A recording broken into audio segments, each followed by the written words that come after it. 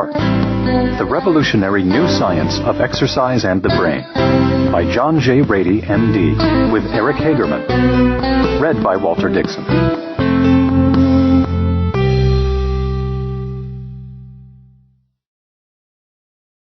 In order for man to succeed in life, God provided him with two means, education and physical activity. Not separately, one for the soul and the other for the body, but for the two together. With these two means, man can attain perfection. Plato. Introduction. Making the connection. We all know that exercise makes us feel better, but most of us have no idea why. We assume it's because we're burning off stress, or reducing muscle tension, or boosting endorphins, and we leave it at that. But the real reason we feel so good when we get our blood pumping is that it makes the brain function at its best. And in my view, this benefit of physical activity is far more important and fascinating than what it does for the body. Building muscles and conditioning the heart and lungs are essentially side effects. I often tell my patients that the point of exercise is to build and condition the brain. In today's technology-driven, plasma-screened-in world, it's easy to forget that we are born movers, animals in fact, because we've engineered movement right out of our lives. Ironically, the human capacity to dream and plan and create the very society that shields us from our biological imperative to move is rooted in the areas of the brain that govern movement. As we adapted to an ever-changing environment over the past 500,000 years, our thinking brain evolved from the need to hone motor skills. We envision our hunter-gatherer ancestors as brutes who relied primarily on physical prowess. But to survive, over the long haul, they had to use their smarts to find and store food. The relationship between food, physical activity, and learning is hardwired into the brain circuitry. But we no longer hunt and gather, and that's a problem. The sedentary character of modern life is a disruption of our nature, and it poses one of the biggest threats to our continued survival. Evidence of this is everywhere. 65% of our nation's adults are overweight or obese, and 10% of the population has type 2 diabetes, a preventable and ruinous disease that stems from inactivity and poor nutrition. Once an affliction almost exclusively of the middle-aged, it's now becoming an epidemic among children. We're literally killing ourselves, and it's a problem throughout the developed world, not merely a province of the supersized lifestyle in the United States. What's even more disturbing, and what virtually no one recognizes, is that inactivity is killing our brains too, physically shriveling them. Our culture treats the mind and body as if they are separate entities, and I want to reconnect the two. The mind-body connection has fascinated me for years. My very first lecture to fellow medical professionals at Harvard in 1984 was titled The Body and Psychiatry.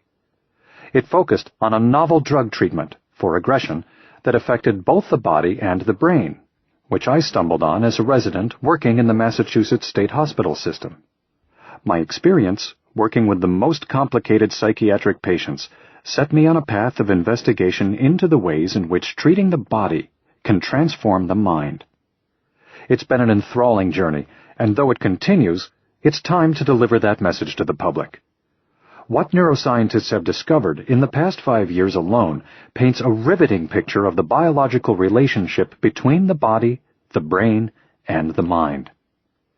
To keep our brains at peak performance, our bodies need to work hard. In Spark, I'll demonstrate how and why physical activity is crucial to the way we think and feel. I'll explain the science of how exercise cues the building blocks of learning in the brain, how it affects mood, anxiety, and attention, how it guards against stress and reverses some of the effects of aging in the brain, and how in women it can help stave off the sometimes tumultuous effects of hormonal changes. I'm not talking about the fuzzy notion of runner's high. I'm not talking about a notion at all. These are tangible changes, measured in lab rats and identified in people. It was already known that exercise increases levels of serotonin, norepinephrine, and dopamine. important neurotransmitters that traffic in thoughts and emotions. You've probably heard of serotonin, and maybe you know that a lack of it is associated with depression. But even many psychiatrists I meet don't know the rest. They don't know that toxic levels of stress erode the connections between the billions of nerve cells in the brain, or that chronic depression shrinks certain areas of the brain. And they don't know that, conversely, exercise unleashes a cascade of neurochemicals and growth factors that can reverse this process, physically bolstering the brain's infrastructure. In fact, the brain responds like muscles do, growing with use, withering with inactivity. The neurons in the brain connect to one another through leaves on tree-like branches, and exercise causes those branches to grow and bloom with new buds, thus enhancing brain function at a fundamental level. Neuroscientists have just begun studying exercise's impact within brain cells, at the genes themselves. Even there, in the roots of our biology, they found signs of the body's influence on the mind. It turns out that moving our muscles produces proteins that travel through the bloodstream and into the brain, where they play pivotal roles in the mechanisms of our highest thought processes. They bear names such as insulin-like growth factor, IGF-1, and vascular endothelial growth factor, VEGF, and they provide an unprecedented view of the mind-body connection. It's only in the past few years that neuroscientists have begun to describe these factors and how they work, and each new discovery adds awe-inspiring depth to the picture. There's still much we don't understand about what happens in the microenvironment of the brain, but I think what we do know can change people's lives and maybe society itself. Why should you care about how your brain works? For one thing, it's running the show. Right now, the front of your brain is firing signals about what you're listening to, and how much of it you soak up has a lot to do with whether there is a proper balance of neurochemicals and growth factors to bind neurons together. Exercise has a documented, dramatic effect on these essential ingredients. It sets the stage, and when you sit down to learn something new, that stimulation strengthens the relevant connections. With practice, the circuit develops definition, as if you're wearing down a path through a forest. The importance of making these connections carries over to all of the issues I deal with in this audio program. In order to cope with anxiousness, for instance, you need to let certain well-worn paths grow over while you blaze alternate trails. By understanding such interactions between your body and your brain, you can manage the process, handle problems, and get your mind humming along smoothly. If you had half an hour of exercise this morning, you're in the right frame of mind to sit still and focus on this paragraph, and your brain is far more equipped to remember it. Everything I have written over the past 15 years has been aimed at educating people about their brains. Your life changes when you have a working knowledge of your brain. It takes guilt out of the equation when you recognize that there's a biological basis for certain emotional issues. On the other hand, you won't be left feeling helpless when you see how you can influence that biology. This is a point that I keep coming back to with my patients, because people tend to picture the brain as a commander mysteriously issuing orders from an ivory tower, untouchable from the outside. Not at all. Exercise breaks down those barriers. My hope is that if you understand how physical activity improves brain function, you'll be motivated to include it in your life in a positive way, rather than think of it as something you should do. Of course, you should exercise, but I won't be preaching here. It probably wouldn't help. Experiments with lab rats suggest that forced exercise doesn't do the trick quite like voluntary exercise. If you can get to the point where you're consistently saying to yourself, exercise is something you want to do, then you're charting a course to a different future, one that's less about surviving and more about thriving.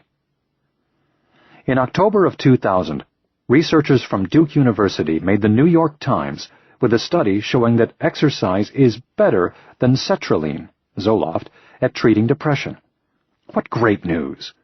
Unfortunately, it was buried on page 14 of the Health and Fitness section. If exercise came in pill form, it would be plastered across the front page, hailed as the blockbuster drug of the century. Other fragments of the story I'm presenting bubble to the surface, only to sink back down. ABC World News reports that exercise might stave off Alzheimer's disease in rats. CNN flashes stats on the ever-expanding obesity crisis. The New York Times investigates the practice of treating bipolar kids with costly drugs that are only marginally effective, yet carry horrendous side effects. What gets lost is that these seemingly unrelated threads are tied together at a fundamental level of biology. I'll explain how by exploring volumes of new research that hasn't yet appeared anywhere for the general public. What I aim to do here is to deliver in plain English the inspiring science connecting exercise and the brain, and to demonstrate how it plays out in the lives of real people. I want to cement the idea that exercise has a profound impact on cognitive abilities and mental health. It is simply one of the best treatments we have for most psychiatric problems. I've witnessed this among my patients and my friends, a number of whom have given me permission to tell their stories here. Yet, it was far beyond the walls of my office that I discovered the exemplar case study, in a suburban school district outside Chicago. The implications of the most exciting new research merge in this tale of a revolutionary physical education program. In Naperville, Illinois, gym class has transformed the student body of 19,000 into perhaps the fittest in the nation. Among one entire class of sophomores, only 3% were overweight, versus the national average of 30%. What's more surprising, stunning, is that the program has also turned those students into some of the smartest in the nation. In 1999, Naperville's 8th graders were among some 230,000 students from around the world who took an international standards test called TIMSS, Trends in International Mathematics and Science Study, which evaluates knowledge of math and science. In recent years, students in China, Japan, and Singapore have outpaced American kids in these crucial subjects. But Naperville is the conspicuous exception. When its students took the TIMSS, they finished 6th in math and 1st in the world in science. As politicians and pundits sound the alarm about faltering education in the United States, and about our students being ill-equipped to succeed in today's technology-driven economy, Naperville stands out as an extraordinary bit of good news. I haven't seen anything as uplifting and inspiring as Naperville's program in decades. At a time when we're bombarded with sad news about overweight, unmotivated, and underachieving adolescents, this example offers real hope. In the first chapter, I'll take you to Naperville. It is the spark that inspired me to write this book. Chapter 1. Welcome to the Revolution. A case study on exercise and the brain. On a slight swell of land west of Chicago stands a brick building, Naperville Central High School, which harbors in its basement a low-ceilinged, windowless room crowded with treadmills and stationary bikes. The old cafeteria, its capacity long dwarfed by enrollment numbers, now serves as the school's cardio room. It is 7:10 a.m., and for the small band of newly minted freshmen lounging half asleep on the exercise equipment, that means it's time for gym. A trim, young physical education teacher named Neil Duncan lays out the morning's assignment. Okay, once you're done with your warm-up, we're going to head out to the track and run the mile, he says, presenting a black satchel full of chest straps and digital watches. Heart rate monitors of the type used by avid athletes to gauge their physical exertion. Every time you go around the track, hit the red button. What that's going to do, it's going to give you a split.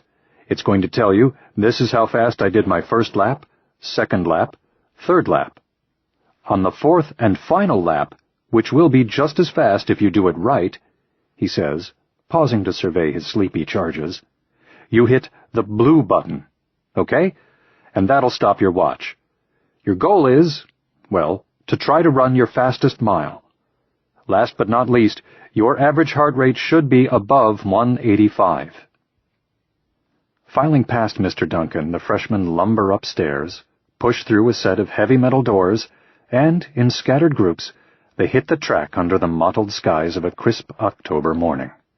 Perfect conditions for a revolution. This is not good old gym class. This is 0-hour PE, the latest in a long line of educational experiments conducted by a group of maverick physical education teachers who have turned the 19,000 students in Naperville District 203 into the fittest in the nation, and also some of the smartest. The name of the class refers to its scheduled time before first period. The objective of 0-hour is to determine whether working out before school gives these kids a boost in reading ability and in the rest of their subjects. The notion that it might is supported by emerging research showing that physical activity sparks biological changes that encourage brain cells to bind to one another. For the brain to learn, these connections must be made. They reflect the brain's fundamental ability to adapt to challenges. The more neuroscientists discover about this process, the clearer it becomes that exercise provides an unparalleled stimulus, creating an environment in which the brain is ready, willing, and able to learn. Aerobic activity has a dramatic effect on adaptation, regulating systems that might be out of balance and optimizing those that are not. It's an indispensable tool for anyone who wants to reach his or her full potential. Out at the track, the freckled and bespectacled Mr. Duncan supervises as his students run their laps. "My watch isn't reading," says one of the boys as he jogs past. "Red button," shouts Duncan. "Hit the red button. At the end, hit the blue button." Two girls named Michelle and Chrissy pass by, shuffling along side by side. A kid with unlaced skateboarding shoes finishes his laps and turns in his watch. His time reads 8 minutes, 30 seconds. Next comes a husky boy in baggy shorts. "Bring it on in, Doug," Duncan says. "What'd you get?" 9 minutes. "Flat?" "Yeah." "Nice work." When Michelle and Chrissy finally saunter over, Duncan asks for their times, but Michelle's watch is still running. Apparently, she didn't hit the blue button. Chrissy did, though, and their times are the same. She holds up her wrist for Duncan. 10:12, he says, noting the time on his clipboard. What he doesn't say is, "It looked like you two were really loafing around out there." The fact is, they weren't. When Duncan downloads Michelle's monitor, he'll find that her average heart rate during her 10-minute mile was 191. A serious workout for even a trained athlete. She gets an A for the day. The kids in 0-hour, hardy volunteers from a group of freshmen required to take a literacy class to bring their reading comprehension up to par, work out at a higher intensity than Central's other PE students. They're required to stay between 80 and 90% of their maximum heart rate. What we're really doing is trying to get them prepared to learn through rigorous exercise, says Duncan. Basically, we're getting them to that state of heightened awareness and then sending them off to class. How do they feel about being Mr. Duncan's guinea pigs? "I guess it's okay," says Michelle. "Besides getting up early and being all sweaty and gross, I'm more awake during the day. I mean, I was cranky all the time last year." Beyond improving her mood, it will turn out Michelle is also doing much better with her reading. And so are her 0-hour classmates. At the end of the semester, they'll show a 17% improvement in reading and comprehension, compared with a 10.7% improvement among the other literacy students who opted to sleep in and take standard phys ed. The administration is so impressed that it incorporates 0-hour into the high school curriculum as a first-period literacy class called Learning Readiness PE. And the experiment continues. The literacy students are split into 2 classes, one second period when they're still feeling the effects of the exercise, and one 8th period. As expected, the second period literacy class performs best. The strategy spreads beyond freshmen who need to boost their reading scores, and guidance counselors begin suggesting that all students schedule their hardest subjects immediately after gym to capitalize on the beneficial effects of exercise. It's a truly revolutionary concept from which we can all learn. First class performance. Zero Hour grew out of Naperville District 203's unique approach to physical education, which has gained national attention and become the model for a type of gym class that I suspect would be unrecognizable to any adult listening to this. No getting nailed in dodgeball, no flunking for not showering, no living in fear of being the last kid picked. The essence of physical education in Naperville 203 is teaching fitness instead of sports. The underlying philosophy is that if physical education class can be used to instruct kids how to monitor and maintain their own health and fitness, then the lessons they learn will serve them for life. And probably a longer and happier life at that. What's being taught, really, is a lifestyle. The students are developing healthy habits, skills, and a sense of fun, along with a knowledge of how their bodies work. Naperville's gym teachers are opening up new vistas for their students by exposing them to such a wide range of activities that they can't help but find something they enjoy. They're getting kids hooked on moving instead of sitting in front of the television.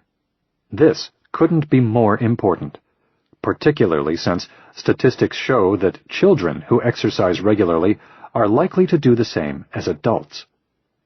But it's the impact of the fitness-based approach on the kids while they're still in school that initially grabbed my attention. The new PE curriculum has been in place for 17 years now, and its effects have shown up in some unexpected places, namely, the classroom. It's no coincidence that, academically, the district consistently ranks among the state's top 10, even though the amount of money it spends on each pupil, considered by educators to be a clear predictor of success, is notably lower than other top-tier Illinois public schools. Naperville 203 includes 14 elementary schools, 5 junior highs, and 2 high schools. For the sake of comparison, let's look at Naperville Central High School, where Zero Hour began. Its per-pupil operating expense in 2005 was $8,939 versus $15,403 at Evanston's New Trier High School. New Trier kids scored on average 2 points higher on their ACT college entrance exams, 26.8, but they fared worse than Central's kids on a composite of mandatory state tests, which are taken by every student, not just those applying to college. And Central's composite ACT score for the graduating class of 2005 was 24.8, well above the state average of 20.1. Those exams aren't nearly as telling as the Trends in International Mathematics and Science Study, TIMSS, a test designed to compare students' knowledge levels from different countries in 2 key subject areas. This is the exam cited by the New York Times editorialist Thomas Friedman, author of The World is Flat, when he laments that students in places like Singapore are eating our lunch. The education gap between the United States and Asia is widening, Friedman points out, whereas in some Asian countries nearly half of the students score in the top tier, only 7% of U.S. students hit that mark. TIMSS has been administered every 4 years since 1995. The 1999 edition included 230,000 students from 38 countries, 59,000 of whom were from the United States. While New Trier and 18 other schools along Chicago's wealthy North Shore formed a consortium to take the TIMSS, thereby masking individual schools' performance, Naperville 203 signed up on its own to get an international benchmark of its students' performance.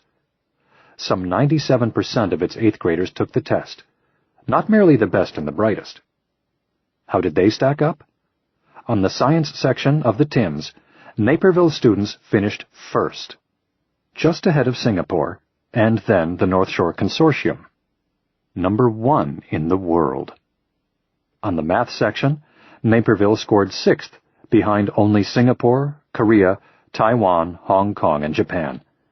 As a whole, U.S. students ranked 18th in science and 19th in math, with districts from Jersey City and Miami scoring dead last in science and math, respectively. We have huge discrepancies among our school districts in the United States, says Ina Mullis, who is a co-director of TIMSS. It's a good thing that we've at least got some Napervilles. It shows that it can be done.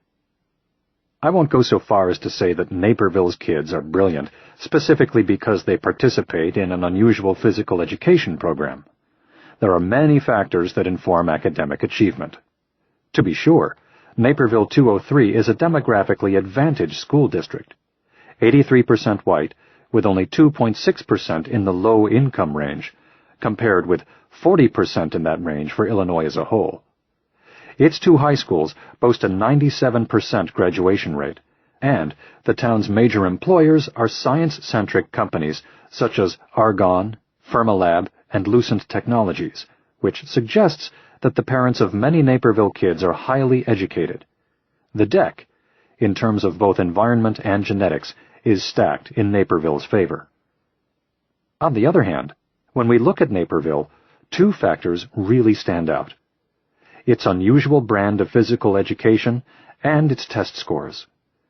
The correlation is simply too intriguing to dismiss, and I couldn't resist visiting Naperville to see for myself what was happening there. I've long been aware of the TIMSS test and how it points to the failings of public education in this country, yet the Naperville 203 kids aced the test. Why? It's not as if Naperville is the only wealthy suburb in the country with intelligent, educated parents, and in poor districts where Naperville-style PE has taken root, such as Titusville, Pennsylvania, which I'll discuss later, test scores have improved measurably. My conviction, and my attraction to Naperville, is that its focus on fitness plays a pivotal role in its students' academic achievements. The new PE. The Naperville Revolution started, as such things often do, with equal parts idealism and self-preservation. A visionary junior high physical education teacher named Phil Lawler got the movement off the ground after he came across a newspaper article in 1990 reporting that the health of U.S. children was declining. It said the reason they weren't healthy was that they weren't very active, recalls Lawler, a tall man in his 50s with rimless glasses who dresses in khakis and white sneakers. These days everybody knows we have an obesity epidemic, he continues. But pick up a paper 17 years ago, and that kind of article was unusual. We said, we have these kids every day. Shouldn't we be able to affect their health? If this is our business, I thought, we're going bankrupt.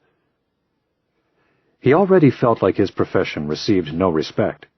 Schools had started cutting phys ed from the curriculum, and now this. A former college baseball pitcher who missed out on the majors, Lawler is a sincere salesman and a natural leader who became a gym teacher to stay close to sports. In addition to teaching PE at District 203's Madison Junior High, he coached Naperville Central's baseball team and served as the district coordinator for PE. But even in these respectable posts, sometimes he was embarrassed to admit what he did for a living. Part of what he saw in that article was an opportunity, a chance to make his job matter. When Lawler and his staff at Madison took a close look at what was happening in gym, they saw a lot of inactivity. It's the nature of team sports, waiting for a turn at bat, waiting for the center snap, waiting for the soccer ball to come your way. Most of the time, most of the players just stood around. So Lawler decided to shift the focus to cardiovascular fitness, and he instituted a radical new feature to the curriculum. Once a week in gym class, the kids would run the mile. Every single week. His decision met with groans from students, complaints from parents, and notes from doctors. He was undeterred, yet he quickly recognized that the grading scale discouraged the slowest runners. To offer non-athletes a shot at good marks, the department bought a couple of Schwinn Airdyne bikes and allowed students to earn extra credit. They could come in on their own time and ride 5 miles to raise their grades. So any kid who wanted to get an A could get an A if he worked for it, Lawler explains. Somewhere in this process, we got into personal bests. Any time you got a personal best, no matter what it was, you moved up a letter grade. And this led to the founding principle of the approach he dubbed the new PE.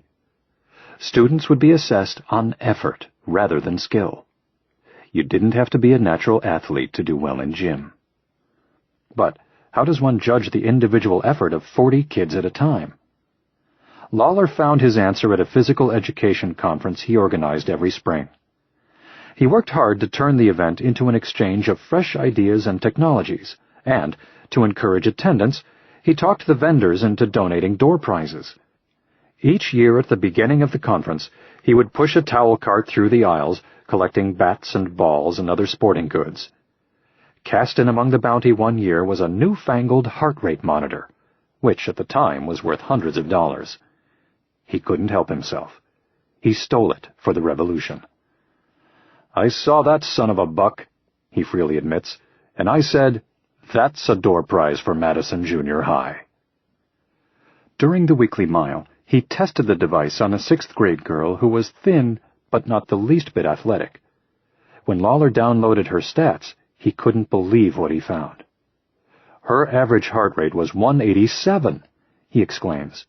As an 11-year-old, her maximum heart rate would have been roughly 209, meaning she was plugging away pretty close to full tilt.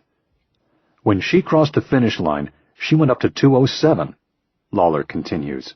"Ding, ding, ding," I said. "You gotta be kidding me. Normally I would have gone to that girl and said, 'You need to get your ass in gear, little lady.'" It was really that moment that caused dramatic changes in our overall program. The heart rate monitors were a springboard for everything. I started thinking back to all the kids we must have turned off to exercise because we weren't able to give them credit. I didn't have an athlete in class who knew how to work as hard as that little girl. He realized that being fast didn't necessarily have anything to do with being fit. One of Lawler's favorite statistics is that less than 3% of adults over the age of 24 stay in shape through playing team sports, and this underscores the failings of traditional gym class. But he knew he couldn't have the students run the mile every day, so he set up a program of what they have termed small-sided sports, 3-on-3 basketball or 4-on-4 soccer, where the students are constantly moving. "We still play sports," Lawler says. "We just do them within a fitness model." Instead of being tested on such trivia as the dimensions of a regulation volleyball court, Naperville's gym students are graded on how much time they spend in their target heart rate zones during any given activity. "We developed the program not knowing what we were doing," Lawler says. And yet the new PE has managed to put into practice principles consistent with all the new research about exercise and the brain. Carrying the torch. Every revolutionary leader needs a lieutenant, and Lawler couldn't have chosen a more able agitator than Paul Zentarski, Naperville Central High School's physical education coordinator and former football coach. To students and colleagues, Zentarski is Mr. Z, a gray-haired furnace of a man with steady eyes and a facts-is-facts delivery. He has the presence of Mike Ditka and Bill Parcells rolled into one formidable figure of authority. "It took me the longest time to convince him of this stuff," says Lawler of his friend and ally. "But once he buys into it, get out of his way, because he's going to shove it down your throat if he has to."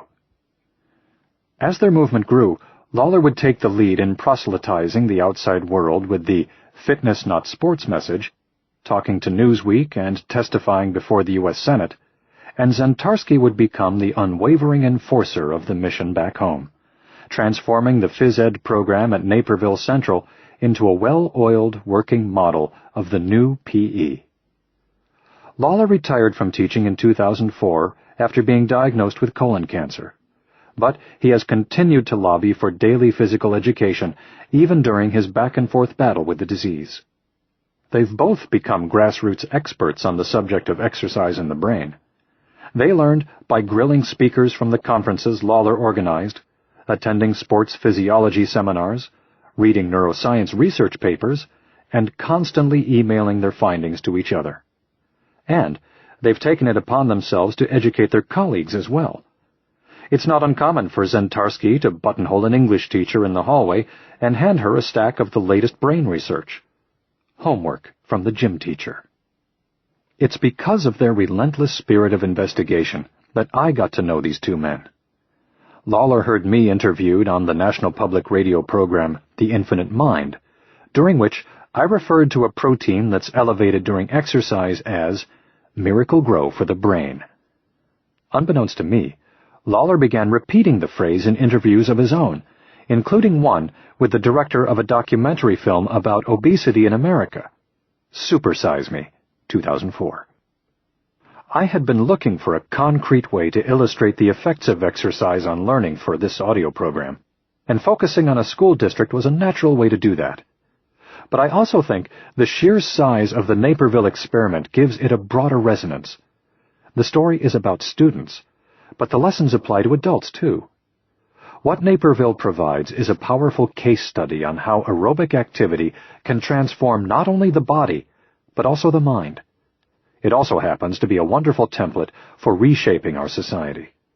So, I made the journey to Illinois, and as I sat with Lawler and Zentarski in the atrium of the Naperville Holiday Inn, I listened to them say things I never expected to hear from a couple of coaches. "In our department, we create the brain cells," Zentarski says. "It's up to the other teachers to fill them." A new stereotype. The smart jock.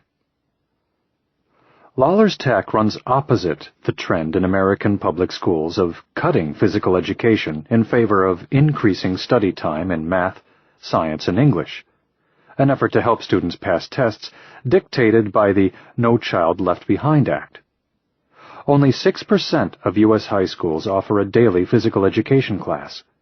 At the same time, kids are spending an average of 5.5 hours a day in front of a screen of some sort, television, computer, or handheld device. It's not surprising that American children are less active than they've ever been. That is why I was so inspired by what's going on in Naperville. The first time I visited, it was just before school let out for the summer. But you wouldn't have known that by watching gym class at Madison Junior High.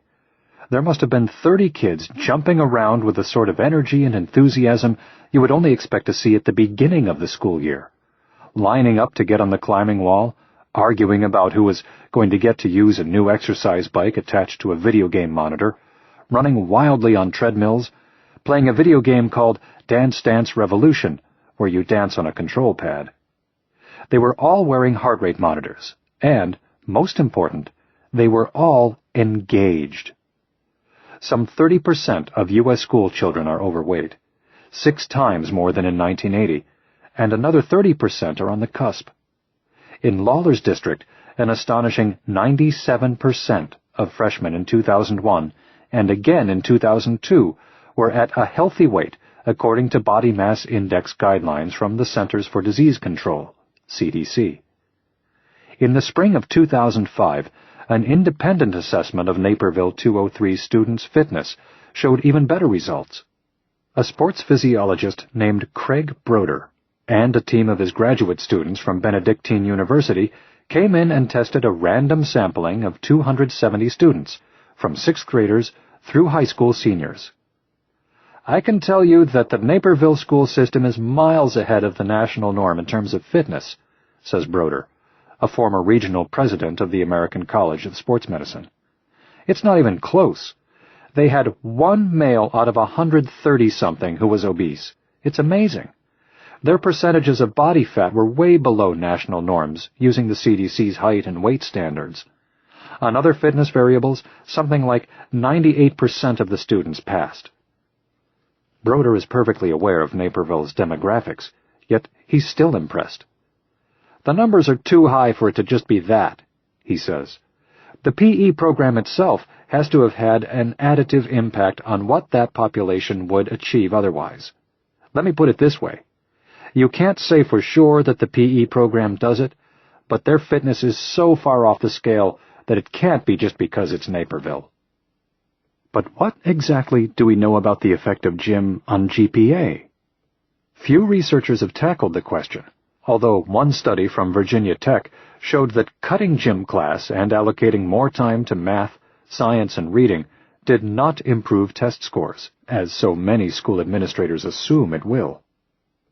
Because gym class can mean so many things, research in this area has focused on the correlation between physical fitness and academic achievement. The most telling studies come from the California Department of Education, CDE. Over the past 5 years, the CDE has consistently shown that students with higher fitness scores also have higher test scores. The CDE correlated scores from standard achievement tests with scores from the Fitnessgram, the state-mandated physical assessment for more than 1 million students. The Fitnessgram measures 6 areas: aerobic capacity, percentage of body fat, abdominal strength and endurance, trunk strength and flexibility, upper body strength, and overall flexibility. Students earn 1 point for each area if they pass the minimum requirements. So, the top score on the Fitnessgram is 6. It's worth noting that this test doesn't measure how fit a student is, just whether he or she is acceptably fit in each area. In other words, it's pass-fail. In 2001, fit kids scored twice as well on academic tests as their unfit peers. Among California's 279,000 ninth graders, for instance, those who scored a 6 on the Fitnessgram ranked, on average, in the 67th percentile in math and the 45th percentile in reading on the Stanford Achievement Test. If these scores seem less than stellar, consider those of the students who passed only 1 of the 6 areas. They ranked in the 35th and 21st percentiles, respectively. When the CDE repeated the study in 2002, it factored in socioeconomic status. As expected, students with a higher standard of living scored better on the academic tests, but the results also showed that within the lower-income students, fitter kids scored better than unfit kids. This is a powerful statistic in itself. It suggests that although parents may not have immediate control over their financial situations, they can improve their kids' chances of performing well by encouraging them to get in shape. Exercise could break the cycle. The California studies don't stand alone. In 2004, a panel of 13 noted researchers in fields ranging from kinesiology to pediatrics conducted a massive review of more than 850 studies about the effects of physical activity on school-age children. Most of the studies measured the effects of 30 to 45 minutes of moderate to vigorous physical activity 3 to 5 days a week. They covered a wide range of issues, such as obesity, cardiovascular fitness, blood pressure, depression, anxiety, self-concept, bone density, and academic performance. Based on strong evidence in a number of these categories, the panel issued a recommendation that school children should participate in 1 hour, or more, of moderate to vigorous physical activity a day. Looking specifically at academic performance, the panel found enough evidence to support the findings of the California studies, and it also reported that physical activity has a positive influence on memory, concentration, and classroom behavior. It didn't specify gym class, but you can see how the students in Naperville are getting a healthy jump start. A whole new ball game. "I'm not a researcher, I'm a PE teacher," says Zentarski to a dozen educators packed into his cinder-block office at Naperville Central as he hands them copies of the CDE studies. The educators come from a neighboring suburb, a school in Southside Chicago, as well as a rural district in Tulsa, Oklahoma, and they're here because Naperville 203 serves as a training academy for a nonprofit agency called PE for Life, which has adopted the new PE philosophy. Illinois is the only state that requires daily phys ed, and PE for Life is lobbying to change that, as well as the way it's taught. Zentarski stands up and announces, "Now we're going to take a tour." He leads the way, moving through the hallways with the deliberate stride of a seasoned U-boat commander. At the first stop, 3 student helpers are administering computerized health diagnostics to a group of sophomores with a computer system called TriFit. Giving the kids targets for heart rate, blood pressure, body fat, and the rest, he announces, is a proven method of motivating people to stay fit. Indeed, studies suggest that simply getting on the scale every morning improves the likelihood that someone who's overweight will shed pounds. But Lawler and Zentarski's ambitions extend far beyond concerns about their students' body mass index. I tell people it's not my job as a PE teacher to make kids fit, Zentarski says. My job is to make them know all of the things they need to know to keep themselves fit. Exercise in itself is not fun. It's work. So, if you can make them understand it, show them the benefits, that's a radical transformation, especially for us coaches. We're control freaks. I can get 65 kids to stand on a white line if I say hut. And for years, that's what we did. Students in Naperville 203 had heart rate monitors before they had the internet. When you walk into the gym at any of the district schools today, it feels like you're in a state-of-the-art adult health club. Each has a TriFit assessment machine and weight machines, which in the junior highs are custom-made to accommodate students at that age. There are climbing walls and video game-based aerobic machines. Through Lawler's lobbying and Zentarski's browbeating, most of the equipment has been donated. The curriculum is designed to teach kids the principles, practice, and importance of fitness. When they reach high school, they're given a broad menu of options, from kayaking to dancing to rock climbing to typical team sports like volleyball and basketball, and shown how to draw up their own fitness plans. It's all centered around TriFit assessments. Students compete each year starting in 5th grade. They design their plans as freshmen and track their improvement until they graduate, at which time they get a 14-page health assessment. It combines fitness scores with factors like blood pressure and cholesterol levels, along with lifestyle and family history surveys to predict risk of disease and suggest preventive measures. It is an astonishingly comprehensive document by any professional health standard, let alone one that an 18-year-old can carry in his hand as he steps into adult life. If only the rest of us could be so lucky. Sports physiologist Craig Broder, who conducted the fitness study in Naperville, remarks that students can choose from 18 activities for gym. One of the things that too many people forget is that you have to find something that allows a student to feel comfortable at excelling, he says, so that it feels like them when they're doing it. When you only give a kid a limited option, like playing basketball, and you make it seem like punishment or boot camp, there's no way he's going to continue doing it. At Naperville, they give kids lots of options by which to excel. They design lifetime fitness activities.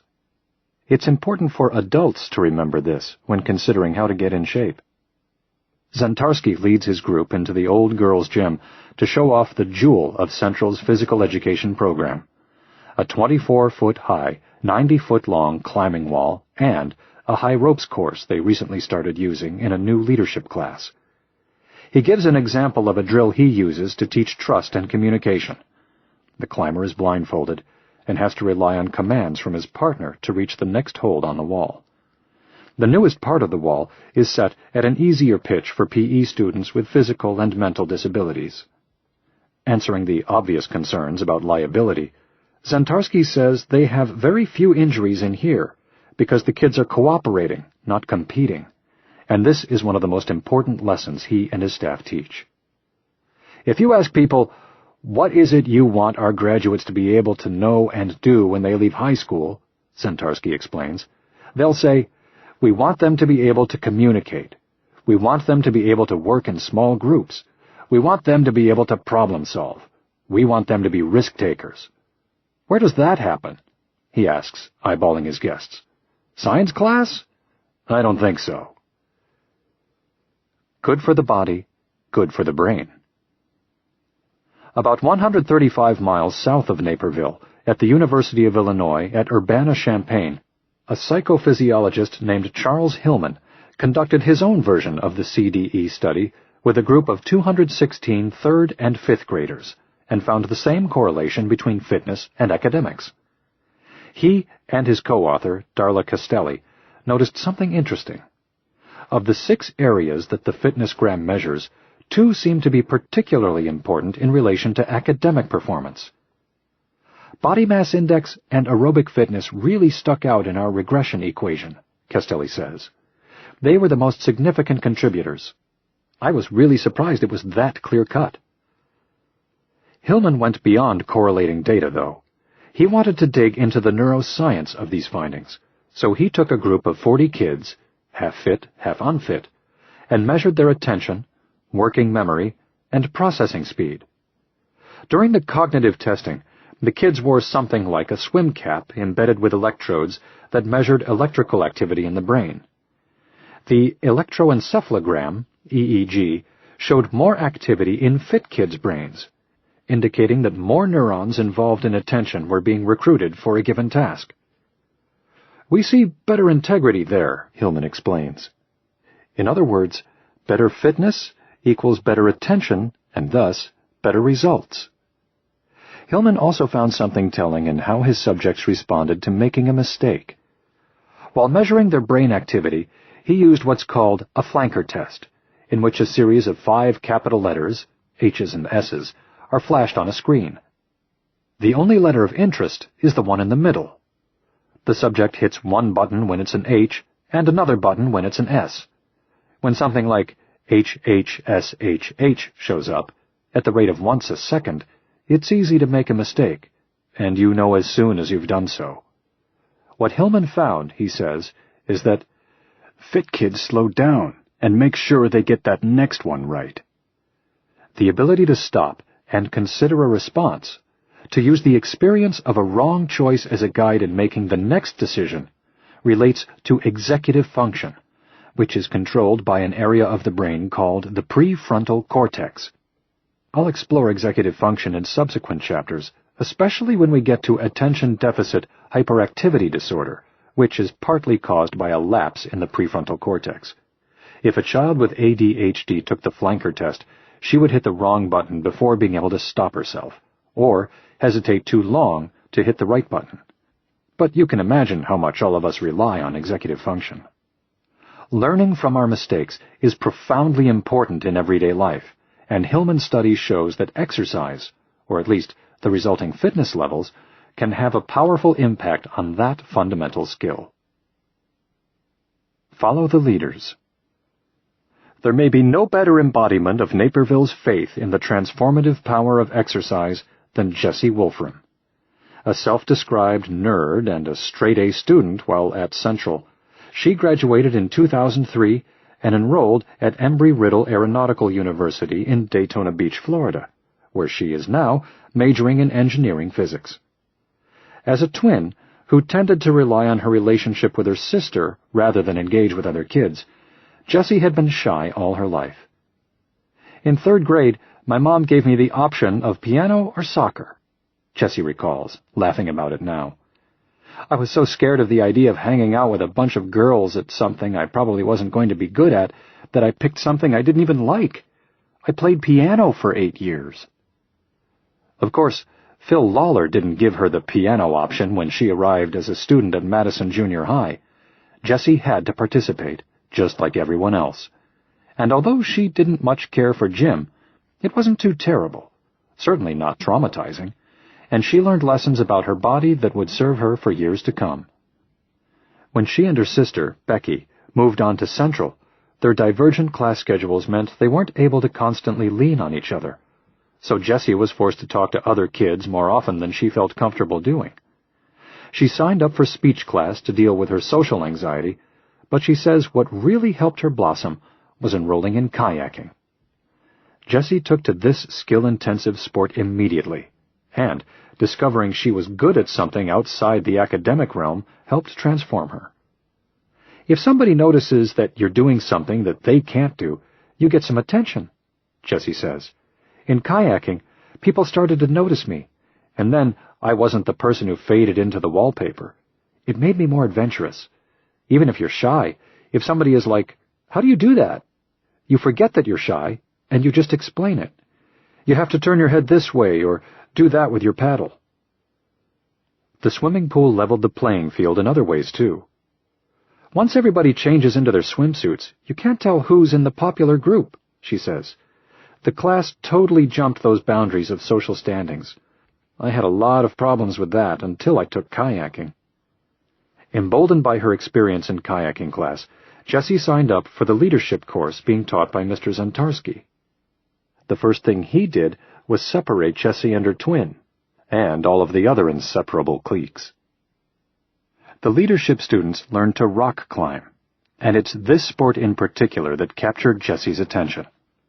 She joined the Adventure Club, a sort of ad hoc 0 hour for kids who wanted to come in at 6:30 in the morning to get extra time on the climbing wall or use the pool for kayaking. Jessie and her sister actually decided to go paddling the morning of the Prairie State Achievement Examination, the Illinois version of the Scholastic Aptitude Test, SAT. They were so confident in their preparation, and so attuned to how exercise helped them focus, that they were comfortable splashing around a cold pool right before an important exam. How many high school kids do you know who would do that? How many adults do you know who would do that? When we showed up for the test, we were cold and wet, recalls Jessie. We walked into the classroom and we were the only ones who were awake. We ended up doing pretty well. They both scored 1,400 out of a possible 1,600. Top-notch results. When she got to college, Jessie continued pushing herself both academically and socially. She is an A-B student and, most surprisingly, she became a resident advisor, watching over a group of underclassmen on her hall, providing them with comfort, discipline, and counsel. She is no longer a wallflower. It's tough to keep up with exercise in the transition from high school to college, but Jessie never strayed too far from her regimen. During her freshman year at Embry-Riddle, whenever anything stressful would come up, she and her roommate would run laps on the stairs in her dorm. That's something she learned back in Naperville, how to manage her brain with exercise, and that's the message I hope to deliver in this audio program. These days, every hour is sucked up with something, watching over residents, classes, Jessie says. When I don't have time to work out, I wish I did. Every time I know that a whole bunch of tests are coming up, when I'm really stressed out, I think, okay, you know how to handle this. It's definitely a relief to know that I have something to fall back on. If I didn't have that, I'd probably just go eat or something, but I know that exercise will spike up my brain activity, and so I think, just go do it. I wouldn't know that if it weren't for my gym class.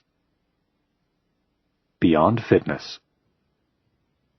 Like many people, I grew up thinking that gym was a joke. We had some fun, but to my recollection, phys ed wasn't especially educational. As an adult, when I began lecturing to teachers and doctors about the positive impact of physical activity on mood, attention, self-esteem, and social skills, I certainly wasn't thinking of gym as the antidote. In my experience, PE wasn't really about exercise. Quite the opposite. It discouraged exercise. The cruel irony was that the shy, the clumsy, the out of shape, some of the kids who could most benefit from exercise, were pushed aside to sit on the bleachers. Someone like Jessie Wolfram would have been marginalized and left to stew in her shame. Over the years, I've listened to a number of patients recount tales of humiliation in PE. The sidelines are fertile ground for developing the very sorts of issues that exercise ameliorates. Part of the Naperville magic is that Lawler and Zentarski are exquisitely tuned into this dynamic. We used to do chin-ups, recalls Zentarski with a tone bordering on disgust. I would say about 65% of our boys couldn't do one chin-up. Come on down to PE class and be a failure. What strikes me about Zentarski's transformation from drill sergeant to sculptor of bodies, brains, and minds is how far he has been willing to go in redefining gym. For example, one of the most innovative changes he made at Central was to add a mandatory square dancing class for freshmen. It may not sound cutting edge, but the class is set up to use movement as a framework for teaching social skills. A wonderful idea on many levels. In the first few weeks of the class, all the students receive scripts to use as conversation starters with their partners, and everyone switches partners after each dance. As the course progresses, the students are given time to interact without the scripts, first for 30 seconds, and building up from there. The final exam is based on how accurately the students remember 10 facts about a partner after spending 15 minutes chatting. Some kids who are socially timid never get a chance to learn how to talk to people and make friends, so they retreat, especially from the opposite sex. By not being singled out, or relegated to a special social skills class, Zentarski's square dance students get to practice how to talk and interact in a non-toxic setting. The activity serves both as a distraction and as a confidence builder. Some master the drill, and others merely break through their fears. But because everybody's doing it, it's less embarrassing.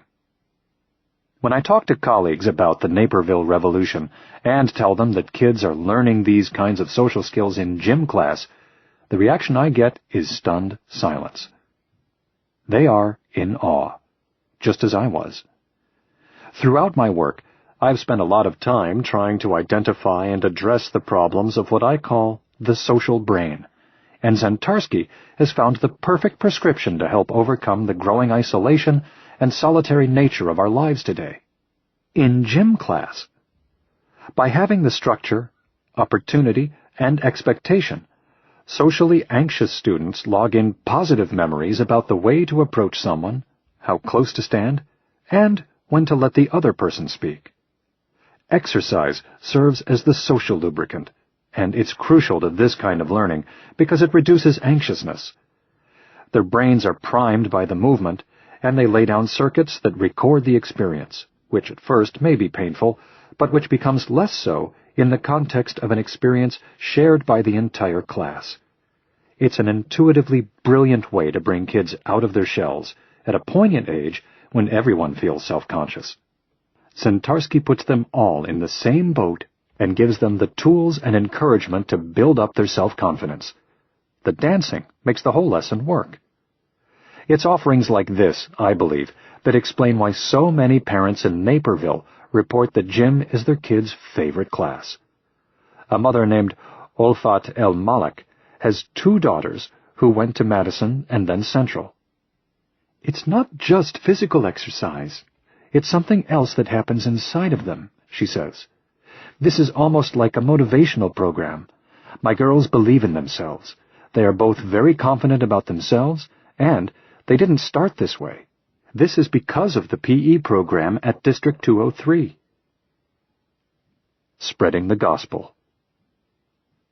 There are 52 million children, from kindergarten through 12th grade, who attend public and private schools in the United States. If all of them had the benefit of Naperville-style physical education, our next generation of adults would be healthier, happier, and smarter. That is the ultimate goal of PE for Life, the group that has hired Lawler to teach other educators the fitness, not sports philosophy and methodology. About 1,000 educators from 350 schools have been through the training, and many have since implemented their own versions of the program. One such graduate is a man named Tim McCord. He is the physical education coordinator for the school district in Titusville, Pennsylvania, a defunct industrial town of 6,000 that's been left for dead in a stretch of hill country between Pittsburgh and Lake Erie. This is where, back in 1859, the world's first successful oil well was drilled. But oil has come and gone, right along with the economy. The median income is now $25,000. 16% of the town is below the poverty line, and a few years back, about 75% of the kindergartners received government assistance for school lunches. Which is to say, this is not a wealthy suburb. In 1999, McCord visited Naperville, came home, and transformed physical education in Titusville almost overnight. The district has 2,600 students in 1 high school, 1 middle school, 4 elementary schools, and 1 early learning center. Titusville installed fitness centers in the secondary schools, bought heart rate monitors, and got the local hospital to help fund the TriFit diagnostics. Titusville even restructured the school day, adding 10 minutes to the schedule and shaving time from academic classes to carve out time for daily gym. It did not cost us a cent to do that, McCord says, noting that it was an administrator's suggestion. And it's a huge move with no child left behind. Everybody else is going in the other direction. Now Titusville's secondary schools have climbing walls, and the fitness centers are brimming with the latest training technology, most of it donated. The Cybex Trazer, for instance, is a brand-new device that looks like an upright computer station where students chase flashing lights. There are also cycling trainers, which allow kids to race one another on video screens, or queue up routes from the Tour de France and compete with virtual Lance Armstrongs. McCord has also reached out to the community, opening the school's fitness centers to members of the senior center. Within the schools, he's invited teachers and other subjects to get involved. English students use the heart rate monitors during public speaking, and math students use the data to learn how to graph. Since the program started in 2000, the standardized test scores of Titusville's students have risen from below the state average to 17% above it in reading and 18% above it in math. Equally important are the psychosocial effects McCord has noticed. Not a single fistfight among the 550 junior high kids since 2000. The district's bootstrap story has prompted visits from state representatives and even the president of the CDC. During one such show and tell, as McCord led a group past the junior high's climbing wall, he noticed a girl named Stephanie, stuck about halfway up. Bookish and a little heavyset, she was on display for everyone to see her fail. But as her classmates noticed her struggling, they began cheering, "Go, Stephanie!" She made it to the top, and McCord spoke to her later. She started to cry and couldn't believe the other kids were cheering her on, McCord recalls. She said it helped her pull herself up. The buzz about the broad effect of exercise on students is spreading among other government officials. Iowa Senator Tom Harkin recently held hearings about reestablishing physical education in schools based on news that one PE for Life school in the inner city reduced its disciplinary problems by 67%. At Woodland Elementary School in Kansas City, Missouri, nearly all of the students have subsidized meal programs. In 2005, the physical education staff expanded gym from one class a week to 45 minutes a day, focused almost entirely on cardiovascular activity. In the span of one school year, the students' fitness levels improved dramatically, and counselors reported that the number of incidents involving violence at Woodland decreased from 228 to 95 for the year. For an inner-city school to go through such a rapid transformation, and for such a depressed town as Titusville to come alive as it has, is remarkable. McCord's community rallies around the Stephanies of the world, rather than just the football team. And, as the school children grow up, a larger percentage will continue to move and be active. They'll grab their kayak or bike instead of their Game Boy, and their minds and moods will be sharper for it. Revolutions rely on youth, but, as we've seen with Lawler, Zentarski, and McCord, even adults can make a major shift and recognize how physical activity influences the brain. If Titusville can find the spark, so can the rest of us. My hope is that we can use these examples as a new cultural model and, ultimately, reconnect the body and the brain. As you'll see, they belong together. Chapter 2. Learning. Grow your brain cells. When the students in Titusville or in Naperville go for a mile run in gym, they are more prepared to learn in their other classes. Their senses are heightened, their focus and mood are improved, they're less fidgety and tense, and they feel more motivated and invigorated. The same goes for adults in the classroom of life. What allows us to absorb the material is where the revolutionary new science comes into play. In addition to priming our state of mind, exercise influences learning directly, at the cellular level, improving the brain's potential to log in and process new information. Darwin taught us that learning is the survival mechanism we use to adapt to constantly changing environments. Inside the microenvironment of the brain, that means forging new connections between cells to relay information. When we learn something, whether it's a French word or a salsa step, cells morph in order to encode that information. The memory physically becomes part of the brain. As a theory, this idea has been around for more than a century, but only recently has it been borne out in the lab. What we now know is that the brain is flexible, or plastic in the parlance of neuroscientists. More Play-Doh than porcelain. It is an adaptable organ that can be molded by input in much the same way as a muscle can be sculpted by lifting barbells. The more you use it, the stronger and more flexible it becomes. The concept of plasticity is fundamental to understanding how the brain works and how exercise optimizes brain function by fostering that quality. Everything we do and think and feel is governed by how our brain cells, or neurons, connect to one another. What most people think of as psychological makeup is rooted in the biology of these connections. Likewise, our thoughts and behavior and environment reflect back on our neurons, influencing the pattern of connections. Far from being hardwired, as scientists once envisioned it, the brain is constantly being rewired. I'm here to teach you how to be your own electrician. The medium is the messenger. It's all about communication. The brain is made up of 100 billion neurons of various types that chat with one another by way of hundreds of different chemicals to govern our every thought and action. Each brain cell might receive input from 100,000 others before firing off its own signal. The junction between cell branches is the synapse, and this is where the rubber meets the road. Synapses don't actually touch, which is a little confusing because neuroscientists talk about synapses wiring together when they establish a connection. The way it works is that an electrical signal shoots down the axon, the outgoing branch, until it reaches the synapse, where a neurotransmitter carries the message across the synaptic gap in chemical form. On the other side, at the dendrite, or the receiving branch, the neurotransmitter plugs into a receptor, like a key into a lock, and this opens ion channels in the cell membrane to turn the signal back into electricity.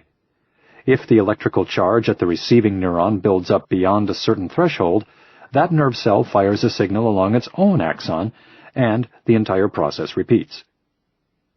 About 80% of the signaling in the brain is carried out by two neurotransmitters that balance each other's effect. Glutamate stirs up activity to begin the signaling cascade, and gamma-aminobutyric acid, GABA, clamps down on activity. When glutamate delivers a signal between two neurons that haven't spoken before, the activity primes the pump. The more often the connection is activated, the stronger the attraction becomes, which is what neuroscientists mean when they talk about binding. As the saying goes, neurons that fire together wire together, which makes glutamate a crucial ingredient in learning. Glutamate is a workhorse, but psychiatry focuses more on a group of neurotransmitters that act as regulators of the signaling process and of everything else the brain does. These are serotonin, norepinephrine, and dopamine. And although the neurons that produce them account for only 1% of the brain's 100 billion cells, these neurotransmitters wield powerful influence. They might instruct a neuron to make more glutamate, or they might make the neuron more efficient, or alter the sensitivity of its receptors. They can override other signals coming into the synapse, thus lowering the noise in the brain, or, conversely, amplify those signals. They can deliver signals directly, like glutamate and GABA, but their primary role is in adjusting the flow of information in order to fine-tune the overall balance of neurochemicals. Serotonin, which you'll hear a lot more about in later chapters, is often called the policeman of the brain because it helps keep brain activity under control. It influences mood, impulsivity, anger, and aggressiveness. We use serotonin drugs such as fluoxetine, Prozac, for instance, because they help modify runaway brain activity that can lead to depression, anxiety, and obsessive-compulsiveness. Norepinephrine, which was the first neurotransmitter scientists studied to understand mood, often amplifies signals that influence attention, perception, motivation, and arousal. Dopamine, which is thought of as the learning, reward, satisfaction, attention, and movement neurotransmitter, takes on sometimes contradictory roles in different parts of the brain. Methylphenidate, Ritalin, eases attention deficit hyperactivity disorder, ADHD, by raising dopamine, thus calming the mind. Most of the drugs we use to improve mental health target one or more of these three neurotransmitters. But, as I hope to make abundantly clear, simply raising or lowering the level of a neurotransmitter doesn't elicit a crisp one-to-one result, because the system is so complex. Manipulating just one neurotransmitter creates a ripple effect that takes different paths in different brains. I tell people that going for a run is like taking a little bit of Prozac and a little bit of Ritalin, because, like the drugs, exercise elevates these neurotransmitters. It's a handy metaphor to get the point across, but the deeper explanation is that exercise balances neurotransmitters, along with the rest of the neurochemicals in the brain.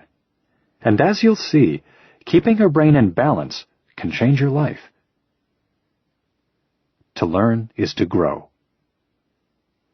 As fundamental as the neurotransmitters are, there's another class of master molecules that over the past 15 years or so has dramatically changed our understanding of connections in the brain, specifically how they develop and grow. I'm talking about a family of proteins loosely termed factors, the most prominent of which is brain-derived neurotrophic factor, BDNF. Whereas neurotransmitters carry out signaling, neurotrophins, such as BDNF, build and maintain the cell circuitry, the infrastructure itself. During the 1990s, as neuroscientists began to pin down the cellular mechanism of memory, BDNF became the focus of a whole new field of research. About a dozen papers on BDNF were published before 1990, the year scientists discovered that it exists in the brain and nourishes neurons like fertilizer. Then, a tsunami of labs and pharma companies joined the fray, says Eero Castren, a neuroscientist involved in the early work on BDNF at Sweden's Karolinska Institute. Today, the research literature shows more than 5,400 papers on BDNF. Once it became clear that BDNF was present in the hippocampus, an area of the brain related to memory and learning, researchers set out to test whether it's a necessary ingredient in the process. Learning requires strengthening the affinity between neurons through a dynamic mechanism called long-term potentiation, LTP. When the brain is called on to take in information, the demand naturally causes activity between neurons. The more activity, the stronger the attraction becomes, and the easier it is for the signal to fire and make the connection. The initial activity marshals existing stores of glutamate in the axon to be sent across the synapse and reconfigures receptors on the receiving side to accept the signal.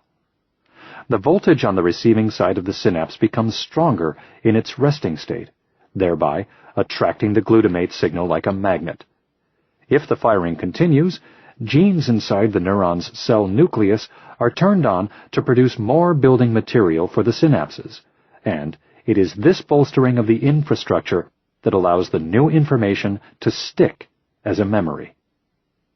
Say you're learning a French word. The first time you hear it, nerve cells recruited for a new circuit fire a glutamate signal between each other. If you never practice the word again, the attraction between the synapses involved naturally diminishes, weakening the signal. You forget. The discovery that astonished memory researchers and earned Columbia University neuroscientist Eric Kandel a share of the 2000 Nobel Prize is that repeated activation, or practice, causes the synapses themselves to swell and make stronger connections. A neuron is like a tree that instead of leaves has synapses along its dendritic branches. Eventually, new branches sprout, providing more synapses to further solidify the connections. These changes are a form of cellular adaptation called synaptic plasticity, which is where BDNF takes center stage. Early on, researchers found that if they sprinkled BDNF onto neurons in a petri dish, the cells automatically sprouted new branches, producing the same structural growth required for learning, and causing me to think of BDNF as miracle grow for the brain. BDNF also binds to receptors at the synapse, unleashing the flow of ions to increase the voltage and immediately improve the signal strength. Inside the cell, BDNF activates genes that call for the production of more BDNF, as well as serotonin and proteins that build up the synapses. BDNF directs traffic and engineers the roads as well. Overall, it improves the function of neurons, encourages their growth, and strengthens and protects them against the natural process of cell death. And, as I hope to make clear throughout this audio program, BDNF is a crucial biological link between thought, emotions, and movement. The mind-body connection. Only a mobile creature needs a brain, points out New York University neurophysiologist Rodolfo Linus in his 2002 book, Eye of the Vortex, From Neurons to Self. To illustrate, he uses the example of a tiny jellyfish-like animal called a sea squirt. Born with a simple spinal cord and a 300-neuron brain, the larva motors around in the shallows until it finds a nice patch of coral on which to put down its roots. It has about 12 hours to do so, or it will die. Once safely attached, however, the sea squirt simply eats its brain. For most of its life, it looks much more like a plant than an animal. And since it's not moving, it has no use for its brain. Linus's interpretation? That which we call thinking is the evolutionary internalization of movement. As our species has evolved, our physical skills have developed into abstract abilities to predict, sequence, estimate, plan, rehearse, observe ourselves, judge, correct mistakes, shift tactics, and then remember everything we did in order to survive. The brain circuits that our ancient ancestors used to start a fire are the same ones we use today to learn French. Take the cerebellum, which coordinates motor movements and allows us to do everything from returning a tennis serve to resisting the pull of gravity. Starting with evidence that the trunk of nerve cells connecting the cerebellum to the prefrontal cortex are proportionally thicker in humans than in monkeys, it now appears that this motor center also coordinates thoughts, attention, emotions, and even social skills. I call it the rhythm and blues center. When we exercise, particularly if the exercise requires complex motor movement, we're also exercising the areas of the brain involved in the full suite of cognitive functions. We're causing the brain to fire signals along the same network of cells which solidifies their connections. When we learn something, a wide array of connected brain areas are called into action. The hippocampus doesn't do much without oversight from the prefrontal cortex. Broadly speaking, the prefrontal cortex organizes activity, both mental and physical, receiving input and issuing instructions through the brain's most extensive network of connections. The prefrontal cortex is the boss. As such, it is responsible for, among other things, keeping tabs on our current situation through so-called working memory, inhibiting stimuli and initiating action, judging, planning, predicting, all executive functions. As the CEO of the brain, the prefrontal cortex has to stay in close contact with the COO, the motor cortex, as well as many other areas. The hippocampus is something like the cartographer, receiving new input from working memory, cross-referencing that information with existing memories for the sake of comparison and to form new associations, and reporting back to the boss. A memory, scientists believe, is a collection of information fragments dispersed throughout the brain. The hippocampus serves as a way station, receiving the fragments from the cortex and then bundling them together and sending them back up as a map of a unique new pattern of connections. Brain scans show that when we learn a new word, for example, the prefrontal cortex lights up with activity, as does the hippocampus and other pertinent areas, such as the auditory cortex. Once the circuit has been established by the firing of glutamate and the word is learned, the prefrontal cortex goes dark. It has overseen the initial stages of the project, and now it can leave the responsibility to a team of capable employees while it moves on to new challenges. This is how we come to know things, and how activities like riding a bike become second nature. Patterns of thinking and movement that are automatic gets stored in the basal ganglia, cerebellum, and brainstem, primitive areas that until recently scientists thought related only to movement. Delegating fundamental knowledge and skills to these subconscious areas frees up the rest of the brain to continue adapting, a crucial arrangement. Imagine if we had to stop and think to process every thought and to remember how to perform every action. We'd collapse in a heap of exhaustion before we could pour our first cup of morning coffee. Which is why a morning run is so important. The first spark. In 1995, I was in the process of researching my book, A User's Guide to the Brain, when I came across a one-page article in the journal Nature about exercise and BDNF in mice. There was scarcely more than a column of text, yet it said everything.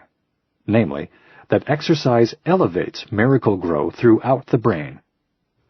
I expected the big changes to occur in motor sensory areas of the brain.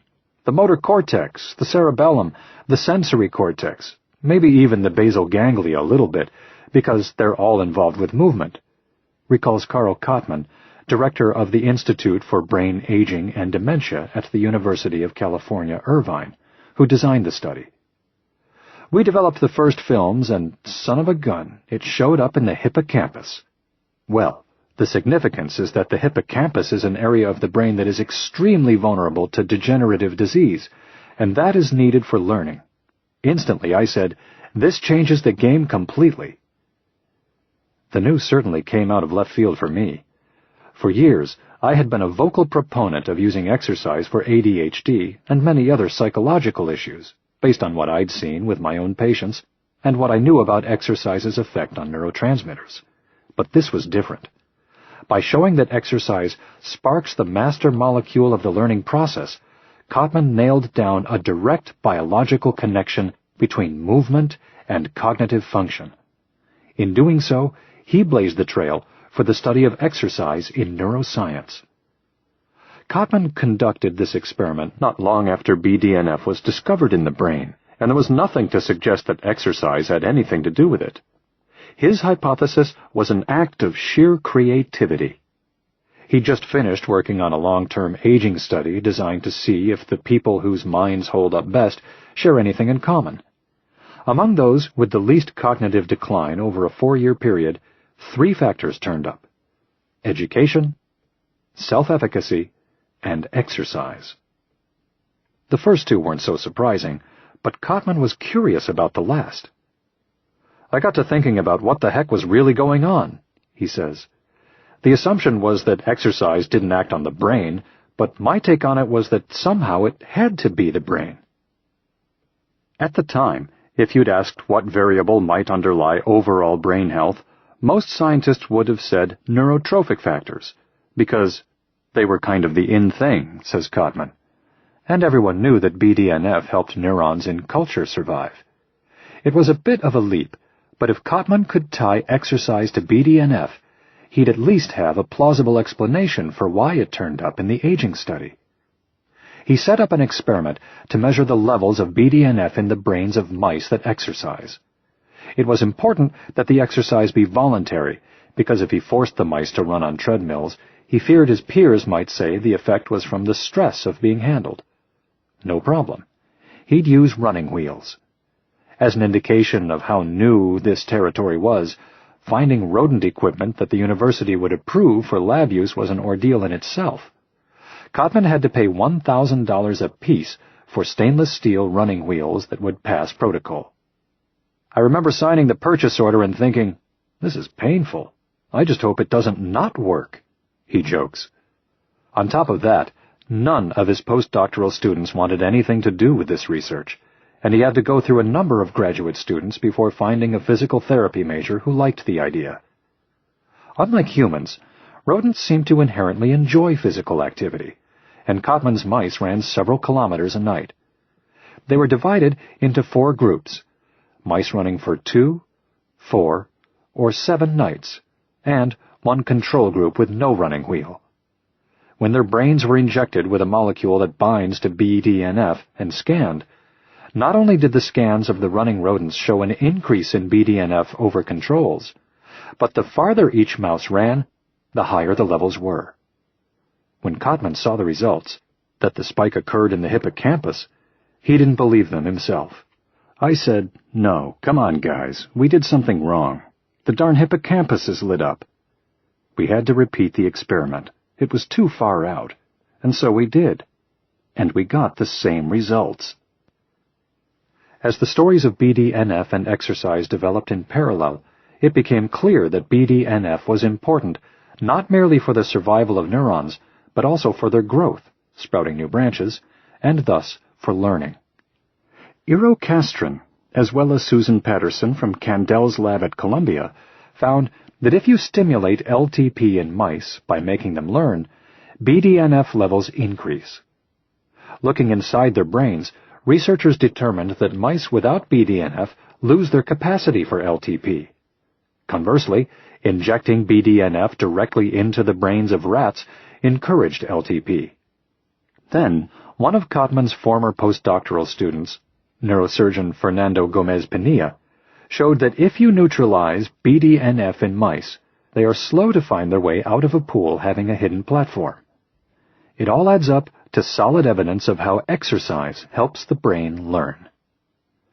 One of the prominent features of exercise, which is sometimes not appreciated in studies, is an improvement in the rate of learning, and I think that's a really cool take-home message, Cotman says, because it suggests that if you're in good shape, you may be able to learn and function more efficiently. Indeed, in a 2007 study of humans, German researchers found that people learn vocabulary words 20% faster following exercise than they did before exercise, and that the rate of learning correlated directly with levels of BDNF. Along with that, people with a gene variation that robs them of BDNF are more likely to have learning deficiencies. Without Miracle-Gro, the brain closes itself off to the world. Psychiatry had grudgingly accepted the idea that exercise could help improve our state of mind by creating a conducive environment for learning. But Cotman's work laid the foundation for proving that exercise strengthens the cellular machinery of learning. BDNF gives the synapses the tools they need to take in information, process it, associate it, remember it, and put it in context. Which isn't to say that going for a run will turn you into a genius. You can't just inject BDNF and be smarter, Cotman points out. With learning, you have to respond to something in a different way, but the something has to be there. And without question, what that something is matters. The nature of nurture. Scientists all the way back to Ramon y Cajal, who won the Nobel Prize in 1906 for proposing that the central nervous system was made up of individual neurons that communicate at what he termed polarized junctions, have theorized that learning involves changes at the synapses. Despite the accolades, most scientists didn't buy it, and it wasn't until 1945 that a psychologist from McGill University named Donald Hebb stumbled onto the first hint of evidence. The lab rules were loose in those days, and apparently, Hebb thought it would be fine if he brought some lab rats home as temporary pets for his children. The arrangement turned out to be mutually beneficial. When he returned the rats to the lab, Hebb noticed that compared to their cage-bound peers, they excelled in learning tests.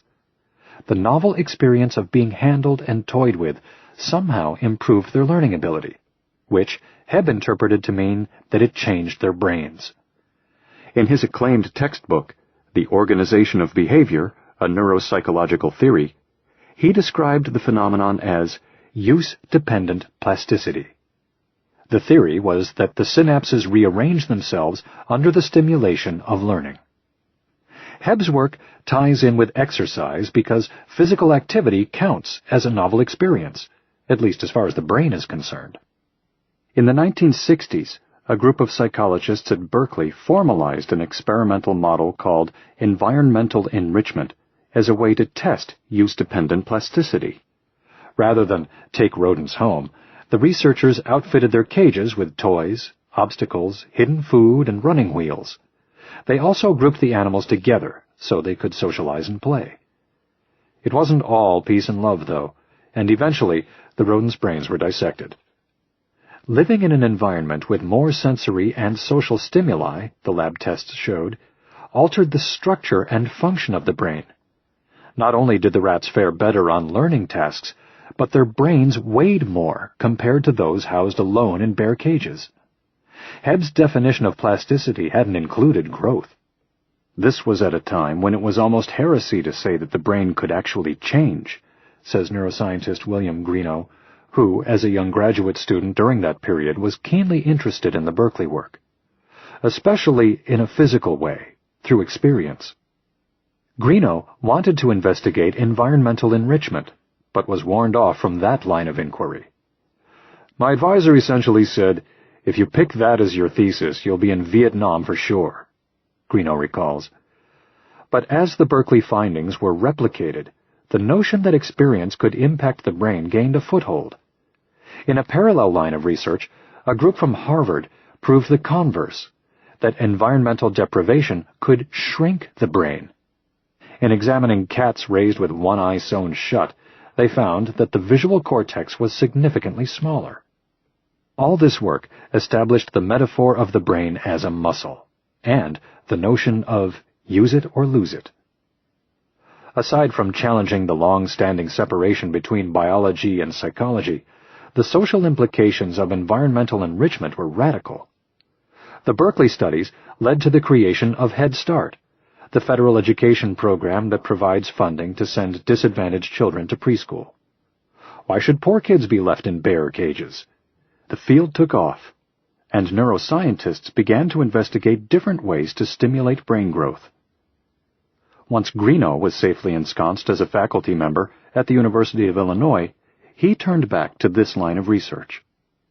In a seminal study in the early 1970s, he used an electron microscope to show that environmental enrichment made the neurons sprout new dendrites. The branching caused by the environmental stimulation of learning, exercise, and social contact caused the synapses to form more connections, and those connections had thicker myelin sheaths, which allowed them to fire signals more efficiently. Now we know that such growth requires BDNF. This remodeling of the synapses has a huge impact on the circuit's capacity to process information, which is profoundly good news. What it means is that you have the power to change your brain. All you have to do is lace up your running shoes.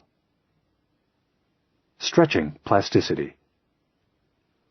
As the concept of synaptic plasticity took hold in neuroscience, an even more radical notion of growth was gaining credence. For the better part of the 20th century, scientific dogma held that the brain was hardwired once fully developed in adolescence, meaning we're born with all the neurons we're going to get. We can rearrange synapses all we like, but we can only lose neurons. Certainly, we can speed up the decline, a point that your 8th grade biology teacher may have made to scare you away from underage drinking.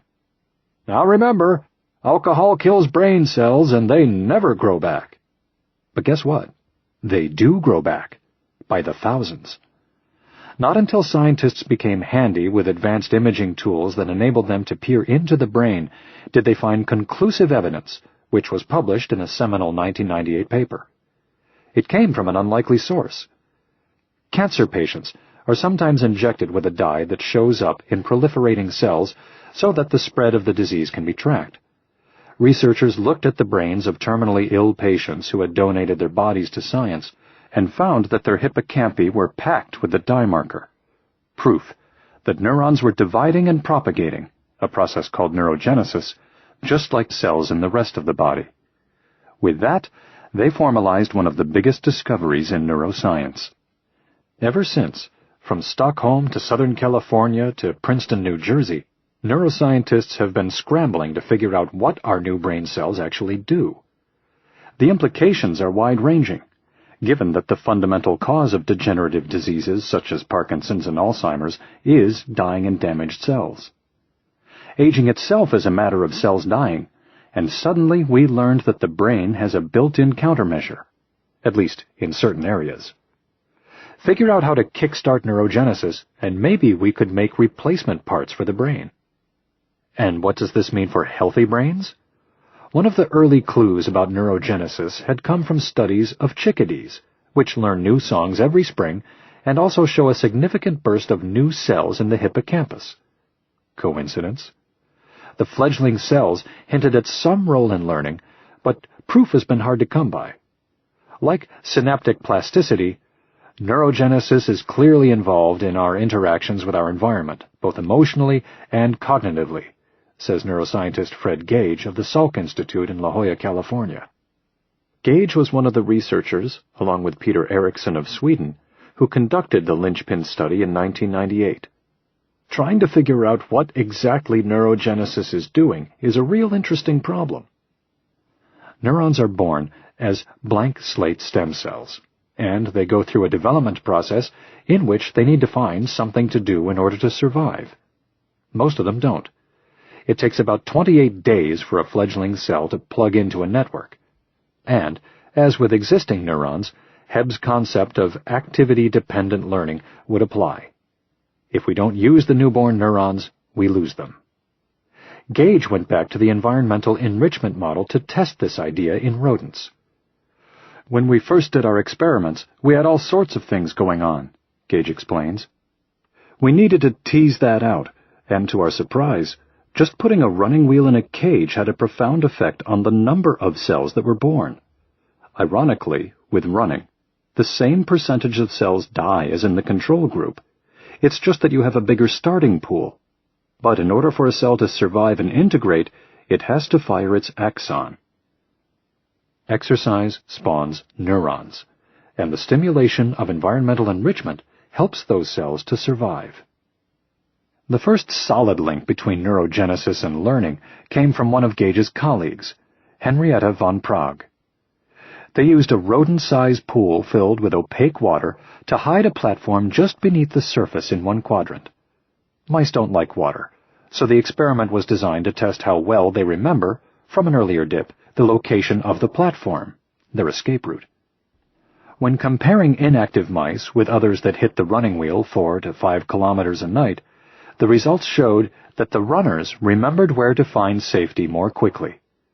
Both groups swam at the same rate, but the exercised animals made a beeline for the platform, while the sedentary ones floundered about before figuring it out.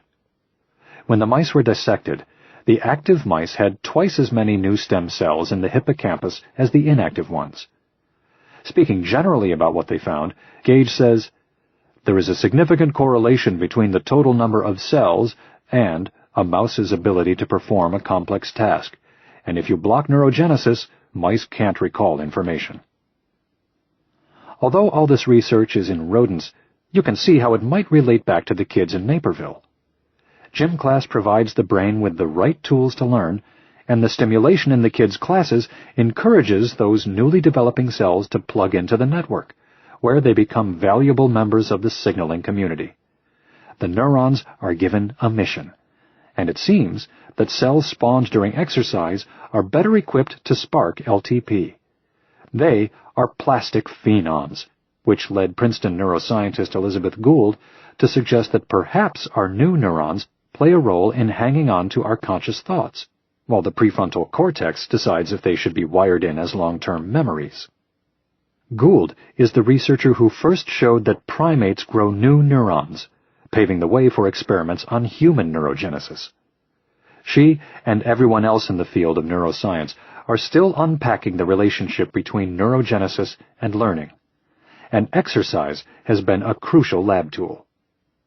What I find interesting, though, is that relatively few scientists are studying exercise because they're interested in exercise. Rather, they make the mice run because it massively increases neurogenesis, as the title of a 2006 study in Hippocampus proclaimed, and thus allows researchers to deconstruct the chain of signals behind the process. That's what the pharmaceutical companies need to create drugs. They dream of an anti-Alzheimer's pill that regenerates neurons to keep memory intact. There has to be some kind of chemical stuff in the hippocampus that is sensing exercise and saying, "Okay, let's start cranking out new cells," says Columbia University neurologist Scott Small, who recently used a novel MRI technique to track neurogenesis in live human subjects. If we can identify those molecular pathways, we might be able to think of clever ways to induce neurogenesis biochemically. Just imagine if they could put exercise in a bottle. The body-mind connection. If we're going to have new cells, we'll need fertilizer for them. And from the get-go, neurogenesis researchers have been onto BDNF. They already knew that without Miracle-Gro, our brains can't take in new information. And now they've seen that BDNF is also a necessary ingredient for making new cells. BDNF gathers in reserve pools near the synapses and is unleashed when we get our blood pumping.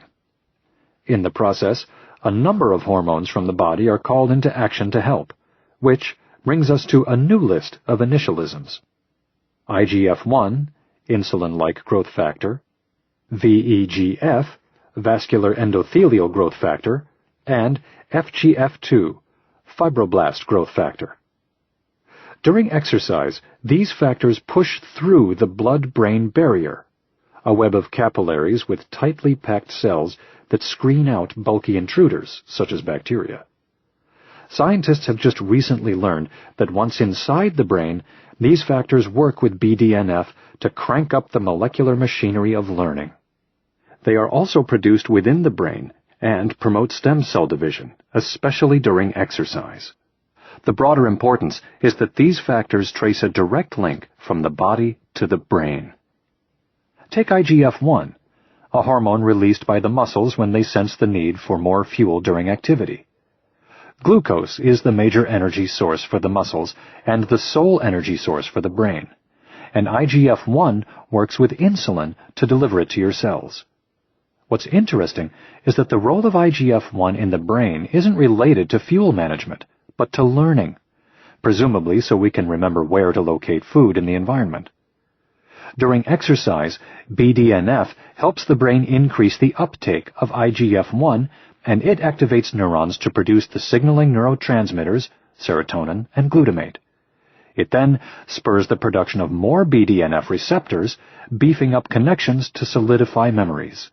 In particular, BDNF seems to be important for long-term memories, which makes perfect sense in light of evolution. If we strip everything else away, the reason we need an ability to learn is to help us find and obtain and store food. We need fuel to learn, and we need learning to find a source of fuel. And all these messengers from the body keep this process going and keep us adapting and surviving. To pipe fuel to new cells, we need new blood vessels. When our body's cells run short of oxygen, as they can when our muscles contract during exercise, VEGF gets to work building more capillaries in the body and the brain. Researchers suspect that one way VEGF is vital to neurogenesis is its role in changing the permeability of the blood-brain barrier, prying back the fence to let other factors through during exercise. Another important element from the body that makes its way to the brain is FGF2, which, like IGF-1 and VEGF, is increased during exercise and is necessary for neurogenesis. In the body, FGF2 helps tissue grow, and in the brain, it's important to the process of LTP. As we age, production of all three of these factors and BDNF naturally tails off, bringing down neurogenesis with it. Even before we get old, however, a drop in these factors and in neurogenesis can show up in stress and depression, as we'll see later. To me, this is actually encouraging news, because if moving the body increases BDNF, IGF-1, VEGF, and FGF2, it means we have some control over the situation. It's about growth versus decay, activity versus inactivity. The body was designed to be pushed, and in pushing our bodies, we push our brains too. Learning and memory evolved in concert with the motor functions that allowed our ancestors to track down food. So, as far as our brains are concerned, if we're not moving, there's no real need to learn anything. Exercise your options. Now you know how exercise improves learning on 3 levels. First, It optimizes your mindset to improve alertness, attention, and motivation. Second, it prepares and encourages nerve cells to bind to one another, which is the cellular basis for logging in new information. And third, it spurs the development of new nerve cells from stem cells in the hippocampus. Okay, but now you want to know what the best exercise plan is. I wish there were an ideal type and amount of activity to suggest for building your brain, but scientists are only beginning to tackle such questions. Nobody's done that research yet, says William Greenough, but I suspect in 5 years we'll know a lot more. Still, we can draw certain conclusions from the existing research. One thing scientists know for sure is that you can't learn difficult material while you're exercising at high intensity because blood is shunted away from the prefrontal cortex, and this hampers your executive function. For example, while working out on the treadmill or the stationary bike for 20 minutes at a high intensity of 70 to 80% of their maximum heart rate, college students perform poorly on tests of complex learning. So don't study for the law school admission test with the elliptical machine on full tilt. However, blood flow shifts back almost immediately after you finish exercising, and this is the perfect time to focus on a project that demands sharp thinking and complex analysis. A notable experiment in 2007 showed that cognitive flexibility improves after just one 35-minute treadmill session at either 60% or 70% of maximum heart rate. The 40 adults in the study, age 50 to 64, were asked to rattle off alternative uses for common objects, like a newspaper. It's meant for reading, but it can be used to wrap fish, line a birdcage, pack dishes, and so forth. Half of them watched a movie, and the other half exercised, and they were tested before the session, immediately after, and again 20 minutes later. The movie watchers showed no change, but the runners improved their processing speed and cognitive flexibility after just one workout. Cognitive flexibility is an important executive function that reflects our ability to shift thinking and to produce a steady flow of creative thoughts and answers, as opposed to a regurgitation of the usual responses. The trait correlates with high performance levels in intellectually demanding jobs. So, if you have an important afternoon brainstorming session scheduled, going for a short, intense run during lunchtime is a smart idea. A lot of the research I've mentioned in this chapter revolves around exercise's effect on the hippocampus, because its role in forming memories makes it vital to learning. But the hippocampus isn't off by itself somewhere, stamping out new circuits on its own accord. The learning process calls on a lot of areas, under the direction of the prefrontal cortex. The brain has to be aware of the incoming stimulus, hold it in working memory, give it emotional weight, associate it with past experience, and relate all this back to the hippocampus. The prefrontal cortex analyzes the information, sequences it, and ties everything together. It works with the cerebellum and the basal ganglia, which keep these functions on track by maintaining rhythm for the back and forth of information. Improving plasticity in the hippocampus strengthens a crucial link in the chain, but learning creates bushier, healthier, better connected neurons throughout the brain. The more we build these networks and enrich our stores of memory and experience, the easier it is to learn, because what we already know serves as a foundation for forming increasingly complex thoughts. As for how much aerobic exercise you need to stay sharp, one small but scientifically sound study from Japan found that jogging 30 minutes, just 2 or 3 times a week for 12 weeks, improved executive function. But it's important to mix in some form of activity that demands coordination beyond putting one foot in front of the other. Greenough worked on an experiment several years ago in which running rats were compared to others that were taught complex motor skills, such as walking across balance beams, unstable objects, and elastic rope ladders. After 2 weeks of training, the acrobatic rats had a 35% increase of BDNF in the cerebellum, whereas the running rats had none in that area. This extends what we know from the neurogenesis research, that aerobic exercise and complex activity have different beneficial effects on the brain. The good news is they're complementary. It's important to take both into account, says Greenough. The evidence isn't perfect, but really, your regimen has to include skill acquisition and aerobic exercise. What I would suggest, then, is to either choose a sport that simultaneously taxes the cardiovascular system and the brain — tennis is a good example — or do a 10-minute aerobic warm-up before something non-aerobic and skill-based, such as rock climbing or balance drills. While aerobic exercise elevates neurotransmitters, creates new blood vessels that pipe in growth factors, and spawns new cells, complex activities put all that material to use by strengthening and expanding networks. The more complex the movements, the more complex the synaptic connections, and even though these circuits are created through movement, they can be recruited by other areas and used for thinking. This is why learning how to play the piano makes it easier for kids to learn math. The prefrontal cortex will co-opt the mental power of the physical skills and apply it to other situations. Learning the asanas of yoga, the positions of ballet, the skills of gymnastics, the elements of figure skating, the contortions of Pilates, the forms of karate, all these practices engage nerve cells throughout the brain. Studies of dancers, for example, show that moving to an irregular rhythm versus a regular one improves brain plasticity. Because the skills involved in these activities are unnatural forms of movement, they serve as activity-dependent learning of the sort that made Hebb's rats smarter and that Greenough showed made synapses bushier. Any motor skill more complicated than walking has to be learned, and thus it challenges the brain. At first you're awkward and flail a little bit, but then, as the circuits linking the cerebellum, basal ganglia, and prefrontal cortex get humming, your movements become more precise.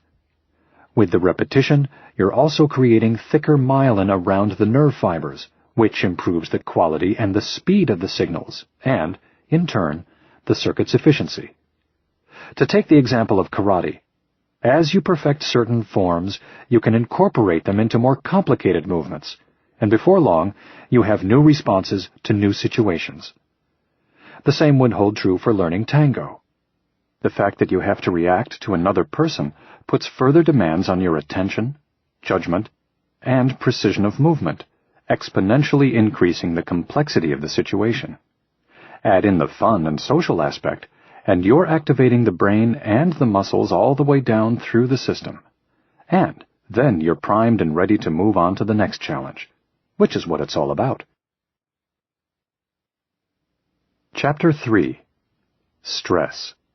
The Greatest Challenge. Susan was stressed out. It had been more than a year since the remodeling contractor had taken over her kitchen, yet she had begun to fear the interludes of silence more than the construction racket itself. Silence meant work had stopped, for whatever reason, and that meant the job would take even longer. She had no idea when she would get her kitchen back, let alone her life. It was terribly unsettling. As anyone who has survived a remodeling project can attest, strangers traipsing in and out all day, no control over your time, sheetrock dust everywhere, utter confusion. All the while, the contractor himself seems perfectly at home in your house, if and when he shows up. A woman in her 40s, Susan had always been an active, outgoing person. Mother of 3 school-age boys, head of the PTA, an equestrian, a professional volunteer with a full schedule of commitments. But suddenly she was forced to stick around the house all day, waiting for the workmen to arrive, often only to have them cancel. It was enough to drive anyone batty. She was a shut-in in her own ripped-up home, and she didn't know what to do with herself. To take the edge off, she started having a glass of wine, and then another. Before long, she found herself uncorking a nice Chardonnay before lunchtime. "Always Chardonnay," she says. "It's the only thing I drink." Susan's world was shrinking, and so too, as I'll explain, was her brain. She came in to see me because she was worried that her coping mechanism was becoming an addiction. As she sat in my office, we discussed ways she could break the cycle of reaching for the wine whenever she felt stressed. I wanted to help her find something she could do immediately, right at home, first to distract her, but also to relieve the feeling of stress. She wasn't much for the gym, but she was fairly athletic, and somehow it came out that she liked to jump rope. Perfect. I suggested she start jumping rope every time she felt the stress coming on. The next time I saw her, she told me she had jump ropes stashed on different floors of the house, and she'd been able to stop using wine to relieve her stress. Even with just those short bursts of activity, she immediately felt more in control, like the master of her own fate. She also felt a genuine relief, less tension in her muscles, and less distracting activity in her mind. She explains it this way: I feel like it kind of reboots my brain. Redefining stress. Everyone knows stress, but do they really? It comes in many shapes and sizes, acute and chronic: social stress, physical stress, metabolic stress, to name a few. Most people use the word indiscriminately for both cause and effect. That is, the stress the world exerts upon us.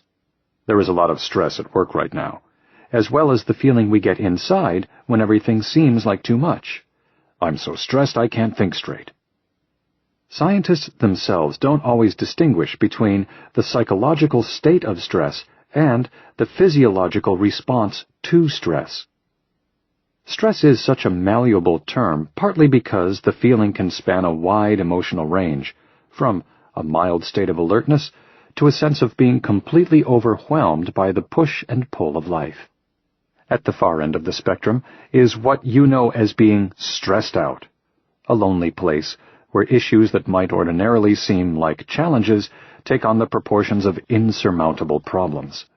Stay there too long, and we're talking about chronic stress, which translates emotional strain into physical strain. This is where the ripple effects of the body's stress response can lead to full-blown mental disorders, such as anxiety and depression, as well as high blood pressure, heart problems, and cancer. Chronic stress can even tear at the architecture of the brain.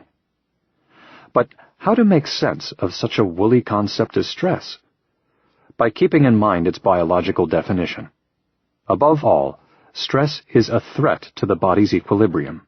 It's a challenge to react, a call to adapt. In the brain, anything that causes cellular activity is a form of stress. For a neuron to fire, it requires energy, and the process of burning fuel creates wear and tear on the cell.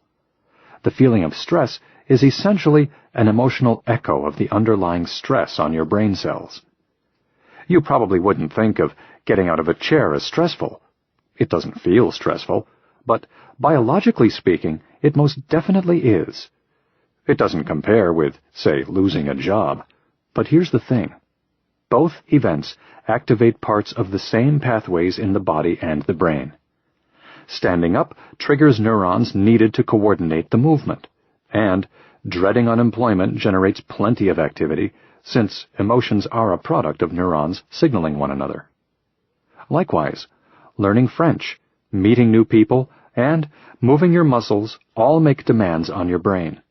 All are forms of stress. As far as your brain is concerned, stress is stress. The difference is in degree. Inoculate yourself. How the body and brain respond to stress depends on many factors, not the least of which is your own genetic background and personal experience. Today, there is an ever-widening gap between the evolution of our biology and our society. We don't have to run from lions, but we're stuck with the instinct, and the fight-or-flight response doesn't exactly fly in the boardroom. If you get stressed at work, would you slap your boss? Or turn and run? The trick is how you respond. The way you choose to cope with stress can change not only how you feel, but also how it transforms the brain. If you react passively, or if there is simply no way out, stress can become damaging. Like most psychiatric issues, chronic stress results from the brain getting locked into the same pattern, typically one marked by pessimism, fear, and retreat. Active coping moves you out of this territory. Instincts aside, you do have some control over how stress affects you. And, as Susan would agree, control is key. Exercise controls the emotional and physical feelings of stress, and it also works at the cellular level. But how can that be if exercise itself is a form of stress?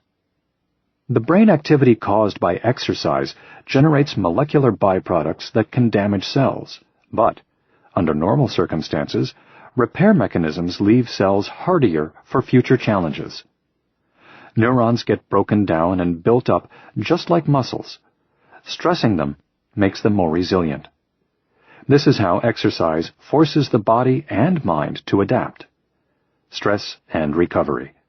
It's a fundamental paradigm of biology that has powerful and sometimes surprising results. In the 1980s, the U.S. Department of Energy, DOE, commissioned a study on the health impacts of sustained radiation exposure. They compared two groups of nuclear shipyard workers from Baltimore who had similar jobs except for a single key difference. One group was exposed to very low levels of radiation from the materials they handled, and the other was not. The DOE tracked the workers between 1980 and 1988, and what they found shocked everyone involved. Radiation made them healthier. The 28,000 workers exposed to radiation had a 24% lower mortality rate than their 32,000 counterparts who were not exposed to radiation. Somehow, the toxins that everyone assumed and feared were ruining the workers' health were doing just the opposite. Radiation is a stress in that it damages cells, and at high levels it kills them and can lead to the development of diseases such as cancer. In this case, the radiation dose was apparently low enough that instead of killing the cells of the exposed workers, it made them stronger. Maybe stress isn't so bad after all. But because the study failed, it didn't show the expected malignant effect of radiation, it was never published. From what we've since learned about the biology of stress and recovery, stress seems to have an effect on the brain similar to that of vaccines on the immune system. In limited doses, it causes brain cells to overcompensate, and thus gird themselves against future demands. Neuroscientists call this phenomenon stress inoculation. What's gotten lost amid all the advice about how to reduce the stress of modern life is that challenges are what allow us to strive and grow and learn. The parallel on the cellular level is that stress sparks brain growth. Assuming that the stress is not too severe and that the neurons are given time to recover, the connections become stronger and our mental machinery works better. Stress is not a matter of good and bad. It's a matter of necessity. The alarm system. Triggered by a primitive call to survive, the body's stress response is a built-in gift of evolution without which we wouldn't be here today. The response ranges from mild to intense, depending on the cause. Severe stress activates the emergency phase, commonly known as the fight-or-flight response. It's a complex physiological reaction that marshals resources to mobilize body and brain and engraves a memory of what happened so we can avoid it next time. Where was that lion exactly? The threat has to be fairly intense for the body to get involved, but any degree of stress activates fundamental brain systems, those that manage attention, energy, and memory. If we strip away everything else, our ingrained reaction to stress is about focusing on the danger, fueling the reaction, and logging in the experience for future reference, which I think of as wisdom. It is only in recent years that scientists have begun to recognize and describe the role of stress in the formation and recall of memories. The development of this understanding is exciting because it sheds light on why and how stress can have such a profound effect on the way we perceive the world. The fight-or-flight response calls into action several of the body's most powerful hormones and scores of neurochemicals in the brain. The brain's panic button, called the amygdala, sets off the chain reaction on receiving sensory input about a possible threat to the body's natural equilibrium. Being hunted would certainly qualify, but so would being the hunter. The amygdala's job is to assign intensity to the incoming information, which may or may not be obviously survival-related. It's not just about fear, but any intense emotional state, including, for example, euphoria or sexual arousal. Winning the lottery or dining with a supermodel can trigger the amygdala. These events may not seem stressful, but remember, our brains don't distinguish between good and bad demands on the system. And, in an evolutionary light, good fortune and a good date are related to survival, prospering and procreating. The amygdala connects to many parts of the brain and thus receives a wide array of input. Some of it routed through the high-level processing center of the prefrontal cortex, and some of it wired indirectly, bypassing the cortex, which explains how even a subconscious perception or memory can trigger a stress response. Within 10 milliseconds of sounding the alarm, the amygdala fires off messages that cause the adrenal gland to release different hormones at different stages. First, norepinephrine triggers lightning-fast electrical impulses that travel through the sympathetic nervous system and activate the adrenal gland to dump the hormone epinephrine or adrenaline into the bloodstream. Heart rate, blood pressure, and breathing increase, contributing to the physical agitation we feel under stress. At the same time, signals carried by norepinephrine and corticotropin releasing factor, CRF, travel from the amygdala to the hypothalamus, where they are handed off to messengers that take the slow train through the bloodstream.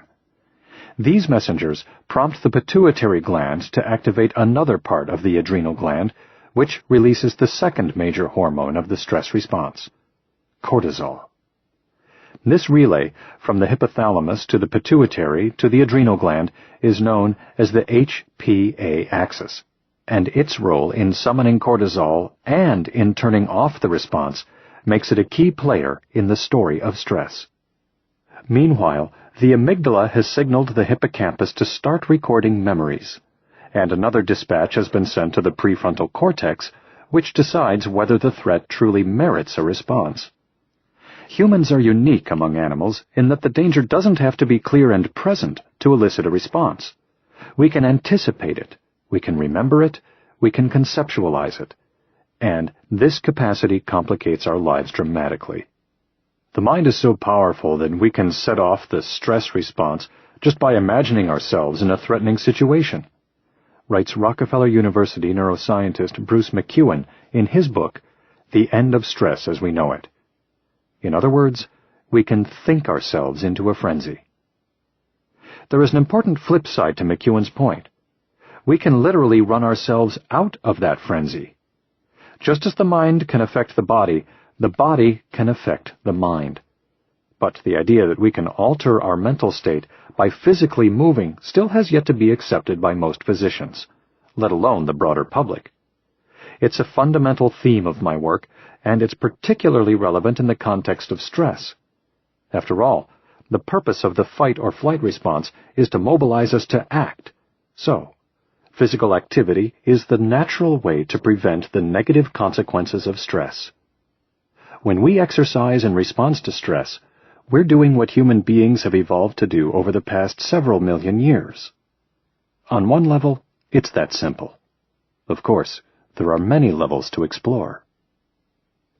Focus. The overarching principle of the fight-or-flight response is marshaling resources for immediate needs in lieu of building for the future.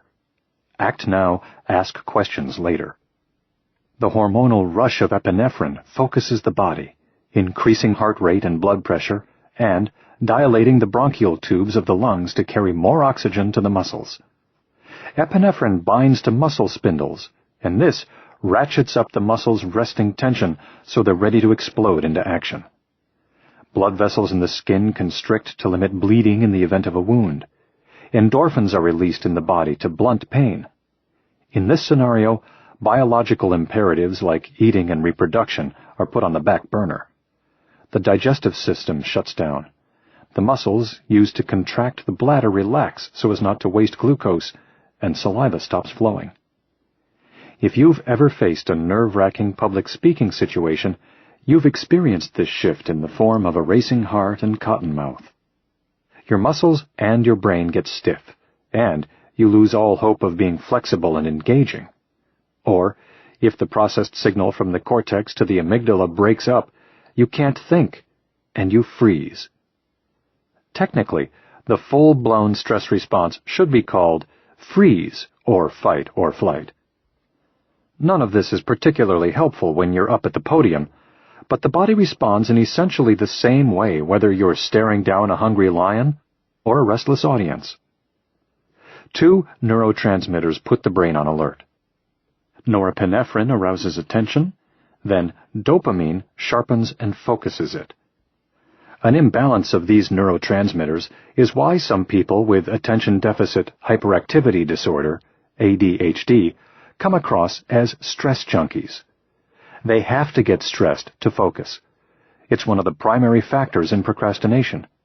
People learn to wait until the sword of Damocles is ready to fall. It's only then, when stress unleashes norepinephrine and dopamine, that they can sit down and do the work. A need for stress also explains why ADHD patients sometimes seem to shoot themselves in the foot. When everything is going well, they need to stir up the situation, and they subconsciously find a way to create a crisis. I have one patient who, after a series of dysfunctional relationships, finally found a guy she really admires and who treats her well. Yet every time things are good, she picks a fight. Reminding her of the stress junkie pattern helps her to be aware of her tendencies and, I hope, catch herself before she starts trouble. Fuel.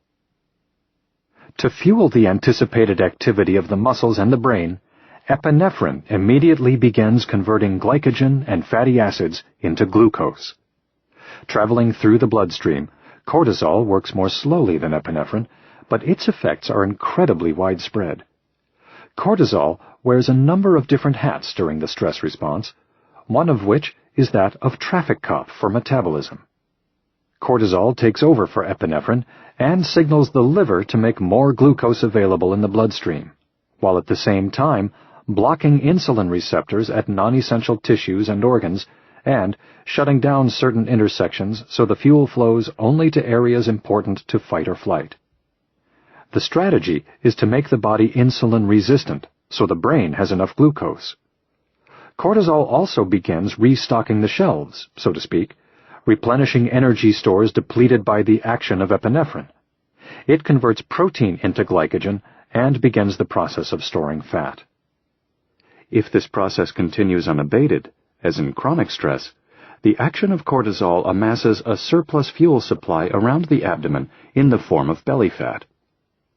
Unrelenting cortisol also explains why some marathon runners carry a slight paunch despite all their training. Their bodies never get a chance to adequately recover. The problem with our inherited stress response is that it mobilizes energy stores that don't get used. More on that later.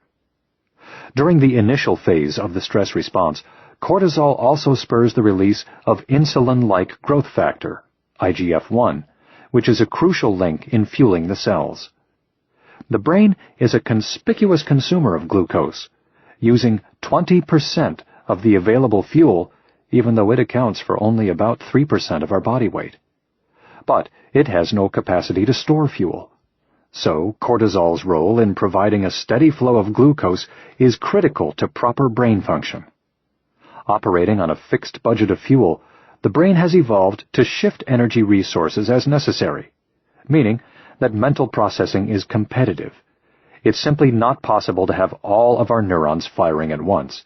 So, if one structure is active, it must come at the expense of another. One of the problems with chronic stress is that if the HPA axis is guzzling all the fuel to keep the system on alert, the thinking parts of the brain are being robbed of energy. Wisdom. Recording memories of stressful situations is an adaptive behavior with obvious evolutionary benefits. It's the wisdom of our collective experience that has allowed us to survive, and cortisol has played a major role. Neuroendocrinologist Bruce McEwen first found cortisol receptors in the hippocampus in rat brains in the 1960s, and then in rhesus monkeys, and now we know they exist in humans. The finding initially alarmed scientists because the stress hormone had been shown to be toxic to brain cells in a petri dish. What is cortisol actually doing to affix these memories? He asks. All we can say is that if you don't have adequate cortisol receptors in the hippocampus at the time these memories are being formed, the learning process is less efficient. The exact details are still being worked out. It seems that, like stress itself, cortisol isn't simply good or bad. A little bit helps wire in memories. Too much suppresses them, and an overload can actually erode the connections between neurons and destroy memories. The hippocampus provides context for the memory, the what, how, where, and when, and the amygdala provides the emotional content, the fear or the excitement. With direction from the prefrontal cortex, the hippocampus can compare memories and say, "Don't worry, it's a stick, not a snake," and so has the capacity to shut off the HPA axis directly and put an end to the stress response, as long as it's not overexcited. Within minutes of the alarm bell, cortisol, CRF, and norepinephrine, the major stress agents in the brain, bind to cell receptors that boost glutamate, the excitatory neurotransmitter responsible for all of the signaling in the hippocampus. Increasing glutamate activity speeds up the flow of information in the hippocampus and changes the dynamic at the synapses, so that each time a message is sent, the signal fires more easily, thus requiring less glutamate. Initially, then, the stress response enhances long-term potentiation, LTP, the fundamental mechanism of memory. Short-term memory probably results from this initial increase in the excitability of hippocampal neurons. Then, as levels of cortisol peak, cortisol turns on genes inside the cells that make more proteins used as building material for cells. More dendrites, more receptors, and bulkier synapses. This is where things get curious. The beefed-up cells cement the survival memory and shield the neurons in that circuit from other demands. A neuron might be part of any number of memories, but if a potential memory comes along during stress, it has a more difficult time recruiting neurons to be part of its own new circuit. It needs to clear a certain threshold to make an impression. This likely explains why memories not related to the stressor are blocked during the stress response. It also helps explain why constantly high levels of cortisol, due to chronic stress, make it hard to learn new material, and why people who are depressed have trouble learning. It's not just lack of motivation. It's because the hippocampal neurons have bolstered their glutamate machinery and shut out less important stimuli. They're obsessed with the stress.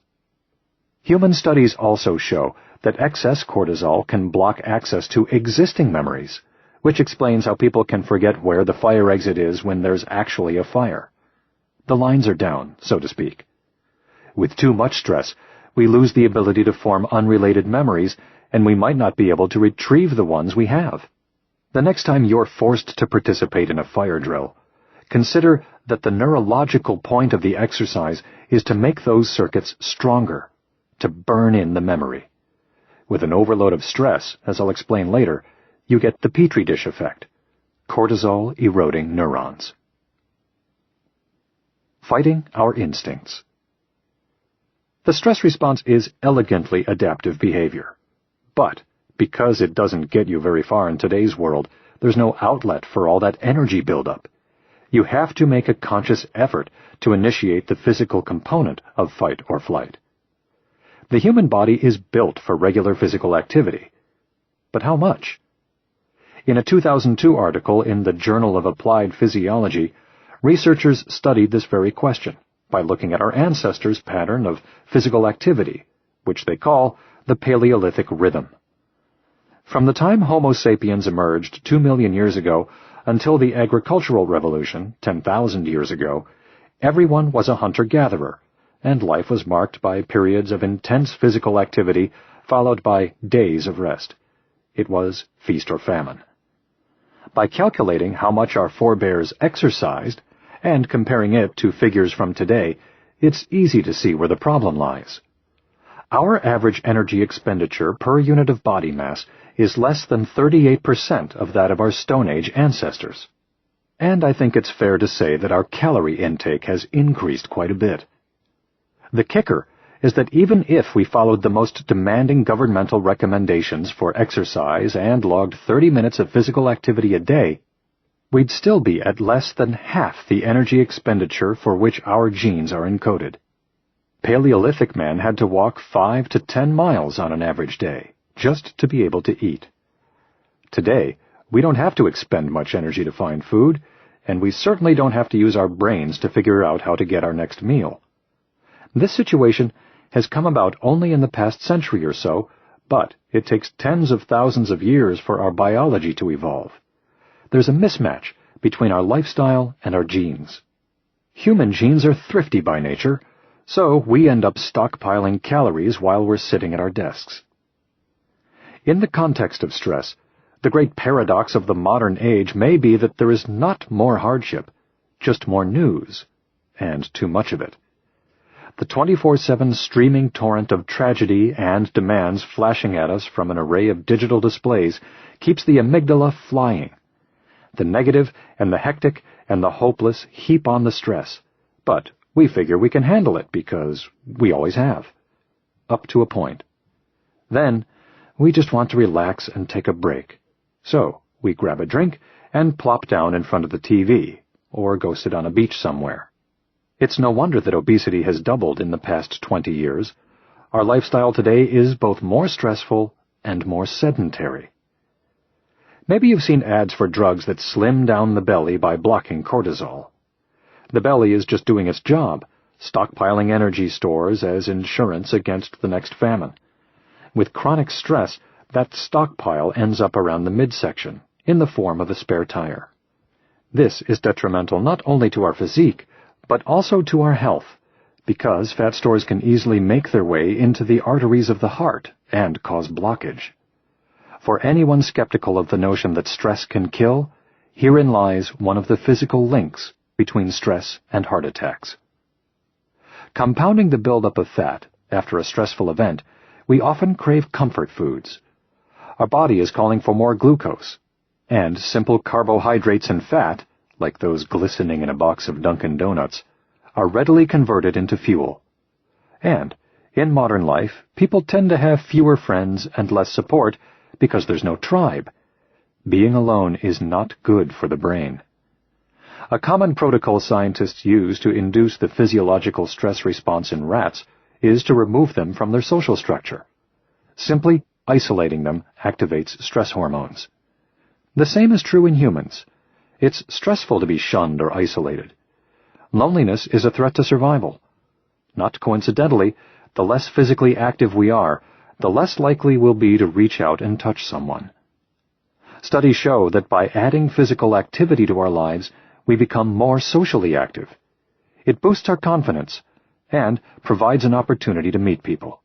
The vigor and motivation that exercise brings helps us establish and maintain social connections. There's nothing wrong with your desire to take a break. The issue is how you choose to spend that time. It's the comfort foods, the quick fats and sugars, the alcohol to take the edge off, or, for some people, drugs or other addictions that cause problems. If you exercise, or even just socialize, you're tapping into the evolutionary antidote to stress. Sometimes it's a simple matter of substitution, as my patient Susan can attest. She doesn't always jump rope religiously, but when she lapses, she reminds herself of how the exercise makes her feel. When I do get into a good routine of exercise, it replaces that exhilarating feeling or that sense of well-being I get if I drink wine or eat or something, she says. It replaces whatever that desire or craving is, that thing in the brain, and then it frees me up to think beyond that and look to the future. That which doesn't kill you. It's well known that the way to build muscles is to break them down and let them rest. The same paradigm applies to nerve cells, which have built-in repair and recovery mechanisms activated by mild stress. The great thing about exercise is that it fires up the recovery process in our muscles and our neurons. It leaves our bodies and minds stronger and more resilient, better able to handle future challenges, to think on our feet, and adapt more easily. Regular aerobic activity calms the body so that it can handle more stress before the serious response involving heart rate and stress hormones kicks in.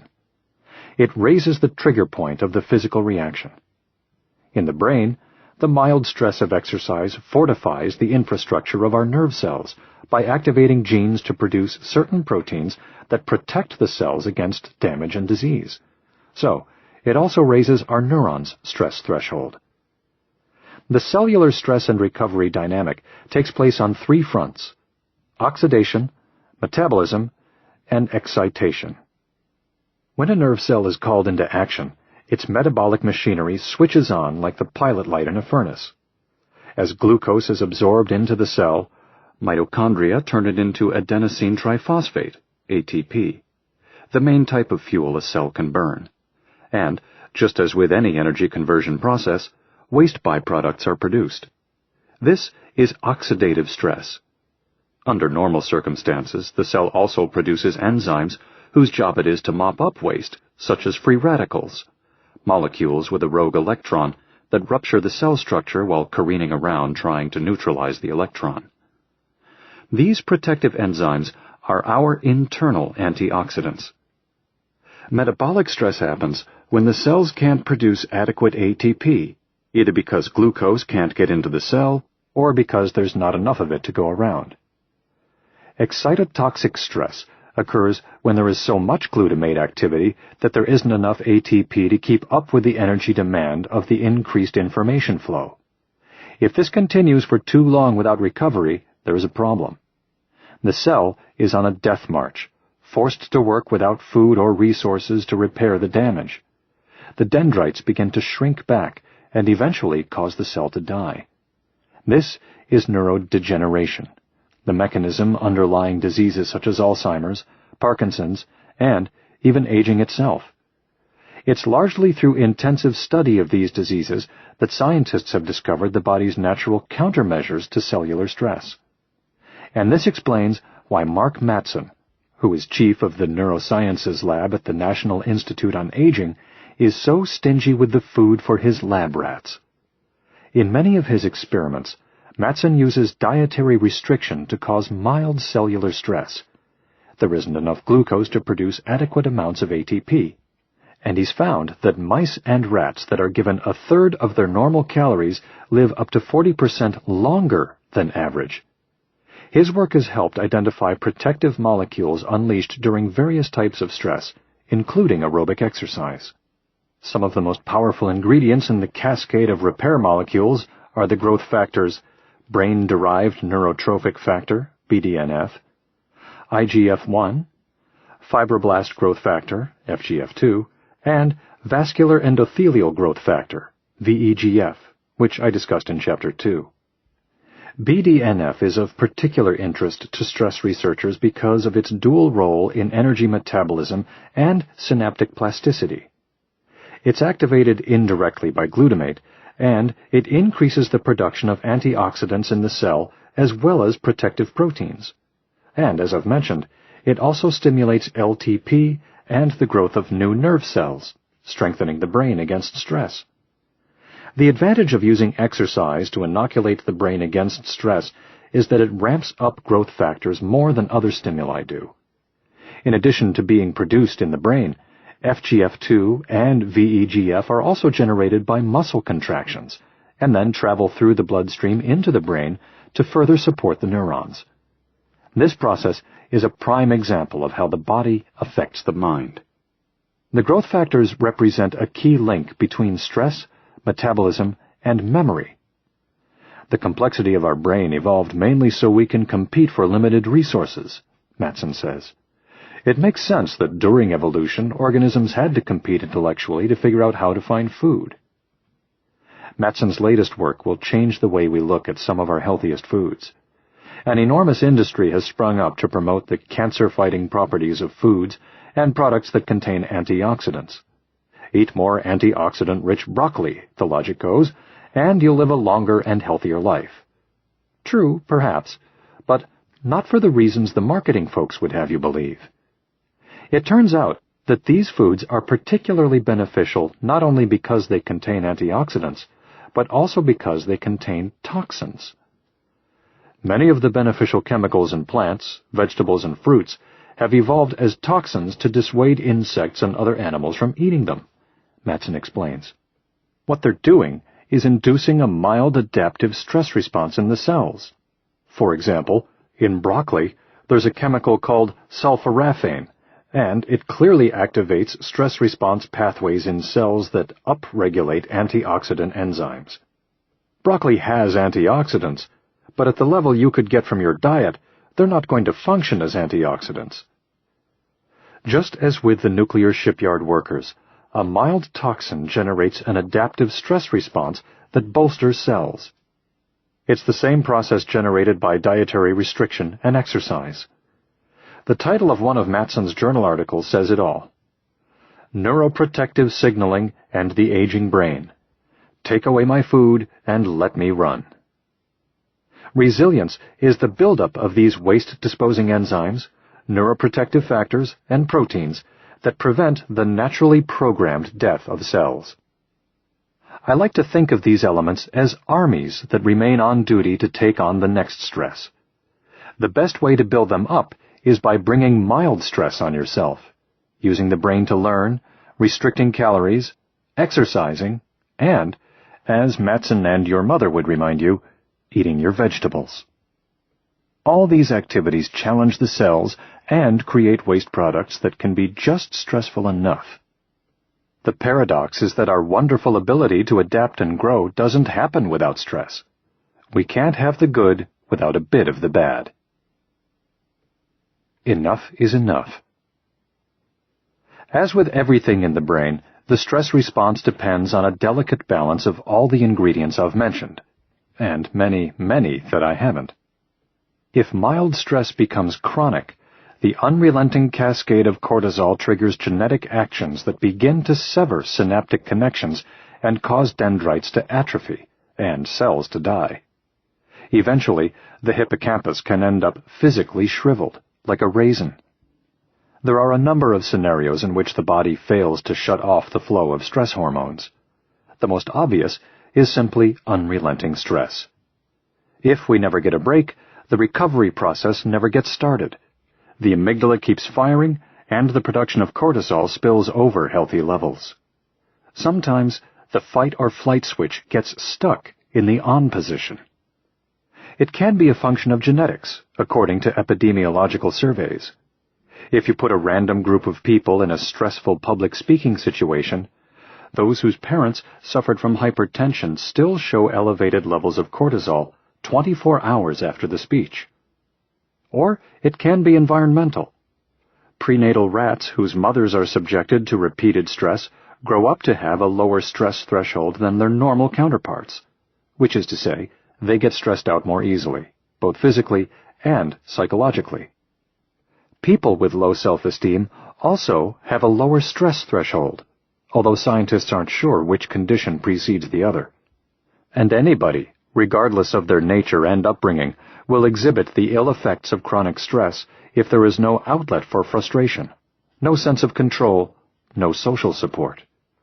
Essentially, if there is no hope, our brains don't shut off the response. Everybody's threshold for stress is different, and that point can change in response to influences from the environment, or our genetics, or our behavior, or any combination thereof.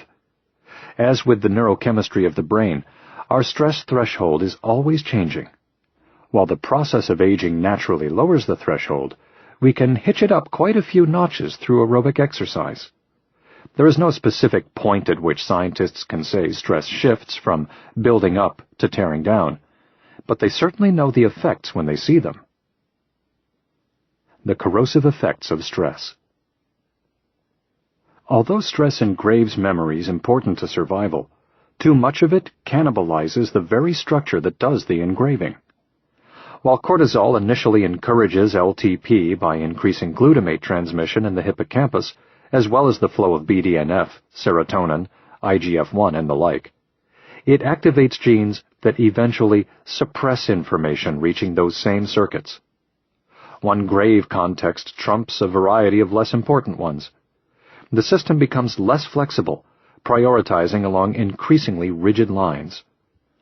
A surplus of glutamate also causes physical damage to the hippocampus.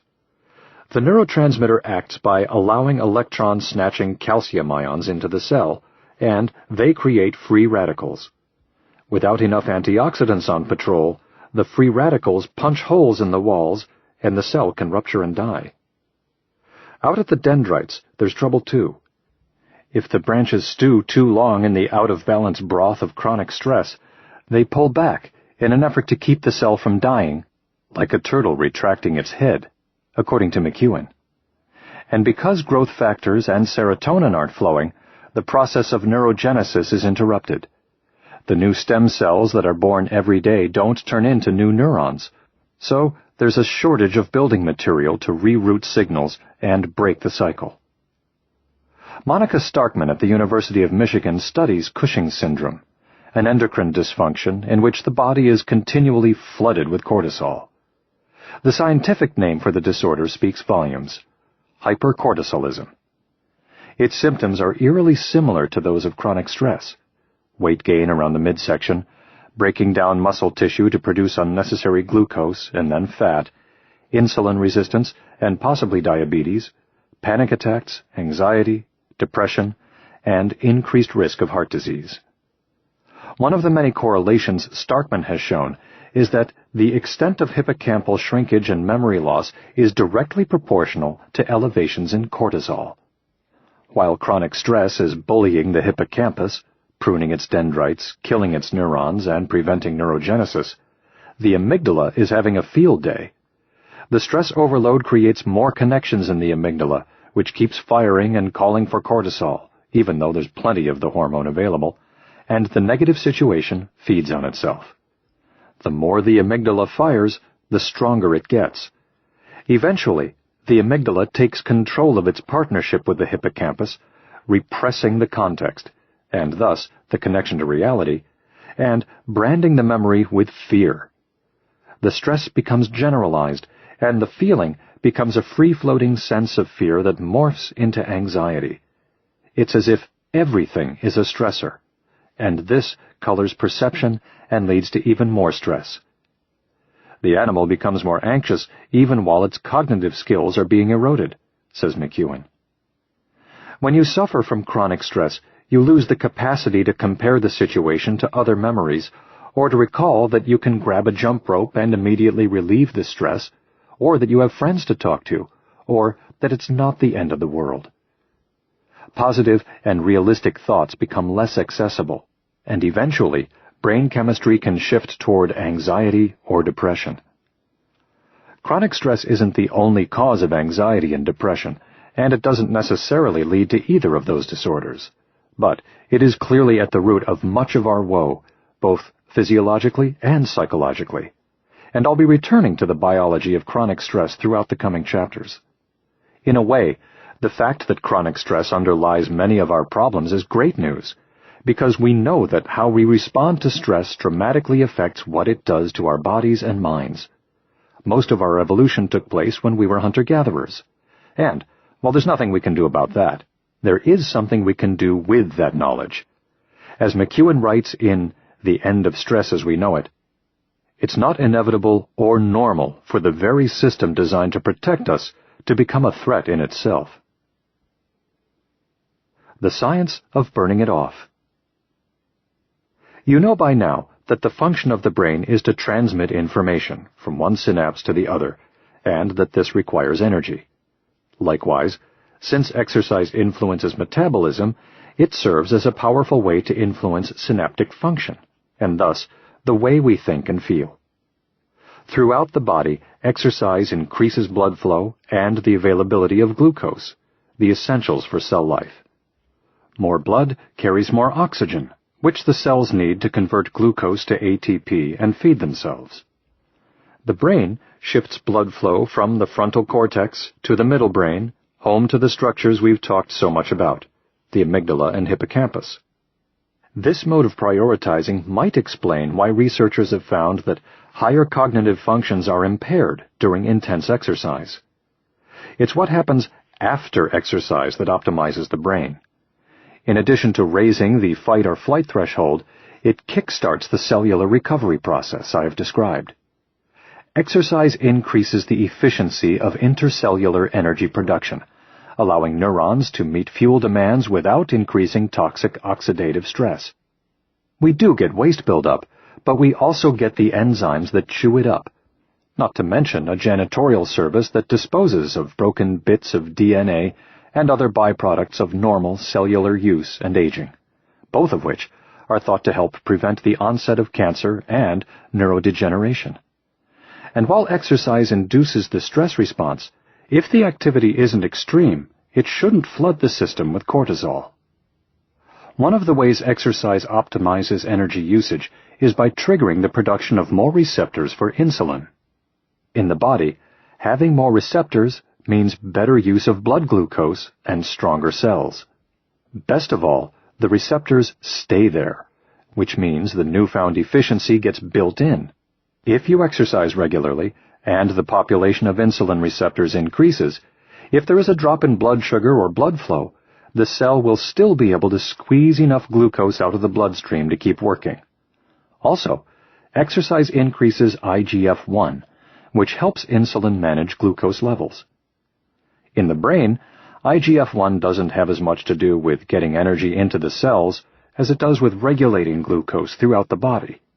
What's fascinating is that in the hippocampus, IGF-1 increases LTP, neuroplasticity, and neurogenesis.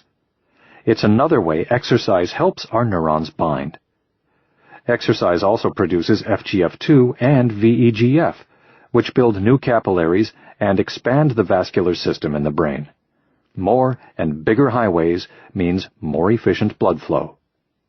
At the same time, aerobic exercise increases BDNF production. Taken all together, these factors combine forces to make the brain bloom and prevent the damaging effects of chronic stress from taking hold. In addition to cranking up the cellular repair mechanisms, they also keep cortisol in check and increase the levels of our regulatory neurotransmitters, serotonin, norepinephrine, and dopamine. On a mechanical level, exercise relaxes the resting tension of muscle spindles, which breaks the stress feedback loop to the brain. If the body isn't stressed, the brain figures maybe it can relax too. Over time, regular exercise also increases the efficiency of the cardiovascular system, lowering blood pressure. Cardiologists have recently discovered that a hormone called atrial natriuretic peptide, ANP, which is produced by muscle tissue in the heart, directly tempers the body's stress response by putting the brakes on the HPA axis and quelling noise in the brain. What's so interesting about ANP is that it increases as the heart rate increases during exercise, thus illustrating another pathway by which physical activity relieves both the feeling of stress and the body's response to it. The stress of exercise is predictable and controllable because you're initiating the action, and these two variables are key to psychology. With exercise, you gain a sense of mastery and self-confidence. As you develop awareness of your own ability to manage stress and not rely on negative coping mechanisms, you increase your ability to snap out of it, so to speak. You learn to trust that you can deal with it, an extremely important factor for my patient Susan. By jumping rope, she inhibits the feeling of stress and the runaway brain activity that can go along with it. Knowing my brain chemistry, that is the best for me, Susan says. It's my motivation to get out there. Once I'm in a good place, that motivation is easier. Jumping rope almost turns into a need. Susan has the level of understanding I hope to instill in everyone who hears this audio program. At every level, from the microcellular to the psychological, exercise not only wards off the ill effects of chronic stress, it can also reverse them. Studies show that if researchers exercise rats that have been chronically stressed, that activity makes the hippocampus grow back to its pre-shriveled state. The mechanisms by which exercise changes how we think and feel are so much more effective than donuts, medicines, and wine. When you say you feel less stressed out after you go for a swim or even a fast walk, you are. What protects the mind protects the body. Bob was stressed out. It was 1969. He had finished his medical residency, and he was just out of the Navy, where he debriefed shell-shocked soldiers sent directly from Vietnam to his base in Boston. But work wasn't the problem. He was a young psychoanalyst, and he was quite capable. It was personal stuff. Both his father and his father-in-law died in quick succession, and all the emotions he ignored as a teenager after his mother died came rushing back and hit him like a sledgehammer. Physically, too, he was a wreck. He was so stressed that he began having strange, choking fits that made it difficult to breathe. He had only recently recovered from a year-long battle with viral meningoencephalitis, a runaway inflammation of the brain that is often fatal, and now he was back in the hospital. This time, he thought it might be throat cancer. There was no indication back then that he would go on to become president of the American Psychoanalytic Association, or a faculty member at Harvard, or a consultant to Major League Baseball's Rookie Career Development Program. In fact, for Dr. Robert Piles, at age 33, there was no indication he would live another year. The X-rays revealed a flurry of snowballs in his lungs that turned out to be disseminated sarcoidosis, a cancer-like disease of the lymph system that typically goes on to invade other organs and kills you. I'm almost positive that these things occurred because I was under a tremendous amount of stress and depression at the time, Piles says. I think what happened was my immune system was so compromised that I got the second disease. I've discussed the effects of chronic stress on the brain, but the effects on the body are equally powerful. Chronic stress is linked to some of our most deadly diseases. If repeated spikes in blood pressure damage the vessels, plaque can build up at those areas and lead to atherosclerosis. As I mentioned earlier, an unchecked stress response can stockpile fat around the midsection, which studies have shown to be more dangerous than fat stored elsewhere. The overload of cortisol from chronic stress lowers IGF-1 while maintaining glucose levels in the bloodstream, setting up a metabolic imbalance that can lead to diabetes. More broadly, an incessant flow of cortisol clamps down on the immune system, leaving the body wide open to any number of diseases. The results can be deadly. Piles wasn't hopeful. At that time, there was no treatment for disseminated sarcoidosis, let alone a cure. One day, he was a Harvard-educated young doctor starting a family and a practice at the dawn of a new decade, and the next, he was handed a death sentence. I didn't know what to do, he says. I got more panicked and stressed. What I started doing was, I started to run. He had been quite an athlete in his school years, but he'd let himself go, to the point where he'd packed 190 pounds onto his 5'9" frame. I had gotten out of college, and like everybody else, I didn't do any exercise, he says. I could only run maybe a quarter of a mile or half a mile. I would say to myself, if I can run that far, I guess I'm not going to die today. After a while, I was up to a mile, and then it got to be 3 miles, and then 5, and then 8. I found that if I got past a certain point where it was really uncomfortable, it was as though something would click in my psyche, and I could go on for a long time. Piles kept running. He wasn't running for his life, but for his sanity. The only thing a patient with disseminated sarcoidosis could do was go in for X-rays every 3 months or so and let them count the snowballs. But for Piles, the disease seemed to be holding steady. The months turned into years, the mileage turned into marathons, and then the X-ray film started coming back clearer. After about 5 years, the disease had disappeared. This was during an era when, if you were sick, a doctor's first recommendation would be to rest. Dr. Kenneth Cooper had only recently coined the term aerobics, and we hadn't yet come to accept the health benefits of cardiovascular fitness. Despite his medical training, Piles didn't recognize that the stress had turned into depression, and neither did his analyst. I think what the running did for me is it gave me some sense of being in control. Something I could do, Piles says. The thing about the depression and the illness is that I felt completely helpless, like I couldn't do anything. There was no way to even fight them at the time. His doctor wrote up his case for the medical literature, deeming his recovery a miracle cure. But when he suggested it might have something to do with the running, his doctor just pooh-poohed it completely, Piles says. Piles never intended for running to become such a central part of his life. He gave up smoking a pipe and quit eating meat because it made him feel heavy. He merged his growing personal interests with his profession, going into practice as a sports psychiatrist for injured athletes who fall into depression because they can't exercise. He's had injuries of his own, of course, but, except for a stretch when he was sidelined with a fractured leg, he has run 2 marathons a year since he started. That's 47 in all. Back then, doctors had no appreciation whatsoever for exercise as being beneficial in any way, Piles says. I still think it's dramatically underappreciated, particularly in psychiatry. For people who grew up as intellectuals, there's almost an aversion to it.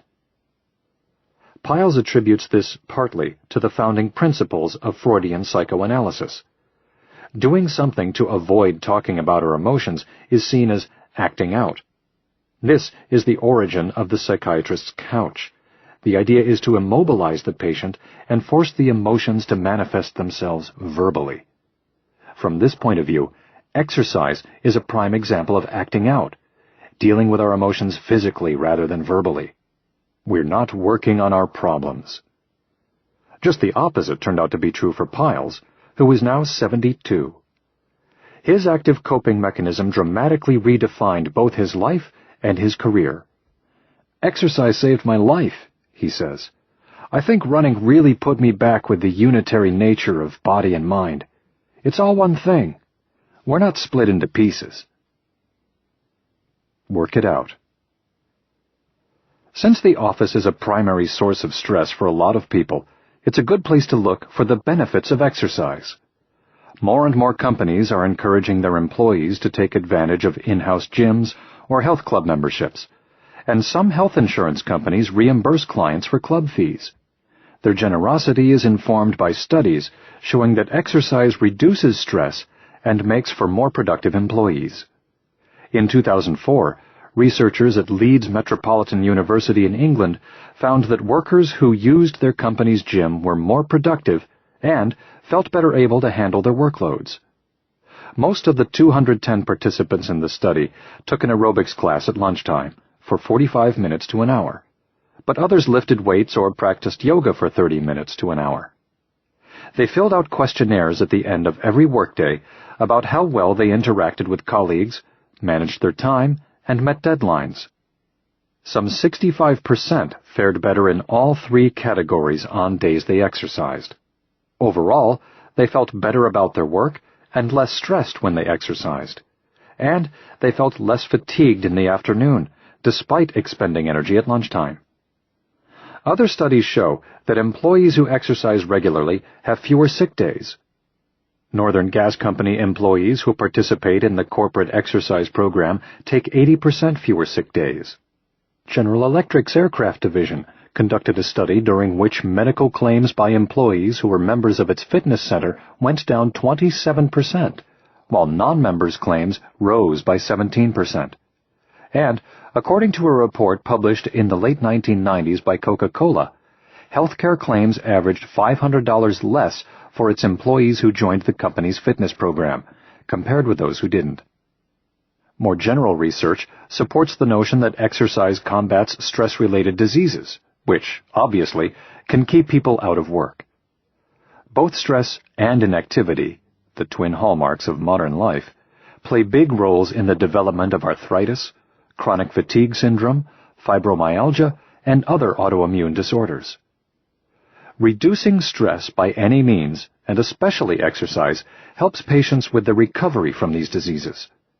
The diseases result from a weakened immune system, and, as is evident in the example of Robert Piles, exercise can dramatically improve immune function. In recent years, doctors have started recommending exercise for cancer patients, both to help boost the immune response and to fend off stress and depression. Nobody says exercise cures cancer, but research suggests that activity is clearly a factor in some forms of the disease.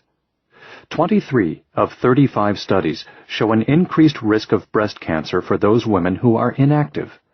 Physically active people have 50% less chance of developing colon cancer, and active men over 65 have a 70% lower chance of developing the advanced, typically fatal form of prostate cancer. It all comes back to the evolutionary paradox that even though it's much easier to survive in the modern world, we experience more stress. The fact that we're much less active than our ancestors were only exacerbates matters. Just keep in mind that the more stress you have, the more your body needs to move to keep your brain running smoothly. Chapter 4. Anxiety. Nothing to panic about. The line of questioning began innocuously enough, with the lawyer asking about my background, the books I've written, my areas of expertise. The courtroom was drab and the mood dull, in stark contrast to the underlying drama. Aside from the usual financial considerations, the custody of several children was at stake for the defendant, a patient of mine, I'll call her Amy, who was being divorced by her husband. I had taken the witness stand at the behest of her legal team to testify about her mental state, and now I was under cross-examination. Amy is intelligent and attractive, but shy and anxious. She worried all the time about everything. As her jet-setting husband grew less and less interested in being her husband, and his steady stream of criticism grew into a torrent, she began to fear the worst, a repeat of her childhood. The breakup of her family was precisely what she didn't want to happen. When it became clear that divorce was inevitable, she didn't see how she could live with the situation, and in a fit of panic, she threatened to kill herself and fled 3,000 miles away. Her rash reaction became her legal undoing. The court granted her husband full custody of the children pending the outcome of the trial, restricting her from seeing them except for twice a week. Worse, on the suspicion that she might be unstable, her visits had to be supervised by a court-appointed monitor. Her husband's lawyers zeroed in on Amy's treatment. "Is the defendant taking any medication?" she asked, perfectly aware of the answer. "No, not at the moment," I answered. "Have you ever prescribed medication for the defendant?" "Yes, Prozac." "That's an antidepressant." "Yes, and it's very effective in treating generalized anxiety disorder." "And your patient has generalized anxiety disorder?" "Yes." "I see. And she's not taking Prozac now." "Did you tell her to stop?" "No. She asked permission, and I told her it was okay." I saw where this was headed. The lawyer was painting Amy as somebody who didn't want to get well. In the eyes of the court, treatment means taking medication, so she must not be interested in feeling better. How could someone be trusted to watch over her children if she wouldn't take care of herself? "But she's been exercising," I interjected, "and she's doing great." "Exercise? That's not a proven treatment, is it, doctor?" "Absolutely. Exercise works a lot like Prozac and our other antidepressants and anti-anxiety drugs."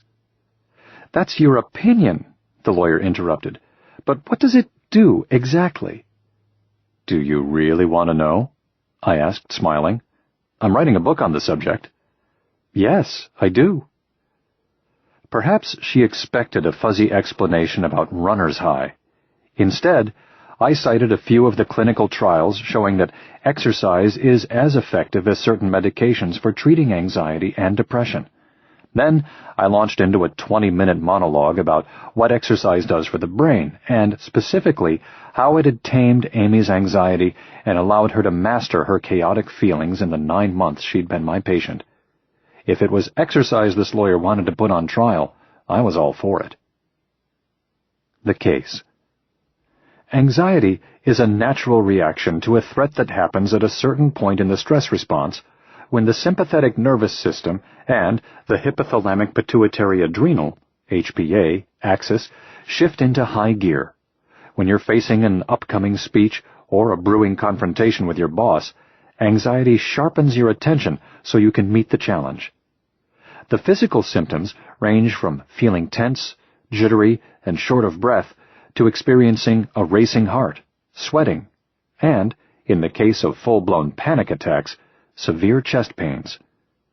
Emotionally, what you feel is fear. If you're in a plane that suddenly drops several hundred feet, you and everyone else on board will be edgy and acutely concerned. Are we going to make it? The nervous system stays alert for a while, hypersensitive to any further turbulence. That's normal.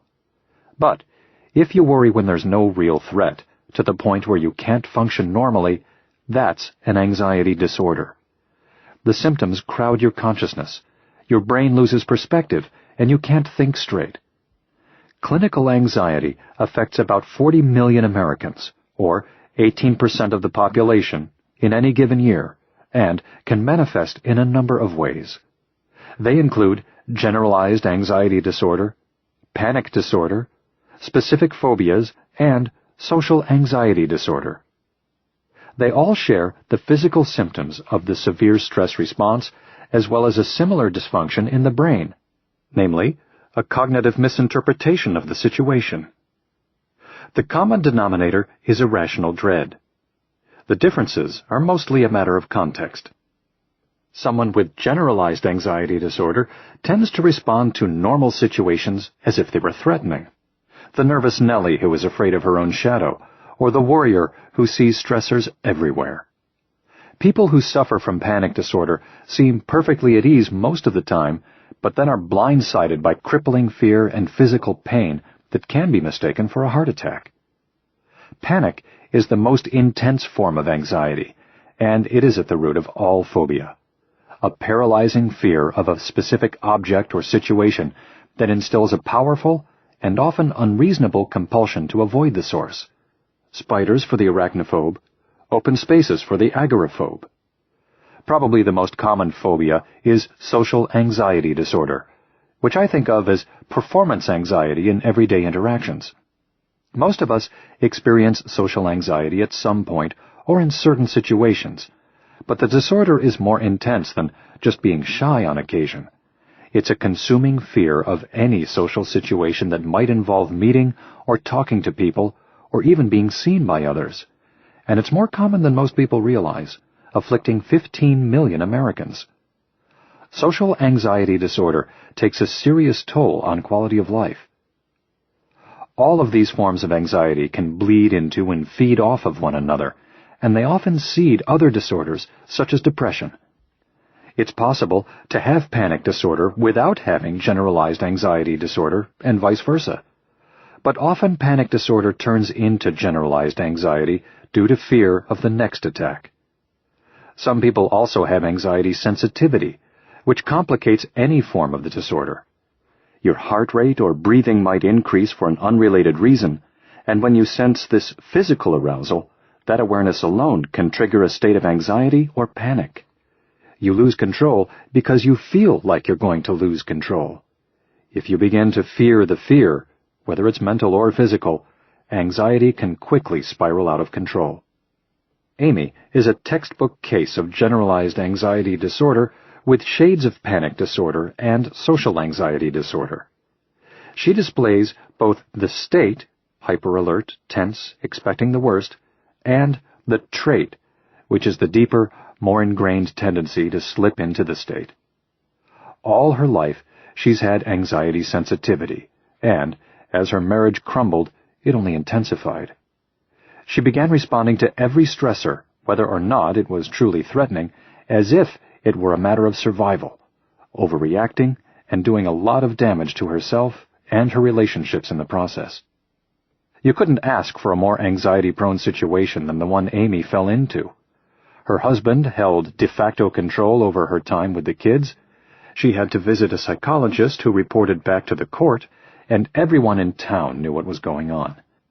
Her social anxiety was in full bloom during her supervised visits.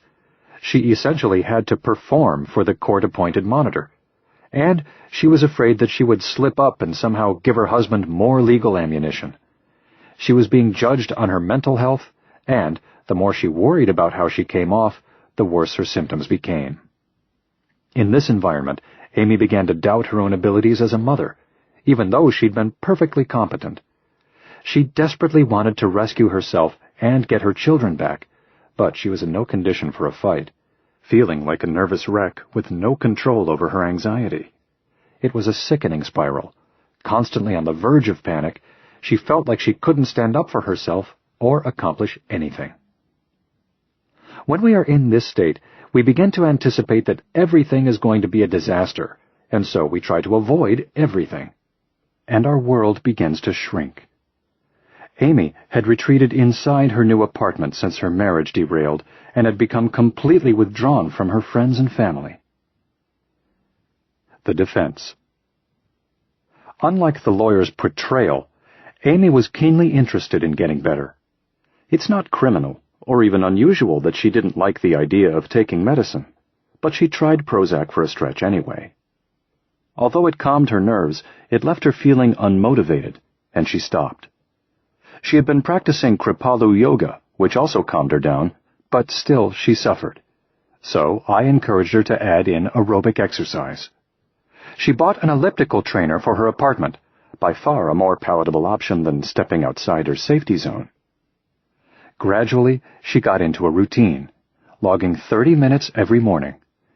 She had very little she could enjoy during this period, but she started having fun with the exercise. She described how she incorporated upper body twists while pumping away on the trainer, and she followed her aerobic session with an hour of yoga, which has been proven to reduce anxiousness. She was gaining a sense of control over her state of anxiety, a vital step toward conquering the trait. She quickly learned that if she became anxious or panicky at home, she could jump on the elliptical for 10 or 15 minutes to quell the feelings on the spot, in the same way my patient Susan used her jump rope to cope with stress. Amy rediscovered her motivation through the movement. Not only did she stop worrying all the time, but she also began to see herself as being active rather than passive. She didn't feel frozen anymore, and she re-engaged in other areas of her life. She got back to her hobbies and friends, which allowed her to reconnect with the good things about herself. Now she doesn't feel like a rat in a corner, cowering or startling at every disturbance. A casual observer might say that Amy has come out of her shell. But the ripple effects of exercise on her personality are much more profound. She carries herself as if she were on solid ground. The truth is, her situation hasn't changed all that much, just her response to it, and thus her attitude. She says she uses exercise the same way someone else might take a shot of whiskey or alprazolam, Xanax, to calm her nerves. Her strategy has noticeably lowered her anxiety sensitivity, which allows the brain to learn its way out of the trap. The evidence. In 2004, a researcher named Joshua Broman Folks from the University of Southern Mississippi tested whether exercise would reduce anxiety sensitivity. He found 54 college students with generalized anxiety disorder who had elevated anxiety sensitivity scores and who exercised less than once a week. He randomly divided his sedentary subjects into two groups, both of which were assigned 6 20-minute exercise sessions over 2 weeks. The first group ran on treadmills at an intensity level of 60 to 90% of their maximum heart rates. The second group walked on treadmills at a pace of 1 mile per hour, roughly equal to 50% of their maximum heart rates. Both regimens tended to reduce anxiety sensitivity, but rigorous exercise worked more quickly and effectively. Only the high-intensity group felt less afraid of the physical symptoms of anxiety, and this distinction started to show up after just the second exercise session. The theory is that when we increase our heart rate and breathing in the context of exercise, we learn that these physical signs don't necessarily lead to an anxiety attack. We become more comfortable with the feeling of our body being aroused, and we don't automatically assume that the arousal is noxious. This is a key finding given the notion of anxiety as a cognitive misinterpretation. By using exercise to combat the symptoms of anxiety, you can treat the state, and as your level of fitness improves, you chip away at the trait.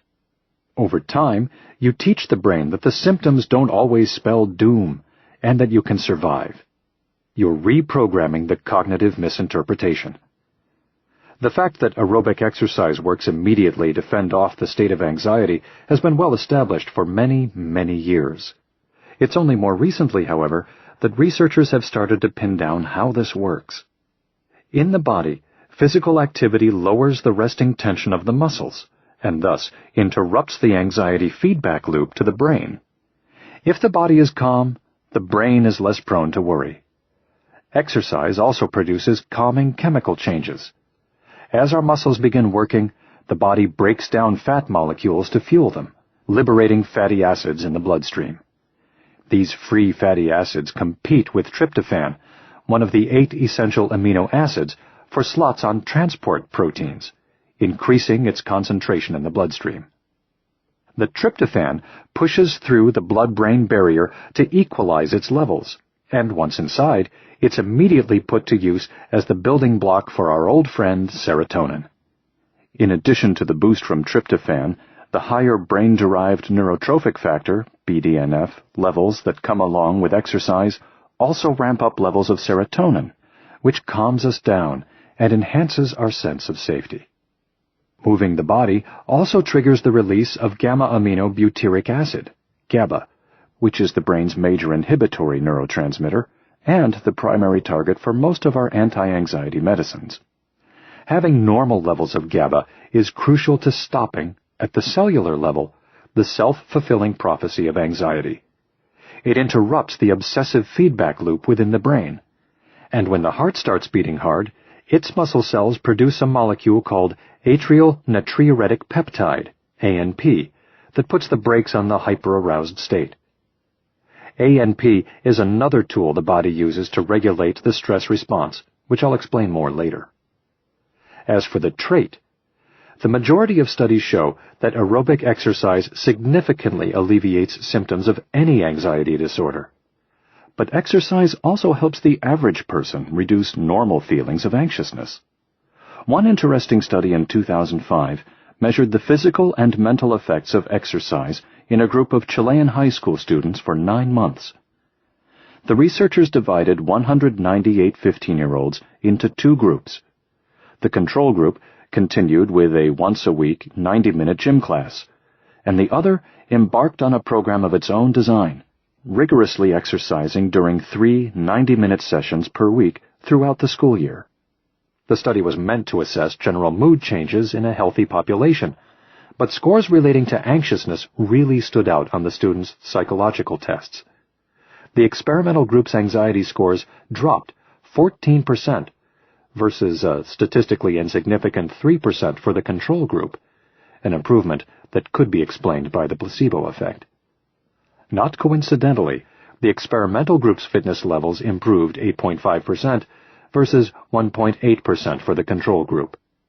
Clearly, there is a connection between how much you exercise and how anxious you feel.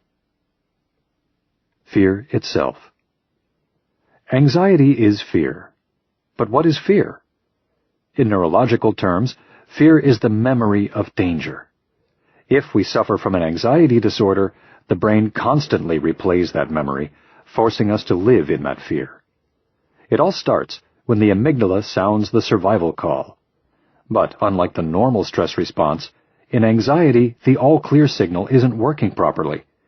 Our cognitive processors fail to tell us there is no problem, or that it is past and we can relax. There is so much noise in the mind from the sensory input of physical and mental tension that it clouds our ability to clearly assess the situation. The misinterpretation stems partly from an amygdala that isn't effectively controlled by the prefrontal cortex. One of the correlations scientists have found among people with generalized anxiety disorder is brain scans that show the area of the prefrontal cortex responsible for sending cease and desist signals to the amygdala as being smaller than it should be.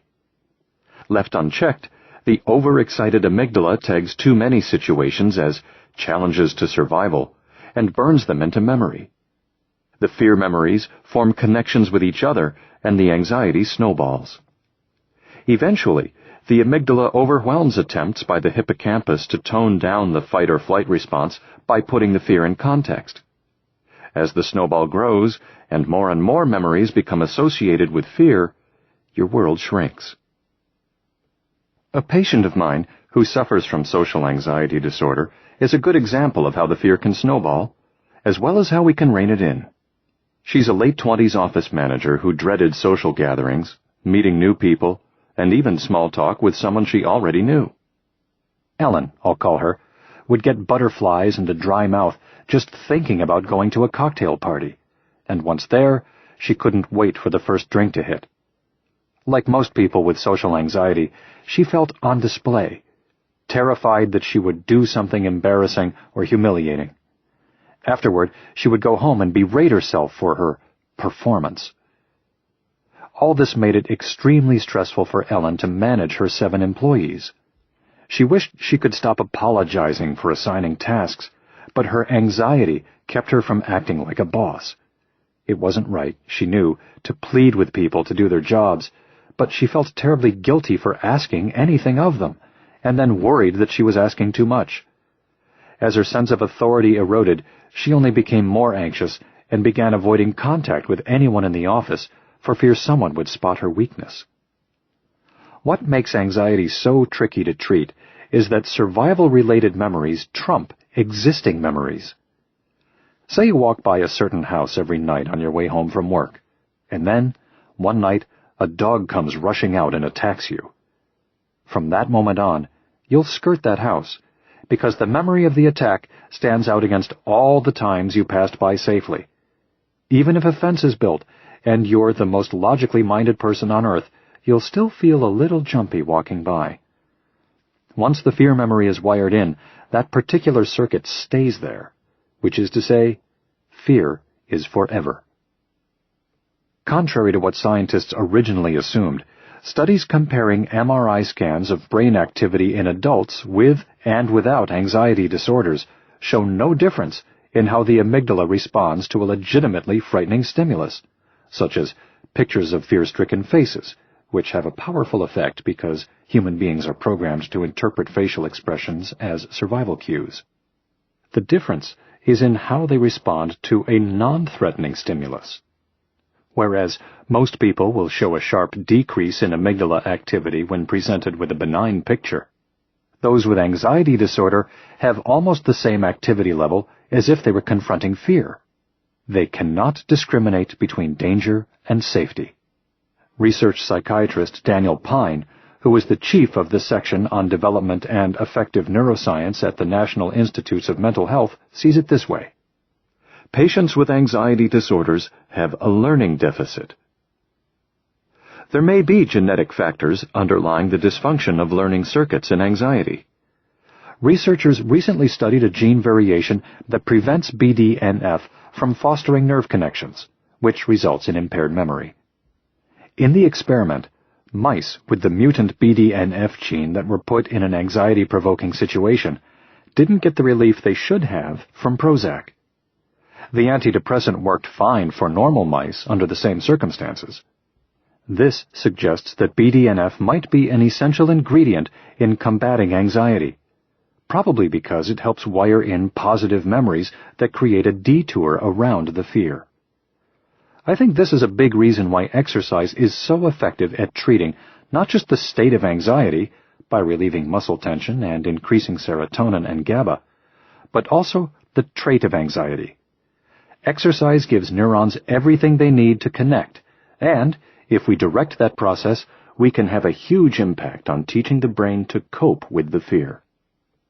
My patient Ellen came to me on the usual selective serotonin reuptake inhibitor, SSRI, antidepressant, and while the medicine helped, it didn't solve the underlying problem. Naturally, I talked to her about exercising. She acknowledged that she felt less anxious after running, but said she was too busy to make it a priority. I told her the irony was that she'd feel less harried if she took the extra time to exercise, and after a bit of goading and fine-tuning her medication, she began going to the gym before work. It quickly became clear that on the days she missed her workout, she felt more flustered and less willing to interact with anyone at work, including new clients. Then she shifted into high gear and made a point of going every morning. If she missed her favorite aerobic class, she would run on the treadmill for 20 minutes, and she's been at it for a year or so. Now Ellen feels like she's able to be more assertive and straightforward with her employees, and the more she interacts with them, the bolder she becomes. A huge part of the problem with social anxiety, whether it's at the level of Ellen's phobia or milder social apprehension, is that the more we withdraw, the less practice we get interacting, and the scarier the prospect becomes. It might sound silly that someone would need to practice what comes naturally to many people, but it's not silly at all. This is the genius of Paul Zentarski's freshman square dance class at Naperville Central High School. All the kids practice small talk in the same situation, incrementally over the course of the semester, neutralizing any fear they might have. For Ellen, exercise was a tool that calmed her nerves enough for her to test the waters. Just as anxiety can feed on itself, so can courage. The pain of panic. Panic is the most painful form of anxiety, and it illustrates in the extreme how paralyzing any of this family of disorders can be. When I first came across a case of panic disorder, I was shocked at how debilitating it was. I was a third-year psychiatric resident at Massachusetts Mental Health Center and was also seeing patients at outlying social services offices. A woman had been dragged in by her husband because she was depressed and all but refused to leave the house. She had been to the emergency room on more than one occasion for what felt like a heart attack, and she described in vivid detail how she had been certain she was dying. Each time, the doctor reported that her heart was fine, and she started to wonder if she was crazy. Panic doesn't cause heart failure, but it sure feels that way. Muscle tension and hyperventilation cause severe chest pains. Then, because the rapid, shallow breathing expels too much carbon dioxide, the blood's pH level drops, triggering an alarm from the brainstem that causes muscles to constrict even more. This is why breathing into a paper bag stops us from hyperventilating. It forces us to rebreathe the carbon dioxide. Living with panic means avoiding anything that might set off another frightening episode. You withdraw into an emotional fetal position, and the fear leads to a desperate need for control. Whatever is necessary to maintain a stable and safe environment. This manifests itself in various ways: passive aggressiveness, which is one way of trying to control others, compulsiveness, to keep the fear triggers at bay, and overall inflexibility. My patient knew something was wrong, but the panic had taken over to such an extent that the constellation of symptoms warped the picture of the real problem. The major treatment for anxiety and depression at the time was psychotherapy. We just didn't use drugs much, but the field was beginning to shift toward a biological interpretation of mental health, and studies were cropping up about treating anxiety with imipramine, a tricyclic antidepressant that had been around for 20 years. It manipulates the interaction of norepinephrine and serotonin in a part of the brainstem known as the locus ceruleus, which regulates basic life functions such as breathing, waking, heart rate, and blood pressure.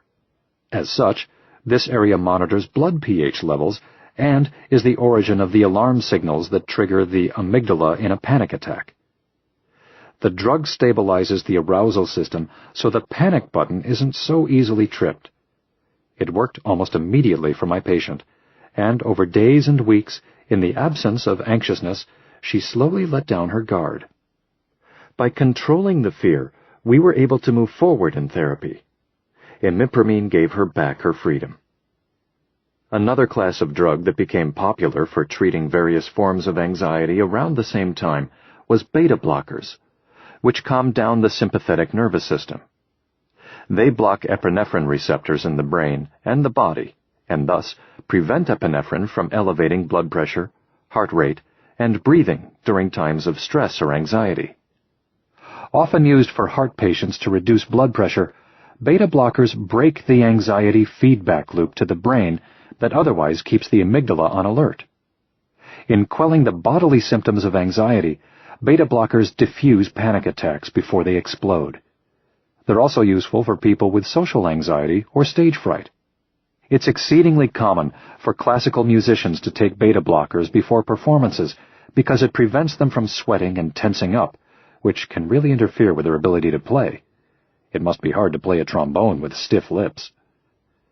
Sometimes people with panic disorder are treated with both imipramine and beta blockers.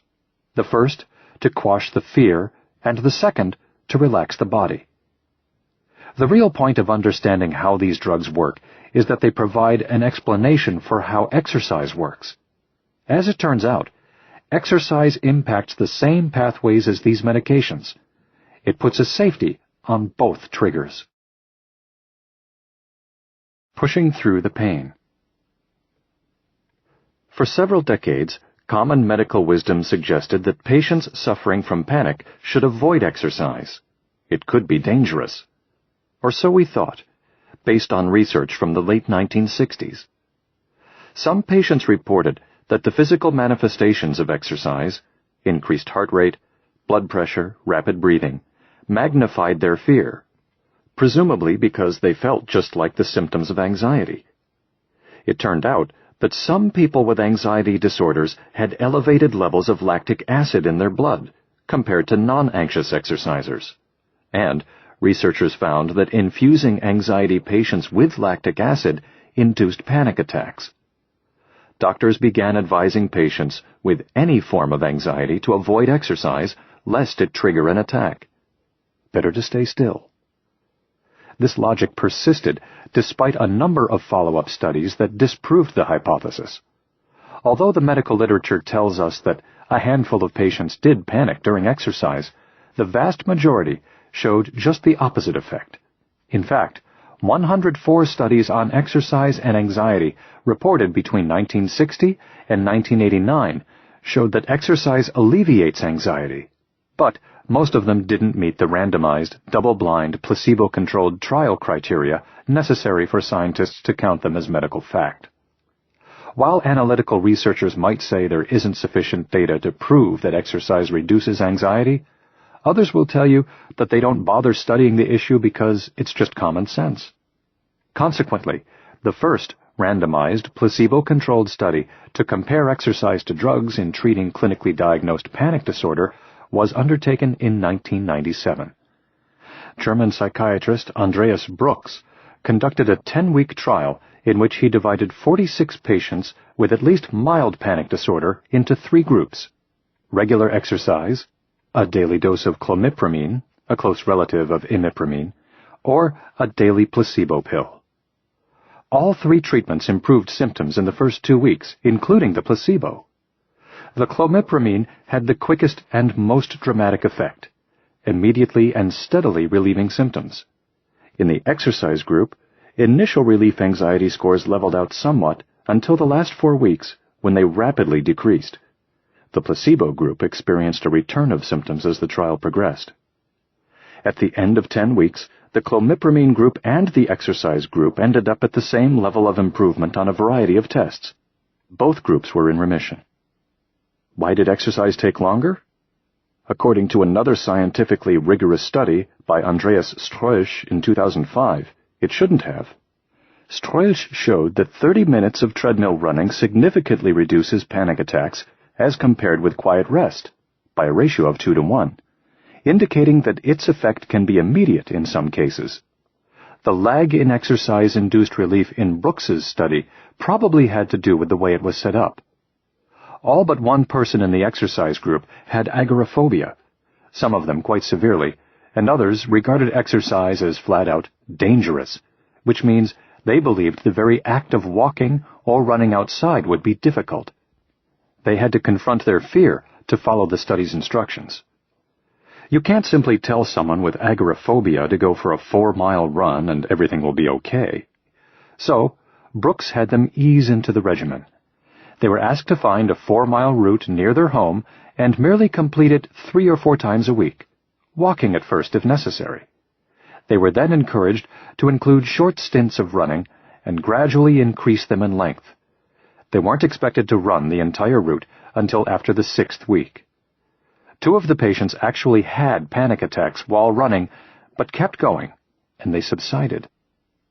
In the Brooks experiment, everyone in the clomipramine group stuck with the therapy throughout the study, despite significant side effects, including dry mouth, sweating, dizziness, tremors, erectile dysfunction, and nausea.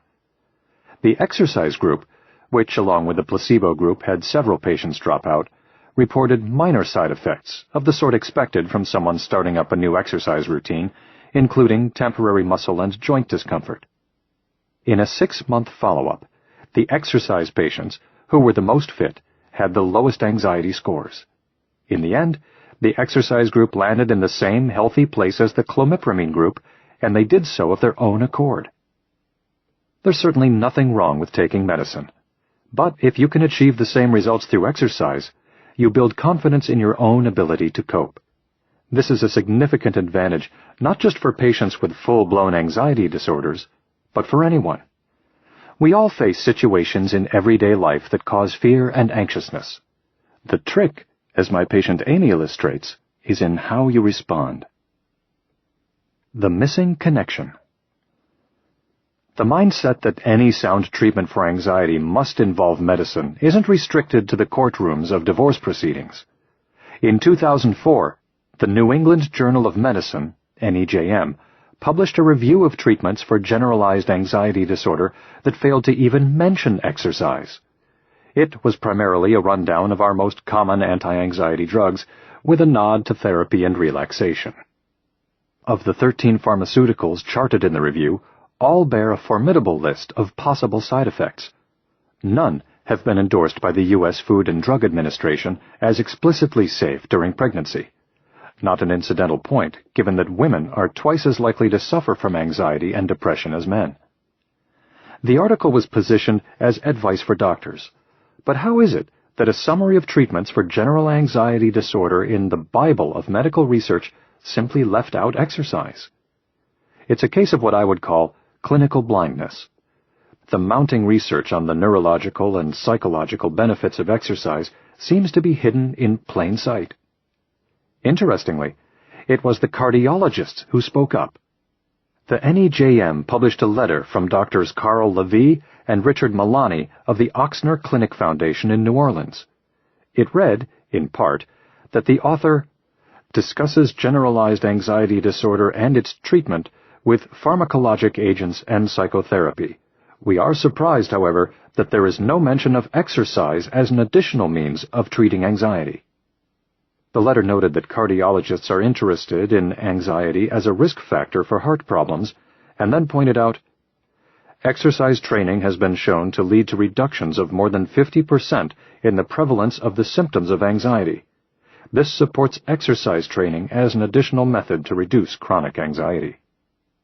The letter was a polite way of saying that the original article missed the boat. Levy has written more than 70 papers on exercise and the heart, 11 of which focus on anxiety. Every single one of his studies has shown a marked improvement in anxiety and depression. The importance of this exchange is that it's a case of cardiologists, real doctors, taking psychiatrists to task about how to treat the whole patient. If we go all the way back to Hippocrates, the wisdom of the day was that emotions come from the heart, and that's where treatment should start for maladies of mood. Modern medicine has separated mind and body, but it turns out that, in a very concrete way, Hippocrates had it right from the start. Just in the past 10 years, scientists have begun to understand how a molecule that originates in the heart plays on our emotions.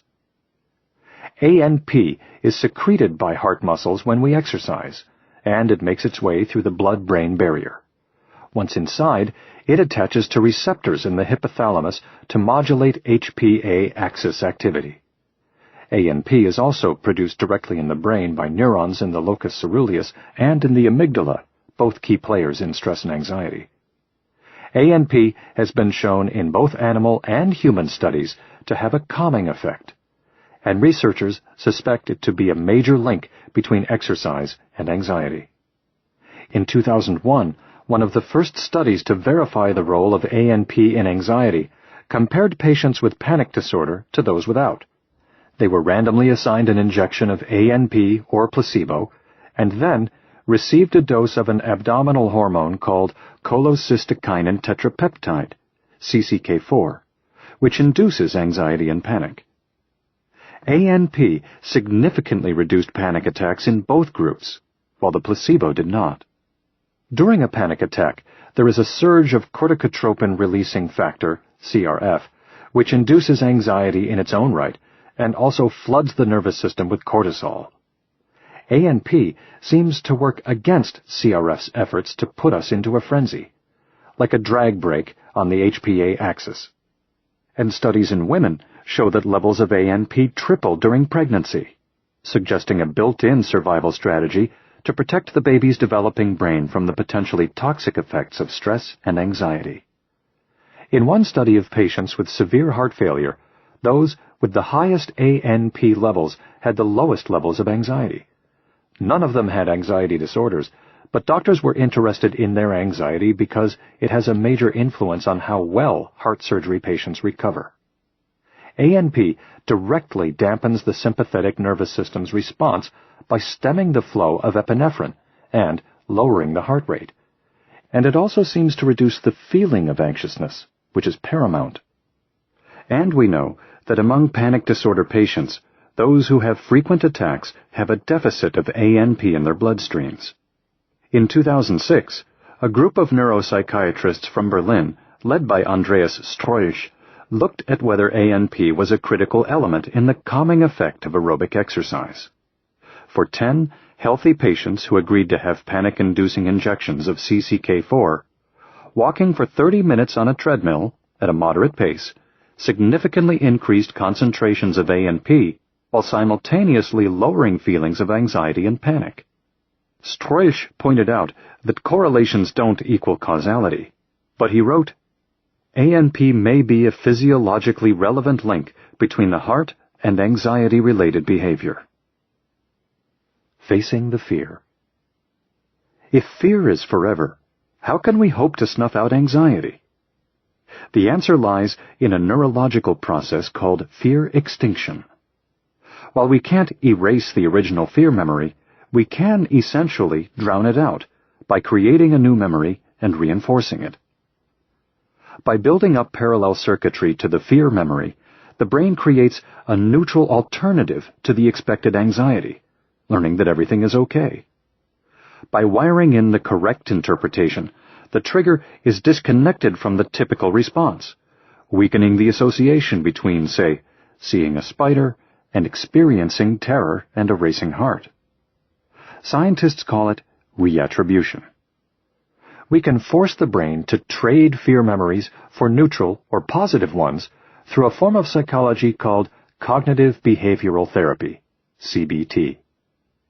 Studies show that CBT is about as effective as SSRIs in treating anxiety, although varied results suggest that the quality of the therapy is crucial. The strategy is to expose the patient to the source of fear in small doses in the company of the therapist.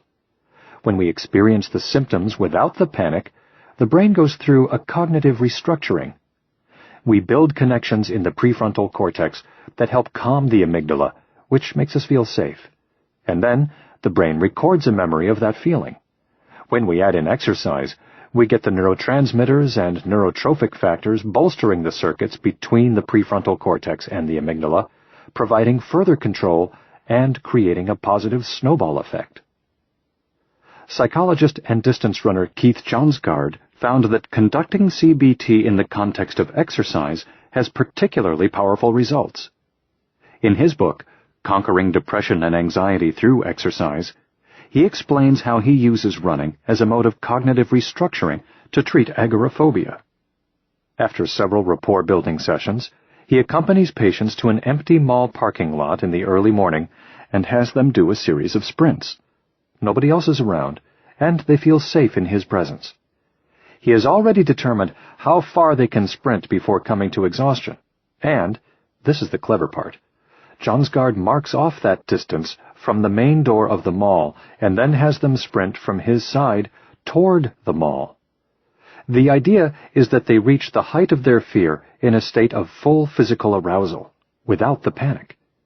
If they feel a panic attack coming on, they are instructed to stop, turn, and walk back to him. They run toward fear and walk toward safety. Eventually, they should overcome the anxiety of entering the mall and be able to venture inside for increasingly longer stretches. He says that often he sees improvement after only a half-dozen sessions. In essence, he writes, his approach is a matter of getting back on the horse that threw you. Teaching the brain that we can survive is crucial to overcoming the anxiety. This approach fits into a broader concept highlighted by New York University neuroscientist Joseph Ledoux, a renowned fear expert. Shortly after the terrorist attacks of September 11, 2001, Ledoux and co-author Jack Gorman published an article in the American Journal of Psychiatry titled, A Call to Action, Overcoming Anxiety Through Active Coping. Essentially, active coping means doing something in response to whatever danger or problem is causing anxiety, rather than passively worrying about it. It doesn't specifically imply physical activity, but certainly exercise qualifies as a mode of active coping. And, as it turns out, movement may not be an incidental aspect of active coping. Ledoux discusses how, by making a decision to act in the face of anxiety, we literally shift the flow of information in the brain, forging new pathways. An area of the amygdala called the central nucleus is responsible for creating the negative snowball effect, linking non-threatening stimuli with legitimately threatening stimuli. The resulting fear memory is the connection between the trigger and the anxiety.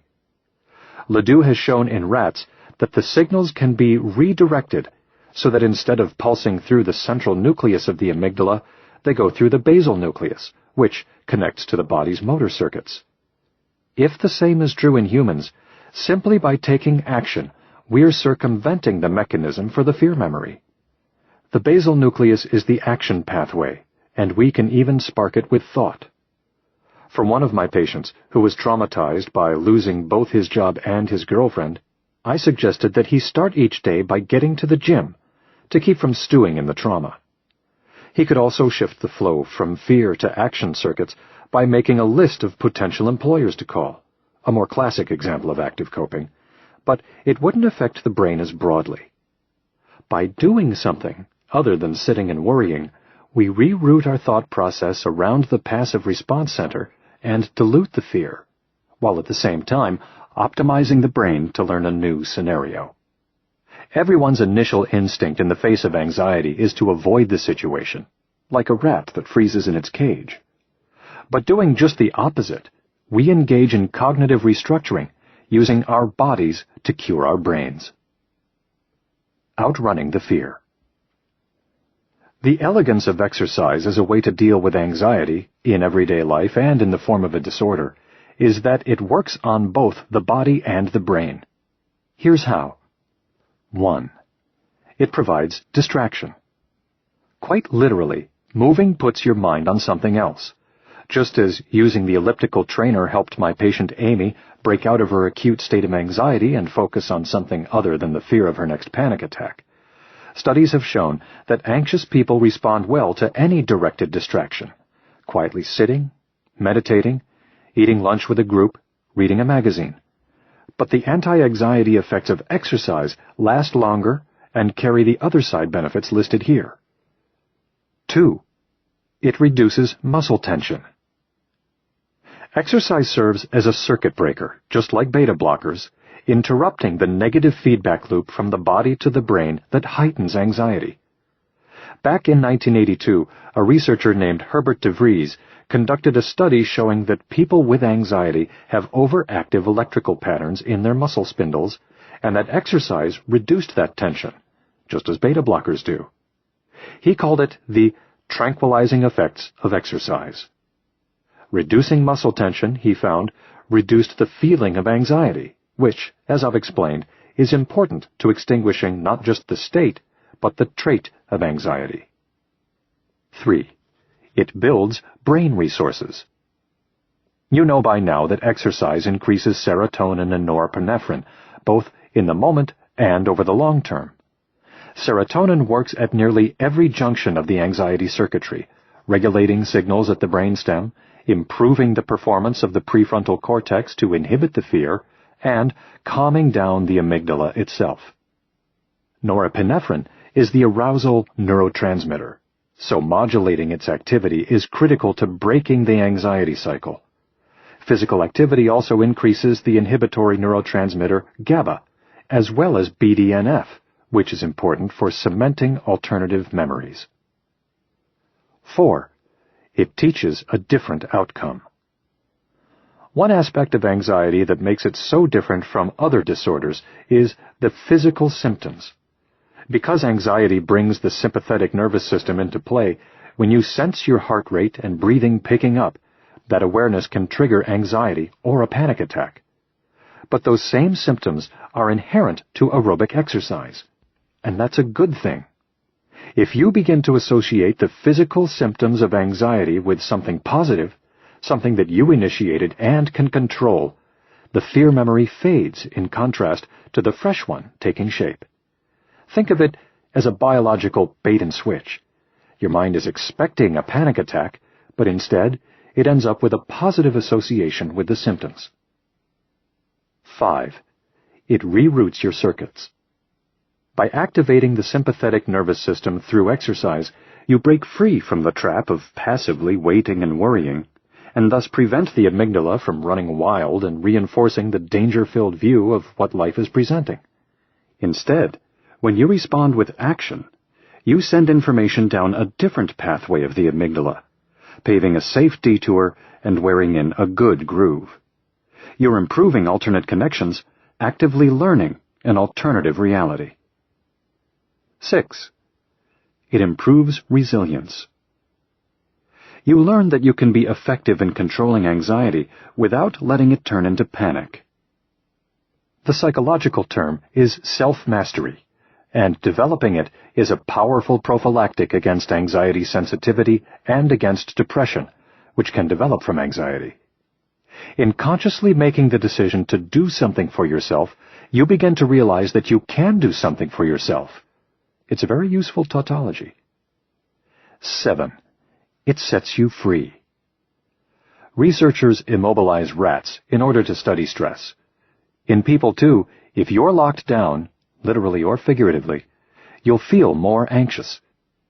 People who are anxious tend to immobilize themselves, balling up in a fetal position or just finding a safe spot to hide from the world. Agoraphobics feel trapped in their homes, but in a sense, any form of anxiety feels like a trap. The opposite of that, and the treatment, is taking action, going out and exploring, moving through the environment, exercising. Plan a counterattack.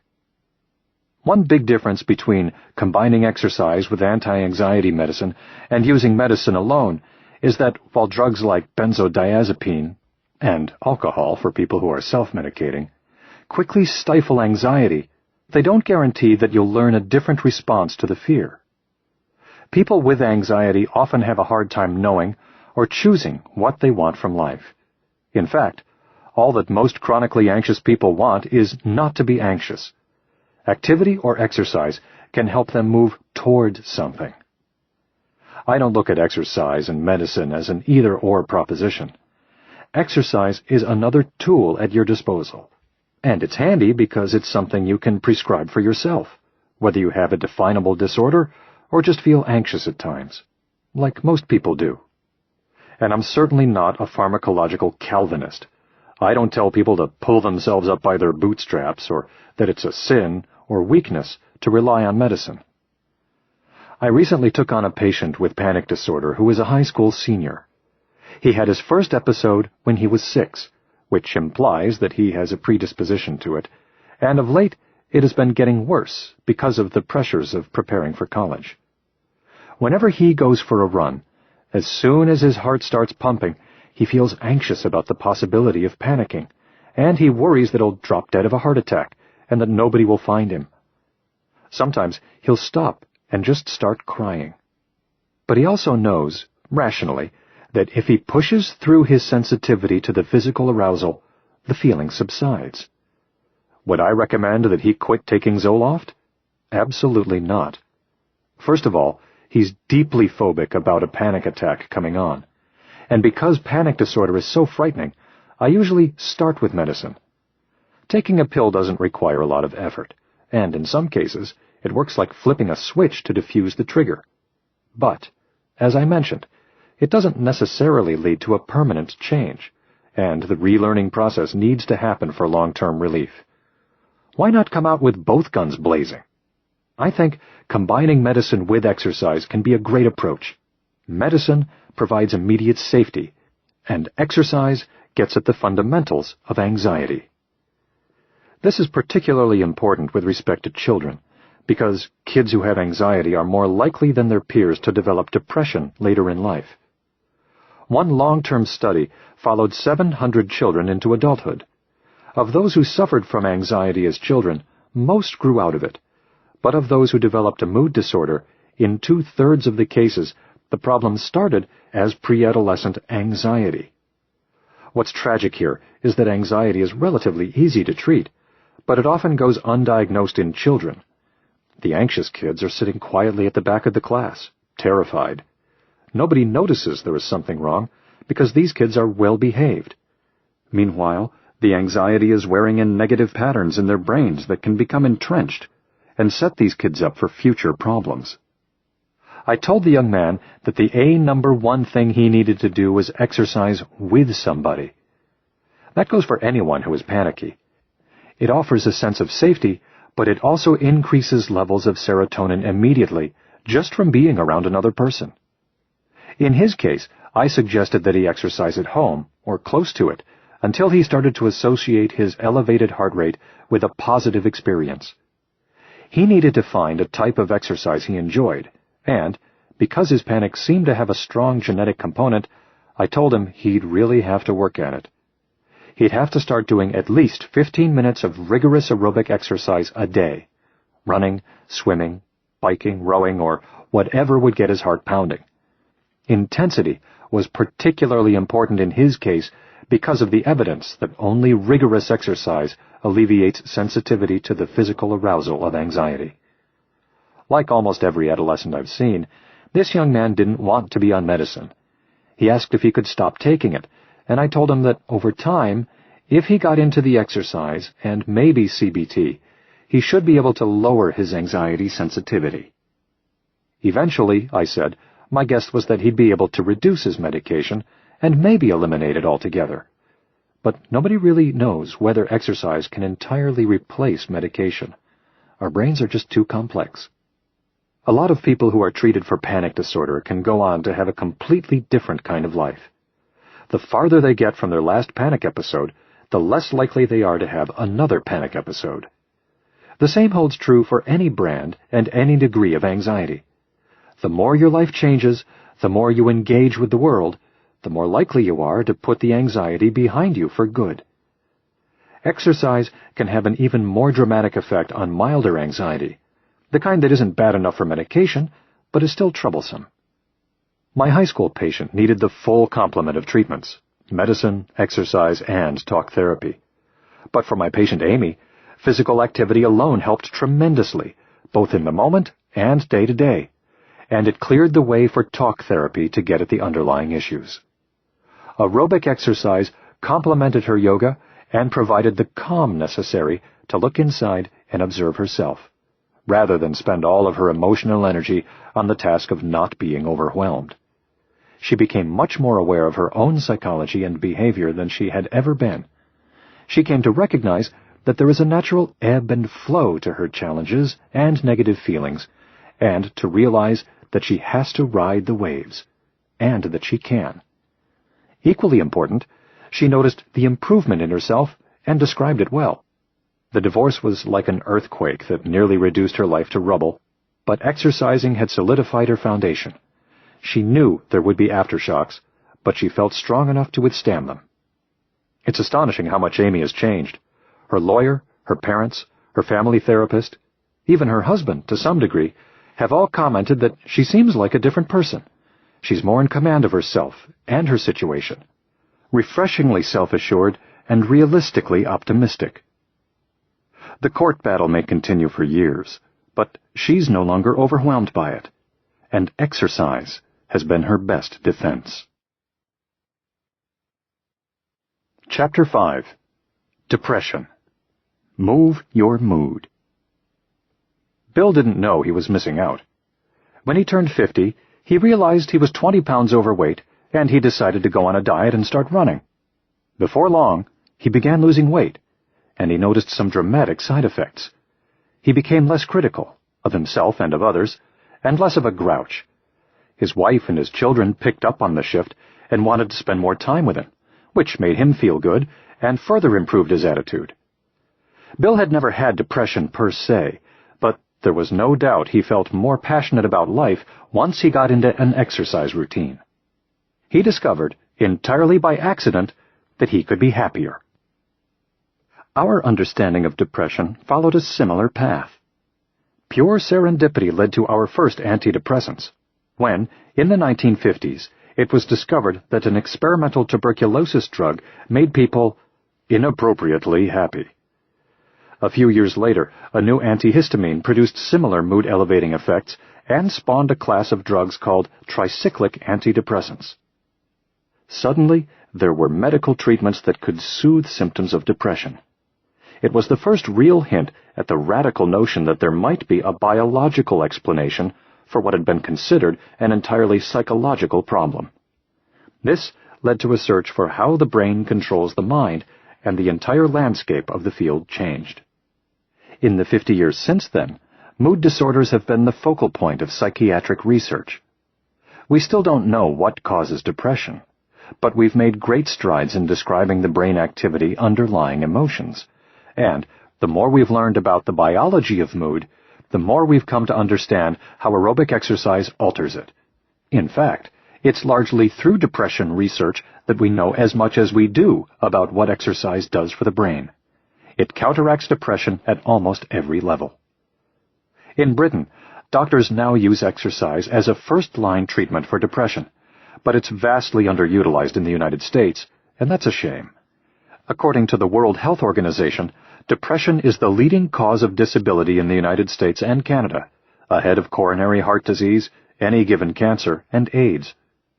About 17% of American adults experience depression at some point in their lives, to the tune of $26.1 billion in health care costs each year. It's impossible to know how many people try to commit suicide, but tragically, in the United States, someone succeeds about every 17 minutes.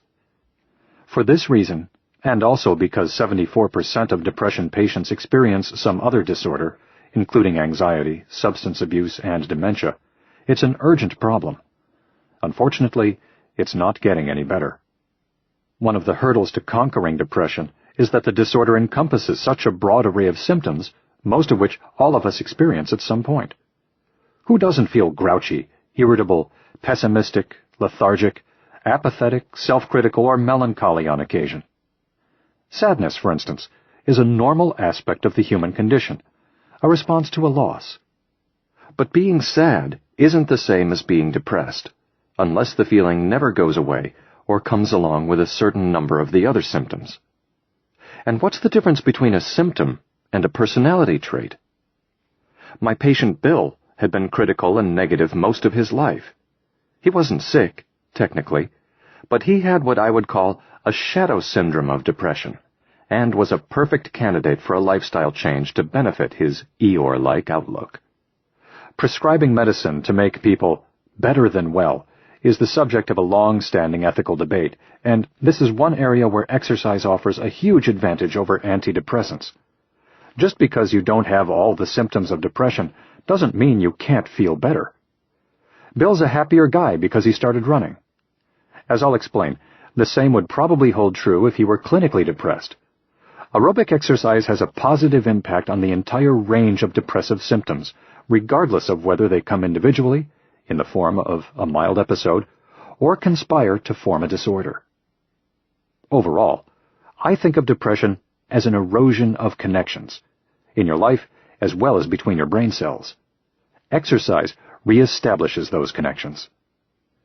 Within the spectrum of symptoms, there are distinctly different types of depression. I've had patients who don't eat and can't sleep, and others who eat too much and are so fatigued they feel like they can't get out of bed in the morning. Some can't even make the simplest decision, and they quietly withdraw from the world in a posture of helplessness, while others shout and challenge everything and everyone. Such contradictions make treatment difficult. If you have breast cancer, a biopsy can determine the best treatment. If you have depression, you may take a psychological test, and then it's a matter of trial and error to find a drug that might work. There is no blood test for depression. Which brings us back to the quest to find a biological culprit. By reverse engineering our original accidental antidepressants, we discovered that they increase the activity of the so-called monoamine neurotransmitters, norepinephrine, dopamine, and serotonin.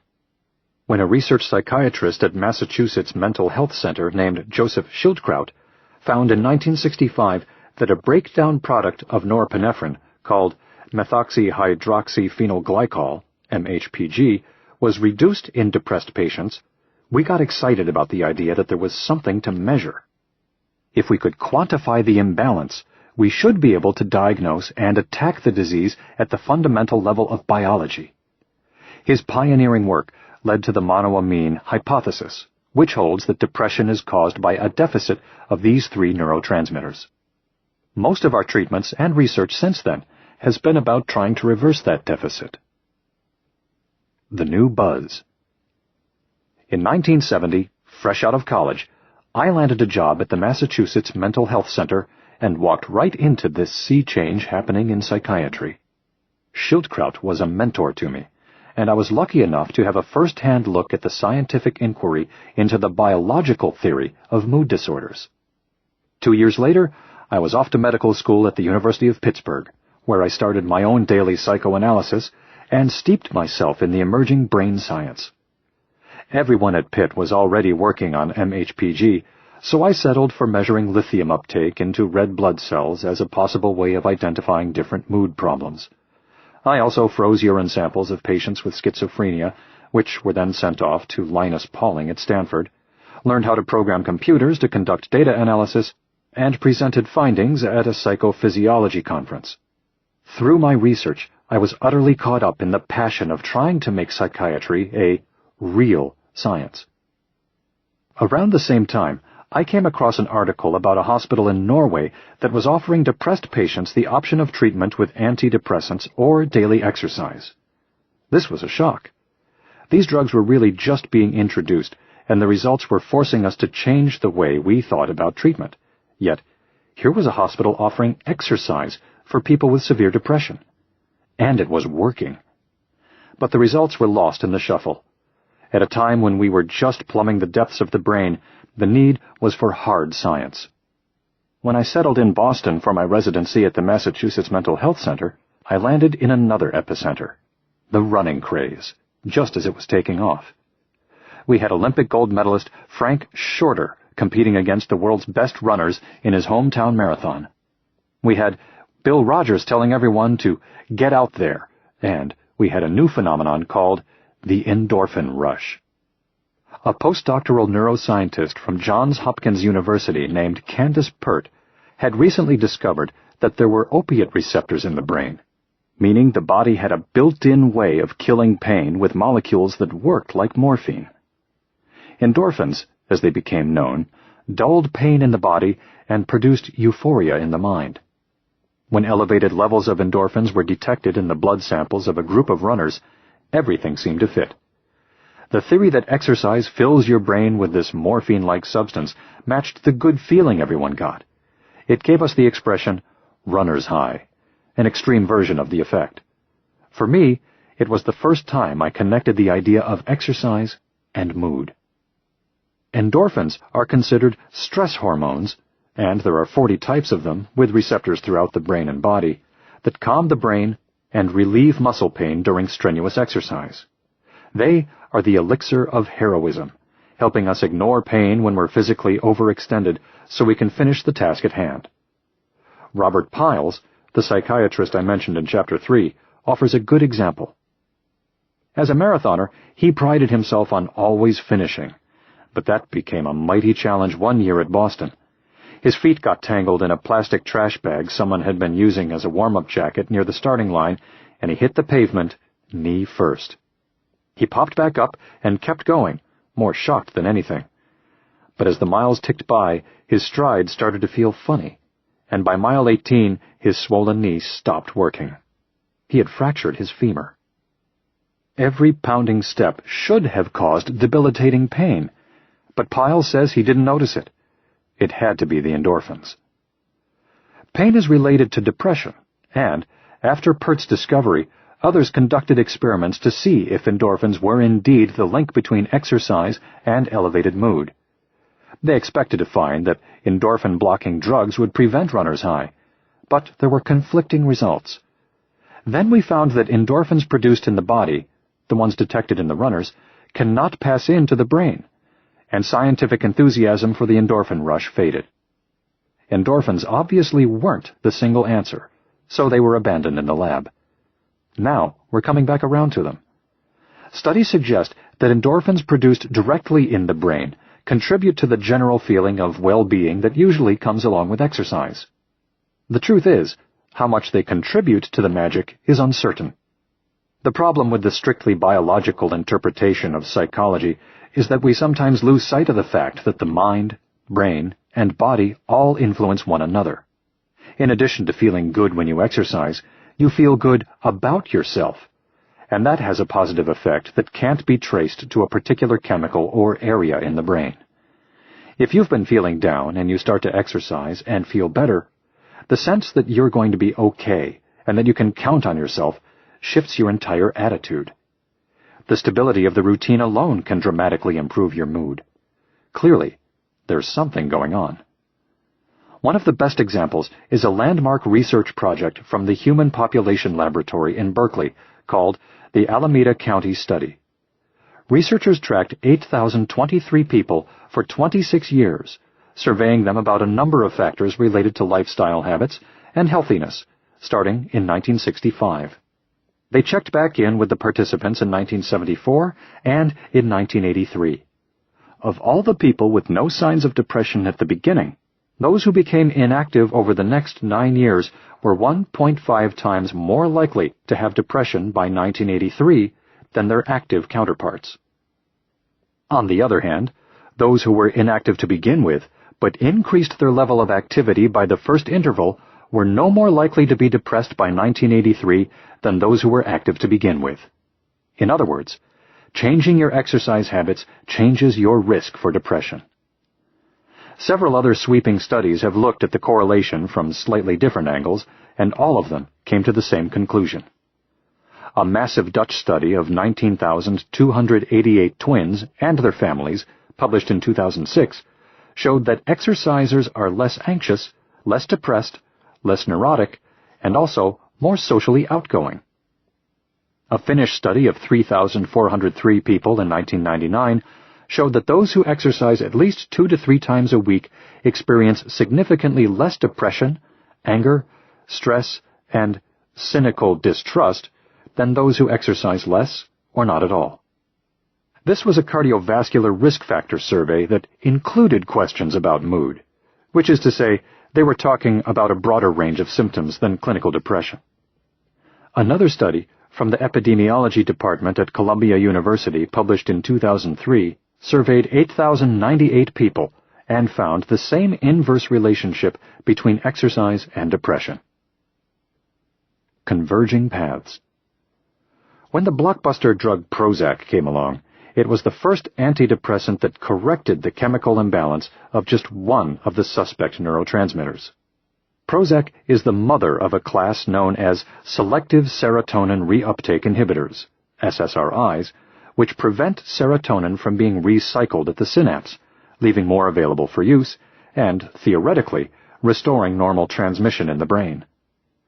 Prozac was exciting because it worked for a lot of people and it pointed to a single problem that could be fixed. It had a huge impact because it didn't just squelch negativity, it boosted self-esteem, which is a different dimension of the disease. 20 years later, it's evident that Prozac and its SSRI daughters don't work for everyone, nor do antidepressants that target norepinephrine, dopamine, or any combination of the three. One of the issues is side effects. To take an example, a good portion of my patients on SSRIs develop problems with their sex lives after a few months. Some estimates suggest that more than 50% complain of sexual side effects, ranging from lack of interest to lack of functionality. It says something that SSRIs are often used as a treatment for premature ejaculation and for sexual offenders. Sexual problems are easy for people to miss or dismiss, especially when they're otherwise feeling good, but they can sneak up on us and lead to other issues. Sexual feelings and passions are primary drivers in all of us, and muzzling them can leave us with a general lack of passion for life, or a lack of intimacy, or maybe a list of missed opportunities. On balance, the side effects are certainly outweighed by the most serious consequences of depression, but they get in the way for a lot of people. Now, SSRIs carry a warning that they may increase the risk of suicidal thoughts and actions in children and adolescents, a finding that is still in question. And stories are coming out about the difficulty of withdrawing from this class of drugs, especially from venlafaxine, Effexor. Recently, I started treating a successful entrepreneur whose life was a mess. He and his wife were separated because he'd had an affair, and he'd also lost his business. He came to me to find out more about an issue that had cropped up in couples therapy, where it became clear that he suffered from ADHD. Dead set against the idea of putting anything unnatural into his body, he resisted medication. But he finally agreed to try a stimulant, mostly because his wife was pressuring him, and he felt terribly guilty about cheating. We tried several different drugs, but we quickly stopped all of them. He got headaches, stomach aches, muscle pain. His attention problems aside, the primary issue, I told him, was that he was depressed. He was inactive, unmotivated, and he felt hopeless. He had done nothing to sort out his work situation, and although it had been months, he denied there was a problem. Then, one day he came in, and I could see his demeanor had deteriorated.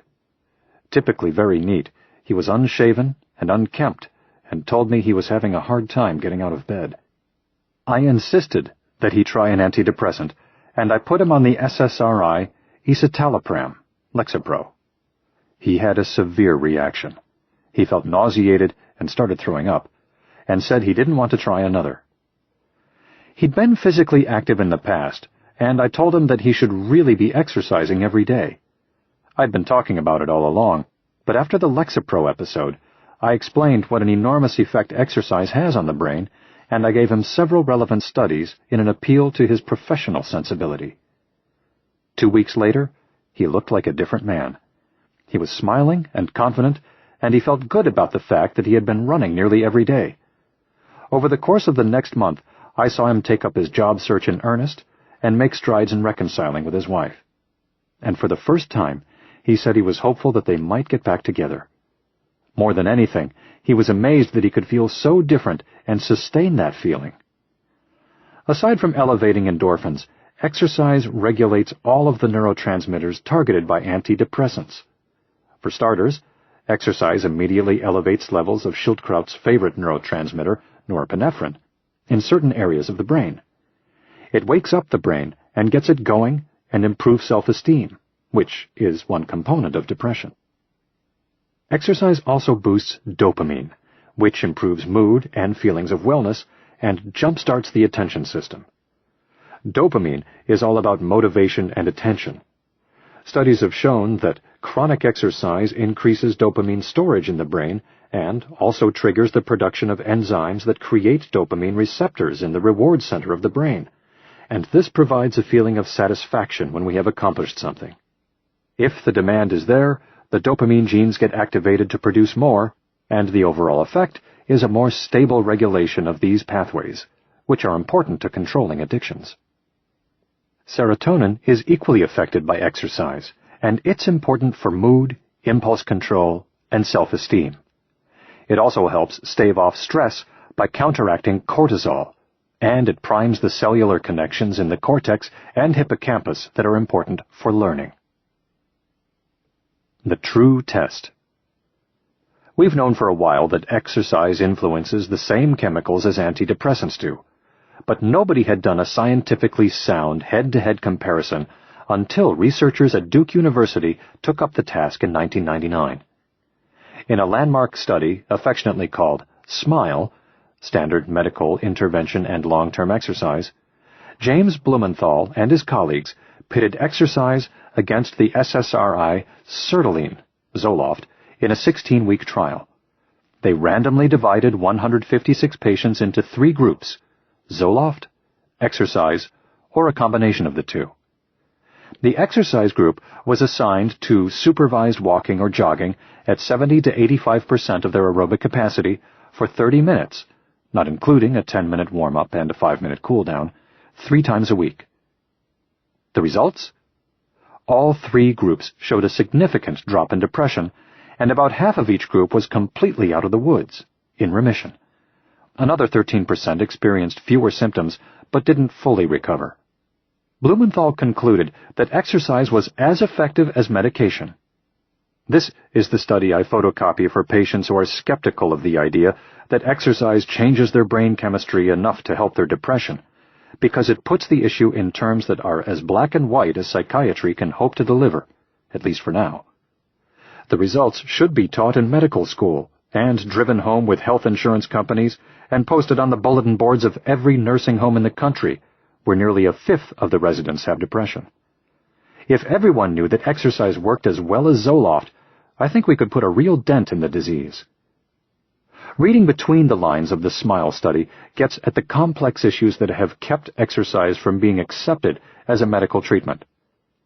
Just as with Andreas Brooks' comparison of exercise to the anti-anxiety drug clomipramine in 1997, although both groups ended up at the same point of improvement, the patients taking medication experienced more immediate relief. At first glance, this seemed to contradict the cautions from pharmaceutical companies that antidepressants might take 3 weeks to work. But those time estimates are based on statistics. I have had plenty of patients over the years who have responded within a few days. Conversely, what about the studies showing that a single bout of exercise can improve mood? For instance, in 2001, Northern Arizona University psychology professor Cheryl Hansen showed that as little as 10 minutes of exercise can immediately improve vigor and mood in healthy subjects. But if Hansen had re-examined mood several hours later, she probably would have found that it had returned to baseline. So, while it's important for us to realize that we can lift our mood with 1 session of exercise, it's also important to keep in mind that it takes longer to change our mood day to day. In Blumenthal's study, he assessed mood once a week, before exercise. He did see immediate improvement in some patients, but not as dramatically as with medicine. A crucial aspect of recovering from depression is being able to predict that you're still going to feel good 5 minutes from now, and then 5 hours from now. Eventually, you'll be confident that you'll feel better tomorrow morning. That might take a little longer with periodic exercise. 6 months after the study, Blumenthal and his colleagues surveyed the patients to see how they were doing and found that exercise worked even better than medicine over the long term. About 30% of the exercise group remained depressed versus 52% of those on medication and 55% for those in the combined treatment group. Blumenthal has some interesting theories about what happened in the combo group, which I'll explain in a bit. And of the patients who were in remission after the initial study, just 8% of the exercise group had a relapse, versus 38% in the medication group. Quite a significant difference. After the initial 4-month trial, the subjects were free to seek treatment, or not, however they chose, which complicated the results. Some signed up for psychotherapy, some in the medication group began exercising, and some in the exercise group started taking medicine, which brings a lot of variables into play. But Blumenthal's group found that the most significant predictor of whether someone felt better was how much they exercised. Specifically, Every 50 minutes of weekly exercise correlated to a 50% drop in the odds of being depressed. Blumenthal stopped short of concluding that exercise caused remission. Maybe the reverse was true. Patients who continued to exercise did so because they were less depressed. It's the classic chicken-egg problem scientists face when correlating physical activity and mood. Does it really matter whether you're less depressed because you exercise, or whether you exercise because you're less depressed? Either way, you feel better.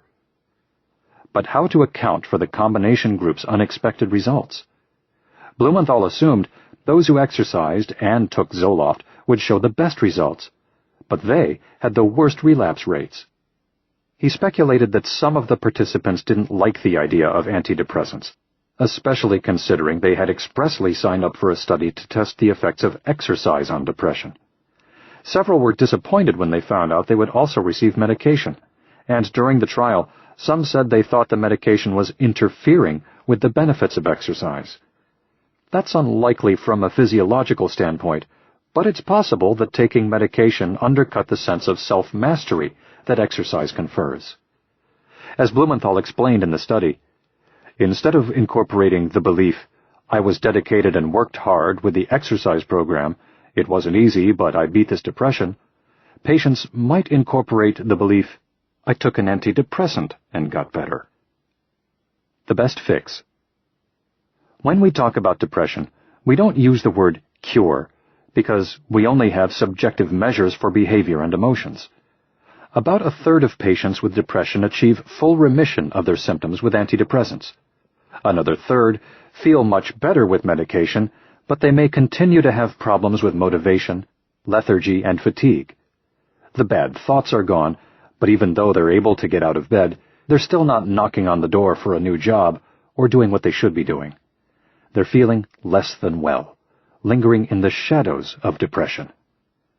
The current Diagnostic and Statistical Manual of Mental Disorders lists 9 symptoms for depression, and you need to have 6 to receive a diagnosis of depression. Say you can't concentrate, can't sleep, feel worthless, and aren't interested in anything. That's 4. Technically, you aren't depressed. What are you then? Just miserable? My point is, with any degree of depression, you need to snuff it out completely. And exercise is starting to be taken very seriously in this regard. Madhukar Trivedi, a clinical psychiatrist who is the director of the Mood Disorders Research Program at the University of Texas Southwestern Medical School, has been researching the effectiveness of using exercise to augment antidepressants. In 2006, he published a pilot study showing that patients who weren't responding to antidepressants lowered their scores on a common depression test by 10.4 points on a 17-point scale, a huge drop, after 12 weeks of exercise. All 17 patients were deeply depressed and had been taking antidepressants for at least 4 months. The drugs weren't working, but they stayed on them for the experiment. Trivedi enlisted the Cooper Institute to set up the exercise protocol. Then they let the patients, who were inactive to begin with, exercise at home, either walking or riding a stationary bike as often and as rigorously as they wanted. The only requirement was that they expend a certain amount of energy each week. Most chose to walk an average of 55 minutes 3 days a week. 9 people dropped out, which isn't unusual. But of the 8 who completed the exercise program, 5 achieved full remission. Even the patients who stuck with the program for only a few weeks showed an improvement in symptoms. The numbers were small, but Trivedi's results were huge. At least for some people, when drugs don't work, exercise does. It begs the question, why wouldn't you add exercise right from the beginning? Especially if you're playing trial and error with a host of other medications. But the allure of the magic pill is powerful, and it takes a long time to overturn attitudes. Just ask T. Byram Karasu, who was in charge of the American Psychiatric Association's work group on major depressive disorders. He pushed to get the APA to formally adopt exercise in its treatment guidelines for depression and suggested that psychiatrists tell every patient to walk 3 to 5 miles a day or do some other type of vigorous exercise. The APA balked, presumably because While most doctors acknowledge the anecdotal evidence that exercise improves mood, they say there isn't enough scientific evidence. In this age of deconstructing the brain and unlocking the secrets of the life and death of cells, it's difficult for psychiatrists to consider such a holistic strategy as exercise a treatment. Any doctor will tell you that the worst patients are other doctors. Imagine the difficulty, then, in convincing a patient of mine with a medical degree to exercise for her depression.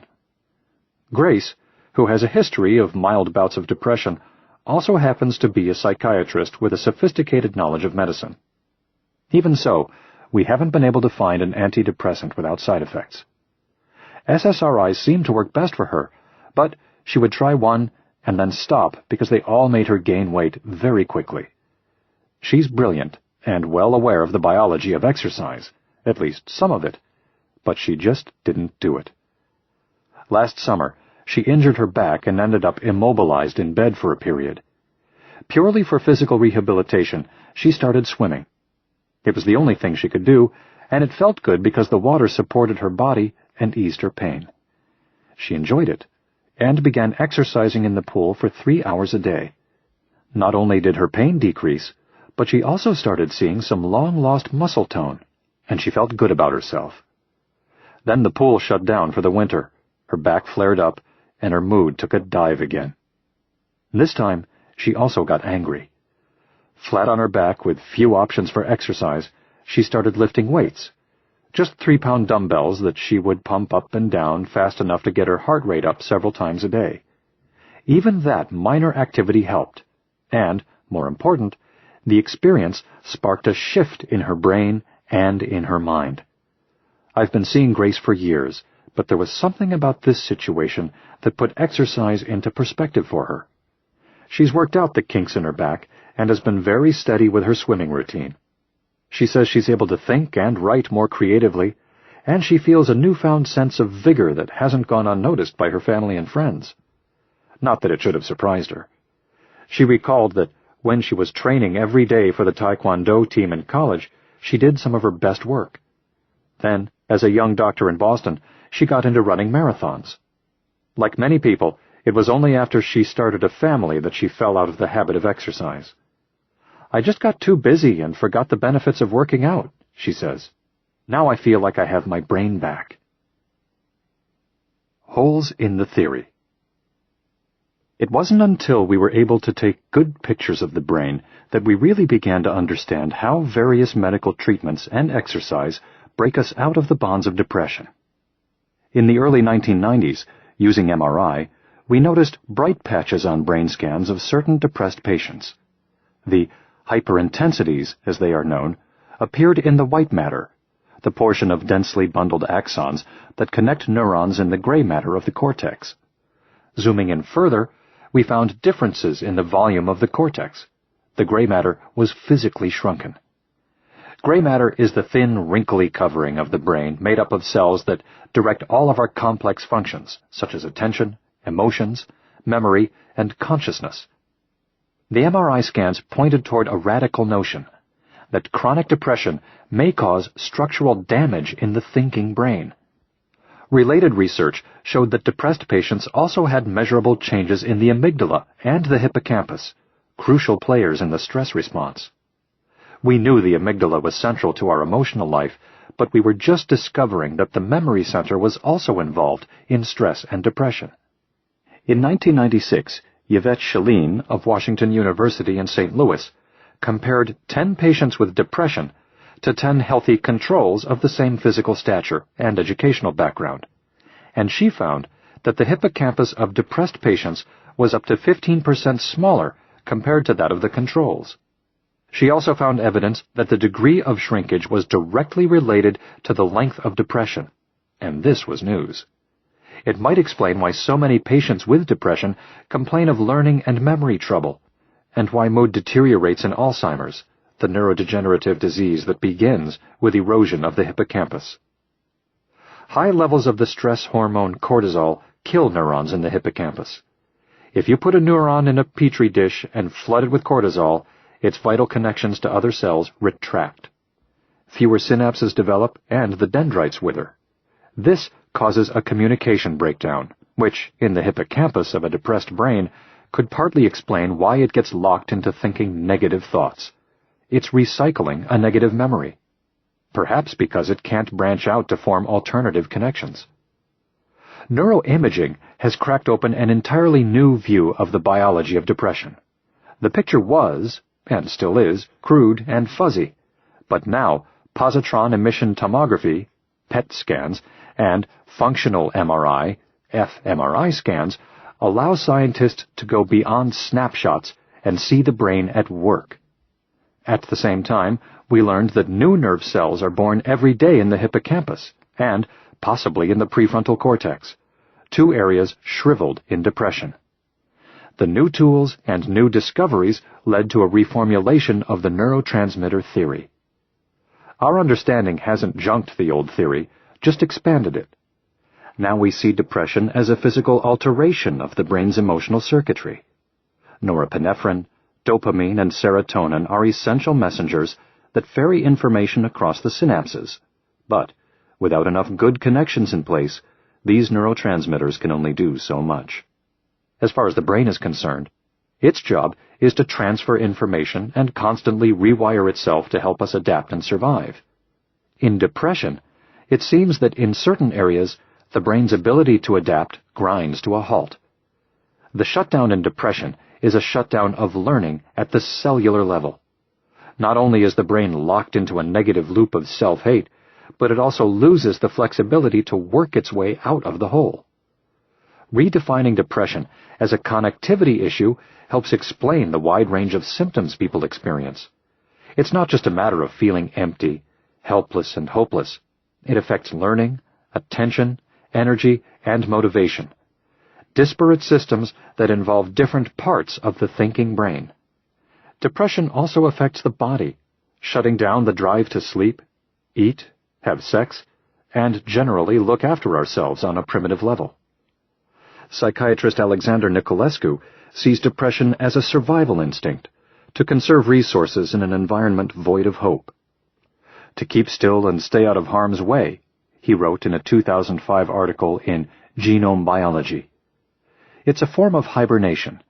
When the emotional landscape turns wintry, our neurobiology tells us to stay inside, except that it can last much longer than a season. It's as if our entire being has said, "There's nothing out there for me, so I may as well quit."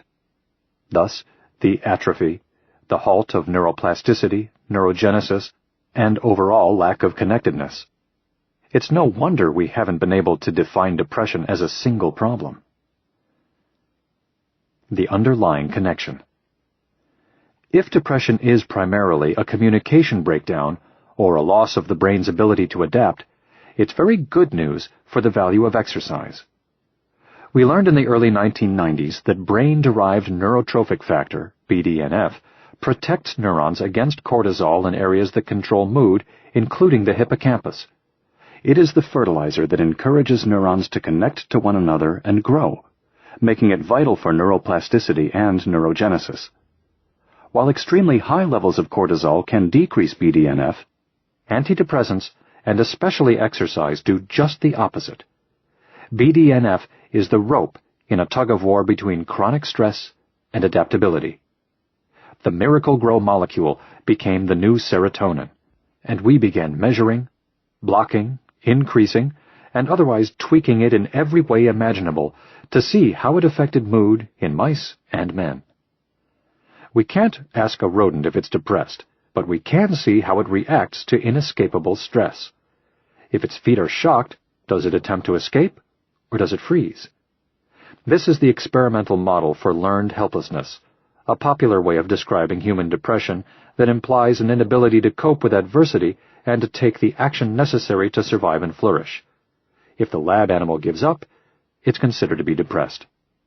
In one such experiment, when BDNF was injected directly into the hippocampi of mice, they were much quicker to try to escape than their non-treated counterparts. The injection seemed to have the same effect as exercise and antidepressants on the animal's behavior. Conversely, scientists have bred mice with genes that produce 50% less BDNF and found that they don't respond well to antidepressants, suggesting It's a necessary ingredient for the drugs to work. Such mice were significantly slower to try to escape stress than their peers with normal BDNF function. In people, scientists are limited to measuring BDNF in the bloodstream, which, at best, offers a rough approximation of levels in the brain. One study of 30 depressed patients showed that every one of them had lower than normal BDNF levels. In another, antidepressants restored depressed patients' BDNF levels to normal, and yet another showed that higher levels correspond to fewer symptoms. In post-mortem studies of people with depression who died of suicide, their brains had significantly decreased levels of BDNF. Even in healthy people, low BDNF levels have been correlated with personality traits that make them more vulnerable to depression, such as neuroticism and hostility. Exercise boosts BDNF at least as much as antidepressants and sometimes more in the rat hippocampus. One study showed that combining exercise with antidepressants spiked BDNF by 250%. And in humans, we know that exercise raises BDNF, at least in the bloodstream, much like antidepressants do. As with norepinephrine in the 1960s, BDNF may be the tip of the iceberg. Today, research focuses on BDNF, as well as vascular endothelial growth factor, VEGF, fibroblast growth factor, FGF2, insulin-like growth factor, IGF-1, and all the related chemicals involved in encouraging neuroplasticity and neurogenesis. At the same time, pharmaceutical companies are funding research to mark and measure all these factors and to map the genes affected by them, so they can figure out how to mimic their actions. BDNF and its neurotrophic brethren are much farther upstream in the neurochemical cascade than serotonin, closer to the source. Ultimately, the genes have to turn on the flow. The shift from the neurotransmitter hypothesis to the connectivity theory is a move from outside to inside the nerve cell.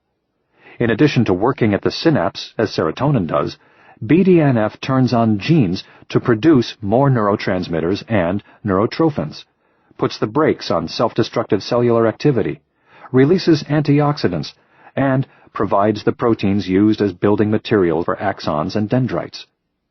These gene-regulated adaptations of BDNF might go a long way toward explaining the delayed effect of antidepressants. It can often take 3 weeks for antidepressants to work. Is it merely a coincidence that the process of neurogenesis, from the time a stem cell is born in the hippocampus until it plugs into the network, takes approximately the same amount of time? Many researchers think not. The latest twist to the connectivity theory is that a shutdown of neurogenesis might be a factor in depression. Some have shown that blocking neurogenesis in rats negates the effect of antidepressants, so it's a possibility. This could provide an even stronger link between exercise and its antidepressant effect, given that exercise clearly elevates BDNF and its sibling growth factors, and that these are essential to the building process of neurogenesis. Nobody has shown that a deficit of BDNF causes depression, but it's not for lack of trying. In 1997, Yale psychiatrist Ronald Duman published A Molecular and Cellular Theory of Depression in The Archives of General Psychiatry, and ever since, he and others have been unraveling the story of BDNF. In 2006, he charted how various treatments influence BDNF, including all available antidepressants, as well as less common forms of treatment such as electroconvulsive therapy, ECT, and transcranial magnetic stimulation, TMS. They all boost BDNF in the hippocampus, and Duman pointed out that ECT, the most effective treatment, raises it by 250%. But how is it that a blunt physical manipulation such as ECT, which sends an electrical current through the brain to induce a seizure, can work like drugs, therapy, and exercise? I think ECT provides a useful metaphor. If we look at depression as a sort of brain lock, then we can see a common thread between these approaches. They are all shocks of a sort. They send sparks flying to change the dynamic in the brain. Some parts are stuck in a constant whir, and others are locked in place. The key, I think, is to wake up the brain and the body so you can pull yourself out of the downward spiral. What makes aerobic exercise so powerful is that it's our evolutionary method of generating that spark. It lights a fire on every level of your brain, from stoking up the neurons' metabolic furnaces to forging the very structures that transmit information from one synapse to the next.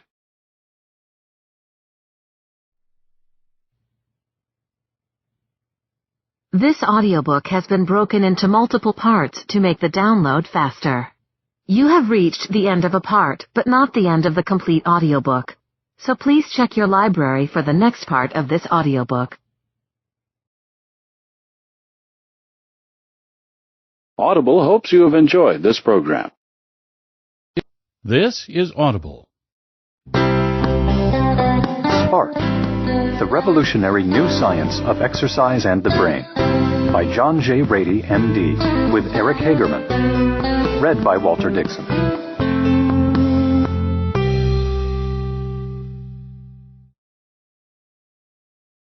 Breaking the bonds. While molecular scientists approach brain lock with tools to pick it, Emory University neurologist Helen Mayberg wants to smash it wide open. Several years ago, she tested a radical therapy called deep brain stimulation, DBS, in which she inserted an electrode into the subgenual cortex in a half-dozen severely depressed patients, for whom every other form of medical treatment had failed. These people are stuck, Mayberg says. They have an inability to put thought into action because they're not in gear. We need to find a way, metaphorically, to unstick them. She used voltage, and the results were profound. All 6 patients spontaneously described sensations such as a disappearance of the void right there on the operating table the second the electrodes were switched on. 4 of them eventually achieved full remission. The area of the brain Mayberg targeted is the tip of the anterior cingulate, which is the major way station between information coming down from prefrontal cortex and up from limbic system. A landing between upstairs and downstairs in your emotional stairwell.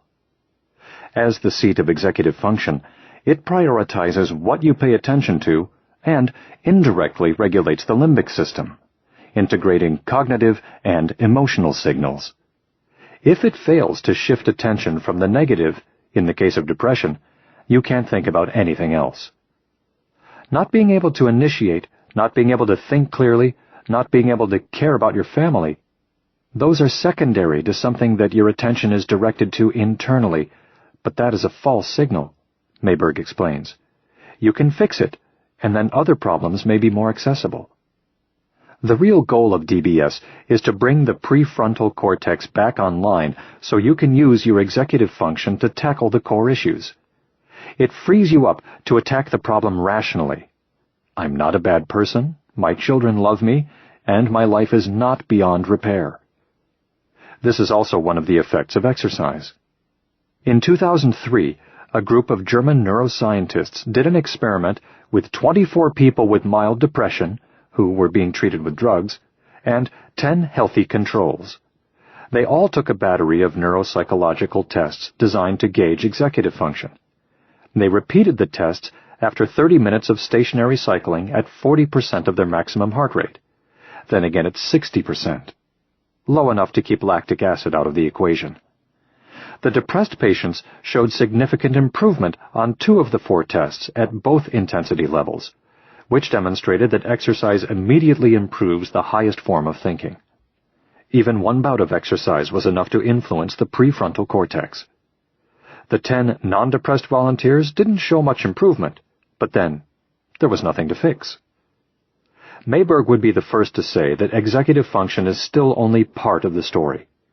In comparing PET scans of patients who responded to antidepressants against others who responded to cognitive behavior therapy, she found that the 2 approaches change activity levels of the limbic system from opposite directions.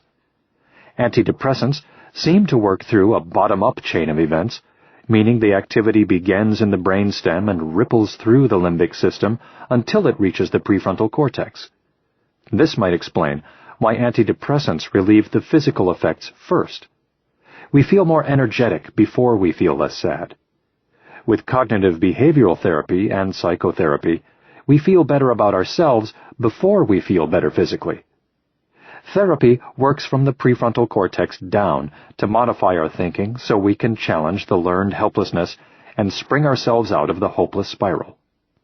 The beauty of exercise is that it attacks the problem from both directions at the same time. It gets us moving, naturally, which stimulates the brain stem and gives us more energy, passion, interest, and motivation. We feel more vigorous. From above, in the prefrontal cortex, exercise shifts our self-concept by adjusting all the chemicals I've mentioned, including serotonin, dopamine, norepinephrine, BDNF, VEGF, and so on. And, unlike many antidepressants, exercise doesn't selectively influence anything. It adjusts the chemistry of the entire brain to restore normal signaling. It frees up the prefrontal cortex so we can remember the good things and break out of the pessimistic patterns of depression. It also serves as proof that we can take the initiative to change something. This paradigm holds true for exercise's effect on mood in general, regardless of whether we're depressed or coping with some nagging symptoms, or even if we're just having a bad day.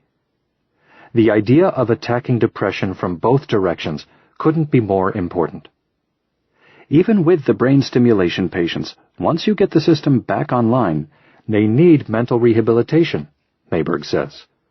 Part of the initial rehab is simply to get them doing something. The best kind of behavioral therapy is to just go outside, go for a walk, do something. It doesn't require you to have elaborate planning. It doesn't put you into a negative spin. If you do a physical activity, it's very quickly reinforcing because, before, you couldn't initiate to make yourself do something. If your prefrontal cortex has been offline for a while, you need to reprogram it, and exercise is the perfect tool. You begin to look at the world differently, and you see trees instead of a barren wasteland. When you see yourself moving, that alone is an achievement, proof that you can help yourself.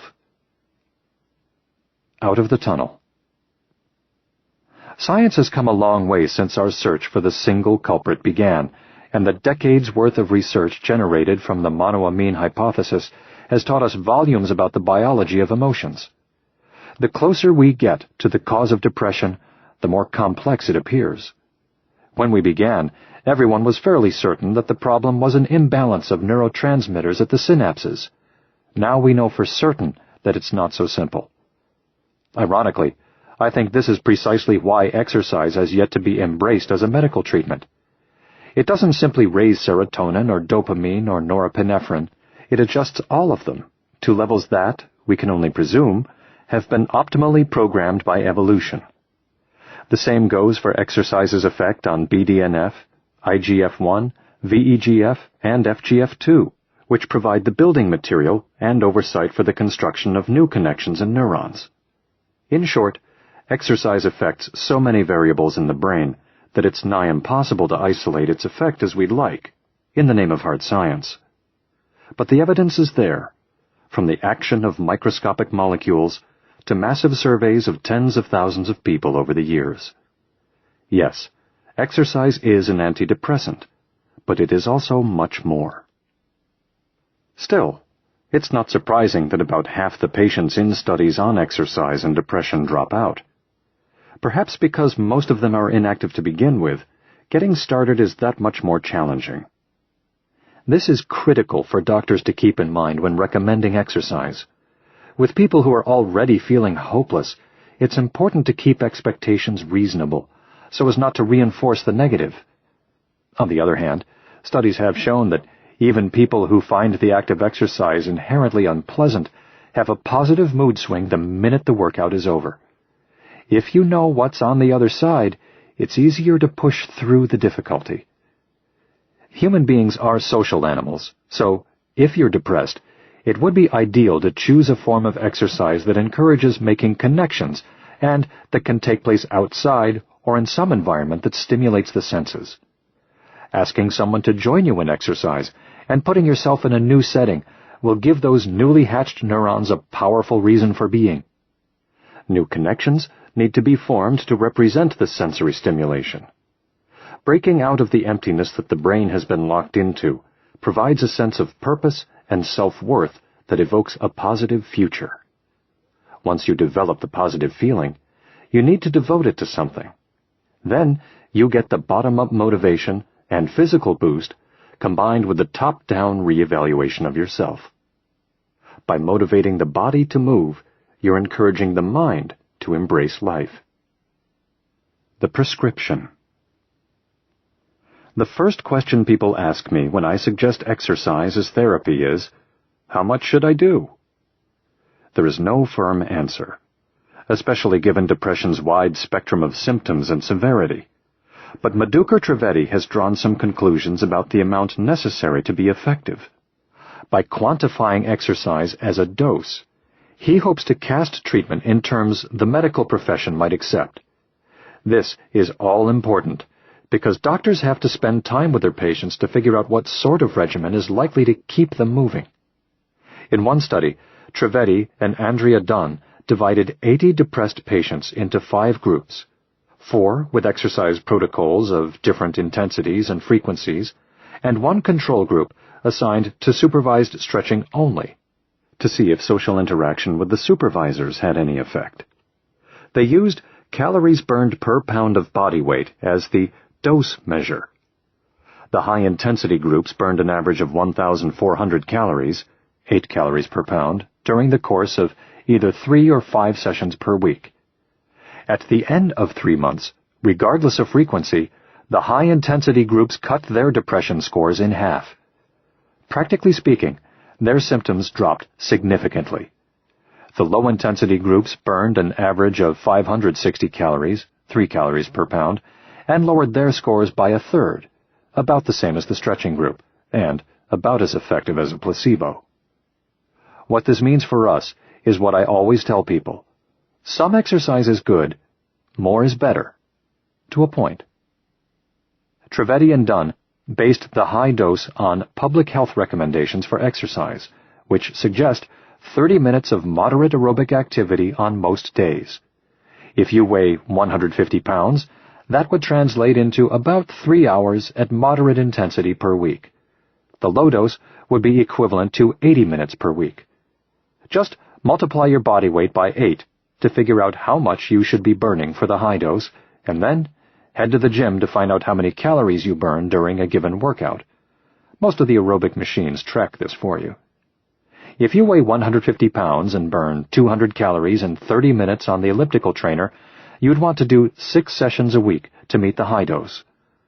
I would recommend at least this much exercise for anyone who, like my patient Bill, has a shadow syndrome of depression. These are people who aren't clinically depressed, but who tend to look at life with a primarily pessimistic attitude, or who have the impression that nobody in the world, themselves included, meets their high standards. For Bill, when he got into running and lifting weights, he met up with a group of regulars at the gym every morning for a workout and coffee. His performance and relationships at work improved, and he felt like he didn't look at every new project with knee-jerk resentment. He almost welcomed new challenges, which completely changed his wife's view of him. Then, there are those people who are just moody. They tend to have low self-esteem, partly because they're so uncertain about how they'll feel from day to day, crabby or buoyant. One of my patients, Jillian, fit this description. We started exploring this issue after she got engaged to the man of her dreams and began feeling blue and irritable more often than not. Naturally, I had been pushing her to exercise, and she finally joined a gym near her office. Wisely, she teamed up with a coworker who was already going, and they supported each other to work out every day at lunchtime. After a few months, she was pleased with herself, and she expressed how stabilizing the daily activity was. It helped her maintain a rhythm in her life, which added to her sense of stability. Some people who have mood swings may describe themselves as manic-depressive or bipolar, but that's a problem of an entirely different magnitude. I haven't discussed bipolar disorder primarily because so little research has been done on exercise's effects on it. Recently, though, a preliminary study clearly showed that hospitalized patients with bipolar disorder who participated in a walking program suffered fewer depressive symptoms and less anxiety compared to those who were unwilling or unable to participate. And, Giving bipolar patients a stable social routine has been shown to improve long-term outcomes. It's only been very recently that exercise started making its way into treatment protocols for bipolar disorder. In some ways, exercise is even more important for prevention than it is for treatment. One of the first symptoms of depression, even before your mood drops to new lows, is sleep disturbance.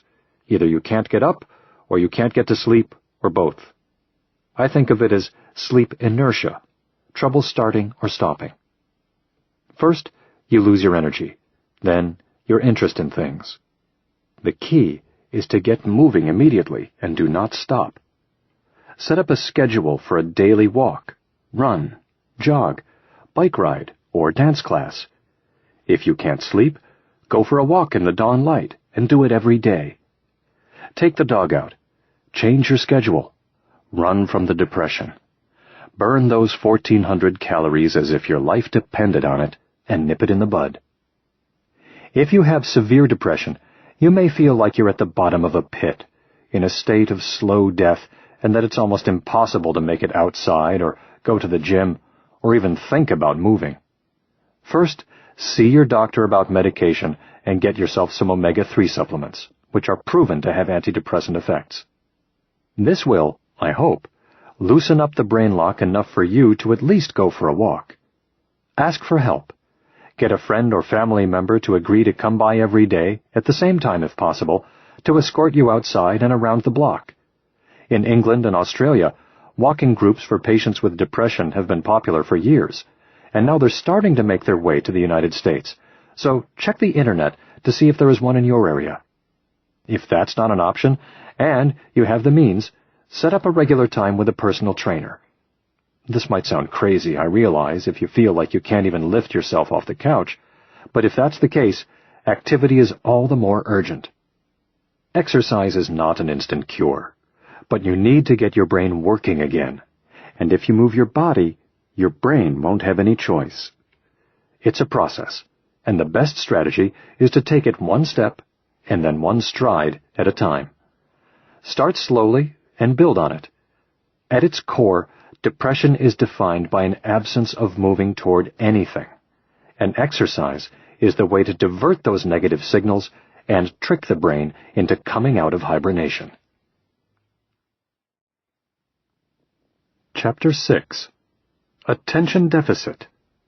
Running from Distraction.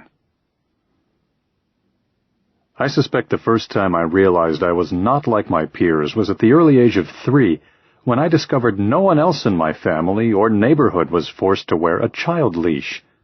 Wrote Sam, a 36-year-old venture capitalist who came to me in hopes of understanding his lifelong disorder, which was starting to manifest itself in his young son. I have always been known in the family as the troublemaker, and spent most of my childhood in the doghouse and the dunce corner. My teachers felt that I had the ability to be a good student, but never fully applied myself. I am able to express myself well and organize my thoughts, but often procrastinate. Sam is no dunce, but like so many others with attention deficit hyperactivity disorder, ADHD, his erratic behavior led everyone around him to label him as stupid or stubborn or spoiled. He didn't want his son to suffer the same shame, and he was now seeking help at the encouragement of his business partner and his wife. "Neither quite understands how I can function with so much chaos in my life," he told me. Chaos, high drama, deadline pressure, acute stress of any form acts like a drug for Sam's brain. His letter to me outlining his history acknowledges that he had disciplinary problems because he didn't deal well with authority figures, and that he got into drugs at age 14. Yet he wasn't exactly a delinquent. When he turned 16, his parents forbade him from getting his driver's license until he shaped up, and he boosted his GPA from 1.5 to 3.5 almost overnight. Proof, many would argue, that his teachers were right. He just needed to try. But the problem with Sam wasn't his attitude. ADHD stems from a malfunction of the brain's attention system, a diffuse linkage of neurons that hitches together areas controlling arousal, motivation, reward, executive function, and movement. Let's take one element of the attention system, motivation. While it's true that people with ADHD just need to get motivated, it's also true that, like every other aspect of our psychology, motivation is biological. What about the child who can't pay attention in class, but can sit perfectly still for hours playing a video game? Or the woman who spaces out when her husband is talking, but has no trouble focusing on magazine gossip about Brad and Angelina? Obviously, they can pay attention when they want to, right? Not exactly. If we were to look at functional MRI, fMRI, scans of the brains of these people, and scientists have, we would see distinct differences in activity at the reward center in each situation. The reward center is a cluster of dopamine neurons called the nucleus accumbens, which is responsible for doling out pleasure or satisfaction signals to the prefrontal cortex, and thus providing the necessary drive or motivation to focus. The sort of stimulation that will activate the reward center enough to capture the brain's attention varies from person to person. What wound up working for Sam was the rigid structure and rigorous physical activity of college athletics, and the desire to prove to everyone back home that he wasn't stupid. He put himself through school by playing Division III football and lacrosse, and made the dean's list a number of times. I believe participating in a sporting regimen which required 5 a.m. practice sessions, he wrote, was the turning point that allowed me to see that I could function better in all my endeavors. Now he runs several miles every morning and is a partner in a venture capital firm, matching entrepreneurs with big money investors. In the parlance of this rarefied realm, Sam is what's known as a rainmaker, a high-energy personality with the social skills and business savvy to make deals happen. When there's a big one on the table, he has no trouble focusing. The intense pressure allows him to laser in and obsess over every angle, often to the point that the deal consumes all his waking hours. Paradoxically, the ability to hyper-focus is a common trait of ADHD, and it often leads people to miss the diagnosis because it doesn't seem to fit. New patients will tell me that they can't possibly have ADHD since they often get completely absorbed in what they're reading or doing. But the glitch in the attention system isn't strictly a deficit. It's more of an inability to direct attention or to focus on command. I tell my patients a more helpful way to think of ADHD is as an attention variability disorder. The deficit is one of consistency. Sam gets this. He schedules important work and meetings early in the day when he can still feel the calming effects of his morning run, knowing that he gets progressively more scattered as the day goes on. As for returning phone calls, if it weren't for his secretary, it would never happen. He still struggles with most of the core behavioral symptoms that branded him a problem child back in school, but he's figured out how to manage his ADHD and harness his hyperactivity to some extent, even using it to his advantage. By recognizing his difficulties, he's been able to arrange his day and his life in such a way that he can be successful. Mass distraction. I have co-authored 3 books about ADHD with my friend and colleague Ned Hallowell. The first, Driven to Distraction, was published in 1994, and as it grew into a bestseller and the broader public became familiar with the general outlines of ADHD, along came the biggest cultural paradigm shift of the century, the World Wide Web. The Internet's endless stream of distractions would challenge anyone's attention span. It's easy to get distracted in today's world. It's become so full of information, noise, and interruptions that all of us feel overwhelmed and unfocused at times. The amount of data in the world is doubling every few years, but our attention system, like the rest of the brain, was built to make sense of the surrounding environment as it existed 10,000 years ago. In our cyber-centric world, however, we quickly learn to expect things to happen immediately, and if they don't, we're easily frustrated. If our cell phone doesn't ring, or our email inbox sits empty for more than an hour, we wonder what's going on. Who has the time or patience to sequence or plan or think things through and evaluate consequences? Why bother when we can click to the next? It's no wonder exercise gets pushed to the bottom of the priority list. It requires planning and work. Experts estimate that just over 4% of American adults, that's 13 million people, have ADHD, which is not to say that the remaining 96% of the population is completely free of attention problems. To a certain degree, everyone suffers from fleeting attention. And, as I've mentioned, there are varying degrees of severity for many mental health disorders. Shadow syndromes, which are personality traits that don't necessarily meet the full checklist of symptoms doctors rely on to make diagnoses. People with shadows of ADHD might have constant problems with romantic relationships, for example, or they might succeed in intense, high-energy fields, or both. They often become entrepreneurs, bond traders, salespeople, emergency room doctors, firefighters, trial lawyers, movie moguls, or advertising executives. These are jobs in which the tendency toward hyperactivity, nonlinear thinking, and risk-taking can lead to great achievements. Sporadic attention can be a real strength in a frenetic setting. People with shadows of ADHD might retain problems with organization, forgetfulness, and personal relationships, but they can get it together when the pressure is on. There are still those who think the way Sam's teacher did. Because all of us suffer from lapses in attention, it's easy to assume that all it takes to concentrate is a little effort. I still meet people who believe ADHD is just a matter of laziness, or bad child rearing, or stupidity, or willfulness, or hooliganism. Ironically, such skepticism has roots in the medical community itself, which for decades believed that kids magically grew out of ADHD in adolescence. Some of the work I'm most proud of is challenging this conventional wisdom and showing that ADHD exists in adults. Now, ADHD is the most studied disorder in medicine, and it's clearly not an attitude problem. Otherwise, it wouldn't run in families. But according to a study of nearly 2,000 Australian identical twins, if one twin has ADHD, there is a 91% chance the other one will have it too. The landmark study proving that ADHD stems from a biological irregularity was published by Alan Zemetkin and his colleagues from the National Institute of Mental Health in 1990. Using PET scans to measure brain activity, the study showed that during an attention test, the brains of adults with ADHD work differently from those without ADHD.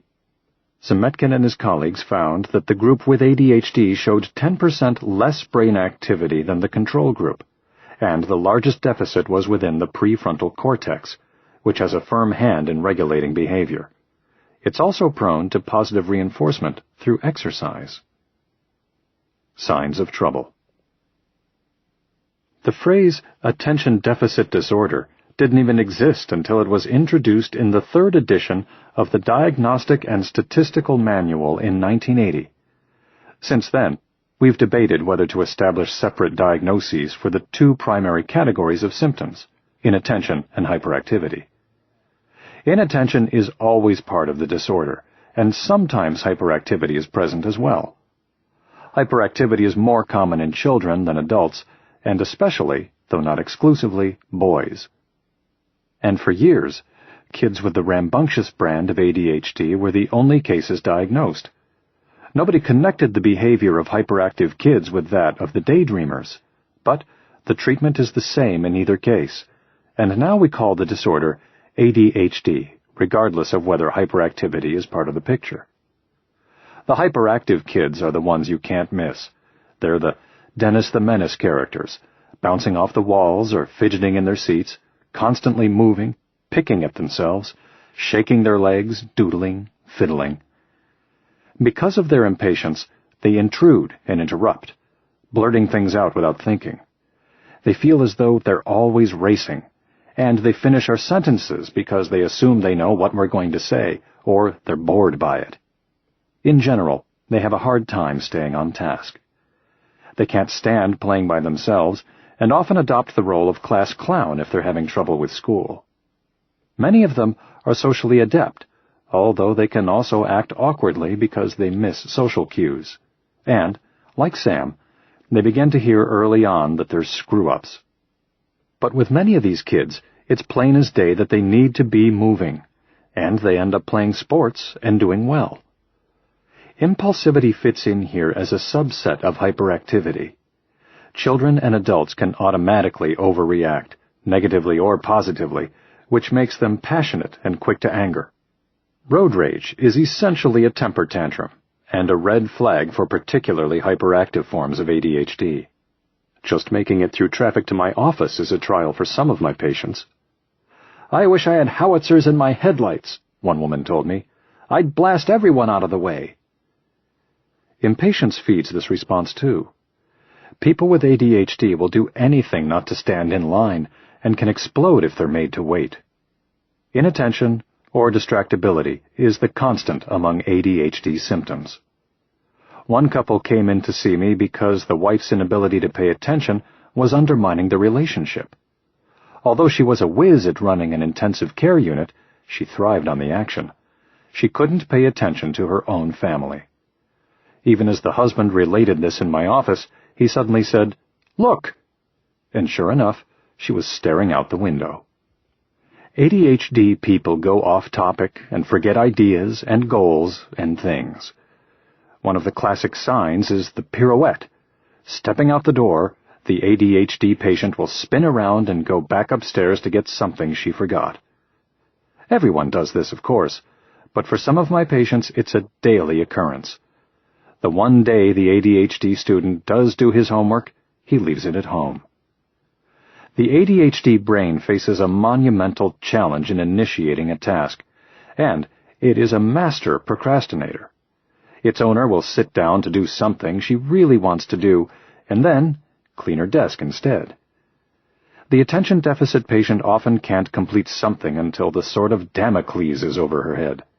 She has a terrible time organizing things, so her room and office are messy, and she has a love-hate relationship with structure.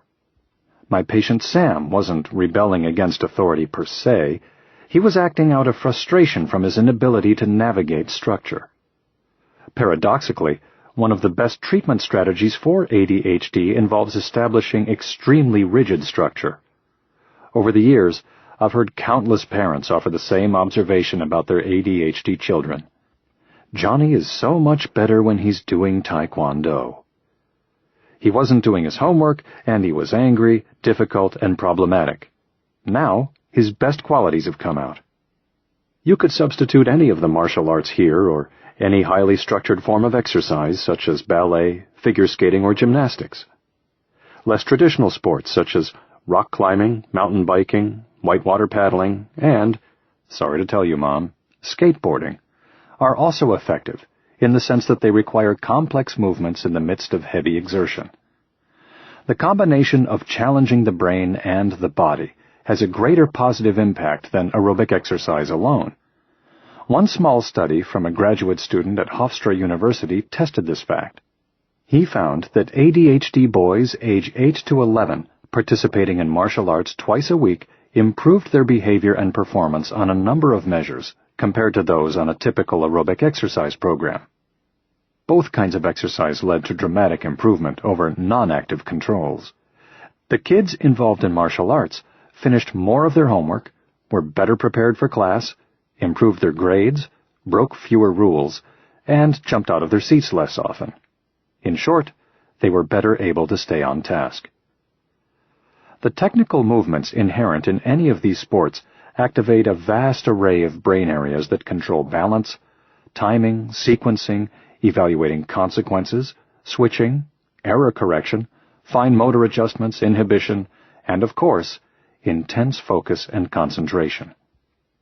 In the extreme, playing these kinds of sports is a matter of survival, avoiding getting karate chopped or breaking your neck on the balance beam or drowning in a swirling pool of whitewater, and thus taps into the focusing power of the fight-or-flight response. When the mind is on high alert, there is plenty of motivation to learn the skills necessary for these activities. As far as the brain is concerned, it's do or die. And, of course, most of the time we will be in the aerobic range, which boosts our cognitive abilities and makes it easier to absorb new moves and strategies. Coming through loud and unclear. The attention system doesn't claim a central address in the brain.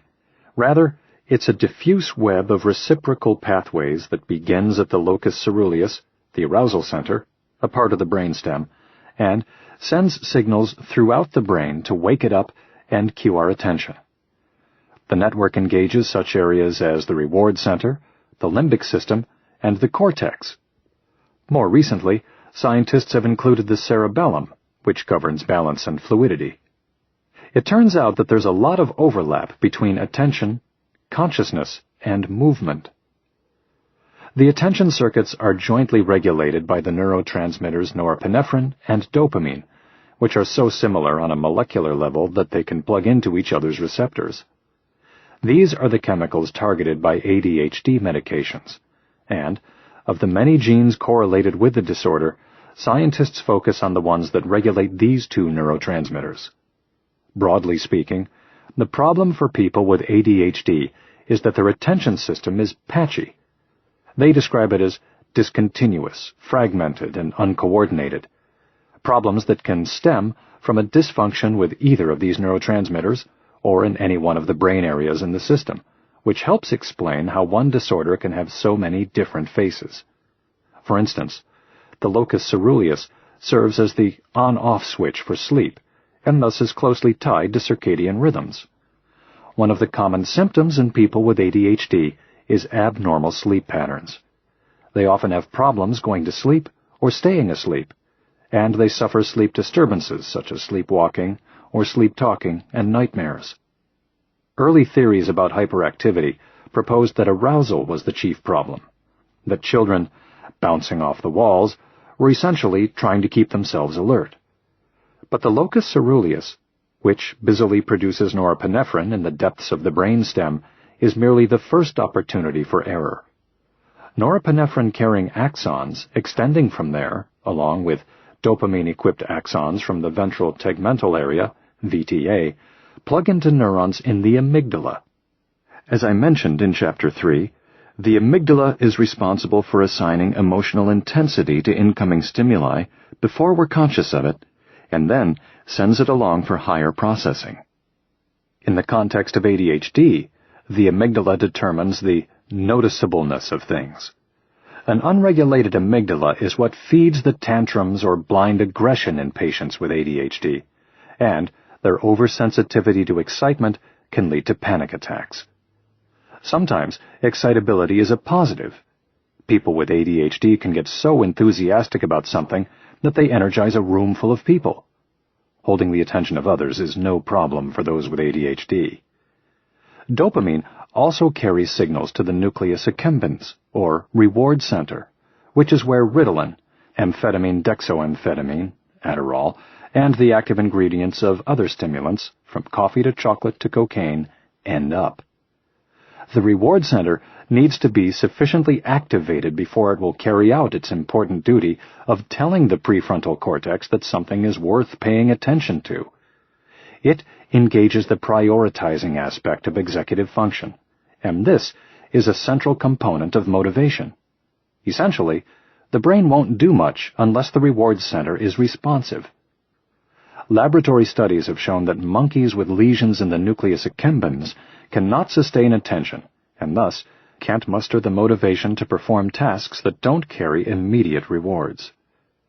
The same is true of people with ADHD, who favor immediate gratification over more mundane tasks that will help them down the road, like studying for a test that will help them get into college. I call them prisoners of the present. They can't maintain focus on a long-term goal, and so it seems as though they lack drive. The prefrontal cortex bears responsibility for ADHD too. We can think of inattention in general as an inability to inhibit interest in unimportant stimuli and motor impulses. In other words, we can't stop paying attention to what we shouldn't be paying attention to. The prefrontal cortex is also the home of working memory, which sustains attention during the delay for a reward and holds multiple issues in the mind at once. If working memory is impaired, we can't stay on task or work toward a long-term goal because we can't keep an idea in mind long enough to operate on it or to ponder, process, sequence, plan, rehearse, and evaluate consequences. Working memory, which is like our random access memory, RAM, can be considered the backbone of all the executive functions. A failure of working memory is also why people with ADHD are terrible at keeping track of time and thus prone to procrastination. They literally forget to worry about the passing time. So, they never get started on the task at hand. An ADHD sufferer who is on the verge of losing her job because she's always late to work might go for the cereal box in the morning, decide the cupboard needs to be rearranged, and forget that she has to be out the door at a certain time. Then, when she remembers, panic sets in. Attention all control units. It's not simply a matter of whether the signals get through to capture our attention, but how fluidly that information travels. This is where the attention system ties in with movement, and thus exercise. The areas of the brain that control physical movement also coordinate the flow of information. The cerebellum is a primitive part of the brain that for decades was assumed to be involved only with governing and refining movement. When we learn how to do something physical, whether it's a karate kick or snapping our fingers, the cerebellum is hard at work. The cerebellum takes up just 10% of the brain's volume, but it contains half of our neurons, which means it's a densely packed area constantly buzzing with activity. But it keeps rhythm for more than just motor movements. It regulates certain brain systems so they run smoothly, updating and managing the flow of information to keep it moving seamlessly. In patients with ADHD, parts of the cerebellum are smaller in volume and don't function properly, so it makes sense that this could cause disjointed attention. The cerebellum sends information to the prefrontal and motor cortices, the centers for thinking and movement. But along the route is an important cluster of nerve cells called the basal ganglia, which acts as a sort of automatic transmission, subconsciously shifting attentional resources as the cortex demands. It's modulated by dopamine signals stemming from the substantia nigra. Dopamine works like transmission fluid. If there's not enough, as is the case in people with ADHD, attention can't easily be shifted, or can only be shifted all the way into high gear. A lot of what scientists know about the basal ganglia comes from research into Parkinson's disease, which is caused by a depletion of dopamine in this area. The disease wreaks havoc with a patient's ability to coordinate not only motor movements, but also complex cognitive tasks. In the early stages of Parkinson's, these malfunctions show up as adult-onset ADHD. The parallel is important because, based on a number of strong studies, neurologists are now recommending daily exercise in the early stages of Parkinson's disease to stave off symptoms. Scientists induced Parkinson's in rats by killing the dopamine cells in their basal ganglia and then forced half of them to run on a treadmill twice a day in the 10 days following the onset of the disease. Incredibly, the runners' dopamine levels stayed within normal ranges, and their motor skills didn't deteriorate. In one study on people with Parkinson's, intensive activity improved motor ability as well as mood, and the positive effects lasted for at least 6 weeks after they stopped exercising. What I find so compelling is the strong relationship between movement and attention. They share overlapping pathways, which is probably why activities like martial arts work well for ADHD kids. They have to pay attention while learning new movements, which engages and trains both systems. A controversial treatment for dyslexia, which occurs in about 30% of ADHD patients, relies entirely on physical movements to train the cerebellum. Dyslexia, dyspraxia, and attention treatment, DDAT, is based on the theory that a disruption in the brain's ability to coordinate movement might be responsible for eye-tracking problems and thus difficulties in learning to read and write. Researchers also know that most children with dyslexia perform worse than average on tests of cerebellar function. DDAT involves practicing a collection of fairly simple motor skills drills twice a day for 10 minutes. In 2003, British researchers tested the effectiveness of DDAT on 35 children with dyslexia and declared the results astounding. Compared to no treatment, the students who followed the DDAT regimen for 6 months showed a significant improvement in reading and writing fluency, eye movement, cognitive skills, and physical measures such as dexterity and balance. My friend and colleague Ned Hallowell uses this method, among many others, at his ADHD treatment center, and has seen the positive effects in his own son. And prominent scientists at Columbia University College of Physicians and Surgeons are just embarking on a large study assessing the usefulness of the DDAT method as a treatment for ADHD. Pharmacological studies have shown that ADHD drugs help normalize the activity of the cerebellum as well as the corpus stratum. So it's clear these areas are important to attention as well as movement. Perhaps by training our brain's movement centers to improve its higher functions, we can bring about a day when we're not as dependent on medication. Early clues. I have never gotten my taxes in before October. Every year begins the same way, with me resolving to beat the taxman's deadline. In early January, I neatly gather all my documents from my accountant. Then, inevitably, I'll find that a monthly statement has gone missing. I need to call my credit card company for a copy, which seems simple enough, but it kills my enthusiasm. The detail of tracking down the missing document or buying those little white tabs for labeling files will gnaw at the back of my mind for months. But the momentum is gone, and along with it, my motivation. As a child, thankfully, I had strict nuns for taskmasters, and when I wasn't at school, I was outside running full tilt in one sport or another. Still, my room was a disaster. I forgot things constantly, and my tennis coach claimed that I was the most consistently inconsistent player he'd ever seen.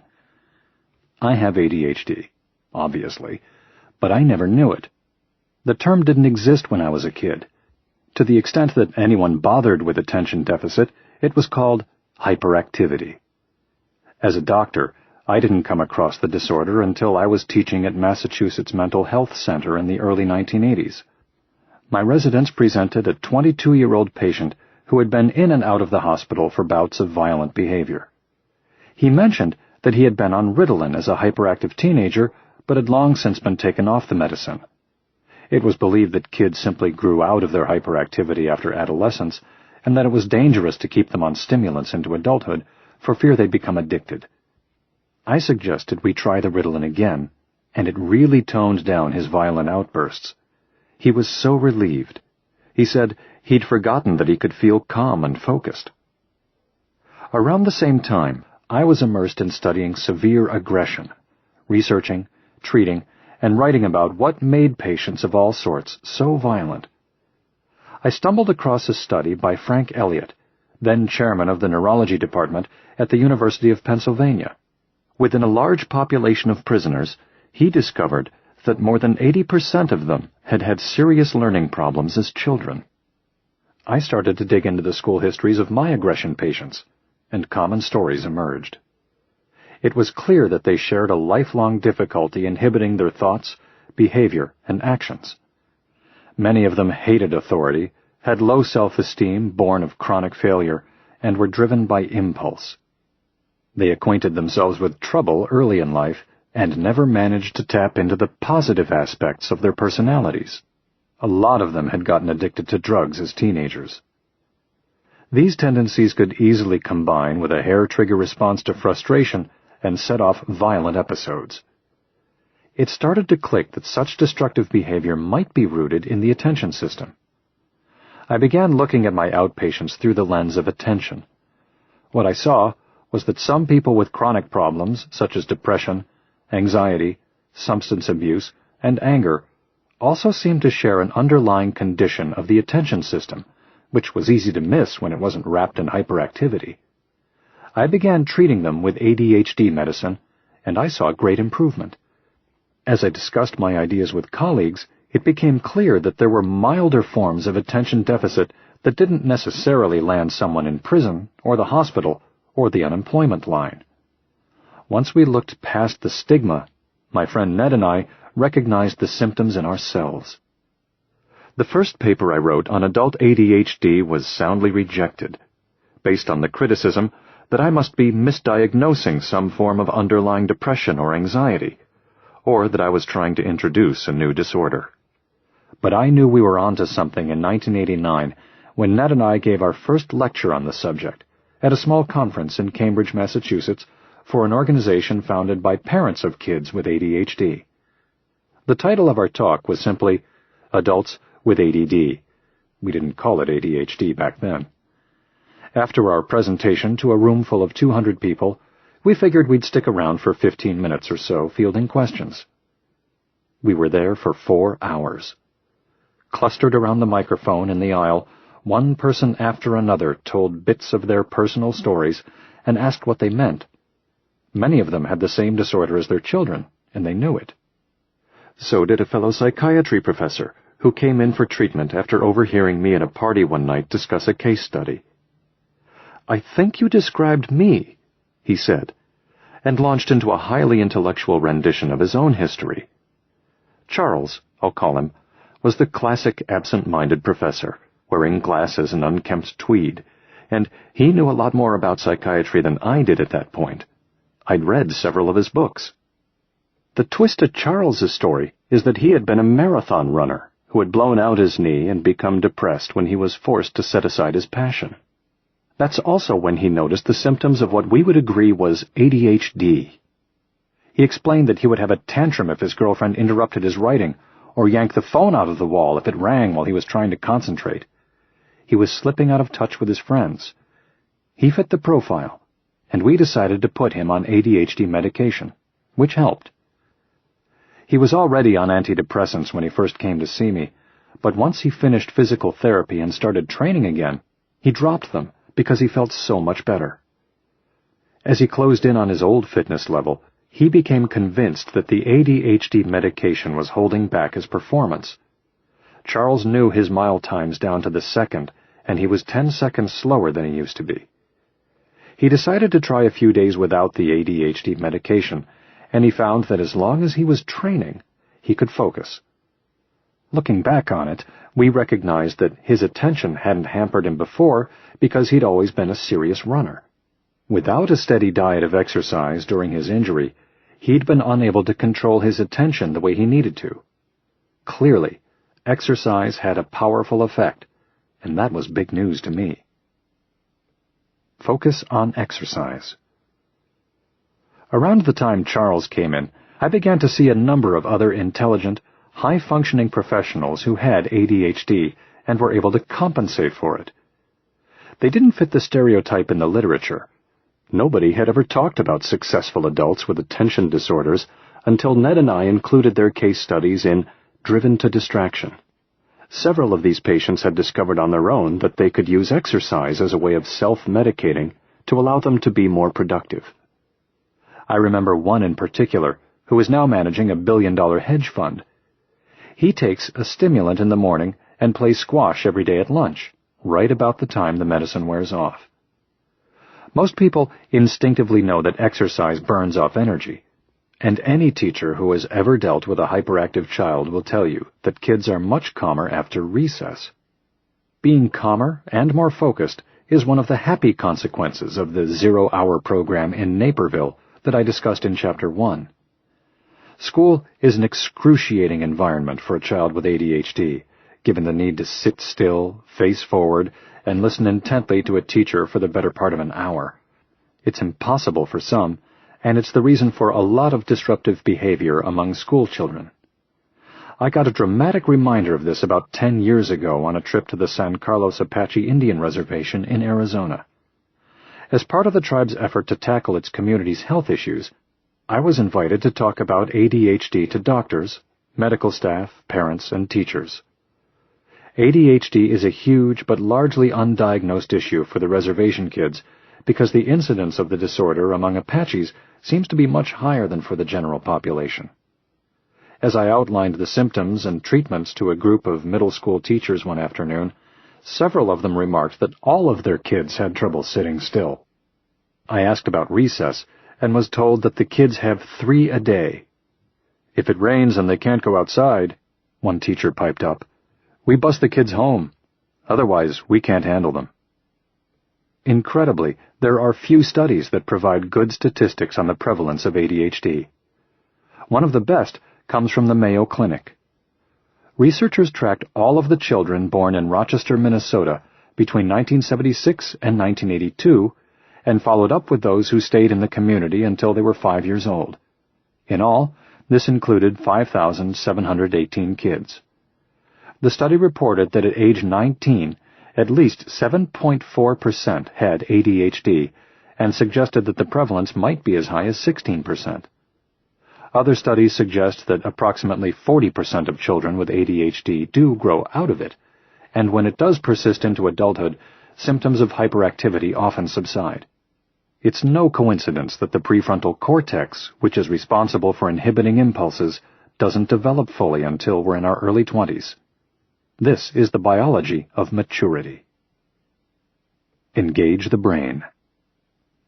Given the leading role of dopamine and norepinephrine in regulating the attention system, the broad scientific explanation for how exercise tempers ADHD is by increasing these neurotransmitters. And it does so immediately. With regular exercise, we can raise the baseline levels of dopamine and norepinephrine by spurring the growth of new receptors in certain brain areas. In the brain stem, balancing norepinephrine in the arousal center also helps. Chronic exercise improves the tone of the locus coeruleus, says Amelia Russo-Neustadt, a neuroscientist and psychiatrist at California State University. The result is that we're less prone to startle or to react out of proportion to any given situation, and we feel less irritable.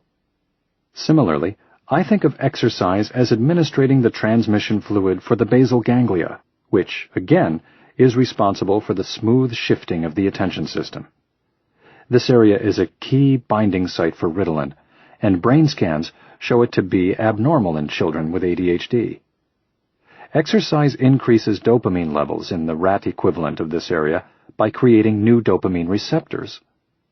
One group of researchers, including the University of Georgia's Rodney Dishman, examined the effects of exercise in ADHD kids by using motor function tests that provide indirect measures of dopamine activity.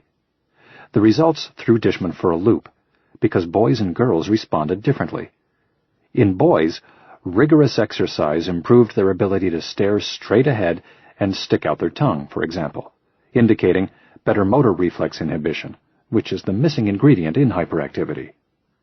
Girls didn't show this improvement, which may be because of the lower incidence of hyperactivity in girls. Boys and girls both improved by another measure related to the sensitivity of dopamine synapses, although boys fared better after maximal exercise and girls after submaximal exercise, 65 to 75% of maximum heart rate, respectively. An overactive cerebellum also contributes to fidgetiness in ADHD kids, and recent studies have shown that ADHD drugs that elevate dopamine and norepinephrine bring this area back in balance. Exercise also increases norepinephrine, and the more complex the exercise, the better. Rats don't do judo, but scientists have looked at the neurochemical changes in their brains after periods of acrobatic exercise, the closest parallel to martial arts. Compared to rats running on a treadmill, their cohorts who practiced complex motor skills improved levels of brain-derived neurotrophic factor, BDNF, more dramatically, which suggests that growth is happening in the cerebellum. In the limbic system, as I've explained, exercise helps regulate the amygdala, which, in the context of ADHD, blunts the hair trigger responsiveness a lot of patients experience. It evens out the reaction to a new stimulus, so we don't go overboard and scream at another driver in a fit of road rage, for example. To the extent that ADHD is a lack of control, of impulses and attention, the performance of the prefrontal cortex is critical. The seminal 2006 study from Arthur Kramer of the University of Illinois used MRI scans to show that walking as few as 3 days a week for 6 months increased the volume of the prefrontal cortex in older adults. And, when he tested aspects of their executive function, they showed improvement in working memory, smoothly switching between tasks and screening out irrelevant stimuli. Kramer wasn't on the trail of ADHD, but his findings illustrate another way exercise might help. Everyone agrees that exercise boosts levels of dopamine and norepinephrine, and one of the intracellular effects of these neurotransmitters, according to Yale University neurobiologist Amy Arnston, is an improvement in the prefrontal cortex's signal-to-noise ratio. She has found that norepinephrine boosts the signal quality of synaptic transmission, while dopamine decreases the noise, or static of undirected neuron chatter, by preventing the receiving cell from processing irrelevant signals. Arnston also suggests that levels of the attention neurotransmitters follow an upside-down U pattern, meaning that increasing them helps to a point, after which there's a negative effect. As with every other part of the brain, the neurological soup needs to be at optimum levels. Exercise is the best recipe. A classic case. If you were to run into Jackson, my former patient, you would meet a compact 21-year-old in jeans and an untucked shirt who speaks articulately about his plans for the future. A typical American college kid, if not a little smarter. What stands out about him isn't so much where he is today, but how far he has come to get here, and how he did it. Jackson runs nearly every day, 3 miles on days that he also lifts weights, 6 miles on the others. If I don't do it, it's not like I feel guilty, he says. It's that I feel like I've missed something in my day, and I want to go do it, because I've figured out that while I'm exercising, I don't have trouble concentrating on anything. Jackson was 15 when he first came to see me, for anxiety exacerbated by his ADHD. His tendency to procrastinate invariably put him in impossible situations, and though he prided himself on the craftiness with which he manipulated teachers and academic deadlines, the constant conning took a toll on his nerves. By the end of high school, he had dug himself into a hole so deep that even he wasn't sure he could hustle his way out of it. His future came down to one question on one math test that he postponed until just before graduation. I dragged it out for so many days that I didn't actually know if I was going to graduate, he recalls. I was out there in a cap and a gown and didn't know if they were going to say my name. He pauses and then adds, I felt dumb. Jackson was diagnosed with ADHD early on, after his third-grade teacher picked up on his disruptive behavior and inability to complete classwork. He began taking Ritalin and stayed on some form of stimulant throughout his school years. He was smart, but he had a lot of trouble with school. As a day student at a top-ranked private academy, he simply had more work than he could get through. Sleep became rare, and when it did come, he would often wake up with a stomachache, dreading the drive to school. After having a panic attack, he withdrew from the school, despite a B average earned primarily by acing tests, and transferred to a public high school. Unlike some ADHD kids, Jackson was very social, founding after-school clubs and serving as a peer counselor for troubled kids. He figured he had a pretty good handle on psychology after everything he'd learned through his own troubles. All the extracurricular activities served as a foil for what was turning into severe anxiety and depression, and at one point I had him taking Adderall, paroxetine, Paxil, and clonazepam, Klonopin, a long-acting anxiety drug. Academically, the material was easy enough, but the homework was such a source of stress that either he didn't do it or he rushed through it between classes. He had convinced himself that he was smart enough to pull off high school without really doing the work. He says he felt like a secret agent man, sneaking around, subverting the attendance rules, and dodging teachers to finish assignments and then feigning innocence. I thought I was so cool, he says. My crowning achievement was in this history class that I actually really liked. I didn't do this huge paper, but I managed somehow to trick the teacher into thinking I had, and that I got an A on it. I never handed it in. They did call Jackson's name at graduation. He squeaked through with a 1.8 GPA, far too low to go to the college he hoped to attend, despite family connections. A small junior college accepted him, though, and that was just fine. The triumph of completing school, along with the comfort of having a destination the next fall, put him on top of the world. In fact, he felt so good that summer that he decided to go off his medication. All of it. Needless to say, I was not in the loop at the time. It was the first time since grade school that he'd gone unmedicated for more than a day or two. I noticed that a lot of the small things that bothered me went away, he reports, and some not-so-small things. For the first time in his life, he was able to stick to normal sleep patterns, and his anxiety subsided. He figured he was simply feeling great because he had made it through school, but then, when he took some ADHD medicine to sit for an English placement exam for college, the irritating side effects returned. After the test, he shelved the meds. The turning point, however, happened in Spain that summer on a trip with his girlfriend. Walking around shirtless on the beach with all the Spanish dudes, he was inspired to do something about his Buddha belly. "I just started to run," he says, "and I started feeling great. Part of that, I'm sure, is that I was on vacation in Spain. Everything was great in my life, and I was going to this college that wasn't that hard, so I'm like, maybe I can just do this. I went to college that fall, and I never struggled for a second."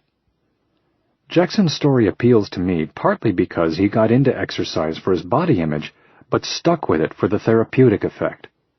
At first, all the running didn't make a dent in his physique, thanks to pizza and beer, but he stuck with it because it helped him focus.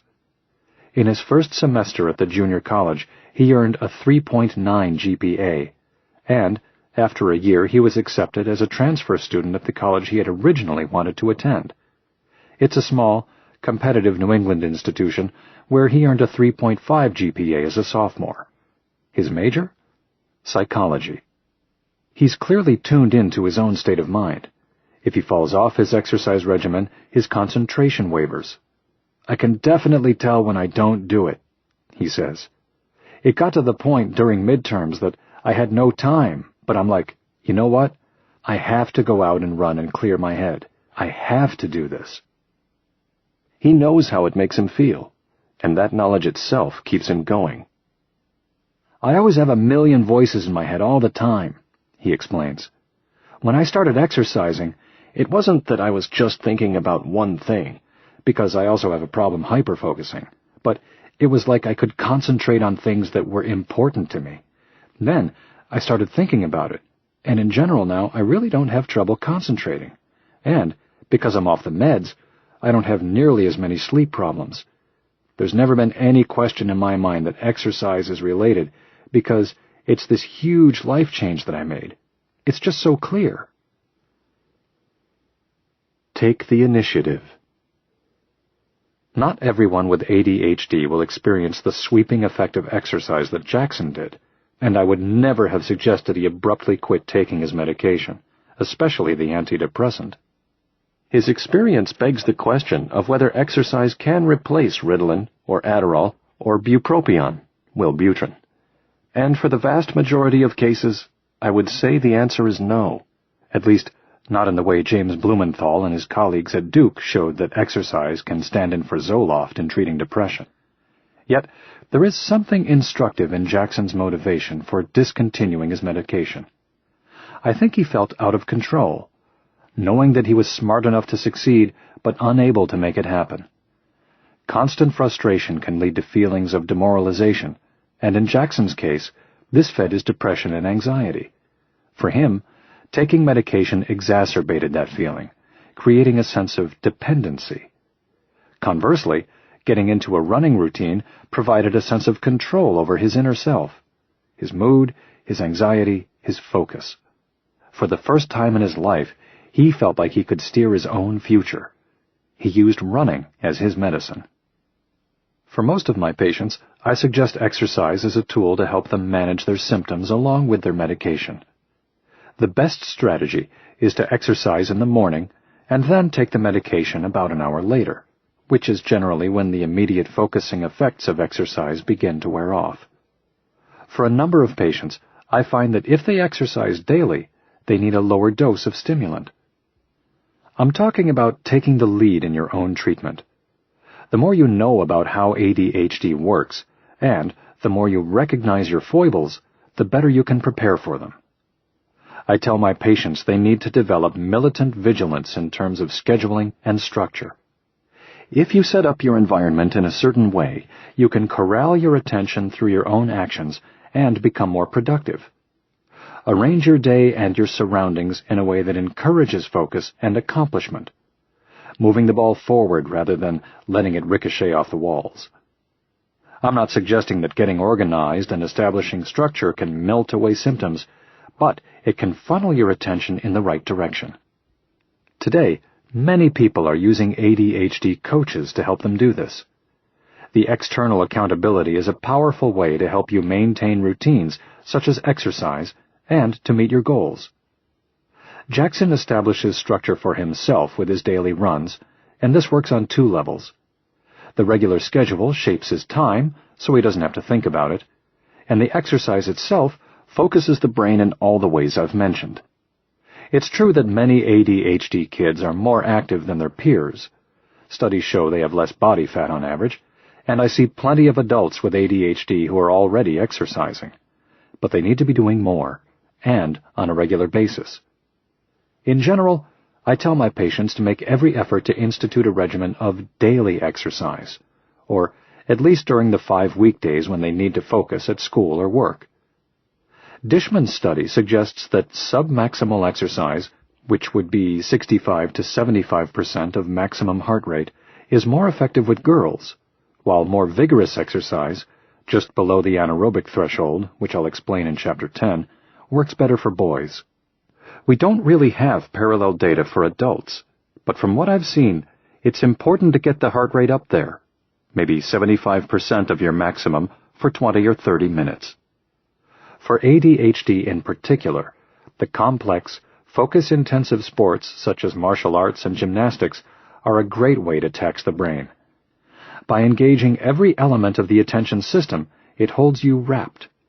These sports are just more interesting than running on a treadmill, and participation tends to be self-perpetuating. It's easier to stick with it.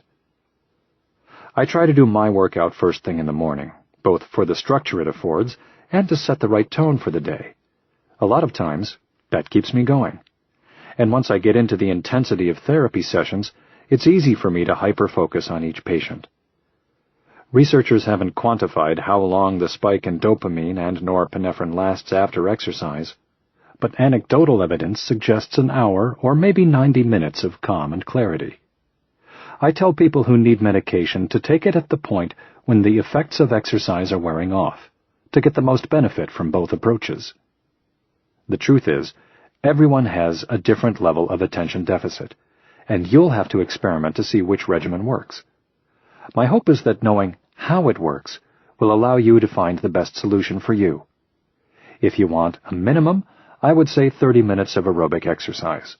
It's not a lot of time, especially considering that it will help you focus enough to make the most of the rest of your day. Chapter 7. Addiction.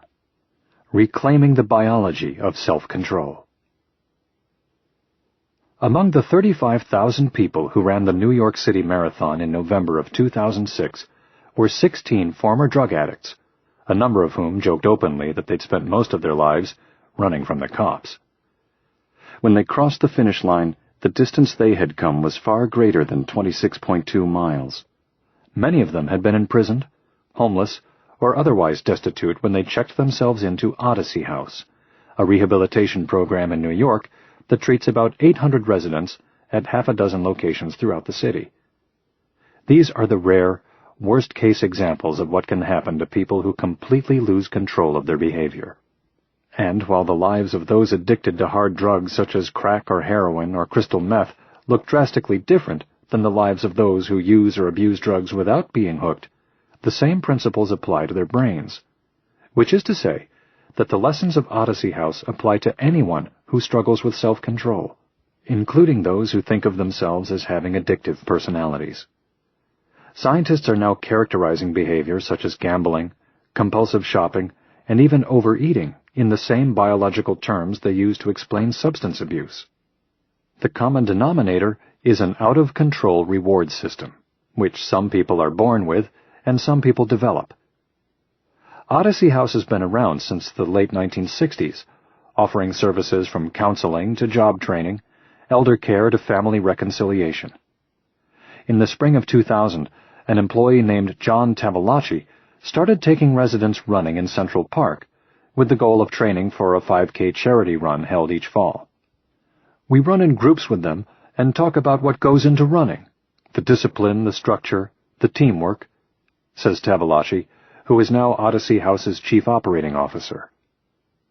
Addicts usually isolate themselves, but here they motivate one another, and they see what it means to set goals and accomplish them. Many of his charges start out walking, and their first challenge is to follow the one rule Tavalacci imposes: no smoking. Then they build up to running the 1.58 miles around the Central Park Reservoir. About 100 or so residents participate in the exercise program, which is called Run for Your Life, and those who become serious runners stay in treatment about twice as long as the non-active residents. It sounds obvious, Tavalacci says, but the only thing that we know about treatment is the longer a person stays in, the more likely they are to succeed. Odyssey House has always used a holistic approach to treatment and emphasizes the importance of community. This is crucial, according to Odyssey House director Peter Prevet, because addiction is such an all-encompassing disorder, cutting into every aspect of life, from family to mood to work. The drug for the addict becomes everything, Prevet says. Take it away and there is an empty vessel at the core of the body and mind. What better way to start filling the vessel than exercise? Prevet suggests. I strongly believe that exercise can serve as an antidote and as a type of inoculation against addiction, he says. As an antidote, you're giving the individual an avenue of life experience that most have not had. The goals of exercise, the feeling of exercise, the challenge of exercise, the pleasure and the pain, the accomplishment, the physical well-being, the self-esteem. All that exercise gives us, you're now presenting to the addict as a very compelling option. Inoculation ranks as equally important, given that most addicts fight a protracted, sometimes lifelong battle with relapse. And Prevet sees exercise as the best form of inoculation. Exercise is directly antithetical to drug-addictive behavior, because you need lung strength, muscle strength, mental acuity to engage in physical exercise, lots of things that drugs deprive you of. If you're not eating, not caring about your body, letting it waste away, having your mind distorted by being constantly intoxicated, you can't be a serious exerciser. You can't do it. Neurobiology is just catching up with what 20 years of experience have taught Prevet. The way he describes exercise's effect on the addict mirrors what I discussed in Chapter 5, about depression. As a treatment, exercise works from the top down in the brain, forcing addicts to adapt to a new stimulus and thereby allowing them to learn and appreciate alternative and healthy scenarios. It's activity-dependent training, and while it may not provide the immediate rush of a snort of cocaine, it instills a more diffuse sense of well-being that, over time, will become a craving in its own right. The inoculation works from the bottom up, physically blunting the urge to act by engaging the more primitive elements of the brain. Exercise builds synaptic detours around the well-worn connections automatically looking for the next fix. Not everyone is going to become a marathon runner, but more and more we're going from addict to athlete, says Prevet. Is it for everybody? Probably not. Is it for most people? Probably yes. Unjust rewards. As with so many discoveries about how the brain works, scientists stumbled on the first clues about addiction by accident. In 1954, psychologist James Olds and a graduate student named Peter Milner at McGill University in Montreal were studying behavior by inserting electrodes into the brains of live rats. They wanted to pinpoint an area related to learning, but in one of the animals, the electrode ended up in the wrong spot. The result was even more interesting than what they were looking for. the rat kept returning to the corner of its cage where it received its first jolt. To the researchers' amazement, they found they could steer the rodent like a remote-control toy by doling out bursts of electricity. The next day, the rat sought out the same corner. Clearly, the rat wanted the stimulation, so much so that it would ignore food placed in one corner in order to receive the shock in another. In the most famous of their experiments, Olds and Milner rigged up a lever so the rat could administer its own brain stimulation. After discovering that pressing the lever delivered a jolt, it pressed it about once every 5 seconds until the juice was switched off. Then the rat pawed at the lever a few times with no result and promptly fell asleep. The brain area that Olds and Milner hit with that electrode is closely related to the nucleus accumbens, or reward center, and it has been the focus of addiction research ever since. It's a critical node of the attention system, as I described in the last chapter, and it's also important in addiction. The reward center provides the necessary motivation for the brain to learn behavior that brings us things we like or want or need. All the things people become addicted to, alcohol, caffeine, nicotine, drugs, sex, carbohydrates, gambling, playing video games, shopping, living on the edge, boost the dopamine in the nucleus accumbens. Regardless of the varying psychological effects different drugs have on the mind, they all boost dopamine in the reward center. As an illustration of the power of drugs, consider that while sex increases dopamine levels 50 to 100%, cocaine sends dopamine skyrocketing 300 to 800% beyond normal levels. The nucleus accumbens used to be known as the pleasure center, fueling the notion that addicts are essentially looking for a good time. And while pleasure is certainly an initial factor in enticing people to try a drug or their luck at a gaming table, it's not quite right to think of addicts purely as hedonists. Nobody enjoys being addicted. Indeed, by studying how dopamine works as the key messenger in the reward system, scientists have drawn a distinction between liking something and wanting it.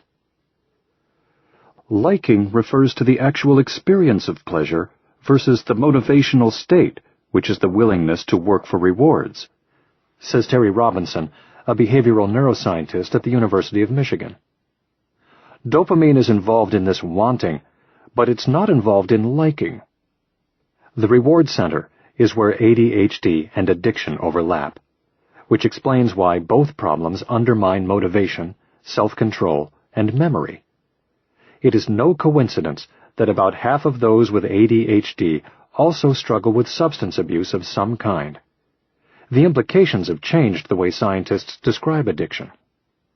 The pivotal issues seem to be salience and motivation, rather than pleasure. In this context, salience means something that stands out against the landscape of life, predominating over all other stimuli. Cues for both pleasure and pain send dopamine coursing through the nucleus accumbens to attract our attention, so we can take action to survive. For the developing substance abuser, the overload of dopamine has tricked the brain into thinking that paying attention to the drug is a matter of life or death. Drugs are tapping into the very core systems that have evolved to mediate survival, says Robinson. They activate the system in ways it was never meant to be activated. The National Institute on Drug Abuse now defines addiction as a compulsion that persists in spite of negative health and social consequences. Plenty of people use and abuse drugs, but only relatively few become addicts. Why? While dopamine in the reward center creates the initial interest in a drug or behavior, and provides the motivation to get it, what makes addiction such a stubborn problem is the structural changes it causes in the brain. Scientists now consider addiction a chronic disease because it wires in a memory that triggers reflexive behavior. The same changes occur regardless of whether the addiction is to drugs or gambling or eating. Once the reward has the brain's attention, the prefrontal cortex instructs the hippocampus to remember the scenario and sensation in vivid detail. If it's greasy food that you can't resist, the brain links the aroma of Kentucky Fried Chicken to Colonel Sanders' beard and that red and white bucket. Those cues take on salience and get linked together into a web of associations. Each time you drive up to KFC, the synaptic connections linking everything together get stronger and pick up new cues. This is how habits are formed. Typically, when we learn something, the connections stabilize and the levels of dopamine tail off over time. With addiction, especially drug addiction, dopamine floods the system with each drug use, reinforcing the memory and pushing other stimuli further into the background. Animal studies show that drugs such as cocaine and amphetamine make the dendrites in the nucleus accumbens bloom, thus increasing their synaptic connections. The changes can remain months and maybe even years after the drugs are stopped, which is why it's so easy to relapse. One way to look at addiction is that the brain has learned something too well. These adaptations lead to a vicious cycle in which the basal ganglia goes on autopilot whenever you smell fried chicken. And the prefrontal cortex can't override your actions even though you may know better. One of the responsibilities of the prefrontal cortex is to assess risk versus reward and to decide whether to inhibit behavior that may cause harm. With addicts, it's not so much that they make bad choices, is that they fail to inhibit behavior that has become reflexive. We know from studies in animals and humans that cocaine, for one, damages nerve cells in the prefrontal cortex and even reduces gray matter. And in recent years, imaging studies have shown that the prefrontal cortex doesn't fully develop until we are well into our 20s, which could explain why most people who experiment with drugs and get hooked do so as teenagers or during early adulthood, when their inhibition hasn't fully developed. They end up with a hypersensitive system that wants drugs, and they make very bad decisions, says Robinson. It's the worst of both possible worlds. Getting back on your feet. There's nothing like appearing before a judge to hasten the development of a teenager's inhibition. A patient of mine named Rusty might have ended up a drug addict, but the prospect of 3 years in jail scared him into cleaning up his act, and the exercise routine he developed in the process is why he's still on the right track today. I began treating Rusty the summer after his sophomore year in high school, a few months after he was hospitalized for attempting suicide. Feeling lonely and outcast, he had washed down a stash of pills with a pint of peach schnapps. He had good test scores, along with bad grades and a history of tantrums, but no friends at all. It was clear to me that he suffered from an attention deficit combined with fairly severe symptoms of what I call social dyslexia, meaning he didn't know how to talk to people or be relaxed and flexible in conversation.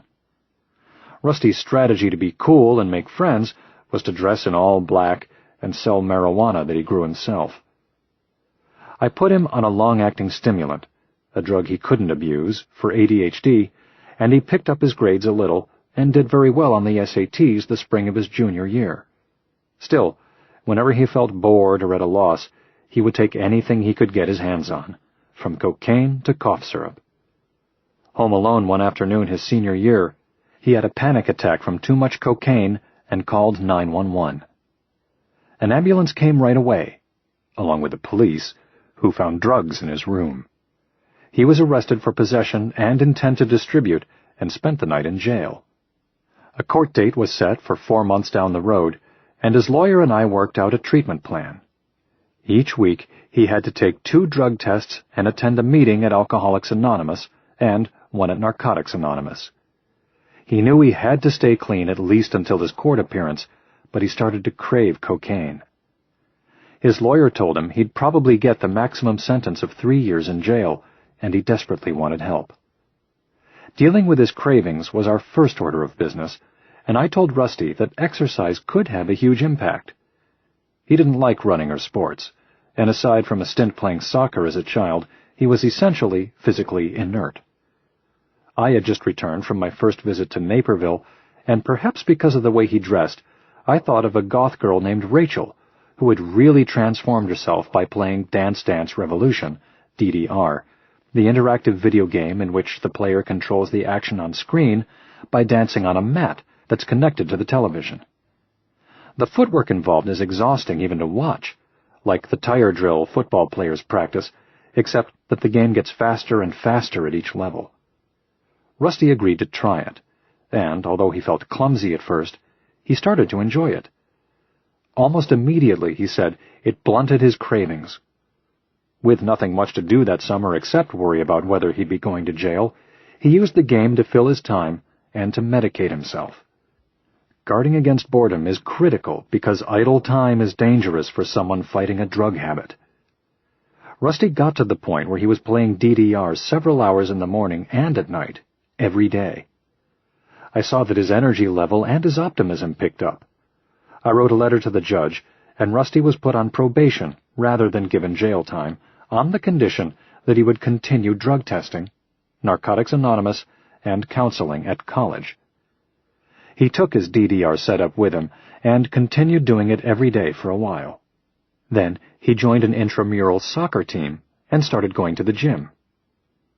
Exercise was a conduit for shifting Rusty's focus to a more productive life. I see exercise as a way of offsetting the feeling of hopelessness and uselessness that a lot of drug users have, and that certainly was a factor with Rusty. The routine and the physical activity gets the brain engaged and the mind moving in a direction other than toward the drug, reprogramming the basal ganglia to wire in an alternative reflexive behavior. Many people retreat to the couch and give up, but being in motion fosters the feeling that you can accomplish something.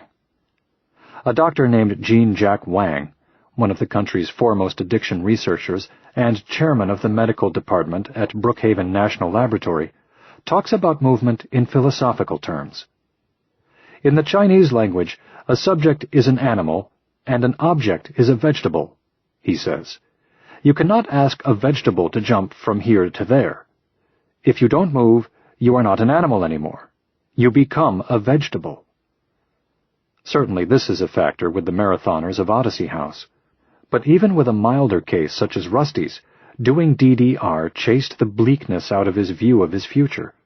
And while most experiences will pale in comparison to the high of snorting cocaine, the possibility of a rich life can help keep that memory in perspective. Rusty is now in his sophomore year of college, making good grades, and dating a girl who is also committed to staying sober. He's taken a leadership role in his dorm, and he's gotten into rock climbing as well as playing soccer. He even started scuba diving, a family activity that he'd avoided in the past. After a recent diving vacation, he told me that he is constantly amazed to see how rich and colorful natural life can be. Craving a dopamine fix. What Rusty finally sees, that he can find pleasure without drugs, is vital to resisting the urge.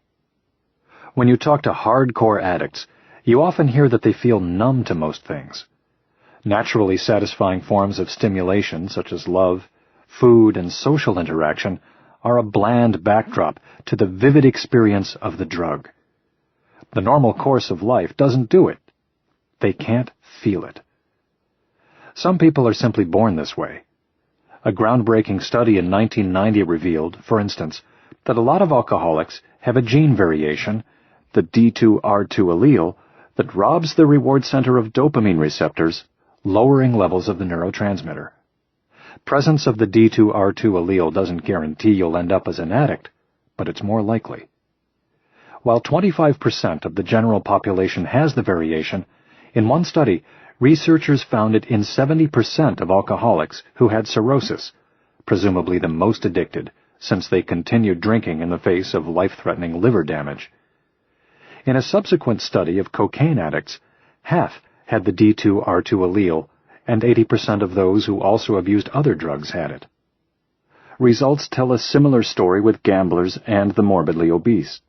About half display the gene variation, but when we factor in other addictive behavior, it's more like 80%. Researchers named this problem reward deficiency syndrome, and the media declared that scientists had found the alcoholic gene. Unfortunately, it's not that simple. Without question, if the reward center isn't receiving enough input, you're genetically predisposed to be constantly craving, relentlessly searching for a way to compensate for the deficit. Reward deficiency also undermines the attention and stress systems. When dopamine is out of balance, the amygdala gets involved because it thinks survival is at risk, and that intensifies the pursuit of bringing the brain to equilibrium. This relates back to why so many people with ADHD are seen as stress junkies. Cortisol quickly boosts dopamine to improve attention.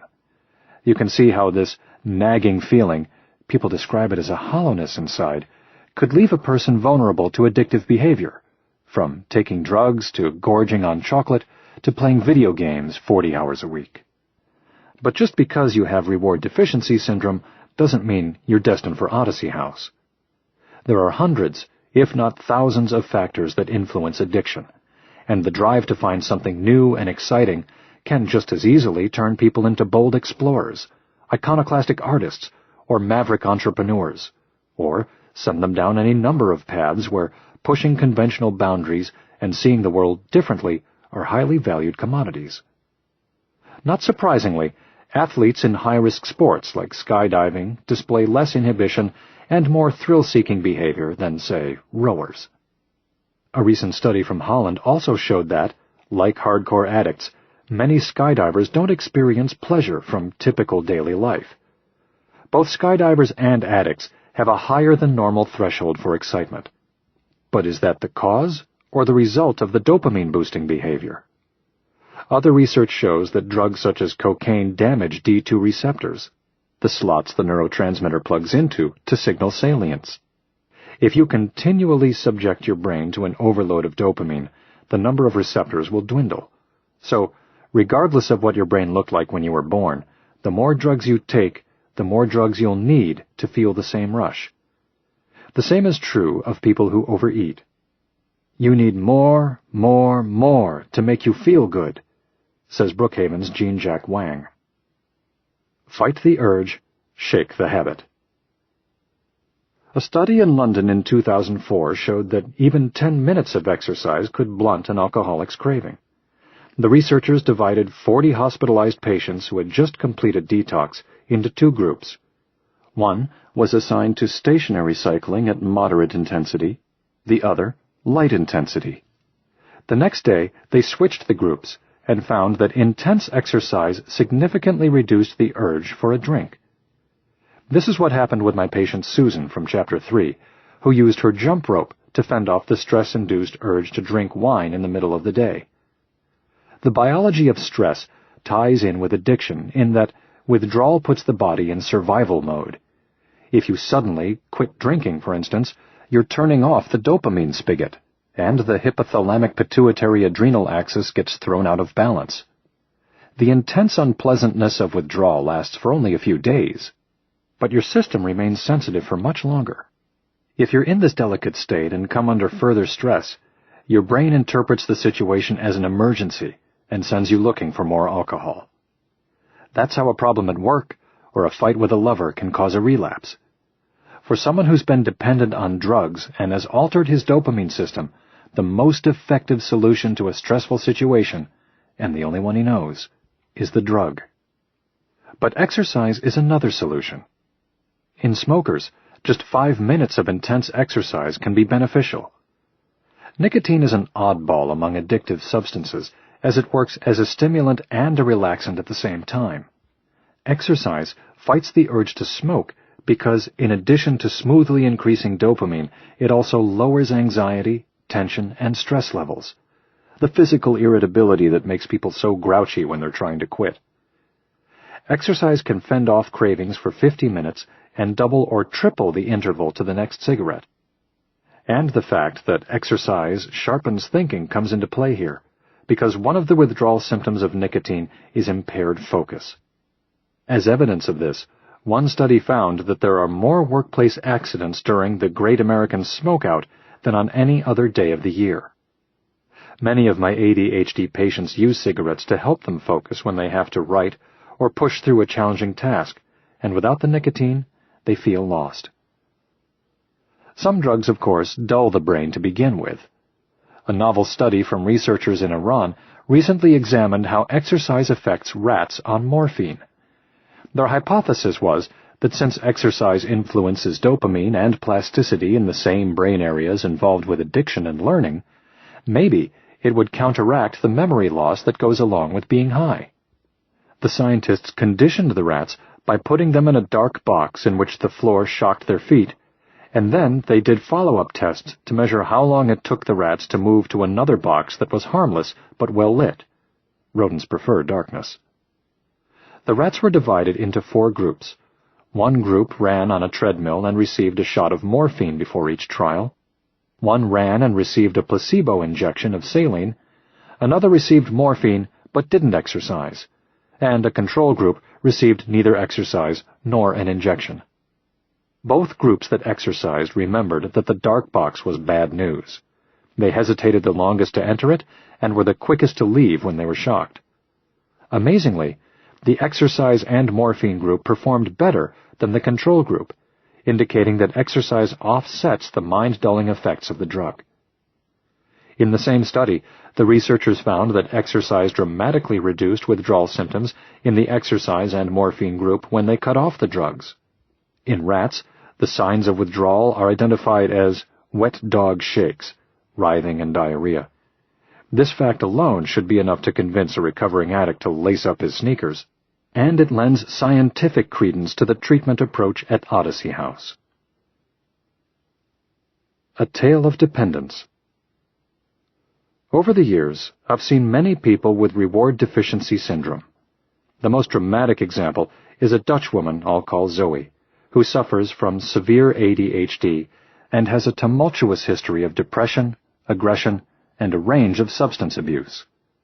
Most notably, she was a chronic marijuana smoker for 20 years who believed that self-medicating was the only way she could feel calm and focused. In reality, she was trying to blot out the frustration and anger of her life. As a child, Zoe told me, she was combative and had severe learning problems. Now 40, she is still prone to tantrums and anxiety. On one occasion, when she was flying to Boston for a visit, she erupted in a panic attack and forced the plane to return to Amsterdam. Zoe spent 13 years getting through college, which is a long time, even for her field of veterinary medicine, partly because she wasn't diagnosed with ADHD until she was 27. She received a prescription for Ritalin, but first had to go to a detox clinic to give up marijuana. "I was smoking 10 or 20 joints a day," she recalls. "When I was in there, I was like a wild animal in a cage." She stopped smoking marijuana for about a year, but then she relapsed and soon fell back into her heavy habit of staying high throughout the day, while also taking the Ritalin and antidepressants. Although she found a high-level job in her profession, Zoe stalled out in the decade after college and in many ways gave up on developing herself. Because she was always so driven to find an immediate reward, she didn't set goals and strategies to move forward in life. Zoe often complained that she felt like life wasn't worth it. Smoking marijuana, she says, kept her from dwelling on the fact that she was unhappy and discontent. She had always exercised sporadically, cycling, sailing, and horseback riding, but I raised the subject of doing something on a regular basis. I appealed to her knowledge of medicine and explained how exercise could change her brain chemistry and rewire connections in the pathways controlling her mood, aggression, and attention, as well as her addiction. After reading several of the studies I've included in this audio program, she committed to giving daily exercise a try, and she quit smoking marijuana again. "There was no alternative," she says. "I had to do something." What she did was get an indoor bike trainer of the type used by serious cyclists to hone their balance and stamina. You pedal on free-spinning drums, acutely aware of the possibility that you could slip off and careen across the room. I'm not sure how Zoe settled on this extremely challenging form of exercise, but it has worked out tremendously well. The balance and precision required to ride on the rollers engages the entire attention system, from the motor centers of the cerebellum and basal ganglia to the reward center and prefrontal cortex. "At first I hated to do it because it doesn't bring you anywhere," she says. "Now I'm very handy on it, and it's beneficial because it makes me concentrate as well as exercise. It's exciting because you don't want to fall down." As if kicking her habit wasn't difficult enough, Zoe's husband left her in the midst of her effort to stay sober, just before Christmas. I was worried, and so was she. During the winter it gets cold and very dark in Holland, she wrote in an email. I was so scared that I would get depressed again and go back on pot, but I haven't. The change comes from the difference between feeling like a loser, smoking, and a winner, exercise. Zoe's recovery is tenuous, as it is for any long-term drug user, but she's certainly on the right track. She sends me regular updates about trying to break her record distance on the bike trainer, and she's also taken up the jump rope. Here's a snippet from one of her typically buoyant messages. I just did 10 minutes of rope jumping, heart rate 140, exhausting, but I had to do it. This is so good, because in 10 minutes it feels like a half hour biking. Maybe I'll continue this. It's a fast reward. It's the exercise I'm craving nowadays. A natural high. Some would debate whether Zoe was addicted to marijuana, but there's no question she was dependent on it. She had all the signs of chemical dependency, including the physical and emotional irritability of withdrawal. Studies in rats show that if they get used to a chronic dose of tetrahydrocannabinol, THC, the active compound in marijuana, and then are deprived of it, the brain floods the system with corticotropin-releasing factor, which activates the amygdala and thus the entire stress system. The rodents experience shaking, tremors, and twitchy movements that peak about 48 hours after the last dose. Indeed, Zoe felt like a rat in a cage when she went through detox. Along with the physical symptoms, the shutdown of the dopamine system brought on intense feelings of depression and anxiety. The way exercise blunts the symptoms of withdrawal is by calming the amygdala and boosting dopamine. Regardless of whether there is such a thing as marijuana addiction, studying THC's effect on the brain has provided new clues about how exercise counteracts addiction of any stripe. To begin with, the feeling that often comes after exercise can serve as a harmless replacement for the drug high. In a recent study in the British Journal of Sports Medicine, researcher Arne Dietrich wrote that the way people describe runner's high is similar to the claims of distorted perception, atypical thought patterns, diminished awareness of one's surroundings, and intensified introspective understanding of one's sense of identity and emotional status made by people who describe drug or trance states. We've been on the case of the runner's high for 3 decades, and in the last few years the focus has expanded beyond endorphins to include endocannabinoids, a class of neurotransmitters.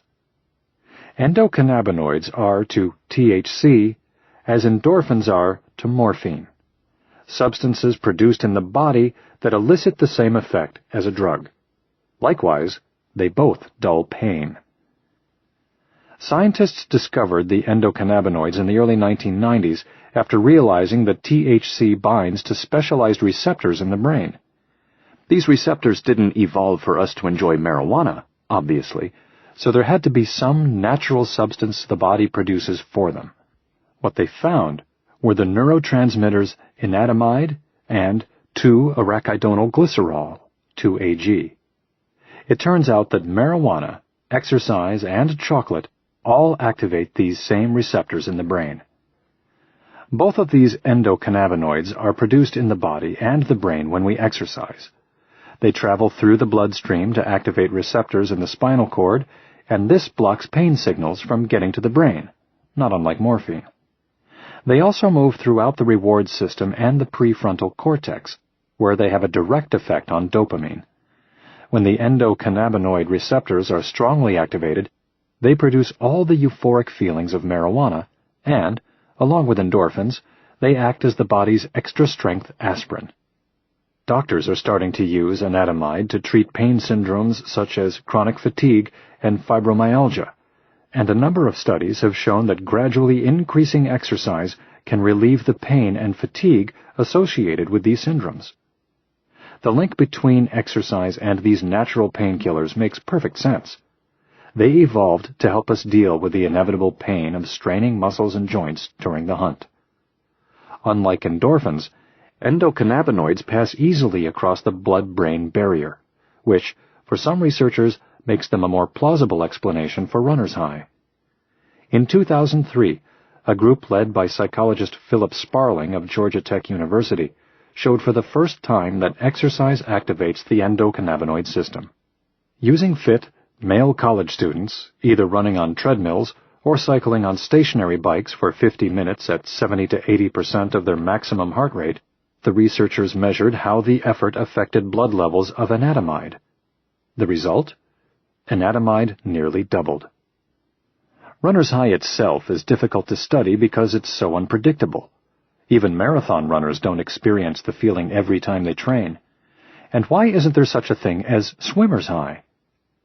One intriguing theory is based on the relatively new finding that there are endocannabinoid receptors in the skin that may be activated only by all the pounding and jostling of running.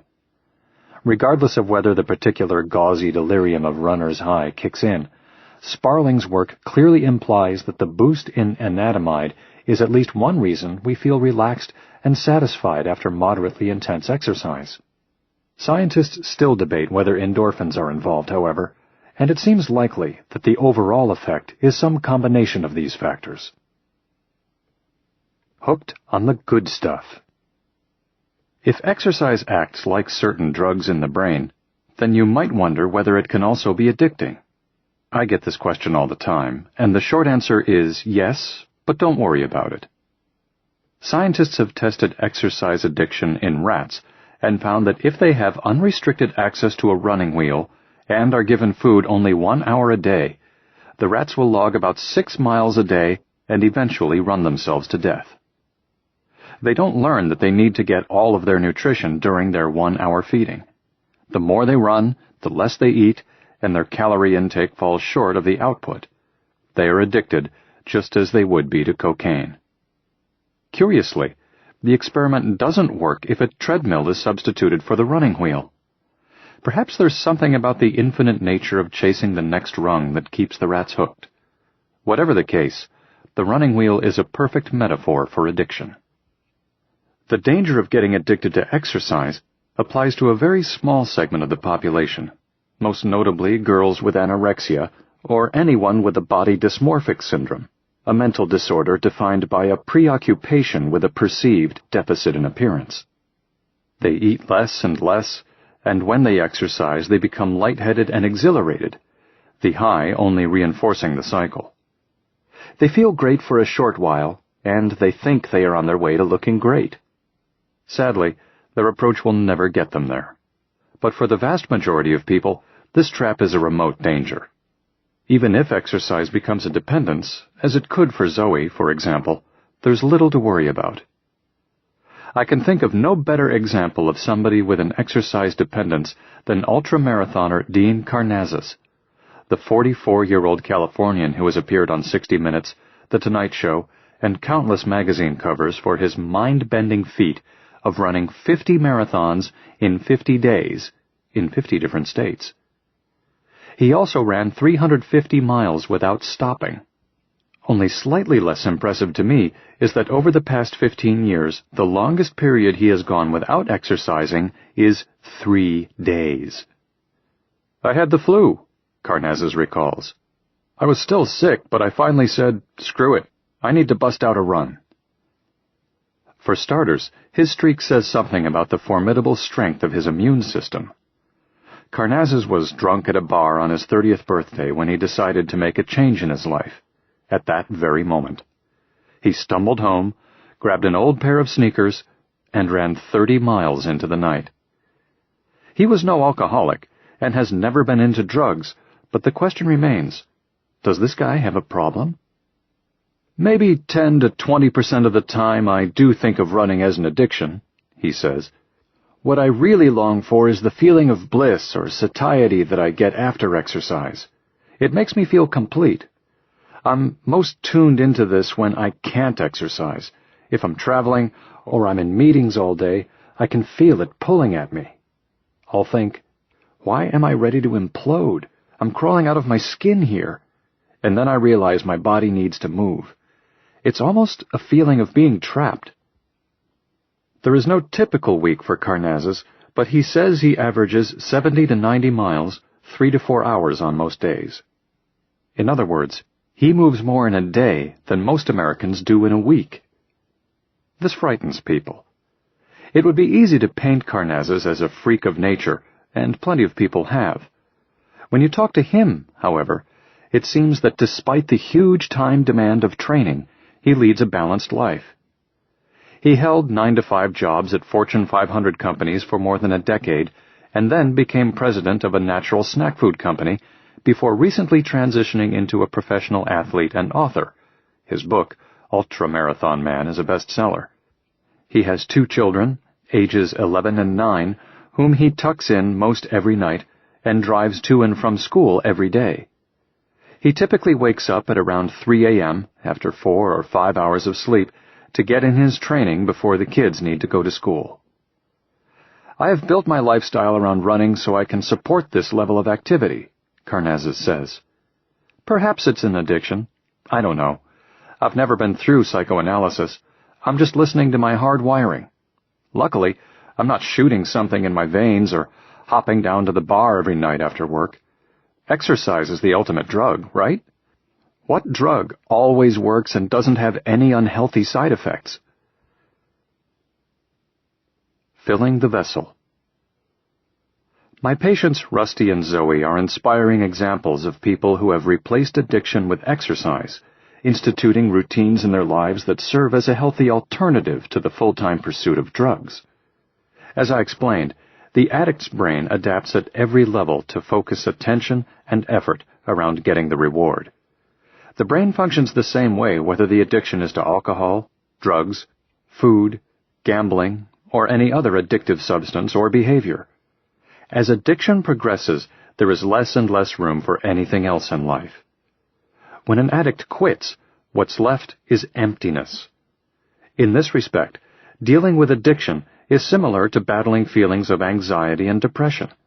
Getting rid of the problem is only the first step. Once the addiction or the negative emotions are gone, the void needs to be filled with some positive behavior for the change to take root. There can hardly be a better option than physical exercise. After all, this is what we're supposed to be doing, moving in the world. The fact that exercise counteracts anxiety and depression directly can have a huge impact on any form of addiction, as both of these mood states undermine treatment. A recovering addict who is feeling anxious or hopeless is much more likely to slip in her determination and ability to quit. People are more impulsive when they feel lousy. Both strength training and aerobic exercise decrease symptoms of depression in recovering alcoholics and smokers who have quit. And as I pointed out in Chapter 3, the more fit you are, the more resilient you are. If you are flexible in managing stress, you're less likely to reach for that bottle of liquor or bag of chips or pack of cigarettes. Keeping the stress system under control is also important, practically speaking, for ameliorating the physical symptoms of withdrawal, to get through those nightmarish first few days. Exercise also counteracts more direct toxic effects of addiction on the brain. Researchers looking at fetal alcohol syndrome, for instance, have shown that exposing unborn rats to high levels of alcohol dramatically reduces the birth of new brain cells in the hippocampus. It also disrupts long-term potentiation, LTP, the cellular mechanism of learning and memory. Studies of adult rats exposed to alcohol before birth suggest that they have difficulty learning. The exciting news on this front is that both exercise and abstinence from alcohol not only stop the damage, but also reverse it, increasing neurogenesis and thus regrowing the hippocampus of adult rats. The same holds true even for unborn rats if their mothers are taken off ethanol and allowed to run. In humans, researchers have recently shown that abstinence reverses some of the neuronal damage caused by prenatal exposure to alcohol. And we already know that exercise rebuilds the alcoholic brain by increasing neurogenesis. One of the connections I see here is between learning and overall mental strength. If the brain is flexible, the mind is stronger, and this gets at a concept known as self-efficacy. It's difficult to measure, but it relates to confidence in our ability to change ourselves. For most addicts, If they stop to consider how they may be destroying their lives, they suddenly feel like they can't handle anything, let alone their self-control over their addiction. Exercise, though, can have a powerful impact on the way an addict feels about himself. If he's engaged in a new pursuit, such as exercise, which involves work and commitment, and he's able to follow through and be persistent with it, that sense of self-control spreads to other areas of his life. A group of Australian researchers recently put this idea to the test. Using 24 students as subjects, they measured the effect of a 2-month exercise program on self-regulation, which is a slightly different characterization of self-efficacy. Every 2 weeks, the students were given 2 psychological tests, and they kept diaries of their daily habits. The results, published in 2006 in the British Journal of Health and Psychology, are profound. Aside from improving on the 2 tests, which measured intellectual inhibition, control, the participants reported that an entire range of behavior related to self-regulation took a turn for the better. Not only did they steadily increase their visits to the gym, they reported that they smoked less, drank less caffeine and alcohol, ate more healthy food and less junk food, curbed impulse spending and overspending, and lost their tempers less often. They procrastinated less and kept more appointments, and they didn't leave the dishes in the sink, at least not as often. The researchers characterized self-regulation as a resource that can be depleted but also recharged, like a muscle. Essentially, the more you use this faculty, the stronger it gets. And exercise is by far the best form of self-regulation we have. Regain control. I wouldn't suggest that you model your routine after that of Dean Karnazes, but if you have a tendency toward addictive behavior, it's vital to develop some sort of consistent exercise habit. How much exercise you need depends, of course, on how severe the habit is. But I would say 30 minutes of vigorous aerobic exercise 5 days a week is the bare minimum if you want to root out an addiction. To begin, however, it's best if you can do something every day, because the exercise will keep you occupied and focused on something positive. I have seen a lot of people who bury themselves in addiction when they lose their jobs, so if you are unemployed, having exercise in place is essential. And while I often suggest that people exercise in the morning, if your goal is to break a habit such as having a drink every night when you come home, exercising in the evening is probably a better strategy. You can use the aerobic shot for a different kind of buzz. At the same time, you have to be careful not to overdo it, and to find something you'll be able to keep up over the long haul. The patients I've told you about all learned that aerobic exercise provides a strong reward, and they have been able to find that sense of satisfaction in a variety of activities. Rusty couldn't do DDR all the time, so he got into soccer again, and picked up rock climbing. Zoe started on the rollers, but as soon as spring hits, she's outside, riding her bike through the forest. The more options you have, the more likely you are to be able to continue exercising throughout your life. If you haven't been in the habit of exercising, it can be helpful to join a gym or hire a personal trainer, because spending the money is a strong motivator. If you have an addiction to food, try a quick walk around the block, or a few minutes with the jump rope, or even a set of 30 jumping jacks. Anything to snap your mind out of the cycle of thinking about the reward. It might sound painfully obvious to suggest exercise as a way of controlling your eating habits. After all, your weight is the sum of a simple formula, the number of calories you take in minus the number you burn. But it's important to remember that exercise's benefits go well beyond the physical aspect of burning calories. Dopamine produced during exercise will plug into receptors and thus blunt the craving. And over time, the activity will produce more D2 receptors and restore balance in the reward system.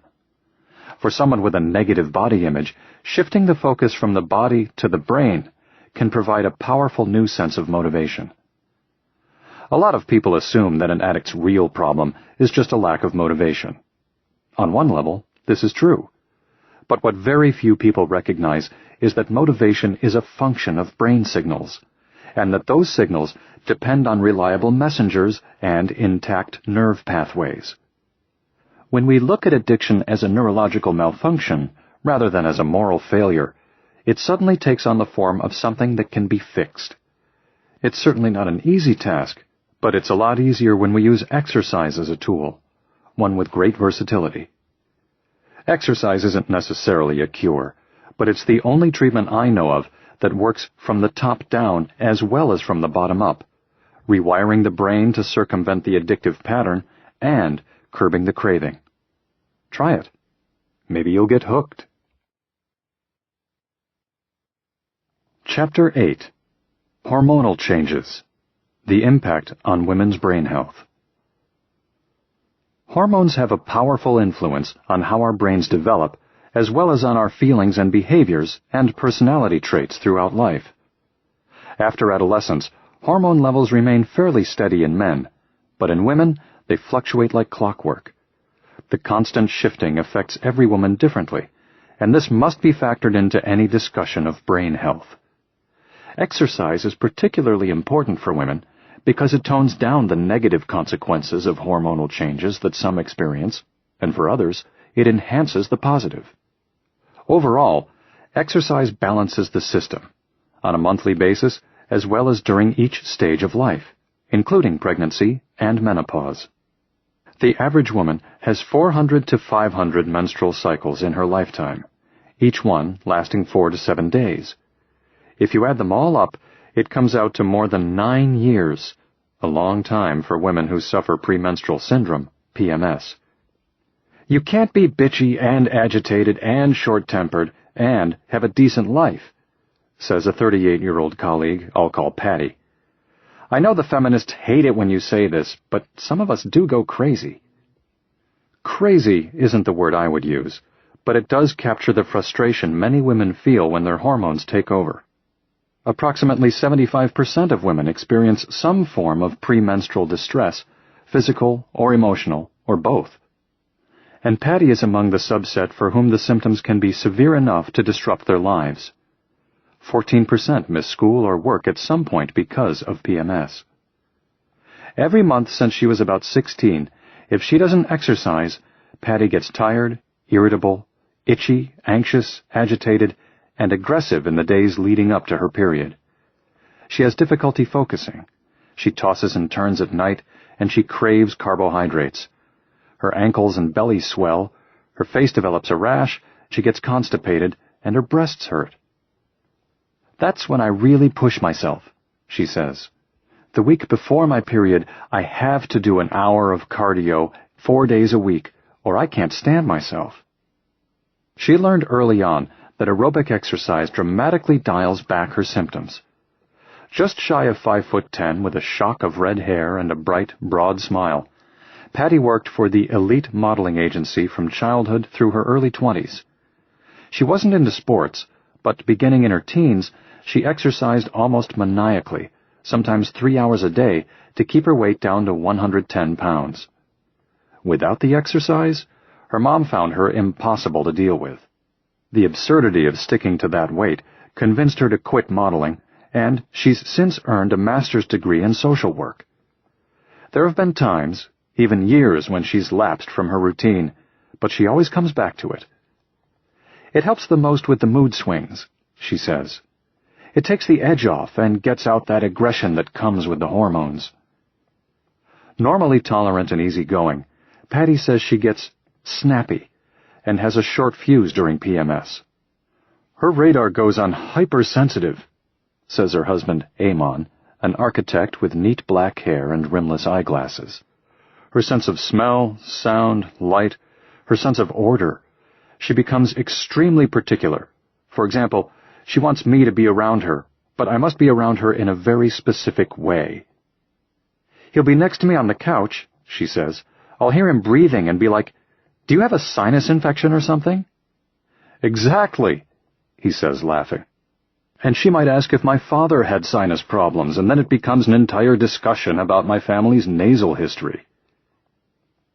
Patty and Amon are conscientious people who generally communicate well and support each other, which is extremely important for women going through hormonal changes.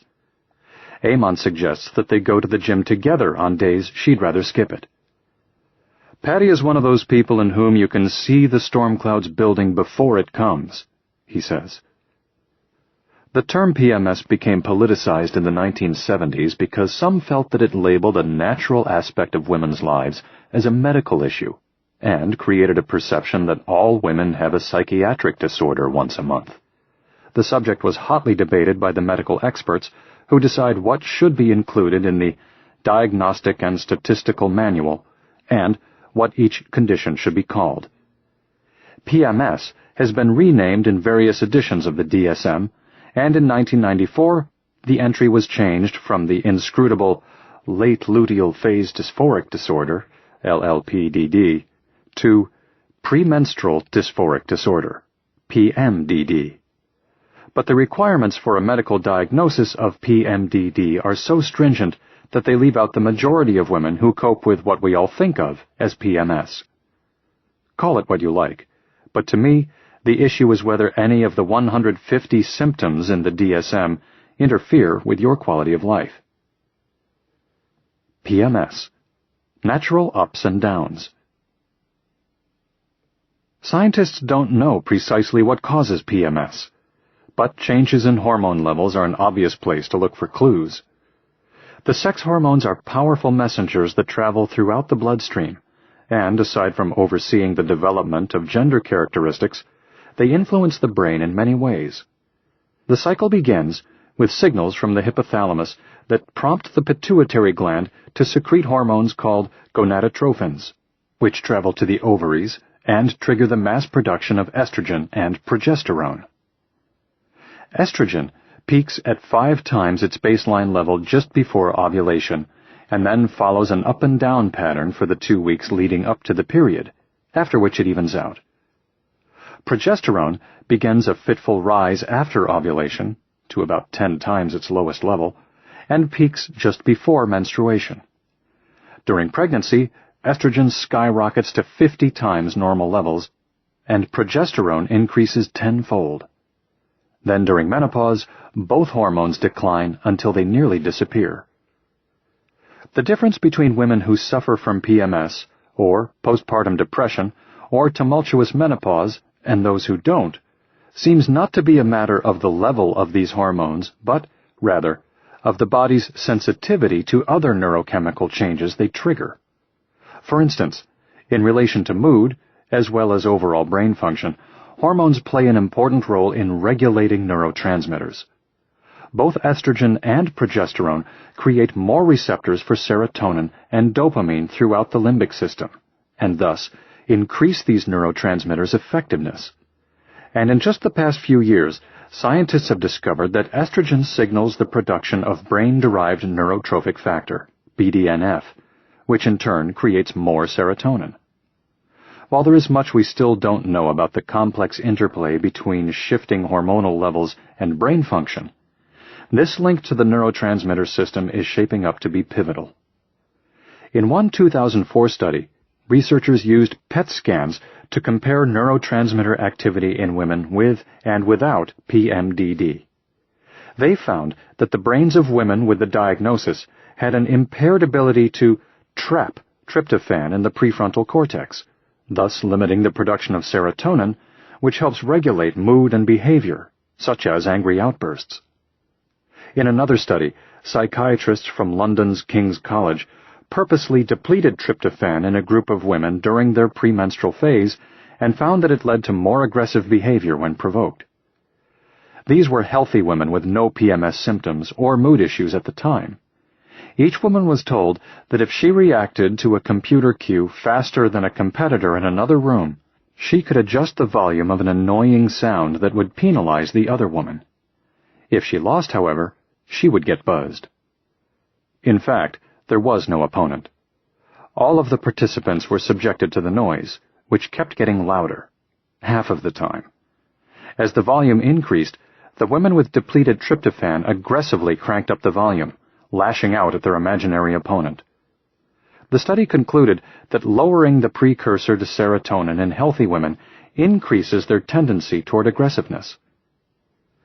They were much more likely to retaliate than women with normal levels of serotonin, says Alison Bond, who conducted the study.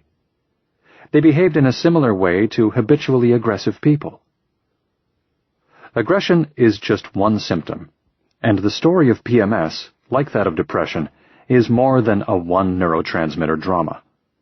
A long chain of events connects the production of a hormone to the signal that manifests as feelings or behavior, and any broken or damaged link can spin the outcome in another direction. This is just one reason why PMS, pregnancy, and menopause affect every woman differently. It's impossible to say where the gap is in Patty's brain chemistry, for example, but there's no question that exercise helps close it. It's almost like I'm in a fog before my period, she says. I could take my ADHD medication and it won't do a damn thing. Exercise helps clear my head. Restoring balance. Exercise isn't necessarily the only answer if you suffer from PMS, but it can dramatically reduce the symptoms and give you a handle on a part of life that feels beyond your control. And with a lifestyle change, medication may not be necessary. Many women already know this.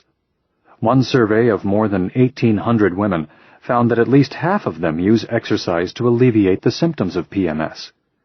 In addition to reporting less physical pain, the women who exercise scored better on evaluations of concentration, mood, and erratic behavior. The notion that exercise alleviates physical symptoms both before and during menstruation is far more accepted than its proposed effects on mood and anxiety. Frankly, there is little experimental evidence to prove specifically that exercise helps the mental symptoms of PMS. Perhaps the best study on the subject comes from the Duke University lab of James Blumenthal, who pioneered much of the research on exercise and depression, and it dates back to 1992. With a small group of middle-aged women, premenopause, Blumenthal compared how aerobic exercise and strength training affected PMS symptoms. Each group trained for an hour 3 times a week. The 12 aerobic women did 30 minutes of running at 70 to 85% of their aerobic capacity, along with a 15-minute warm-up and cool-down. The other 11 used weight machines for supervised strength training. Both groups' physical symptoms improved, but the runners improved significantly more on the mental side. They felt better on 18 of 23 measures, the most significant of which were depression, irritability, and concentration. The sharpest distinction was that the aerobic set showed a less pessimistic outlook and more interest in the world.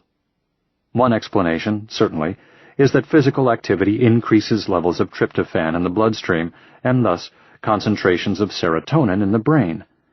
It also balances dopamine, norepinephrine, and synaptic mediators, such as BDNF. By stabilizing such a broad number of variables, exercise helps to tone down the ripple effects of shifting hormones.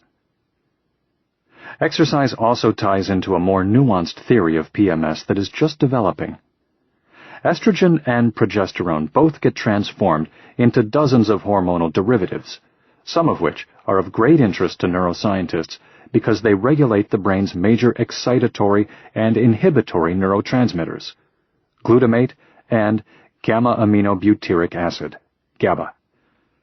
During the hormonal fluctuations of the premenstrual phase, the levels of these derivatives relative to one another can get out of whack, which can lead to too much excitement of the nerve cells in the brain's emotional circuitry.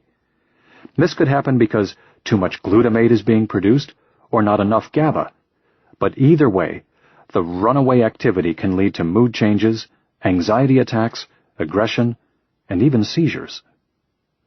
One recent study found that while hormone levels were the same in women with and without PMS symptoms, their GABA levels were different. Exercise has widespread effects on the GABA system, which puts the brakes on excessive cellular activity, as Xanax does. Studies in rats have shown that just one bout of exercise turns on the genes that produce GABA, for instance. Exercise restores the balance between the opposing forces of activity in the brain during a time that is tumultuous for some women. It also fine-tunes the hypothalamic-pituitary-adrenal, HPA, axis, which you may recall from earlier chapters improves our ability to cope with stress. And, not to be overlooked, exercise improves energy and vigor, which impacts all of the other symptoms. Pregnancy. To move or not to move.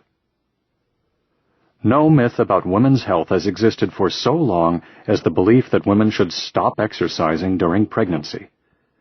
Perhaps because childbirth was a life-threatening event before modern medicine, pregnancy was considered a period of confinement, a time to stay home, reduce activity, and rest in bed.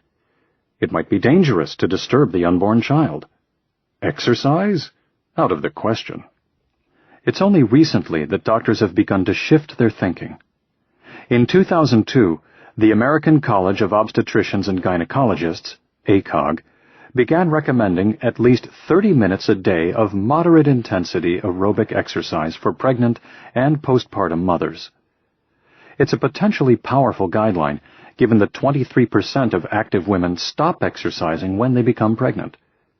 Equally important, though, is that for the first time, the ACOG recommended that sedentary women begin exercising when they become pregnant, largely to counter risks such as diabetes, high blood pressure, and preeclampsia that can develop during gestation and harm both mother and child. Certainly there are complications for which bed rest is the sensible prescription, so it's important to speak with your obstetrician before beginning an exercise regimen. Forget ice hockey, racquetball, basketball, and any other contact sports. The same goes for riding horses, mountain biking, practicing a balance beam routine, or doing anything where falling is part of the game. And scuba diving, too. Keep in mind, however, that doctors tend to be conservative. In its 2002 recommendations, the ACOG warns against exercise for pregnant women who are overweight, diabetic, heavy smokers, or who have high blood pressure, the very women who need exercise. In these cases, exercise may not be totally out of the question. It's just that they should start very slowly, working closely with their doctors. Many expectant mothers don't have a clear idea of what they can do, and they think in terms of avoiding rather than engaging. If they understood the benefits of exercise, not only in reducing pregnancy risks, but also in improving their physical and mental health and that of their babies, then they'd feel much more comfortable being active. The truth is, we don't have all the answers about the effects of exercise on pregnancy, but we do have some good ones. During pregnancy, estrogen and progesterone levels remain exponentially higher than normal, and in some cases, this stabilizes mood and alleviates anxiety and depression. Indeed, pregnancy can change a number of different systems for the better. For instance, some women with attention deficit hyperactivity disorder are surprisingly able to sit still and read when pregnant. The body's reaction to hormones is specific to the individual, though, and some women experience distress. Whatever the body's reaction, physical activity lowers stress and anxiety and improves mood and overall psychological health during pregnancy. A 2007 study from England evaluated the effects of a single bout of exercise on the mood of 66 healthy pregnant women who were divided into 4 groups. They either walked on a treadmill, swam, took an arts and crafts class, or did nothing extra. Women in both exercise groups improved their moods, even though they weren't necessarily problematic to begin with. It's also well established that an expectant mother's state of mind may alter her baby's development. Stress, anxiety, and depression can have a frighteningly powerful impact on a pregnancy, and, in the extreme, can result in miscarriage, low birth weight, birth defects, or death of the baby. Babies born to unhappy mothers are fussier, less responsive, harder to soothe, and have unpredictable sleep patterns.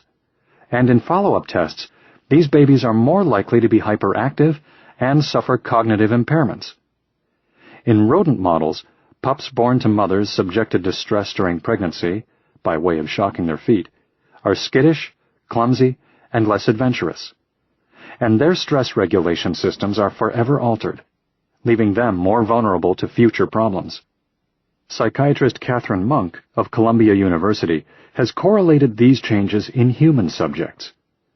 She found that when pregnant mothers with clinical anxiety are asked to participate in a stressful event, such as making a short speech in front of a group, their fetuses' heart rates are overreactive and don't calm down as quickly as fetuses of mothers without clinical anxiety.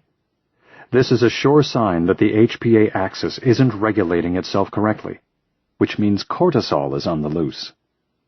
Also, twitchy HPA axis is a risk factor for future psychiatric issues. Despite the fact that exercise can prevent a lot of unnecessary complications, many women are still leery of exercising while they're pregnant. Surveys suggest that up to 60% remain inactive. In general, studies report that exercise reduces nausea, fatigue, joint and muscle pain, and fat accumulation. Exercise cuts in half the risk of developing abnormal glucose levels, which can lead to gestational diabetes, a condition that results in overweight babies and prolonged labor. High glucose is also a risk factor for obesity and type 2 diabetes in both the mother and the baby, and these physical conditions are bad for the brain. Fortunately, exercise helps regardless of how active a woman was before pregnancy. One study showed that briskly walking 5 hours a week reduces the risk of gestational diabetes by 75%. Several years ago, a group of German researchers decided to test whether exercise would have any impact on the painful process of labor. They brought a stationary bicycle into the labor suite. Somehow they found 50 women who agreed to pedal for periods of 20 minutes, rate their pain levels, and have their blood tested for endorphins right up until they gave birth. Most of them, 84%, said contractions were less painful during exercise than at rest, and their ratings were inversely proportional to endorphin levels. The researchers concluded that exercising on a bicycle ergometer during labor seems to be safe for the fetus, a stimulus to uterine contractions, and a source of analgesia. Don't forget the baby. James Clapp, an obstetrician and professor of reproductive biology at Case Western Reserve University, has been studying how exercise affects the child for more than 20 years.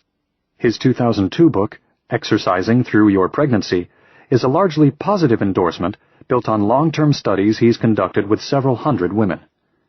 He begins by dispelling the myth that exercise is dangerous, noting that in his research there were no differences in weight or skull size between babies born to active and sedentary mothers. With exercise, the fuel line between mother and baby grows to ensure the fetus gets the nutrients and oxygen it needs. Studies from Clapp and others have shown that newborns of active women are leaner, which you might think is cause for concern, except that the physical differences even out within the first year. Exercise seems to be more than just not harmful, though. In one study, Clapp compared 34 newborns of exercisers to 31 of sedentary mothers 5 days after birth. There's only so much you can do to gauge behavior at this early stage, but the babies from the exercise group performed better on 2 of 6 tests. They were more responsive to stimuli and better able to quiet themselves following a disturbance of sound or light. Clapp sees this as significant because it suggests that infants of exercising mothers are more neurologically developed than their counterparts from sedentary mothers.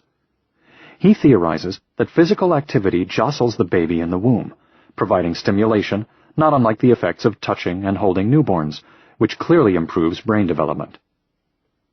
In another comparison at 5 years of age, he found no differences in behavior and most cognitive measures, but there were statistically significant differences in IQ and oral language skills.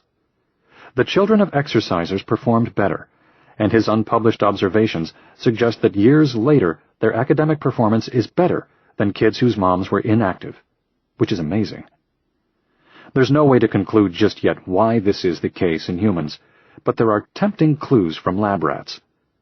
Most intriguing is a 2003 study showing that rat pups born of exercising moms had higher levels of BDNF immediately after birth, and also at 14 and 28 days. At the same time, they performed better than controls on learning tasks related to the hippocampus. Essentially, they learned better and faster than rats born of sedentary mothers. One study showed that, for some reason, rat pups of running mothers had fewer neurons in the hippocampus at birth, but they bounced back and outpaced their counterparts. By the end of the first 6 weeks, the exercise group had 40% more cells in the hippocampus. A study in 2006 found that forcing pregnant rats to swim 10 minutes a day resulted in more BDNF, greater neurogenesis, and improved short-term memory in their pups. In short, when pregnant rats exercise, neurons in their fetuses' brains are better able to link up to one another. Although these findings can't be applied directly to humans, they certainly fit within the framework of what we've learned about exercise and the brain in the past decade. We can't say that running when you're pregnant will get your daughter into the best colleges. But on the other hand, these findings suggest that staying physically active improves neurotrophic support for the baby's brain cells. And, as you'll recall from earlier chapters, such changes optimize learning, memory, and overall state of mind. For me, the idea that exercising while you are pregnant might have an impact on the future of your baby's brain, that's powerful. In another fascinating line of inquiry, researchers have studied the effects of exercise in combating fetal alcohol syndrome, a devastating disorder that results in stunted growth, retardation, and facial disfigurement. It's the leading preventable cause of birth defects in the United States, and some studies have shown that if a pregnant woman drinks even moderately, learning, behavioral, and social problems can follow for the baby. The brains of rats born to ethanol-fed mothers have lower levels of BDNF, neurogenesis, and neuroplasticity. The hippocampus is atrophied, and consequently, the pups can't learn or remember very well. Beyond the hippocampus, alcohol damages glutamate synapses, and this has wide-ranging effects in the brain.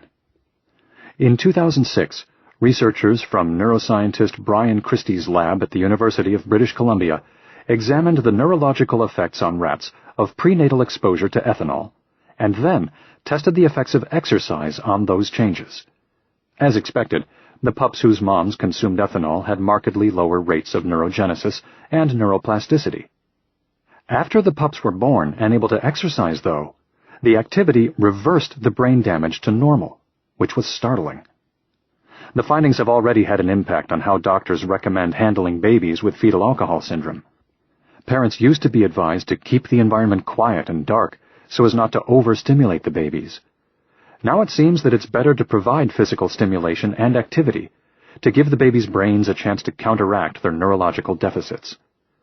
It never ceases to amaze me how our brains can repair themselves if we keep our bodies moving, as they were designed to do. Postpartum depression, a bolt of the blues. Tony and Stacy were desperate. It was a rainy Friday afternoon when the couple decided they needed an elliptical trainer right now. But the Nordic Track store at the mall was out of stock. They had to locate a seedy Boston warehouse to pick it up, and then the seats of their SUV wouldn't lay flat, so the trainer stuck out the back as rain poured down during the drive home. It must have weighed 200 pounds, that soggy box, and wrestling it inside the house was just the beginning of Tony's work for the evening. "We got home and I immediately had to put it together," he says. "It isn't my strong suit, but at that point, I just wanted her to be better." They needed a treatment for Stacy's postpartum depression, which had come out of nowhere after she gave birth to their first child, a son named Carter. For 5 months now, she had been exhausted but unable to sleep soundly. She felt guilty if she left her infant alone, she hated her body, she lost interest in the world, and she was prone to bursting into tears without warning. These symptoms are unrelated to the temporary blues most women experience within the first weeks after delivery, and they're more common than most people realize. For 10 to 15% of new mothers like Stacy, everything seems fine at first, but then postpartum depression strikes, and it can stick around for a year or more. When I mentioned to my medical and psychiatric colleagues that such a significant number of new mothers suffer postpartum depression, a fact I only learned in researching this audio program, they are as shocked as I was. Antidepressants are the typical treatment, but the Lexapro Stacy had tried made her feel numb to everything. She only stayed on it for a few days and was wary of trying another medication. As she and Tony sat in my office on that rainy afternoon, I explained how aerobic exercise works as well or better than drugs for some people with depression. I only wish all of my patients were as responsive. When they left, they made a beeline to the mall to buy the trainer. Tony finished putting it together late that evening, and Stacy jumped right on it for a 20-minute workout. "Those things are hard when you first start," she recalls. "I knew it was doing something. You get that burn." "I think that's what grabbed her at first," Tony says. "The burn, and the feeling that it was going to help her appearance. I don't think she grasped right away that it was helping her mentally and helping her sleep." "No, I didn't." "I noticed. I said, 'Stacy, it's like night and day. It really is.' The first thing it changed was her quality of sleep, which, of course, made me feel better during the day. And then her mood followed. I had a lot more energy. I would feel better when I got off than when I got on it. Even now, after playing with Carter all day long, I'll feel exhausted, but I make myself do it anyway. And I'm in a better mood, and I'm happier, and feel more energetic." What makes Stacy's story dramatic is that before she gave birth, at age 29, she could most aptly be described as bubbly. She had no history of depression and was the happiest person Tony had ever met. They are an incredibly loving couple, young yet old-fashioned, and above all, they've always had a lot of fun together. But after Stacy's pregnancy, she says, everything switched around. She is tall, blonde, athletically trim, and was only 5 pounds over her normal weight 2 weeks after giving birth. She looked terrific, which is relevant here only because she didn't see it that way. On the rare occasions when they went out after Carter was born, Stacy would try on a dozen outfits. "I thought I looked horrendous," she says. "No matter what anybody said, I didn't believe it in my heart of hearts." "No fooling around. It was 9 or 10 different shoes and shirts and pants," Tony says. She saw a different person in the mirror. But there was more at play than a negative self-image. After the initial excitement of bringing Carter home, fatigue set in, and with it came a raft of crummy feelings. Stacy stopped expressing opinions or interest in anything. She moved the crib into their bedroom and woke up every few hours to check on the baby. "I never wanted to leave Carter," she says, "and I'd always feel guilty if I did." New mothers overcome by depression start to question themselves and wonder if there's something wrong with them. If they're having trouble, they assume they must be terrible mothers. The instinct is to push away from the world, the baby in particular, and this leads to inner conflict and self-flagellation. Here's this biological purpose for your being, and you're ashamed that everything is not blissful, convinced you're the only mother in the world having such feelings. This event that is supposed to be so wonderfully life-fulfilling instead triggers a black cloud. It took several months of Tony gingerly raising the subject before Stacy recognized that something was off. "I didn't feel like me anymore," she says. "I had no idea how I was going to get back to that." Stacy had lifted weights occasionally, but as I explained to her and Tony, aerobic exercise is different, and crucial for mood. Now she spends 45 minutes on her elliptical trainer almost every night. If she misses it for more than a few days, she has trouble sleeping and notices a drop in energy and mood. Does that mean she's still depressed and just masking it with exercise? Not exactly. It's just that if symptoms flare up, as they sometimes do during her period, she hits the trainer to make sure they don't snowball into something worse. Above all, she knows she can handle it. "If I exercise, I'm fine," she says. "I feel like I'm back to normal." Getting back out there. Scientists know plenty about how aerobic activity curtails the symptoms of general depression, here Chapter 5, but new mothers warrant special consideration. It's not so much the increase in hormones that causes postpartum depression, research suggests, but the effects of withdrawal when they plummet after childbirth. In 2000, Mickey Block of the National Institute of Mental Health published a study in the American Journal of Psychiatry, in which her lab recreated the hormonal conditions of pregnancy in 2 groups of 30-something mothers. One with a past history of postpartum depression, and one without. Neither group of 8 women had symptoms of depression during the study. All of the women were given pills to stimulate the production of estrogen and progesterone, and after 8 weeks, the hormones were secretly replaced with a placebo. The effect was dramatic. During estrogen withdrawal, 5 of the 8 women with a history of postpartum depression experienced a relapse of symptoms, The other group didn't notice a thing. Given how powerfully hormones affect neurotransmitters, Bloch proposed that some women's brains simply can't compensate for the sudden changes, or that the normal signals are amplified in a way that disrupts mood. From this perspective, exercise might be even more effective for new moms experiencing depression than for the general population, because it normalizes neurotransmitter levels. The best study on this issue was conducted in Australia several years ago with 20 women suffering postpartum depression who'd given birth within the previous year. Half of them were on antidepressants. Researchers chose a form of exercise that is exceedingly convenient for new moms: walking with a stroller. One group of 10 women walked with their strollers for 40 minutes at 60 to 75% of their maximum heart rate 3 times a week and attended one social support meeting, while the other 10 women in the control group carried on their normal routines.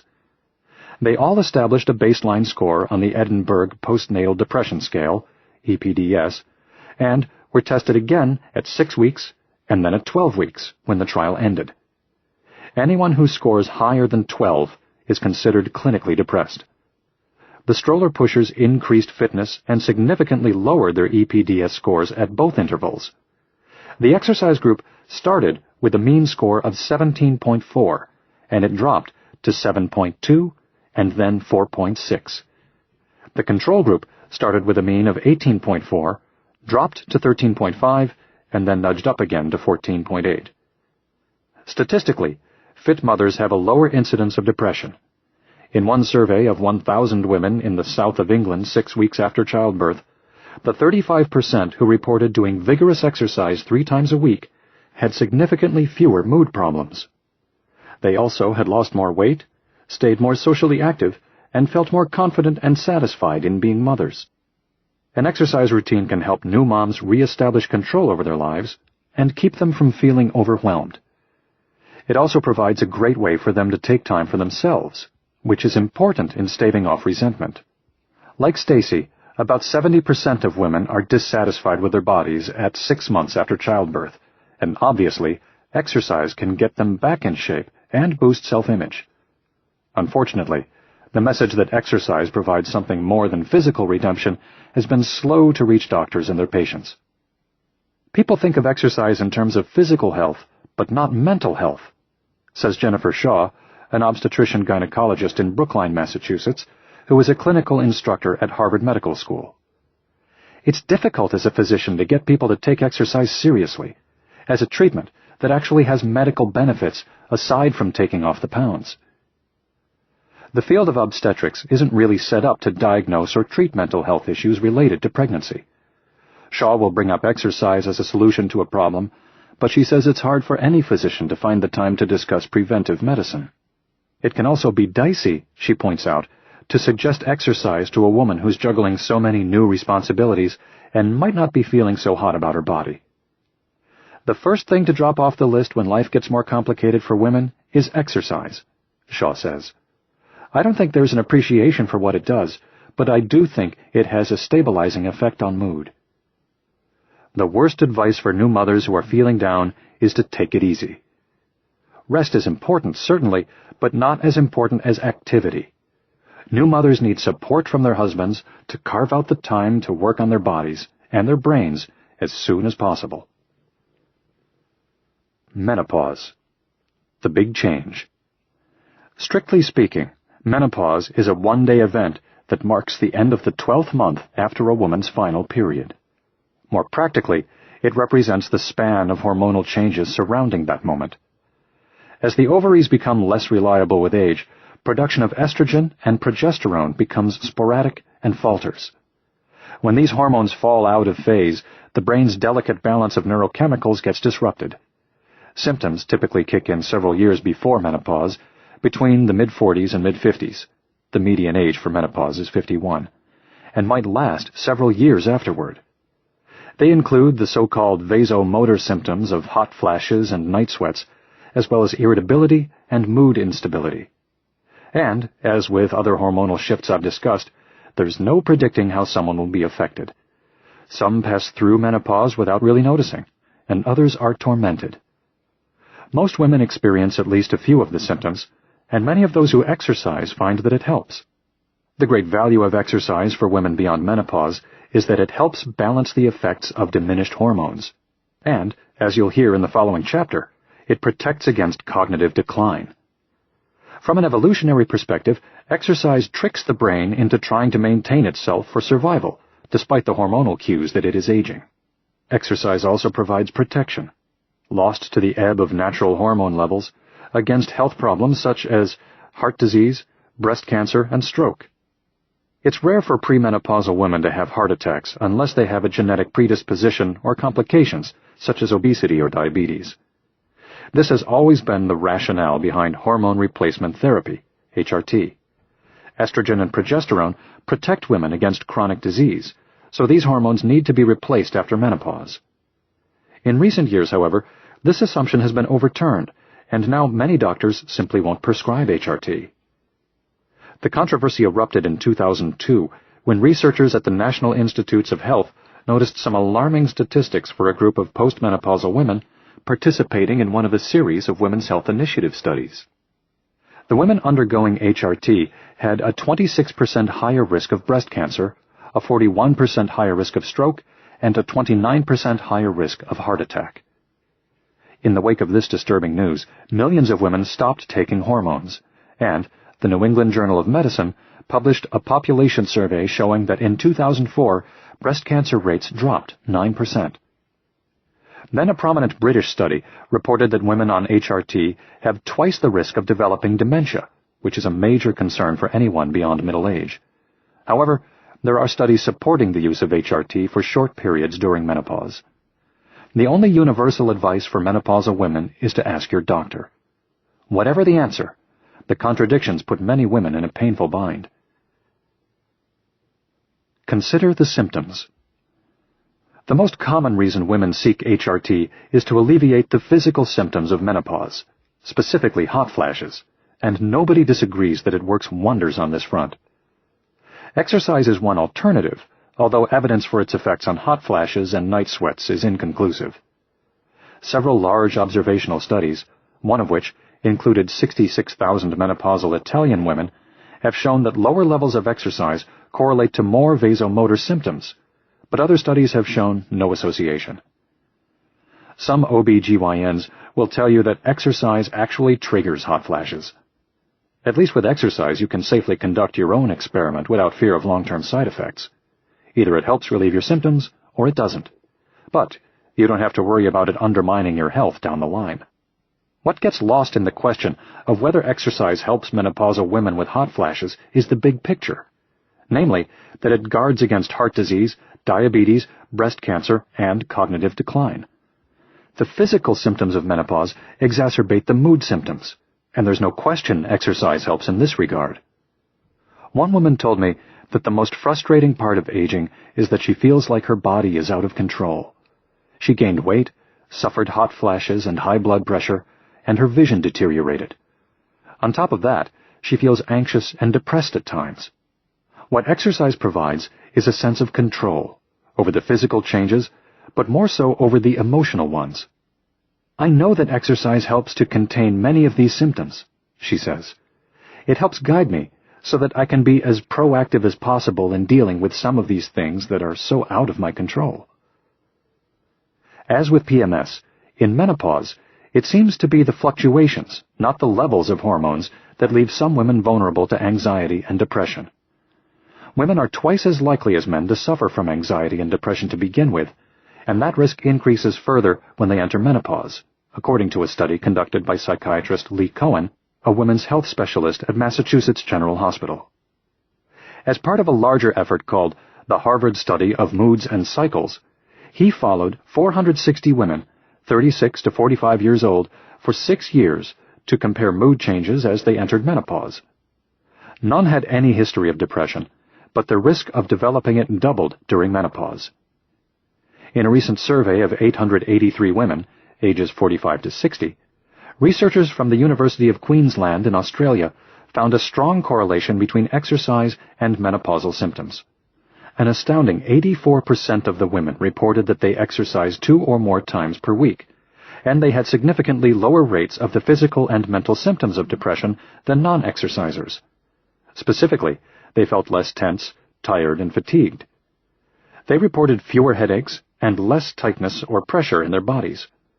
Overall, the study concluded, exercise can have a tremendous impact on a woman's sense of well-being and quality of life. Exercise replacement therapy.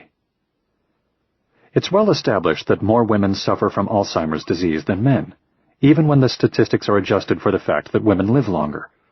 On the other hand, the protective effects of exercise on cognitive decline seem to be magnified among women. In a 2001 study published in the Archives of Neurology, Danielle Laurent of Quebec's Laval University analyzed the relationship between exercise and physical activity among a group of 4,615 elderly men and women over the course of 5 years. Laurent found that women over 65 who reported higher levels of physical activity were 50% less likely than their inactive peers, women and men alike, to develop any form of dementia. Until the Women's Health Initiative came along, scientists believed that HRT protected against cognitive decline, but the evidence doesn't support that conclusion. Now, one of the questions researchers have begun to tackle is whether exercise and hormones have interactive effects on cognitive decline after menopause. Research from Carl Kottman's lab at the University of California, Irvine suggests that estrogen is necessary for exercise to increase levels of BDNF in the prefrontal cortices of female rats. But the design of the study doesn't necessarily translate to the conditions of menopause in humans. The rats' ovaries were removed at 3 months of age, which equates with young, healthy women. The first human reports on this question suggest that estrogen is not an essential ingredient for exercise to protect against cognitive decline. In one study, physiologist Jennifer Etnier, who is now at the University of North Carolina at Greensboro, administered tests of mental processing speed and executive function to 101 postmenopausal women and compared the results to their reported levels of regular aerobic activity. Those who were more physically active had higher scores, regardless of whether they had been undergoing HRT. The most telling study on this subject comes from the lab of psychologist Arthur Kramer at the University of Illinois, Urbana-Champaign, which has been at the forefront of correlating certain cognitive abilities with changes in brain structure, identified in MRI scans. He wanted to see whether exercise and HRT interacted in their impact on executive function and the volume of the prefrontal cortex. In a complicated design, he recruited 54 postmenopausal women, each of whom agreed to an MRI scan, mental tests of executive function, and a treadmill test of their maximal rate of oxygen consumption, VO2 max, to measure fitness. The data was sorted into 4 categories based on duration of HRT. The first group had never had hormone treatment, and the rest fell into short-term, 10 years or less, mid-range, 11 to 15 years, and long-term, 16 years or more, treatment. The results, published in 2005, showed that women in the short-term HRT group performed better on the tests and had greater brain volume than women who had never had therapy or those who had had more than 10 years, which suggests that HRT can, in fact, be protective in the short run. When aerobic fitness was factored in, it had a significant impact on measures of performance and brain volume. Better fitness seems to offset the decline women would otherwise experience if they had never had HRT or if they had had it for more than 10 years. One of the theories from rodent research is that with long-term HRT, estrogen receptors in the brain begin to break down in the hypothalamus, the area that activates the immune response. And if the hypothalamus is not working correctly, women would be more vulnerable to diseases such as cancer. Equally important, long-term estrogen treatment in rodents also causes cellular inflammation, which is a risk factor for Alzheimer's and is associated with memory impairment. What Kramer suggests is that exercise seems to enhance the positive effects of short-term HRT, and this fits in with the neuroprotective mechanisms I've described throughout this audio program. Exercise sparks production of neurotransmitters and neurotrophins, creates more receptors for them in key areas of the brain, and turns on genes that keep the positive cycle spinning. That momentum is crucial for any woman, but especially from menopause onward. After all, most women live for decades without their hormones. Establish a routine. At least 4 days a week, I suggest getting out there and walking briskly or jogging or playing tennis or engaging in some form of activity that will get your pulse up to 60 to 65% of your maximum heart rate. You want to keep it there for an hour. People always want to know what type of aerobic activity is best, and the answer is whatever is going to allow you to build it into your lifestyle. The important thing is to stick with it, and make sure you're elevating your heart rate enough to get the benefits. It's also important to mix in strength training a couple of days a week to shore up your bones against osteoporosis. For younger women with PMS, I would suggest 5 days a week of aerobic exercise at the same level, but it might be a good idea to mix in more intense bursts, like sprinting on 2 of those days, though not back-to-back. Some of the studies suggest that higher intensity effort has a more dramatic effect on symptoms such as irritability, anxiety, depression, and mood instability. And if your symptoms are particularly bad and you're not completely sidelined with cramps, it's probably a good idea to do something every day during the premenstrual phase of your cycle. The advice that surprises people the most, I think, is that it's important to keep up exercise during pregnancy, a recommendation that has finally been endorsed by the American College of Obstetricians and Gynecologists. Its guidelines specify 30 minutes of moderate-intensity aerobic activity every day during pregnancy for healthy women. Obviously, it's important to get clearance directly from your obstetrician, but it's safe for most women. Likewise, I can't stress enough the importance of picking up your routine as soon as possible after the baby is born, ideally within a few weeks. Although it seems contradictory, moving will actually reduce fatigue. And for women like my patient Stacy, it melts away anxiety and depression.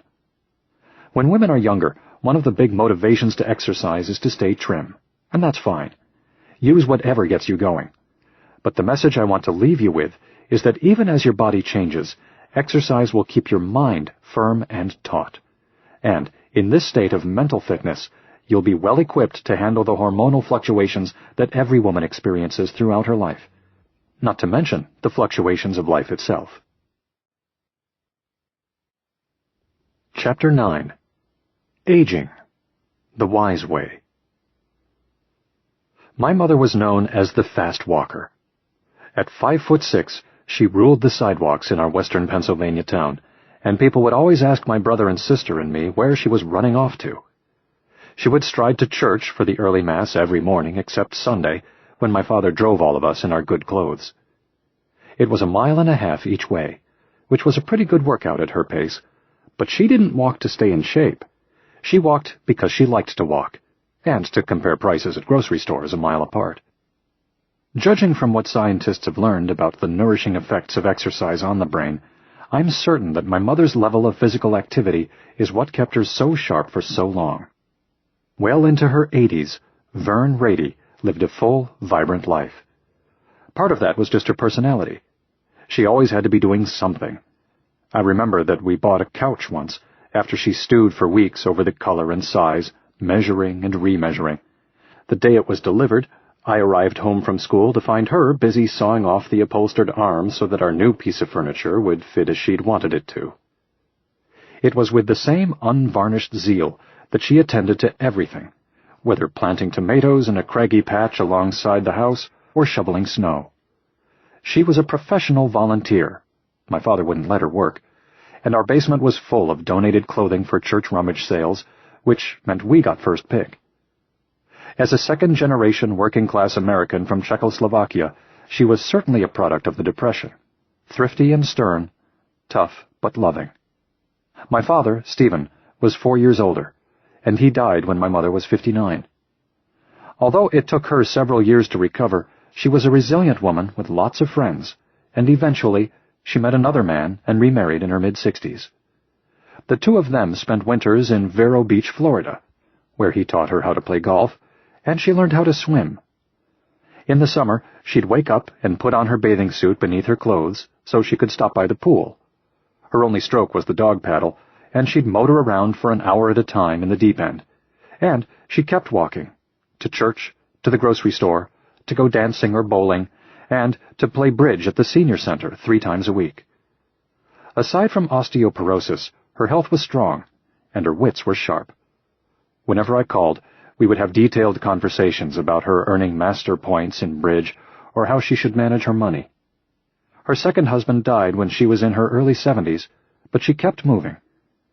When my mom was 86, she tripped and broke her hip, which is just the sort of accident that sends about 1.8 million seniors to the emergency room every year. Although heart disease, cancer, stroke, and diabetes are the leading causes of death for Americans over age 65, many of them live in fear of falling and breaking their brittle bones. Hip fractures are particularly devastating because they require months to rehabilitate, and losing mobility in such a pivotal, weight-bearing joint can dramatically reduce a person's activity level. About 20% of older adults who break a hip die within a year. As for my mom, after about 6 months, she got back on her feet with the help of a walker, and we were able to avoid putting her in a nursing home by having a live-in aide. But it slowed her down. She was shuffling instead of walking, and her osteoporosis was progressing more rapidly, curling her spine and forcing her into a stoop. When her body slowed down, her mind followed suit. She stopped playing bridge and started watching soap operas. A friend took her to church on Sundays, but otherwise she didn't get out much. She was slipping mentally, but didn't have dementia yet. She knew perfectly well who I was, but she had less and less to say during our conversations. Then, the following year, she fell and broke her other hip. It was crushing for me to see her immobilized, and that's when she really stopped being herself. She lost her grip on the boundaries between what was real and what was not. The soap opera characters became part of her life, and she talked to them as if they were right there in the room. She died of natural causes at 88. Keeping it all together. I've talked a lot about the biological connections between the body and the brain throughout this audio program, and nowhere are they more important than in the discussion of aging. After all, a sound mind won't do you much good if your body fails. In 1900, the average American could expect to live to age 47. Today, life expectancy is over 76, and when older folks die, the reason is more likely to be chronic disease than acute illness. But those who outlive these odds face other daunting statistics. The average 75-year-old suffers from 3 chronic medical conditions and takes 5 prescription medicines, according to the Centers for Disease Control, CDC. Among those over 65, most suffer from hypertension. More than 2/3 are overweight, and nearly 20% have diabetes, which triples the chance of developing heart disease. The leading killers are heart disease, cancer, and stroke. Together they account for 61% of all deaths in this age group. We already know that smoking, inactivity, and eating poorly are root causes of these bodily diseases. Likewise, the latest research is clear about how lifestyle influences the mental hazards that come with aging. The same things that kill the body kill the brain, which neuroscientist Mark Mattson of the National Institute on Aging sees as a positive. I think the good news, if we take it seriously, is that many of the same factors that can reduce our risk for cardiovascular disease and diabetes also reduce the risk for age-related neurodegenerative disorders, he says. The measures we would take to guard against diabetes, for example, also balance insulin levels in the brain and shore up neurons against metabolic stress. Running, to lower our blood pressure and strengthen our heart, also keeps the capillaries in the brain from collapsing or corroding and causing a stroke. Lifting weights to prevent osteoporosis from devouring our bones releases growth factors that make dendrites bloom. Conversely, taking omega-3 fatty acids for mental acuity strengthens our bones. The mental and physical diseases we face in old age are tied together through the cardiovascular system and metabolic system. A failure of these underlying connections explains why people who are obese are twice as likely to suffer from dementia, and why those with heart disease are at far greater risk of developing Alzheimer's, the most common form of dementia.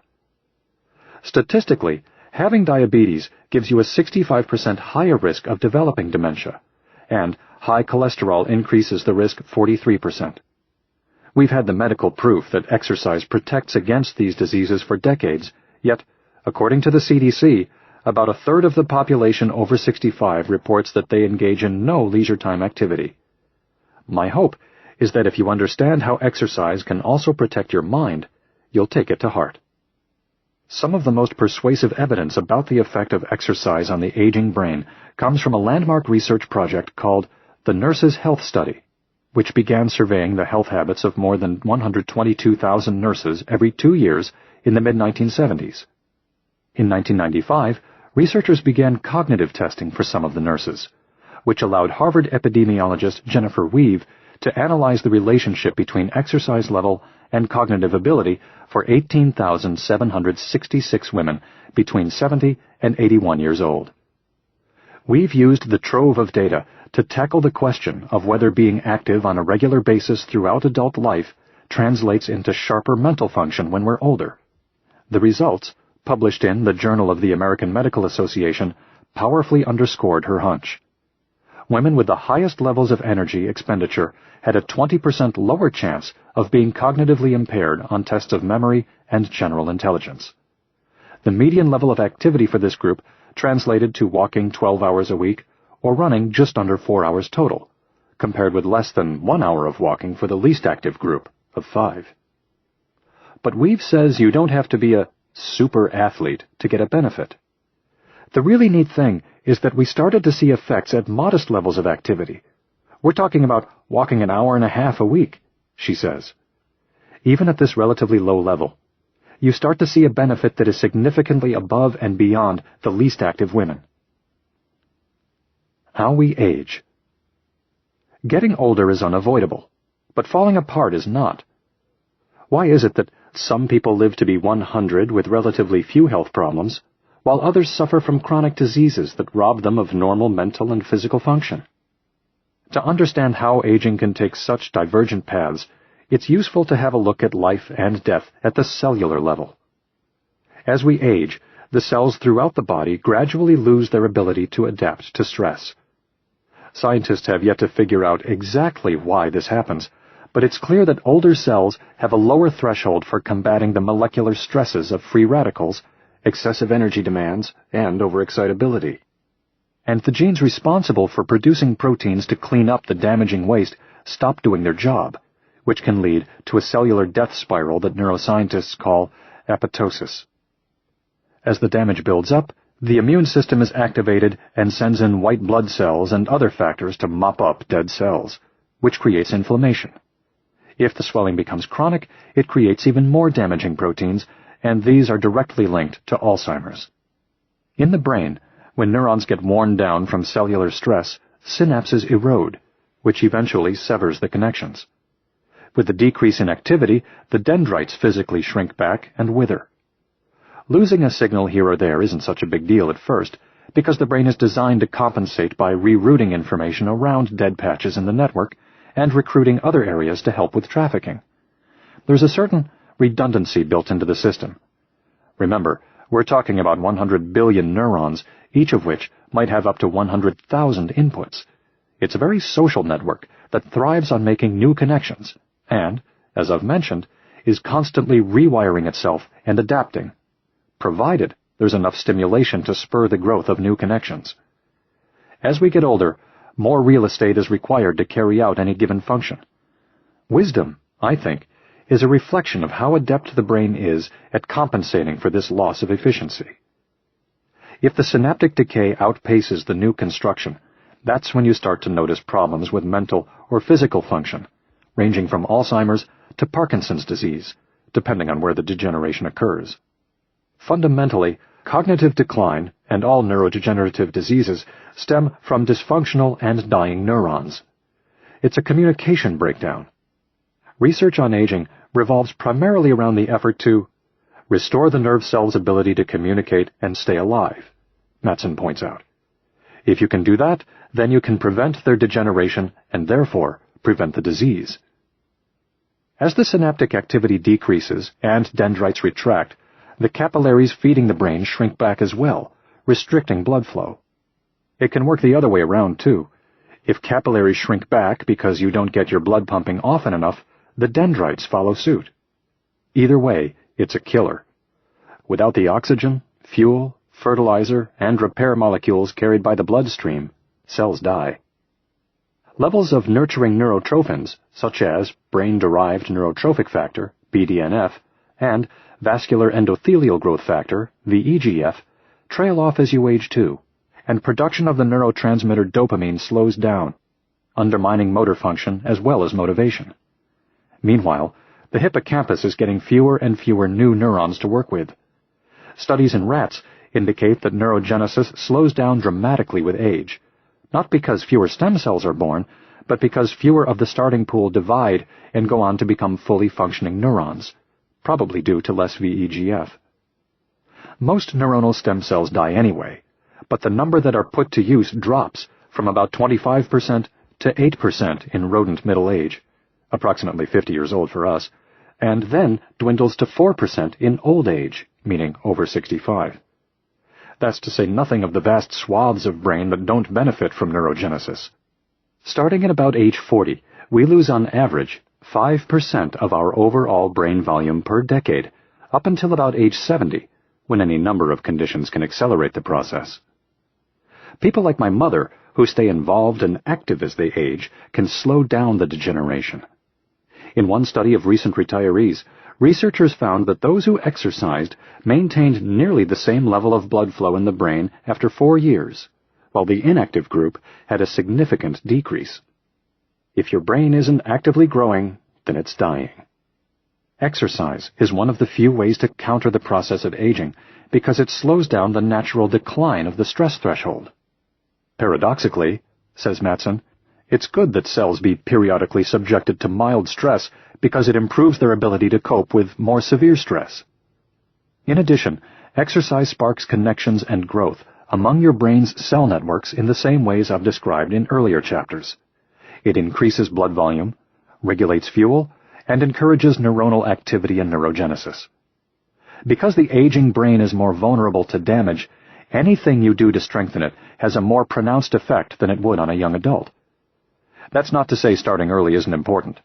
If you have a better, stronger, more connected brain going over the hill, it will surely be more resilient and resist neuronal breakdown that much longer.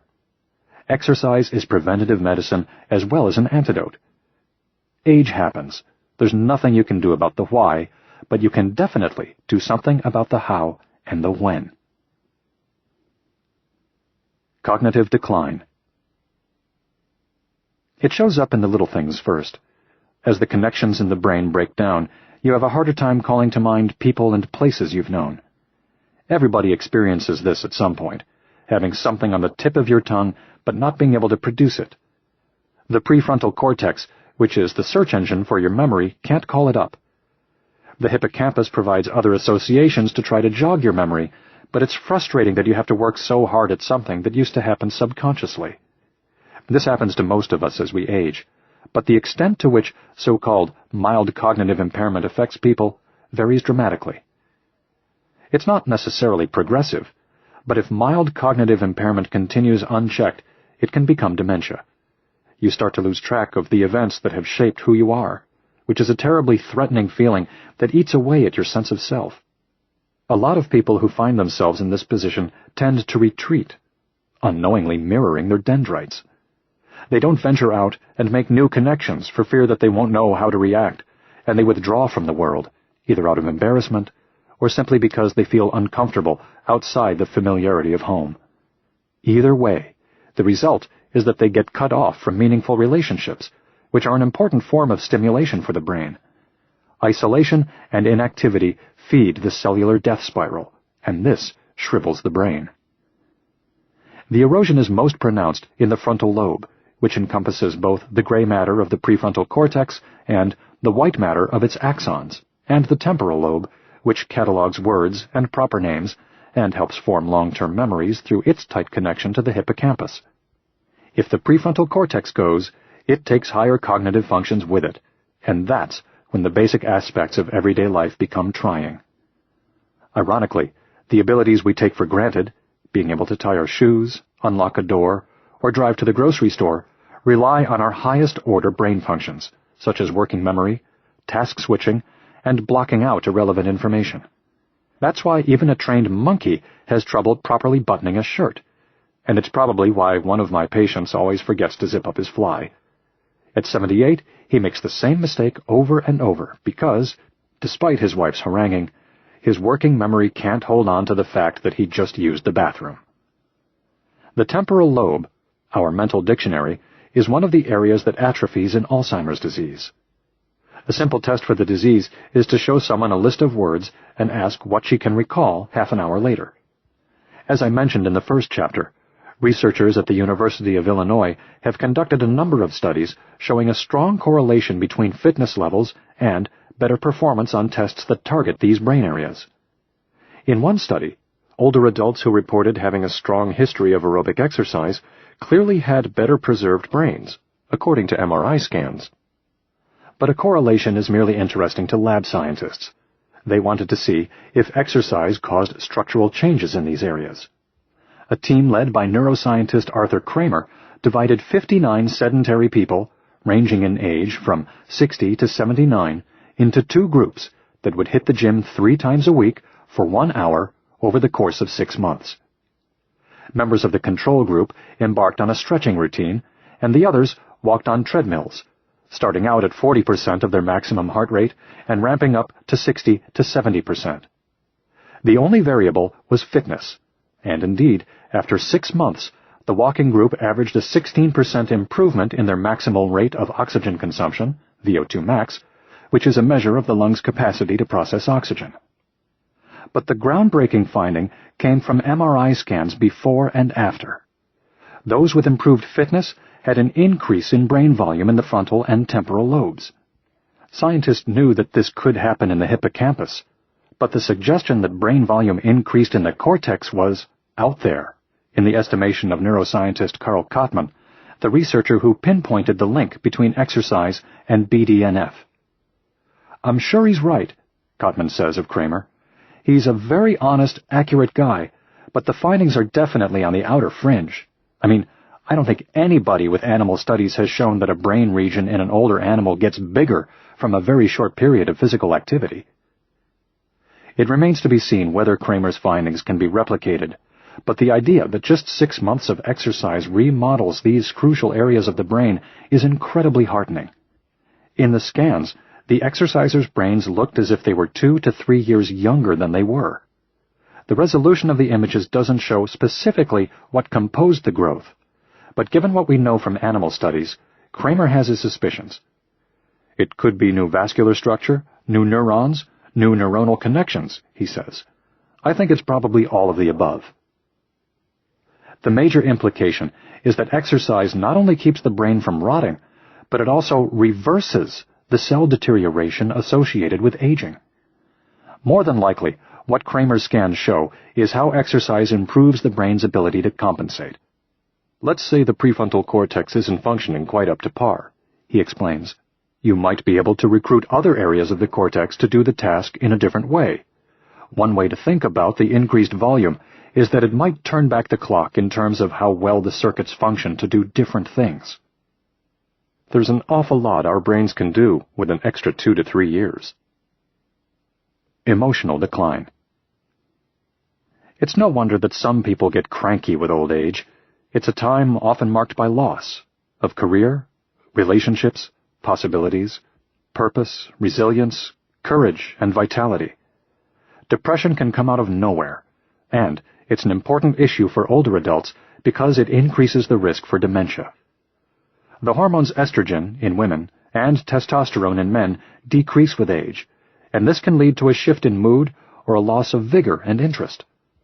Also, one of the reasons depression is a risk factor for dementia is that it has corrosive effects on the hippocampus. If we're under constant stress and the hormone cortisol stays elevated, it eats away at our synapses. Since aging neurons are less resistant to the effects of stress to begin with, this is really something to guard against, or better yet, to attack proactively. As we get older and our bodies weaken and our energy levels decline, we might be reluctant to take on challenges such as that trek in Nepal or even the local bridge tournament. But challenges are important because they boost our resilience. I think back to my mom, who was so vibrant and involved until she broke her hip. It seemed that she became even more daring with age, and instead of turning down novel experiences, she would respond with, "Why not?" As a small example, one night while she was visiting, we were talking about eating at a fancy new Thai restaurant, and I dismissed the idea as quickly as I had mentioned it, assuming my mom wouldn't like it. She must have been about 80 at the time, and I couldn't picture her digging into a plate of exotic cuisine that looked like architecture. But she said, "Let's go. I want to try it."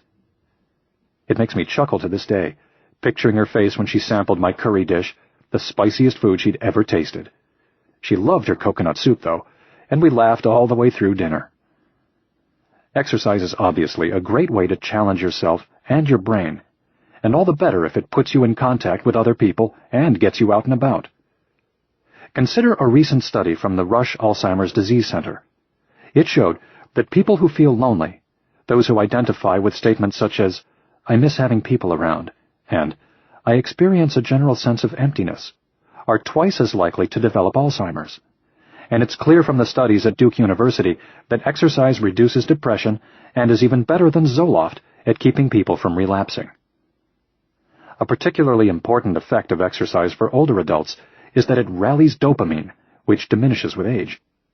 This is a critical neurotransmitter in the context of aging because it's the major signal bearer of the reward and motivation systems. Apathy can become a defining characteristic for older folks, and it's particularly important to watch for when people move into retirement communities and nursing homes. Even in the best and homiest facilities, depression and a lack of motivation can set in as people feel they're just waiting to die. I'm familiar with one retirement home that's doing something about this problem by trying to get the residents involved and interested in exercise. University Living in Ann Arbor, Michigan, has a fitness center with aerobic and strength training machines designed to accommodate people who aren't so agile anymore, even those who use walkers to get around. The gym is called Preservation Station, and they've hired an exercise physiologist who specializes in aging to run group classes and serve as a personal trainer for the able-bodied among their 70 residents. But a lot of what June Smedley does in her role as fitness director is knock on doors and entreat people to work out. "Boy, they get mad at me sometimes," Smedley says. "They'll chase you out of their rooms." Most of her prospective trainees are 80-somethings who didn't grow up with the notion that exercise is inherently healthy, and she says the motivation to participate is pretty low. A lot of them are depressed, and that just drives their whole mentality, she says. Their favorite thing to do is just go and sit. One of her exercise poster boys is an 80-year-old former engineer, I'll call him Harold, who lives there because his wife has Alzheimer's and needs daily care. He works out 5 days a week, doing a full regimen that includes a 10-minute warm-up, a round on the weight machine, balance drills on the physio ball, and then a 30-minute aerobic workout on the new step, a sort of recumbent stair climber with arm levers. "I don't make a career out of it," says Harold, "but my primary motivation is to be able to do the things I enjoy doing." That means skiing in the winter and playing golf in the summer, when he walks 18 holes twice a week. 6 months after his 80th birthday, Harold went skiing for a week in Utah with friends, in keeping with a 15-year tradition. He says the core strengthening he'd been doing with June helped his stamina and his form. He was able to ski non-stop from the top of Alta at 10,550 feet to the bottom, a descent of about 2,000 feet in elevation that would be difficult for any flatlander. In addition to keeping him on the slopes, his routine has helped him manage the strain of tending to his wife. "Even though there's good health care here, I still have a lot of husbandly duties," he says. "I think exercise reduces the stress. I always work up a pretty good sweat, and it gives me something to look forward to each day. And time for myself. I feel a sense of accomplishment. There's no question that it's helpful for my mental and emotional and physical well-being." Dementia. Dementia is a loss of function that dramatically undermines our ability to get through daily life. It happens when a particular area of the brain is impaired or shuts down, not unlike when a fuse gets blown in a home circuit breaker. The kitchen appliances may work fine, but the lights in the bedroom have gone dark. There are different types of dementia, depending on which circuit is down and what tripped it. The most common form, by far, is Alzheimer's disease, which is marked by inflammation and the buildup of amyloid plaque that begins in the hippocampus and spreads to the frontal and temporal lobes, as well as intracellular waste called neurofibrillary tangles. According to the 2000 census, about 4.5 million Americans have Alzheimer's, and that number is expected to triple to more than 13.2 million over the next 50 years as baby boomers enter old age. Stroke stems from a collapse or rupture or blockage of capillaries anywhere in the brain. If the blood flow is cut off to the temporal lobe, the brain's dictionary, you can speak, but you can't get the words right. If you have a stroke in the frontal cortex, you won't be able to speak, but you can understand what people are saying to you. The next most common form of dementia is Parkinson's disease, in which the dopamine neurons in the substantia nigra get depleted and cut off the flow of the neurotransmitter to the basal ganglia, which is the brain's automatic transmission. The basal ganglia is necessary to smoothly shift between mental or physical tasks and start and stop motor movements. When dopamine runs dry, it's as if the transmission fluid has been drained, thus the classic tremors of Parkinson's. The disease typically comes on later in life and afflicts about 1% of the population over age 60. Early onset cases like that of Michael J. Fox are rare.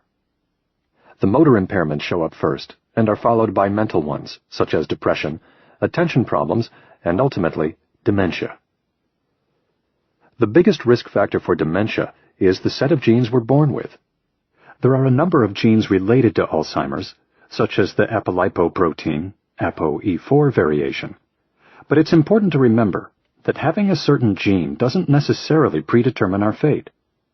The ApoE4 variation, for instance, is present in approximately 40% of Alzheimer's patients, but 30% of the general population, unafflicted by the disease, carries it too, and there are plenty of Alzheimer's patients who do not have the ApoE4 variation. Genes determine our risk for a disease, but our lifestyle and environment can either trigger or suppress those risks. One study, for example, showed that our chances for developing Alzheimer's drops 17% for every year of education we have beyond high school. Statistics aside, we know from animal studies that exercise can redirect the biology of the brain. Carl Kottmann tested the effects of exercise on mice bred with a gene predisposing them to plaque buildup and found that exercise slowed down the accumulation compared to the inactive mice. Exercise also prevents inflammation, which Kottmann believes might trigger the plaque accumulation.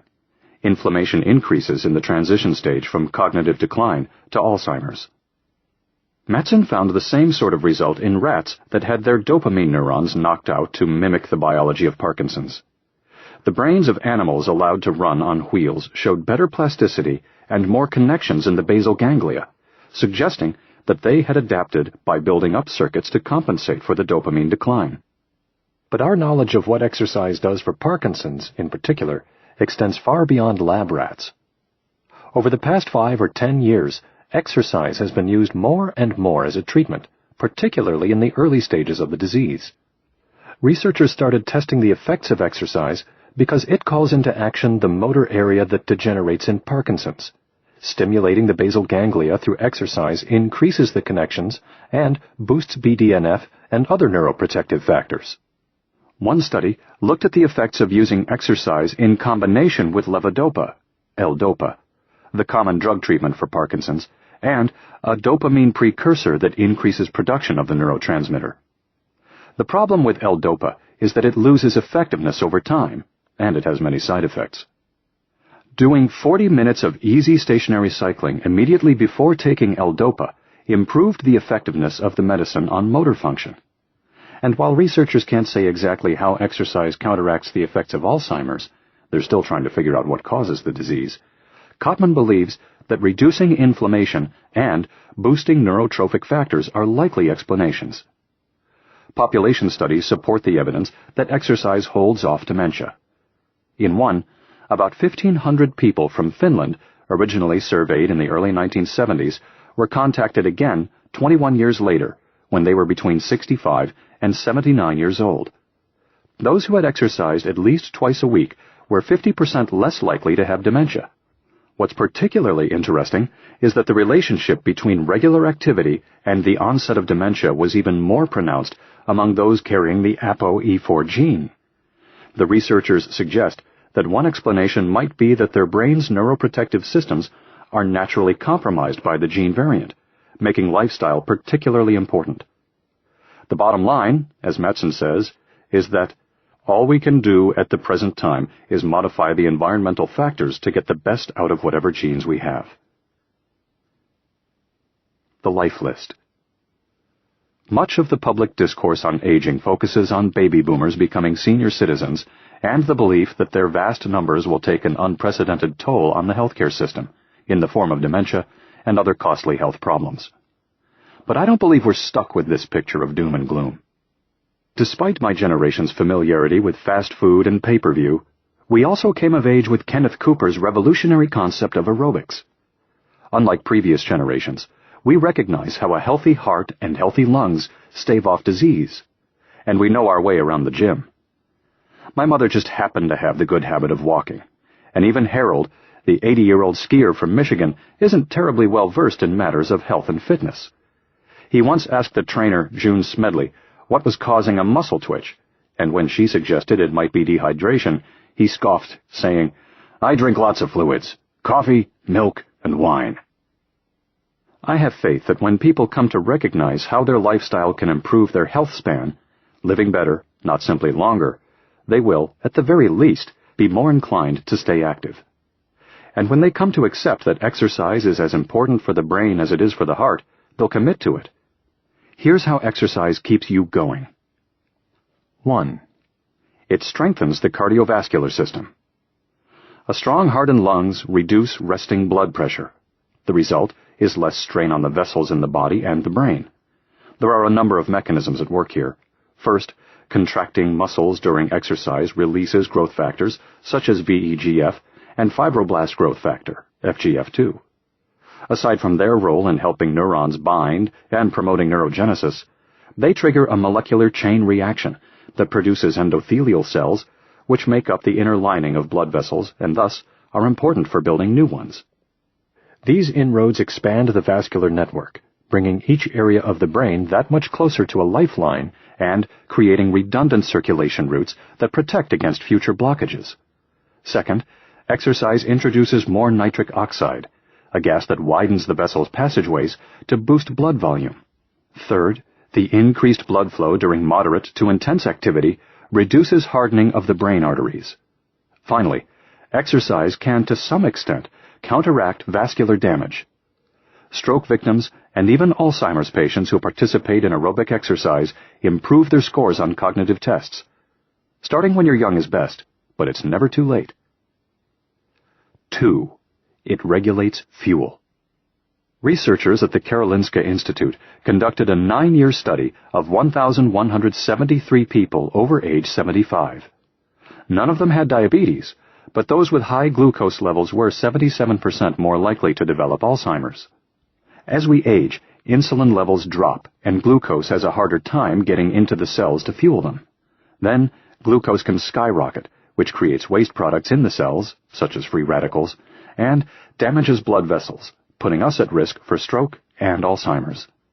When everything is balanced, insulin works against the buildup of amyloid plaque, but too much encourages the buildup, as well as inflammation, damaging surrounding neurons. Exercise increases levels of insulin-like growth factor, IGF-1, which regulates insulin in the body and improves synaptic plasticity in the brain. By drawing down surplus fuel, exercise also bolsters our supply of BDNF, which is reduced by high glucose. 3. It reduces obesity. Aside from wreaking havoc on the cardiovascular and metabolic systems, body fat has its own nasty effects on the brain. The CDC estimates that 73% of Americans over 65 are overweight, and, given the potential problems obesity can lead to, from cardiovascular disease to diabetes, the agency is right in declaring it a pandemic. Simply being overweight doubles the chances of developing dementia, and if we factor in high blood pressure and high cholesterol, symptoms that often come along with obesity, the risk increases 6-fold. When people retire, they figure they deserve a break after working their whole lives, and they start piling on the food. But what they don't realize is that having dessert with every meal is no treat. Exercise, naturally, counteracts obesity on 2 fronts. It burns calories, and it reduces appetite. 4. It elevates your stress threshold. Exercise combats the corrosive effects of too much cortisol, a product of chronic stress that can bring on depression and dementia. It also bolsters neurons against excess glucose, free radicals, and the excitatory neurotransmitter glutamate. All necessary, but they can damage cells if left unchecked. Waste accumulates and junks up the cellular machinery, and it starts turning out dangerous products, damaged proteins, and broken fragments of DNA that trigger the latent and ultimately inevitable process of cell death that defines aging. Exercise makes proteins that fix the damage and delay the process. 5. It lifts your mood. More neurotransmitters, neurotrophins, and connectivity shore up the hippocampus against the atrophy associated with depression and anxiety. And a number of studies have shown that keeping our mood up reduces our chances of developing dementia. The evidence applies not only to clinical depression, but also to general attitude. Staying mobile also allows us to stay involved, keep up with people, and make new friends. Social connections are important in elevating and sustaining mood. 6. It boosts the immune system. Stress and age depress the immune response, and exercise strengthens it directly in two important ways. First, even moderate activity levels rally the immune system's antibodies and lymphocytes, which you probably know as T cells. Antibodies attack bacterial and viral infections, and having more T cells makes the body more alert to the development of conditions such as cancer. Population studies bear this out. The most consistent risk factor for cancer is lack of activity. Those who are physically active, for instance, have a 50% lower chance of developing colon cancer. Second, part of the immune system's job is to activate cells that fix damaged tissue. When it's out of whack, these damaged spots fester, and you're left with chronic inflammation. This is why, if you're over 50, your blood will be tested for C-reactive proteins as part of your standard physical. These proteins are a sign of chronic inflammation, a primary risk factor for cardiovascular disease and Alzheimer's. Exercise brings the immune system back into equilibrium so it can stop inflammation and combat disease. 7. It fortifies your bones. Osteoporosis doesn't have much to do with the brain, but it's important to mention because you need a strong carriage to continue exercising as you age, and it is a largely preventable disease. Osteoporosis afflicts 20 million women and 2 million men in this country. More women every year die from hip fractures, a vulnerability of osteoporosis, than from breast cancer. Women reach peak bone mass at around 30, and after that, they lose about 1% a year until menopause, when the pace doubles. The result is that by age 60, about 30% of a woman's bone mass has disappeared. Unless, that is, she takes calcium and vitamin D, which comes free with 10 minutes of morning sun a day, and does some form of exercise or strength training to stress the bones. Walking doesn't quite do the job. Save that for later in life. But as a young adult, weight training, or any sport that involves running or jumping, will counteract the natural loss. The degree to which you can prevent the loss is impressive. One study found that women can double their leg strength in just a few months of weight training. Even women in their 90s can improve their strength and prevent this heartbreaking disease. 8. It boosts motivation. The road to successful aging really begins with desire, because without the desire to stay engaged and active and alive, people quickly fall into the death trap of being sedentary and solitary. One of the problems of getting older is the lack of challenges, but with exercise we can continually improve and push ourselves. Exercise counteracts the natural decline of dopamine, the key neurotransmitter in the motivation and motor systems. When you move, you're inherently boosting motivation by strengthening the connections between dopamine neurons, while at the same time guarding against Parkinson's. This really underscores the idea that if you're not busy living, your body will be busy dying. It's important to have plans and goals and appointments, and this is why sports such as golf and tennis are great. They require constant self-monitoring and the motivation to improve. 9. It fosters neuroplasticity. The best way to guard against neurodegenerative diseases is to build a strong brain. Aerobic exercise accomplishes this by strengthening connections between your brain cells, creating more synapses to expand the web of connections, and spurring newly born stem cells to divide and become functional neurons in the hippocampus. Moving the body keeps the brain growing by elevating the supply of neurotrophic factors necessary for neuroplasticity and neurogenesis, which would otherwise naturally diminish with age. Contracting your muscles releases factors such as VEGF, FGF2, and IGF-1 that make their way from the body into the brain and aid in the process. All these structural changes improve your brain's ability to learn and remember, execute higher thought processes, and manage your emotions. The more robust the connections, the better prepared your brain will be to handle any damage it might experience. Listen to my mother.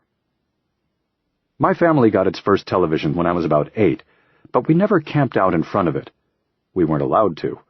My mom would say, "Don't just sit there, go out and play." We ate fish every week, not only because we were Catholic, but also because, even back then, it was known as brain food. And the nuns at school drilled in the importance of staying mentally active with the mantra, "An idle mind is the devil's workshop." Long before the benefit of scientific proof, the stern women of my upbringing fixated on the 3 pillars of a healthy lifestyle: diet, exercise, and staying mentally active. In that sense, the prescription for living a long and rich life hasn't changed much. But now we know so much more about the why and how that it's hard to ignore the advice. Diet. Eat light, eat right. The one proven way to live longer is to consume fewer calories. At least if you're a lab rat. In experiments in which rodents eat 30% fewer calories, they live up to 40% longer than animals allowed to eat as much as they want. Our control group is really overfed and underexercised, says neuroscientist Mark Mattson, pointing out that group is a good match for a lot of the American population. A study in monkeys that began 18 years ago in the experimental gerontology lab at the National Institute on Aging suggests the same holds true in primates. And one human trial showed that asthma patients on a restricted diet for 2 months, 3 meals one day and only 500 calories the next, had fewer markers of oxidative stress and inflammation in their blood, and their asthma symptoms improved. This finding supports the theory that imposing mild stress on the cells, in this case depriving them of fuel, makes them more resilient to future challenges and reduces free radicals. It's kind of like exercising for an hour every day, Mattson says. It's a mild stress, but as long as there's a recovery period, it's good. He is cautious about telling people to skip meals, but that's what he does. No breakfast, a salad for lunch, and a normal dinner, for a total of about 2,000 calories. It's likely that people of normal weight wouldn't benefit as much, and anyone over 50 should be careful about malnourishment because they're losing muscle and bone anyway. But if you're overweight, you're inflicting damage to your brain. As for what you do eat, there are certain foods that activate cellular repair mechanisms. As I mentioned in Chapter 3, cumin, garlic, onions, and broccoli, for instance, all contain toxins meant to keep pests at bay, but the levels are low enough that they trigger a beneficial stress response. The same holds true for free radical-fighting foods such as blueberries, pomegranates, spinach, and beets. It's the toxins, as well as the antioxidants, that ultimately lead to cellular repair. Green tea and red wine are beneficial in the same way. The rest of your plate should be balanced with whole grains, proteins, and dietary fats. Low-carb diets may help you lose weight, but they're not good for your brain. Whole grains have complex carbohydrates that supply a steady flow of energy rather than the spike and crash of simple sugars, and they're necessary to transport amino acids, such as tryptophan, into the brain. As you learned in Chapter 4, tryptophan is a precursor necessary for the production of serotonin, and it and other important amino acids come from protein. The brain is made up of more than 50% fat, so fats are important too, as long as they're the right kind. Trans fat, animal fat, and hydrogenated oils gum up the works. But the omega-3s found in fish are enormously beneficial. Population studies have shown that countries in which people eat a lot of fish have lower incidence of bipolar disorder. And some people use omega-3s as a standalone treatment for mood disorders and ADHD. One study showed that people who eat fish once a week slow the yearly rate of cognitive decline by 10%. The Framingham Heart Study followed 900 people for 9 years and found that those who ate 3 meals with fish oil per week were half as likely to develop dementia. Omega-3s lower blood pressure, cholesterol, and neuronal inflammation, and they elevate the immune response and BDNF levels. You can find omega-3s in deep-water fish such as salmon, cod, and tuna, or you can take a daily supplement that contains 1,200 milligrams of eicosapentaenoic acid, EPA, and 200 milligrams of docosahexaenoic acid, DHA, the 2 key omegas. Vitamin D is being recognized not only for its importance in strengthening bones, but also as a measure against cancer and Parkinson's. I would recommend 1,000 IU, international units, of vitamin D, and for women, 1,500 milligrams of calcium. I would also recommend taking vitamin B with at least 800 milligrams of folate, which improves memory and processing speed. Physical exercise. Steady does it. For anyone over 60, I recommend exercising almost every day. In retirement, why not? 6 days a week would be ideal, but make it fun rather than work. It's a good idea to use a heart rate monitor. They're invaluable for keeping track of your progress, and this is both motivating and reassuring. You're not left wondering whether you've done enough at the proper intensity. They come with instructions, but essentially, you subtract your age from 220 to find your theoretical maximum heart rate, and then use that number to figure out how hard you should be working. I'll explain more about using them in the next chapter. Your overall strategy should include 3 areas: aerobic capacity, strength, and balance and flexibility. You should consult with a doctor or trainer who knows your history, but I can give you some solid guidelines. Aerobic. Exercise 4 days a week, varying from 30 minutes to an hour, at 60 to 65% of your maximum heart rate. At this level, you'll be burning fat in the body and generating the ingredients necessary for all the structural changes in the brain I've discussed.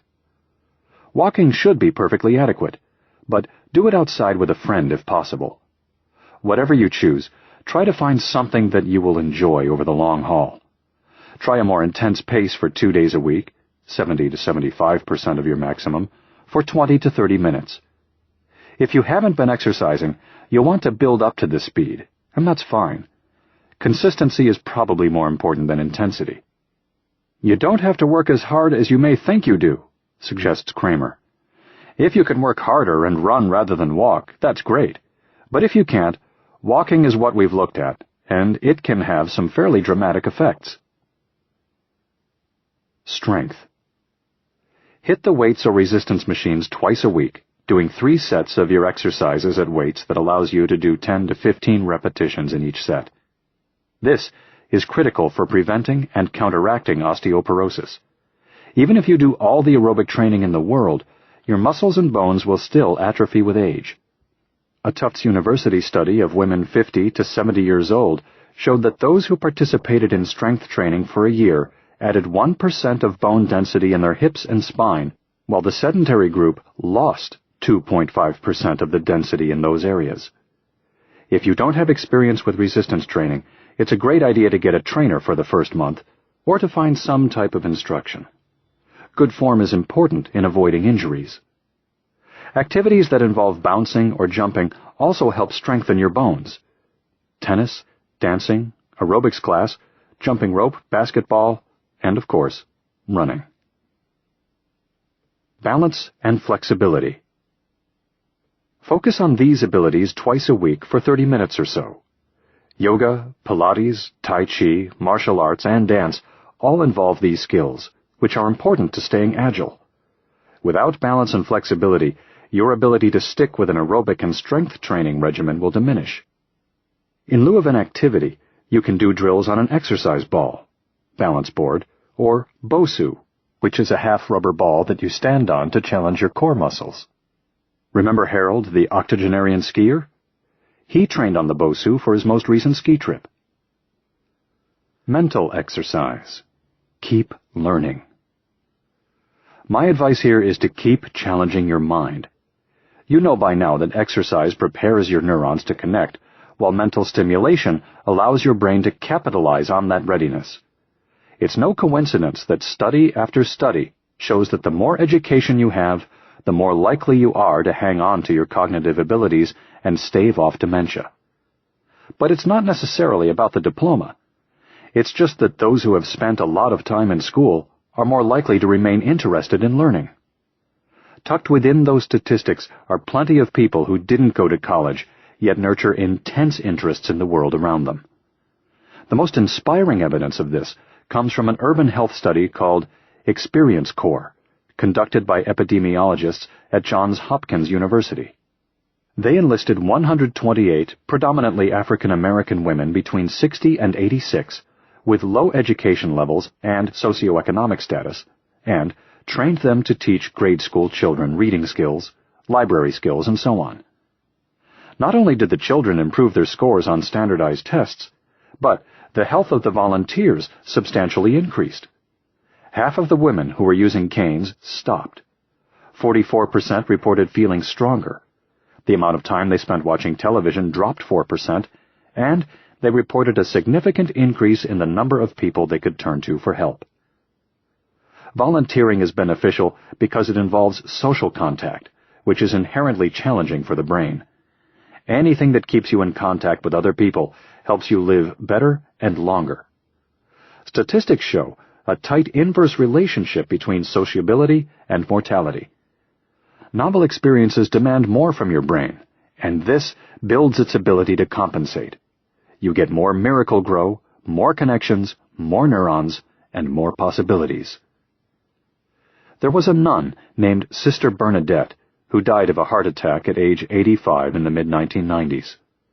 Along with more than 600 other nuns, she donated her brain to science as part of an ongoing study conducted by epidemiologist David Snowden, who memorialized the School Sisters of Notre Dame in Mankato, Minnesota, in his inspiring book, Aging with Grace.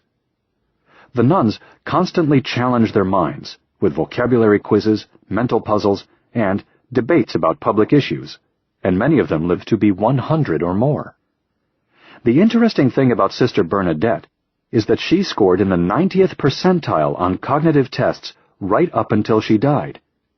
But when her brain was examined post-mortem, it showed massive damage from Alzheimer's disease. Tissue from her hippocampus to her cortex was riddled with plaque and neurofibrillary tangles to the most extensive degree. And she also carried the ApoE4 gene variant. In other words, she should have been utterly lost to the ravages of dementia. Yet, despite the damage in her brain, she remained mentally sharp. Snowden points to the notion of cognitive reserve as a possible explanation.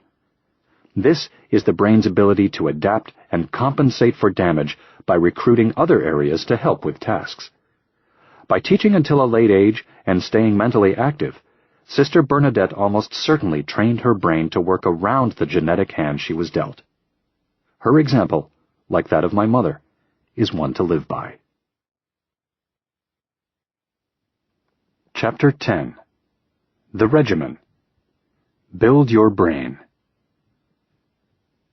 I've trumpeted the astounding impact of aerobic activity on the brain in the hope that if you understand what's actually going on up there when you go for a run, you'll develop a genuine motivation to lace up your sneakers every day. Or you'll go for a swim, or hop on your bike, or do whatever you enjoy doing to work up a sweat. I want nothing less than to get you hooked. The point I've tried to make, that exercise is the single most powerful tool you have to optimize your brain function, is based on evidence I've gathered from hundreds and hundreds of research papers, most of them published only within the past decade. Our understanding of how the brain works has absolutely exploded in this relatively short period, And it's been an incredibly exciting time for anyone interested in the human condition. For me personally, researching this audio program has redoubled my enthusiasm for the benefits of exercise and replaced intuition with hard, scientific fact. As an illustration of just how new this territory is, I'll go back to the story of neurogenesis, the once heretical theory that the brain grows new nerve cells throughout life. 10 years ago, people weren't even convinced that it happened, says neurologist Scott Small. It was at his Columbia University lab in 2007 where they witnessed telltale signs of neurogenesis for the first time in live humans. 5 years ago, people said, okay, it might happen, but is it really meaningful? Now there isn't a week that goes by where there's not another study that shows neurogenesis has some kind of effect on the brain. In his study, Small put a group of volunteers on a 3-month exercise regimen and then took pictures of their brains. By manipulating a standard MRI machine's processing, essentially zooming in and cocking the shutter open, he captured images of the newly formed capillaries required for nascent neurons to survive. What he saw was that the capillary volume in the memory area of the hippocampus increased by 30%. A truly remarkable change. The real breakthrough here might turn out to be the ability to map neurogenesis without slicing into the brain, which could shift the research focus from lab rats to people. The new technology should allow scientists to test the impact of any given variable on neurogenesis, such as how much exercise is necessary. Is it 1 hour a week? Is it every morning? Is it only a grueling marathon regimen that maximizes neurogenesis? Small asks. We simply don't know that. No one knows that. Now, by having this tool that can measure neurogenesis indirectly, we can actually try to optimize an exercise regimen. Several years down the line, that is. At this point, he and his peers view exercise primarily as a surefire trigger to increase the growth of new cells. It's something they use to observe another process. Most haven't gotten around to studying exercise per se. It's a similar story with many of the other positive effects of exercise I've discussed, from increasing neurotransmitters and neurotrophic factors to releasing factors from the muscles that build new capillaries in the brain and encourage synaptic plasticity. William Greenough, the neuroscientist who saw that exercise caused neurons to sprout new branches with an electron microscope in the early 1970s, will tell you there's no question that aerobic exercise is great for your brain. And he's pretty confident that it's important to include complex motor movements, such as aerobic dance or martial arts, in your routine. But he can't give specific recommendations just yet. And that's okay. We don't need to rely exclusively on neuroscientists to get started. First of all, there are certain conclusions we can draw from the work they've already done. Second, there is instructive evidence from other fields. Research from kinesiologists to epidemiologists shows again and again that the better your fitness level, the better your brain works. Charles Hillman proved that fit children score better than unfit children on cognitive tests of executive function. Arthur Kramer showed that getting in shape increases brain volume of older adults, and population studies including tens of thousands of people of every age show that higher fitness levels relate directly to positive mood and lower levels of anxiety and stress. When people ask me how much exercise they should do for their brain, I tell them the best advice is to get fit and then continue challenging themselves. The prescription for how to do that will vary from person to person, but the research consistently shows that the more fit you are, the more resilient your brain becomes and the better it functions, both cognitively and psychologically. If you get your body in shape, your mind will follow. Does that mean you have to look like an underwear model to enjoy the brain benefits of exercise? Not at all. In fact, many of the most convincing studies use walking as the mode of exercise. But I focus on getting fit because we know with certainty that having a normal body mass index and a robust cardiovascular system optimizes your brain. Any level of activity will help, certainly, but from a practical standpoint, if you're going to bother doing something for your brain, you might as well do enough to protect your body against heart disease, diabetes, cancer, and the like. Body and brain are connected, why not take care of both? Born to Run. In his book, Racing the Antelope, What Animals Can Teach Us About Running and Life, biologist Bernd Heinrich describes the human species as an endurance predator. The genes that govern our bodies today evolved hundreds of thousands of years ago when we were in constant motion, either foraging for food or chasing antelope for hours and days across the plains. Heinrich describes how, even though antelope are among the fastest mammals, our ancestors were able to hunt them down by driving them to exhaustion, keeping on their tails until they had no energy left to escape. Antelope are sprinters, but their metabolism doesn't allow them to go and go and go. Ours does. And we have a fairly balanced distribution of fast-twitch and slow-twitch muscle fibers. So, even after ranging miles over the landscape, we retain the metabolic capacity to sprint in short bursts to make the kill. Today, of course, there's no need to forage and hunt to survive. Yet our genes are coded for this activity, and our brains are meant to direct it. Take that activity away, and you're disrupting a delicate biological balance that has been fine-tuned over 500,000 years. Quite simply, we need to engage our endurance metabolism to keep our bodies and brains in optimum condition. The ancient rhythms of activity ingrained in our DNA translate roughly to the varied intensity of walking, jogging, running, and sprinting.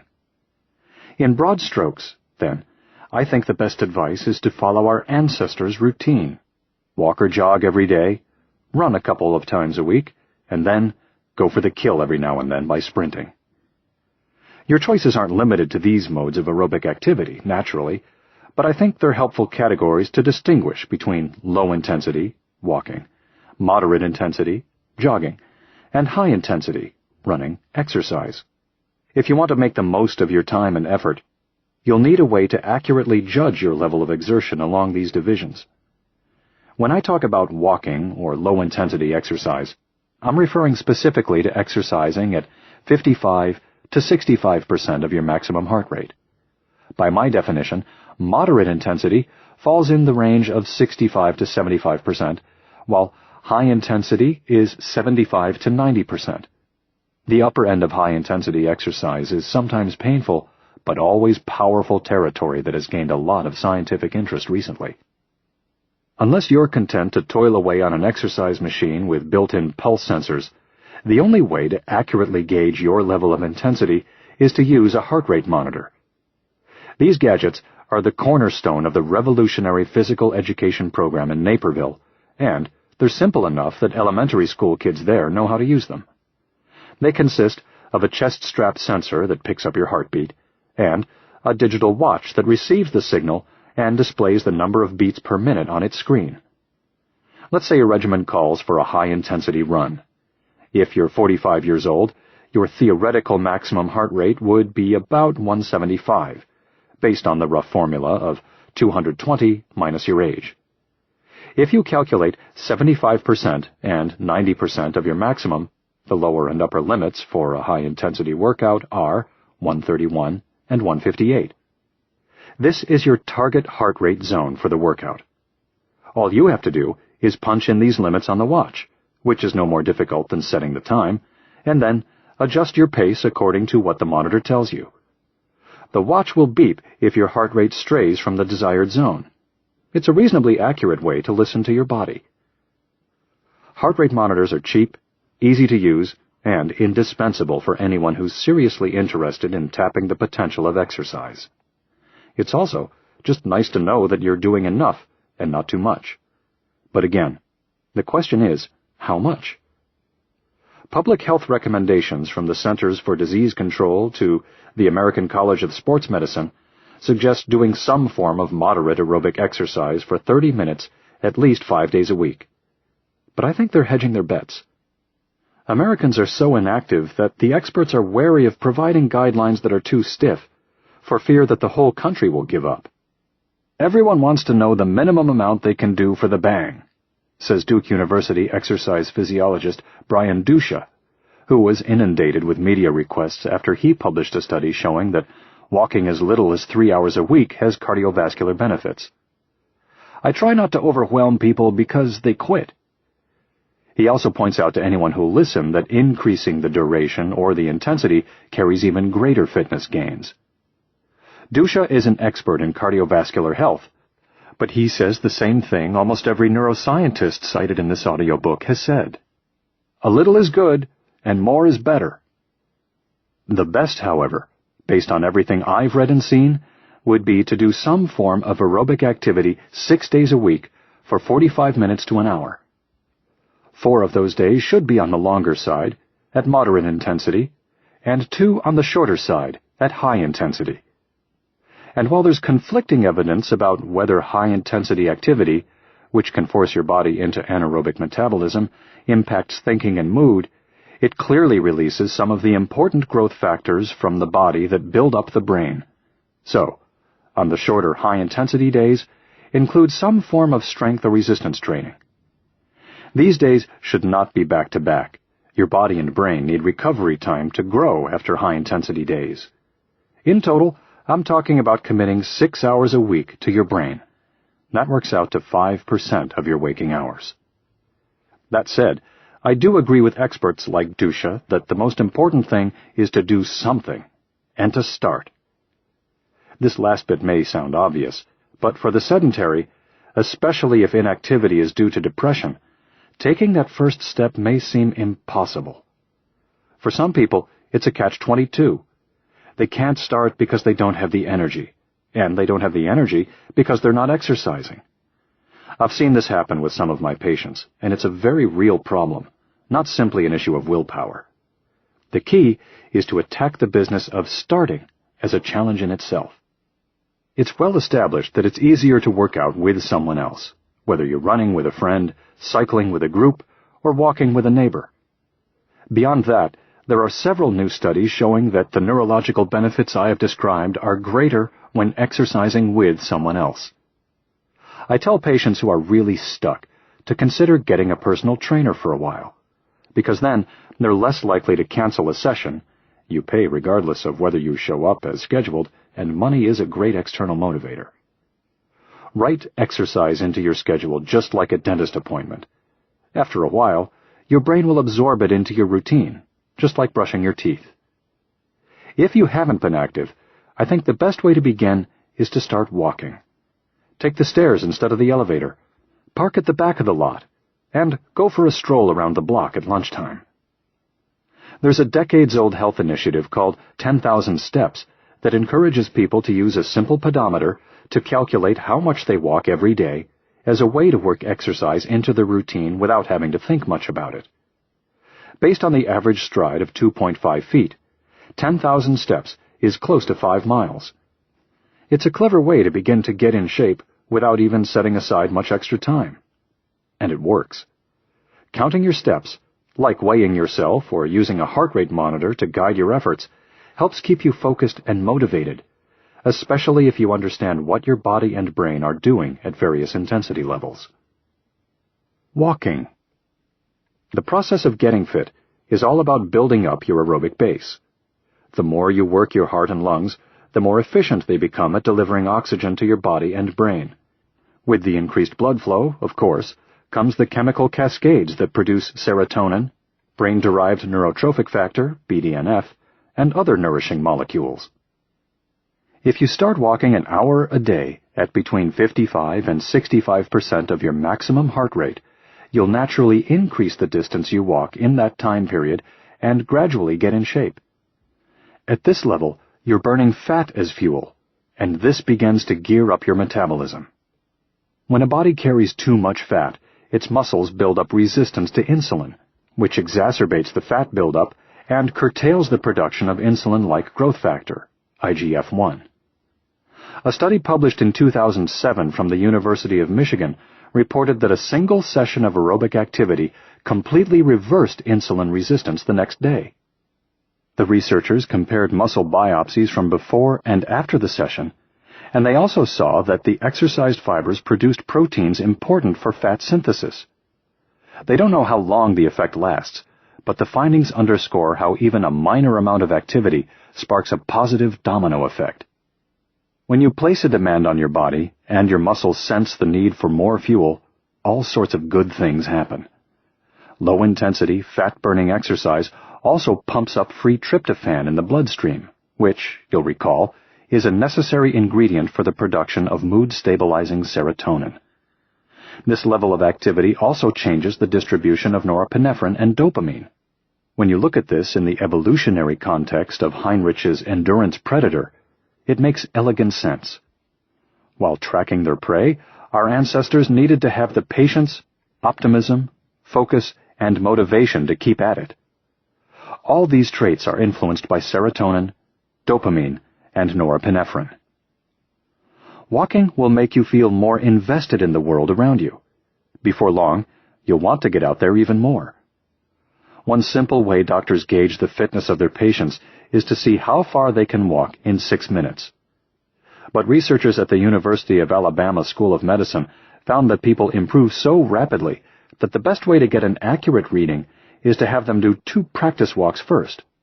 Which is to say, you might be pleasantly surprised at how quickly you begin to cover more ground. Once you work up to an hour at a pace just above where you can carry on a conversation, you're ready to add in moderate intensity exercise. When you challenge yourself at that level, you'll be able to do more, not only while you're working out, but also in every domain of your life. You'll have more vigor and energy, less negativity, and you'll develop a greater sense of control. Above all, if you're in an active mode, you won't be sitting at home, isolated and stagnant. Jogging. Once you move into moderate intensity activity, between 65 and 75% of your maximum heart rate, your body shifts from burning fat alone to also burning glucose, and the muscle tissue develops micro tears as a result of the stress. All the cells in your body and brain are in a constant state of damage and repair, but the metabolic demands at this level ratchet up the response. Your body knows it needs a more robust oxygen delivery system, so the muscles release vascular endothelial growth factor, VEGF, and fibroblast growth factor, FGF2, and they start cells dividing to make more tissue for more blood vessels, the new capillaries that Scott Small captured on film. In lab cultures, researchers have found that VEGF and FGF2 activate cells to make more blood vessels within just 2 hours of exposure. In the brain, in addition to building new blood vessels, these 2 factors also encourage cell binding and neurogenesis.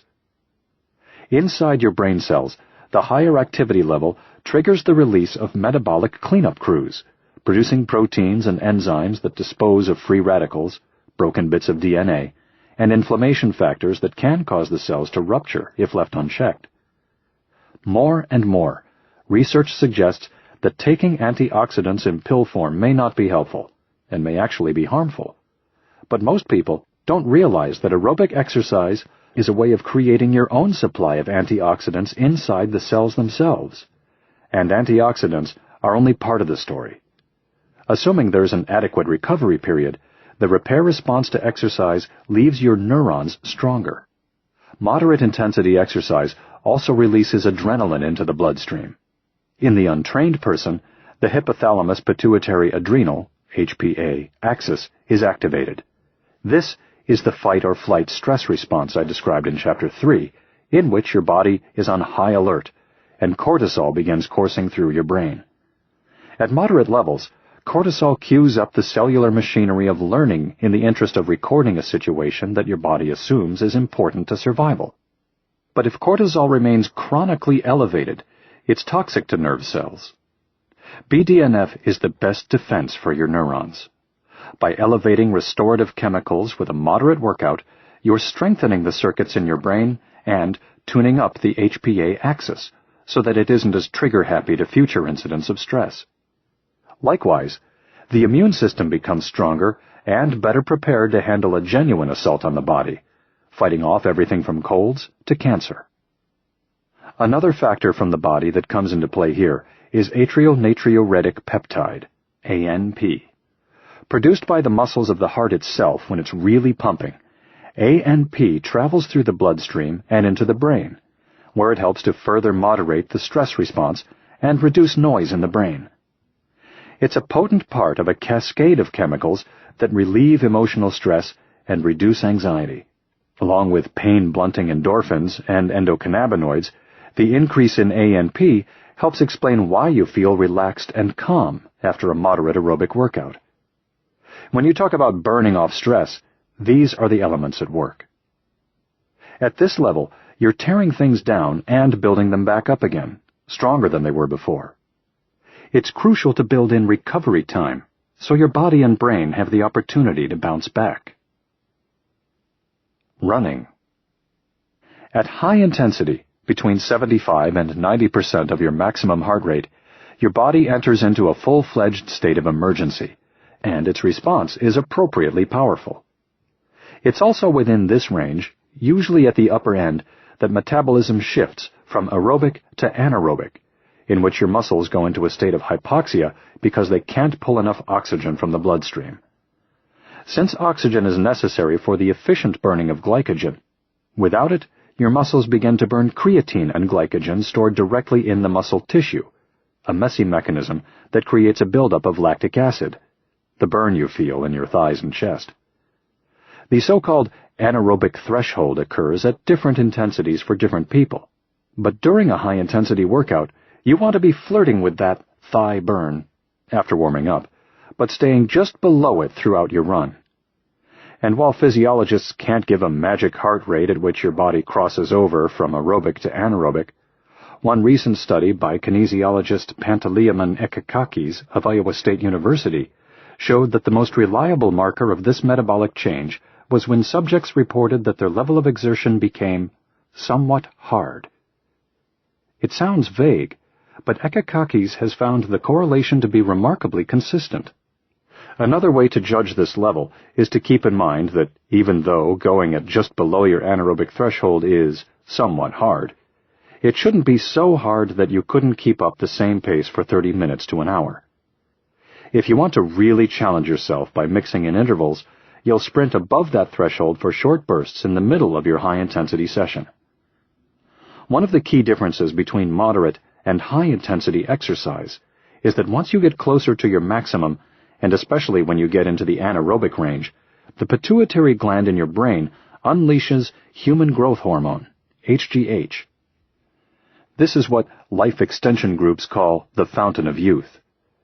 The levels of HGH naturally secreted into the bloodstream decrease over your lifespan, so that by middle age they dwindle to 1/10 of what they were during childhood, for both women and men.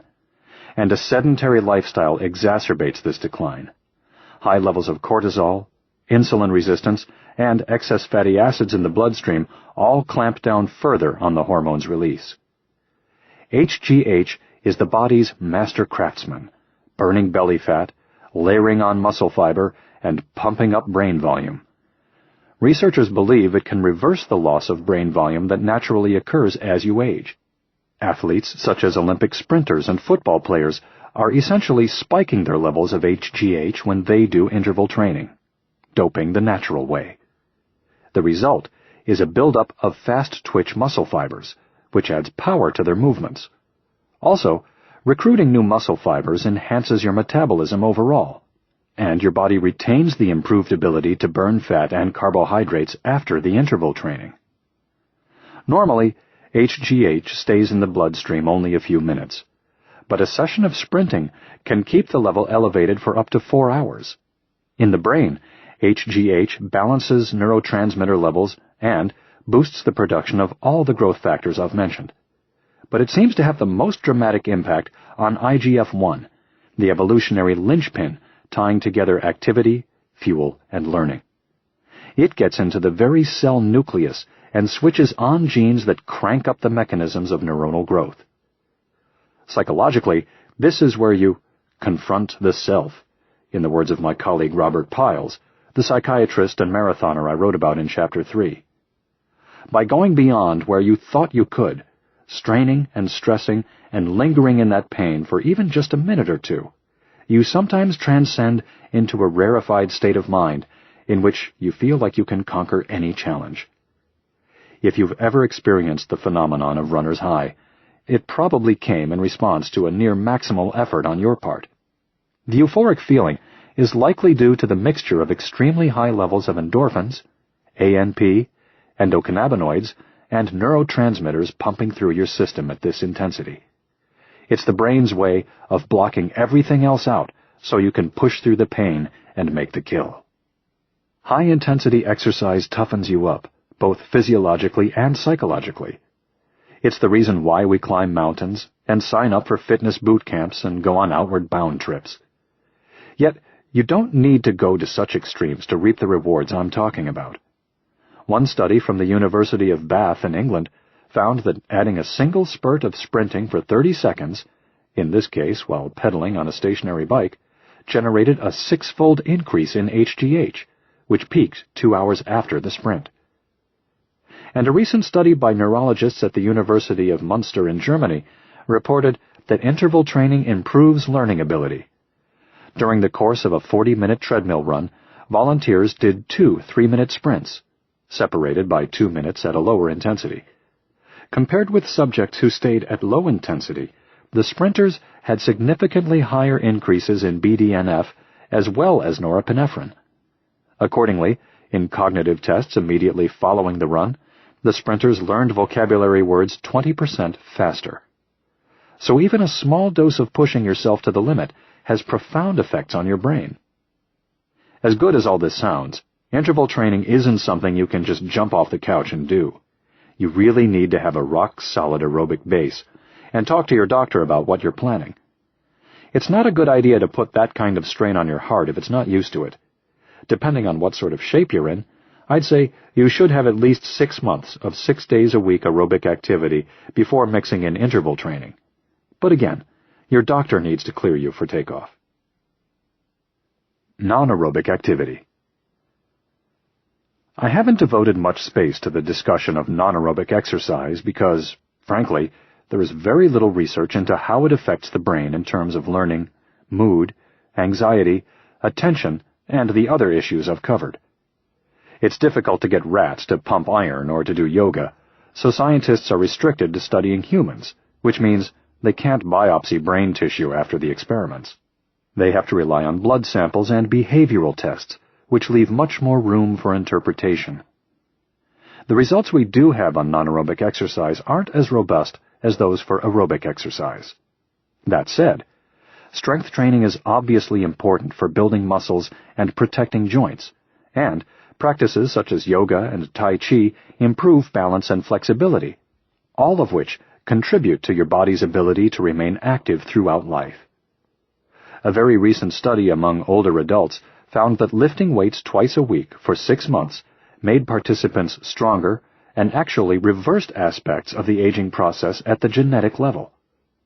The genes responsible for producing some of the key factors for brain growth, VEGF, FGF2, and IGF-1, acted as if they were 30 years old, not 65.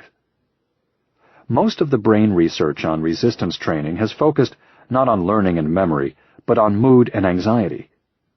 In one study from Boston University dating back 10 years, researchers put a group of older adults on a 12-week strength training program, 3 sessions a week, and measured various aspects of psychological and cognitive function. They concluded that in addition to improving muscle strength by about 40%, the regimen lowered anxiety and improved mood and confidence levels, but had no significant effect on thinking ability.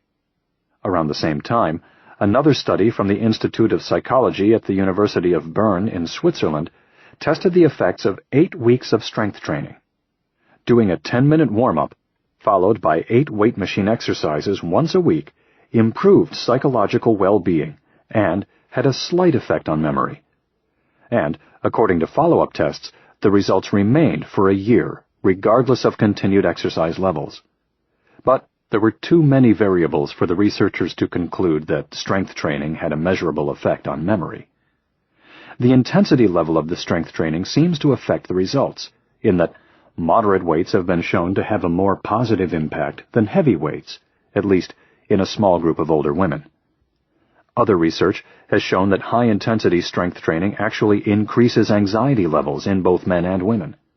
In this case, High intensity was defined as lifting 85% of the maximum weight possible, but many studies haven't defined this crucial variable. A study published a few years ago in the American Journal of Sports Medicine showed that cross-training, combining 30 minutes of weights with 30 minutes of stationary cycling, improved anxiety levels, but the study was designed in such a way that it was impossible to know what caused the change. And almost all of the studies on this topic have used populations of older adults, who are prone to pronounced improvements because their muscles are naturally diminished when they start. One factor clearly affected by strength training is HGH. A recent study looked at the hormone levels during weight training versus aerobic activity in well-trained men. Doing squats doubled HGH levels compared with running at high intensity for 30 minutes. And I think this will turn out to have important implications for exercise recommendations. There is even less research into the effect of rhythm, balance, and skill-based activities on the brain. Small studies have shown that yogic breathing reduces stress and anxiety levels, and Tai Chi reduces the activity of the sympathetic nervous system, judging from heart rate and blood pressure. One recent study used MRI scans on 8 yoga practitioners and found that their levels of the neurotransmitter GABA-aminobutyric acid, GABA, increased 27% after a 60-minute session. GABA is the target of Xanax-like drugs and is very involved with anxiety, so this may be part of the reason why yoga helps some people relax. Much of the evidence from this realm is anecdotal, but I'm sure that as neuroscientists delve deeper into the brain, they'll discover pathways that connect the dots. Sticking with it. Statistics show that about half of those who start up a new exercise routine drop out within 6 months to a year. Not surprisingly, one of the biggest reasons seems to be that people often jump in at high intensity, which makes them feel bad physically and emotionally, and then they simply quit. The kinesiologist Ekakakis has focused much of his research on the relationship between exercise intensity and discomfort. People vary as to how they feel leading up to the shift from aerobic to anaerobic metabolism, but he has found that once they cross the line, almost everyone reports negative feelings on psychological tests and high ratings on scales of perceived exertion. It's your brain putting you on alert that there's an emergency. The point is, if you feel lousy even at lower intensity levels, don't take on interval training in the early stages of your new routine. Again, it's more important to do something than nothing. And don't get down on yourself if you don't love exercise. You may be genetically predisposed to dislike it.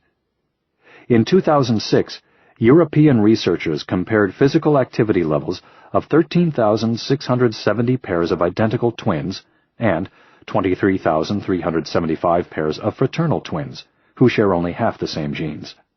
They found that 62% of the variation in whether the twins tended to exercise was explained by different genes. Other researchers found that gene variations have an impact on whether you enjoy the feeling of exercise, whether you stick with it once you begin, and even whether you notice a dramatic improvement in mood. Among the many genes involved, researchers have focused on one related to dopamine, the reward and motivation neurotransmitter, and another that controls BDNF expression. People with the dopamine variation may have reward deficiency syndrome, which robs them of that rush of pleasure they imagine everyone else at the gym is experiencing. And if your BDNF signaling is off, the mood-improving mechanism of exercise may be sluggish. I offer this information not as an excuse, but as a reminder. All of us can rewire our brains by taking action. It's not as easy as when we were kids, but it's clearly possible. Exercise immediately increases levels of dopamine, and if you stay on some sort of schedule, the brain cells in your motivation center will sprout new dopamine receptors, giving you newfound initiative. You're wearing in new neural pathways, or perhaps refurbishing ones that are rusty from disuse, and it only takes a few weeks to solidify a habit. Exercise can become a self-reinforcing behavior that helps you trump your genes. The truth is, your genes are only one part of a very complex equation, and you have control over many of the other variables. It's a similar story with BDNF. It may take longer for you to get over the hump of forming a routine and to feel good while you're exercising. But once you do, your brain becomes more and more efficient at producing Miracle-Gro. Carl Kottman, the neuroscientist who runs the Aging Center at the University of California, Irvine, discovered that the hippocampus has what he calls a molecular memory for producing BDNF. In a 3-month trial, he measured BDNF levels of lab rats on various exercise routines, comparing daily versus alternate-day wheel running, and looking at the effect of quitting for several weeks. The impetus for the study was based on his wry observation that although most lab experiments use daily exercise, in humans, exercise patterns are generally less rigorous and rarely follow a daily consistency. He came to a number of telling conclusions. First of all, daily exercise ramps up BDNF more rapidly than alternate days, at a rate of 150% versus 124% after 2 weeks. Curiously, after a month, the alternate day exercisers had caught up with the daily group. When the rats stopped exercising, regardless of the routine, it took just 2 weeks for levels of BDNF to return to baseline. But the most interesting finding was that when the exercisers were allowed access to their running wheels again, BDNF levels shot back up in just 2 days, 137% above normal for the daily exercisers and 129% for the alternate day group. This is what he means by molecular memory. If you've had the experience of exercising regularly, your hippocampus can get back up to speed very quickly. Kottman concluded that every day is best, but that even intermittent exercise works wonders. And I think it's important for people to recognize that exercise isn't an all-or-nothing proposition. If you miss a few days, or even a week or two, picture your hippocampus cranking out high levels of BDNF after just your second day back at it. Strength in numbers. One of the best ways to get on a roll is to get in a group. The stimulus of social interaction starts your neurons firing like nothing else. It's complicated, challenging, rewarding, and fun. And when you combine this sort of mental activity with the priming effect of exercise, you're maximizing the growth potential of your brain. Exercise cues up the building blocks of learning, and social interaction cements them in place. Princeton neuroscientist Elizabeth Gould, a pioneer in the field of neurogenesis whose research focuses on how experience and environment change the brain, has studied the different effects of exercise on animals living alone versus those living in a group. She has found that social interaction has a powerful impact on neurogenesis.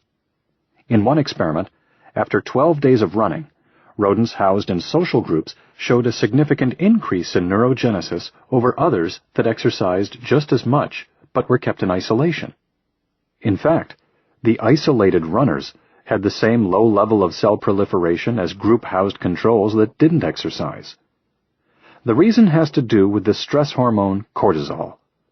In her study, published in Nature Neuroscience in 2006, Gould found that while all the runners had elevated cortisol during exercise, levels for the isolated group were also high at other times of the day. In other words, cortisol won out over neurogenesis in the isolated condition. But social support blunted the reactivity of the HPA axis and kept the stress hormone from interfering with growth. Does that mean that going for a run by yourself is bad news? Not at all. Remember that exercise itself is a stressor, which activates the HPA axis and may elevate cortisol. So is isolation.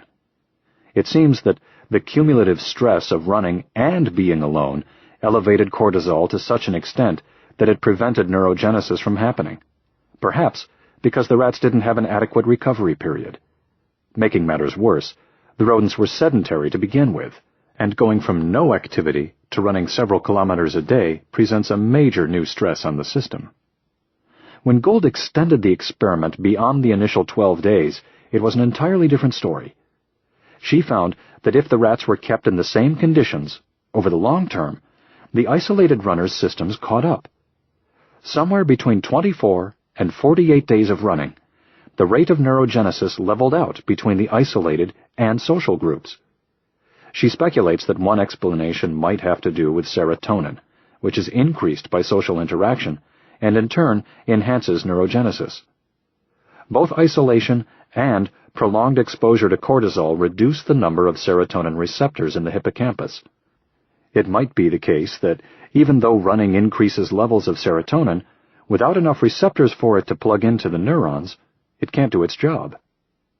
Gould is attempting to elucidate extremely complex relationships between stress, environment, and exercise, and there are several crucial points to take away from her study.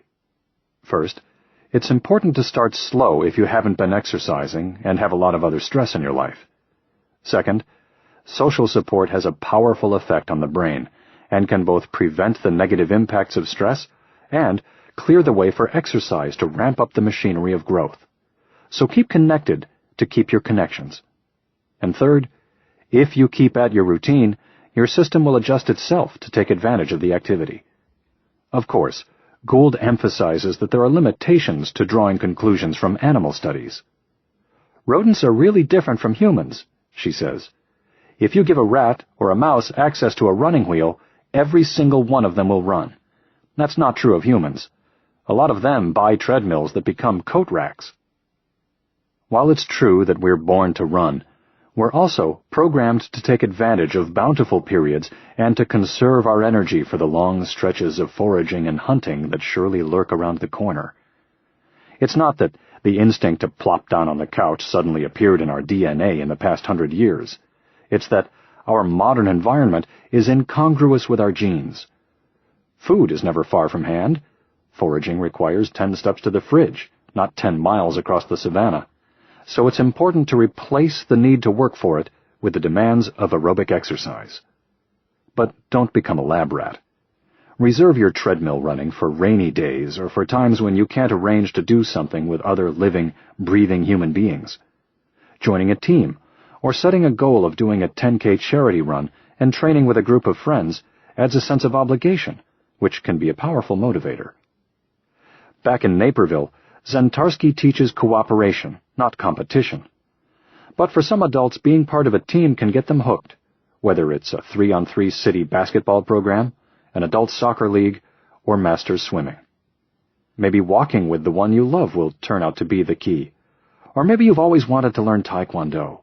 Or maybe, like Naperville Central graduate Jesse Wolfram, you'll discover a passion for the infinite challenge of rock climbing, which requires a partner. She was lucky, as a high school student, to have 18 different activities to choose from. You, on the other hand, are lucky to be able to choose from any form of activity you can imagine. The beauty of exercise is that the more you do, the more you'll imagine yourself doing. Stay flexible. Naturally, it's important to stretch, but it's just as important to keep your mind flexible. The problem with any routine, of course, is that it goes against nature. The world around us is constantly changing, and it's difficult to keep doing the same thing over and over. I wouldn't ask you to. The best strategy is to do something almost every day, yet stay flexible within that framework, allowing it to bend so it doesn't break. By mixing up your program and trying new activities, you'll continue to adapt and challenge yourself. My own experience with exercise is a perfect example of what can go wrong, and also what can go right. I grew up in western Pennsylvania, in the era during which that area produced football stars such as Joe Namath, Mike Ditka, and Tony Dorsett. I played the major sports, football, basketball, and baseball, but was more of a hard-working scrub than a game maker. I found my athletic calling on the tennis courts, and played constantly with my best friend and doubles partner all through high school. I was supposed to play at Colgate, but I broke my arm and leg in a car accident just before heading off to college. My arm required 2 surgeries that kept me out of commission for several years. I quit competing in tennis and didn't do much else athletic for at least a decade. I got back into being active during my residency, which was during the running craze surrounding Bill Rogers' success and the popularity of the Boston Marathon. Running made me hungry to play tennis again, and then I got into squash with a couple of colleagues, including my good friend and longtime collaborator Ned Hallowell. We played 3 times a week for almost 25 years, competing, cajoling, and encouraging one another. We were all extremely busy, but our squash appointments were sacrosanct. It was a magical stretch. About 7 years ago, I tore the rotator cuff of my right arm beyond repair, and I can no longer swing a racket. I started lifting weights for rehabilitation, and it was the first time that I consistently went to the gym. I started going 3 or 4 times a week, doing 40 minutes or so on the Stairmaster or elliptical trainer, and continuing with the weights 2 days a week. Then I kicked it up a notch and blocked out an hour a day, but I missed the camaraderie of our squash games. Ned coerced me into signing on with his personal trainer, Simon Zaltzman. He is a relic, a former boxing coach with a thick Russian accent and what seems to be an endless imagination for challenging me. I got into the habit of doing weights plus crunches and balance exercises 2 times a week, 3 times when I'm really focused. The other days, I do 40 minutes on the elliptical trainer or on the treadmill when I want to add in some intervals. While researching this audio program, I learned about the magic of HGH and how sprinting might get me where I really wanted to be. 2 days a week, I started including a handful of sprints during my treadmill runs, and let me tell you, they hurt. Just talking about it makes me cringe a little, but it has been well worth the extra effort. After 1 month of this business, I lost the final 10 pounds I'd been after for years. It peeled right off my midsection. Not that I was overweight. It's just that nothing I tried seemed to budge my spare tire. Now, on 2 of my aerobic days, and no more than 2, I do just 20 minutes of jogging, interspersed with 5 sprints of 20 to 30 seconds each, in which I run as fast as I can. When people want to know what to do if they're short on time, I tell them this story. Although I'm almost 60, I feel much younger, and if I could get Art Kramer to scan my brain, I'm sure it would look younger too. I'm doing everything I can to keep my prefrontal cortex and everything it's connected to pumped up. I miss days, certainly, but I try not to miss 2 in a row. When I just can't make it to the gym, my wife and I take the dogs for a 30-minute speed march instead of a 10-minute walk. For Jack and Sam, our spunky and inexhaustible Jack Russells, my dalliance is their great good fortune. Little do they know. Afterword. Fanning the Flames. In writing this audiobook, I remain hopeful for the future of our country and for our kids. The spark begins with them, naturally, and I have seen what happens when it catches fire, as it has in Naperville. 19,000 kids, and only 3% of them overweight. And they're smarter for it. Despite the fact that we are in danger of eating ourselves to death and killing our brains in the process, things are changing. Physical activity and exercise are making their way back into American life. In 2007, as his first mission in office, the new governor of Florida, Charlie Crist, pushed through legislation to get grade schoolers exercising at least 30 minutes a day. He teamed up with Shaquille O'Neal to spread the word. The superintendent of schools in Kansas City, Missouri, decided to establish daily physical education throughout the district after seeing how it reduced violence and improved test scores nearly overnight at one of his inner-city elementary schools. In other parts of the country, legislators are holding hearings on stemming the tide of inactivity in an effort to beat the grim statistics. Even in medicine, we're beginning to see people officially take exercise seriously. In his inaugural address in 2007, the president of the American Medical Association, Ronald M. Davis, urged all AMA members to read a pamphlet entitled "Exercise is Medicine," so they can help each and every patient plan an exercise regimen. In psychiatry, it's happening too. In the May 2007 issue of the Journal of Clinical Psychiatry, the association offered, for the first time, a continuing medical education course related to physical activity. Exercise for mood and anxiety disorders. CME courses are a key venue for doctors to keep up on the latest medical science, so there should be plenty to discuss in this new one. Every day, there are more studies testing exercise as an intervention for mental health issues.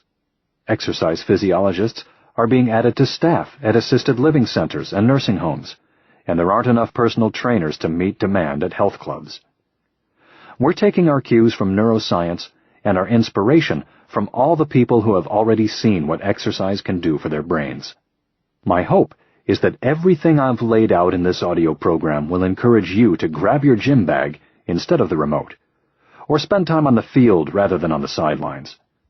From your genes to your emotions, your body and brain are dying to embrace the physical life. You are built to move. When you do, you'll be on fire.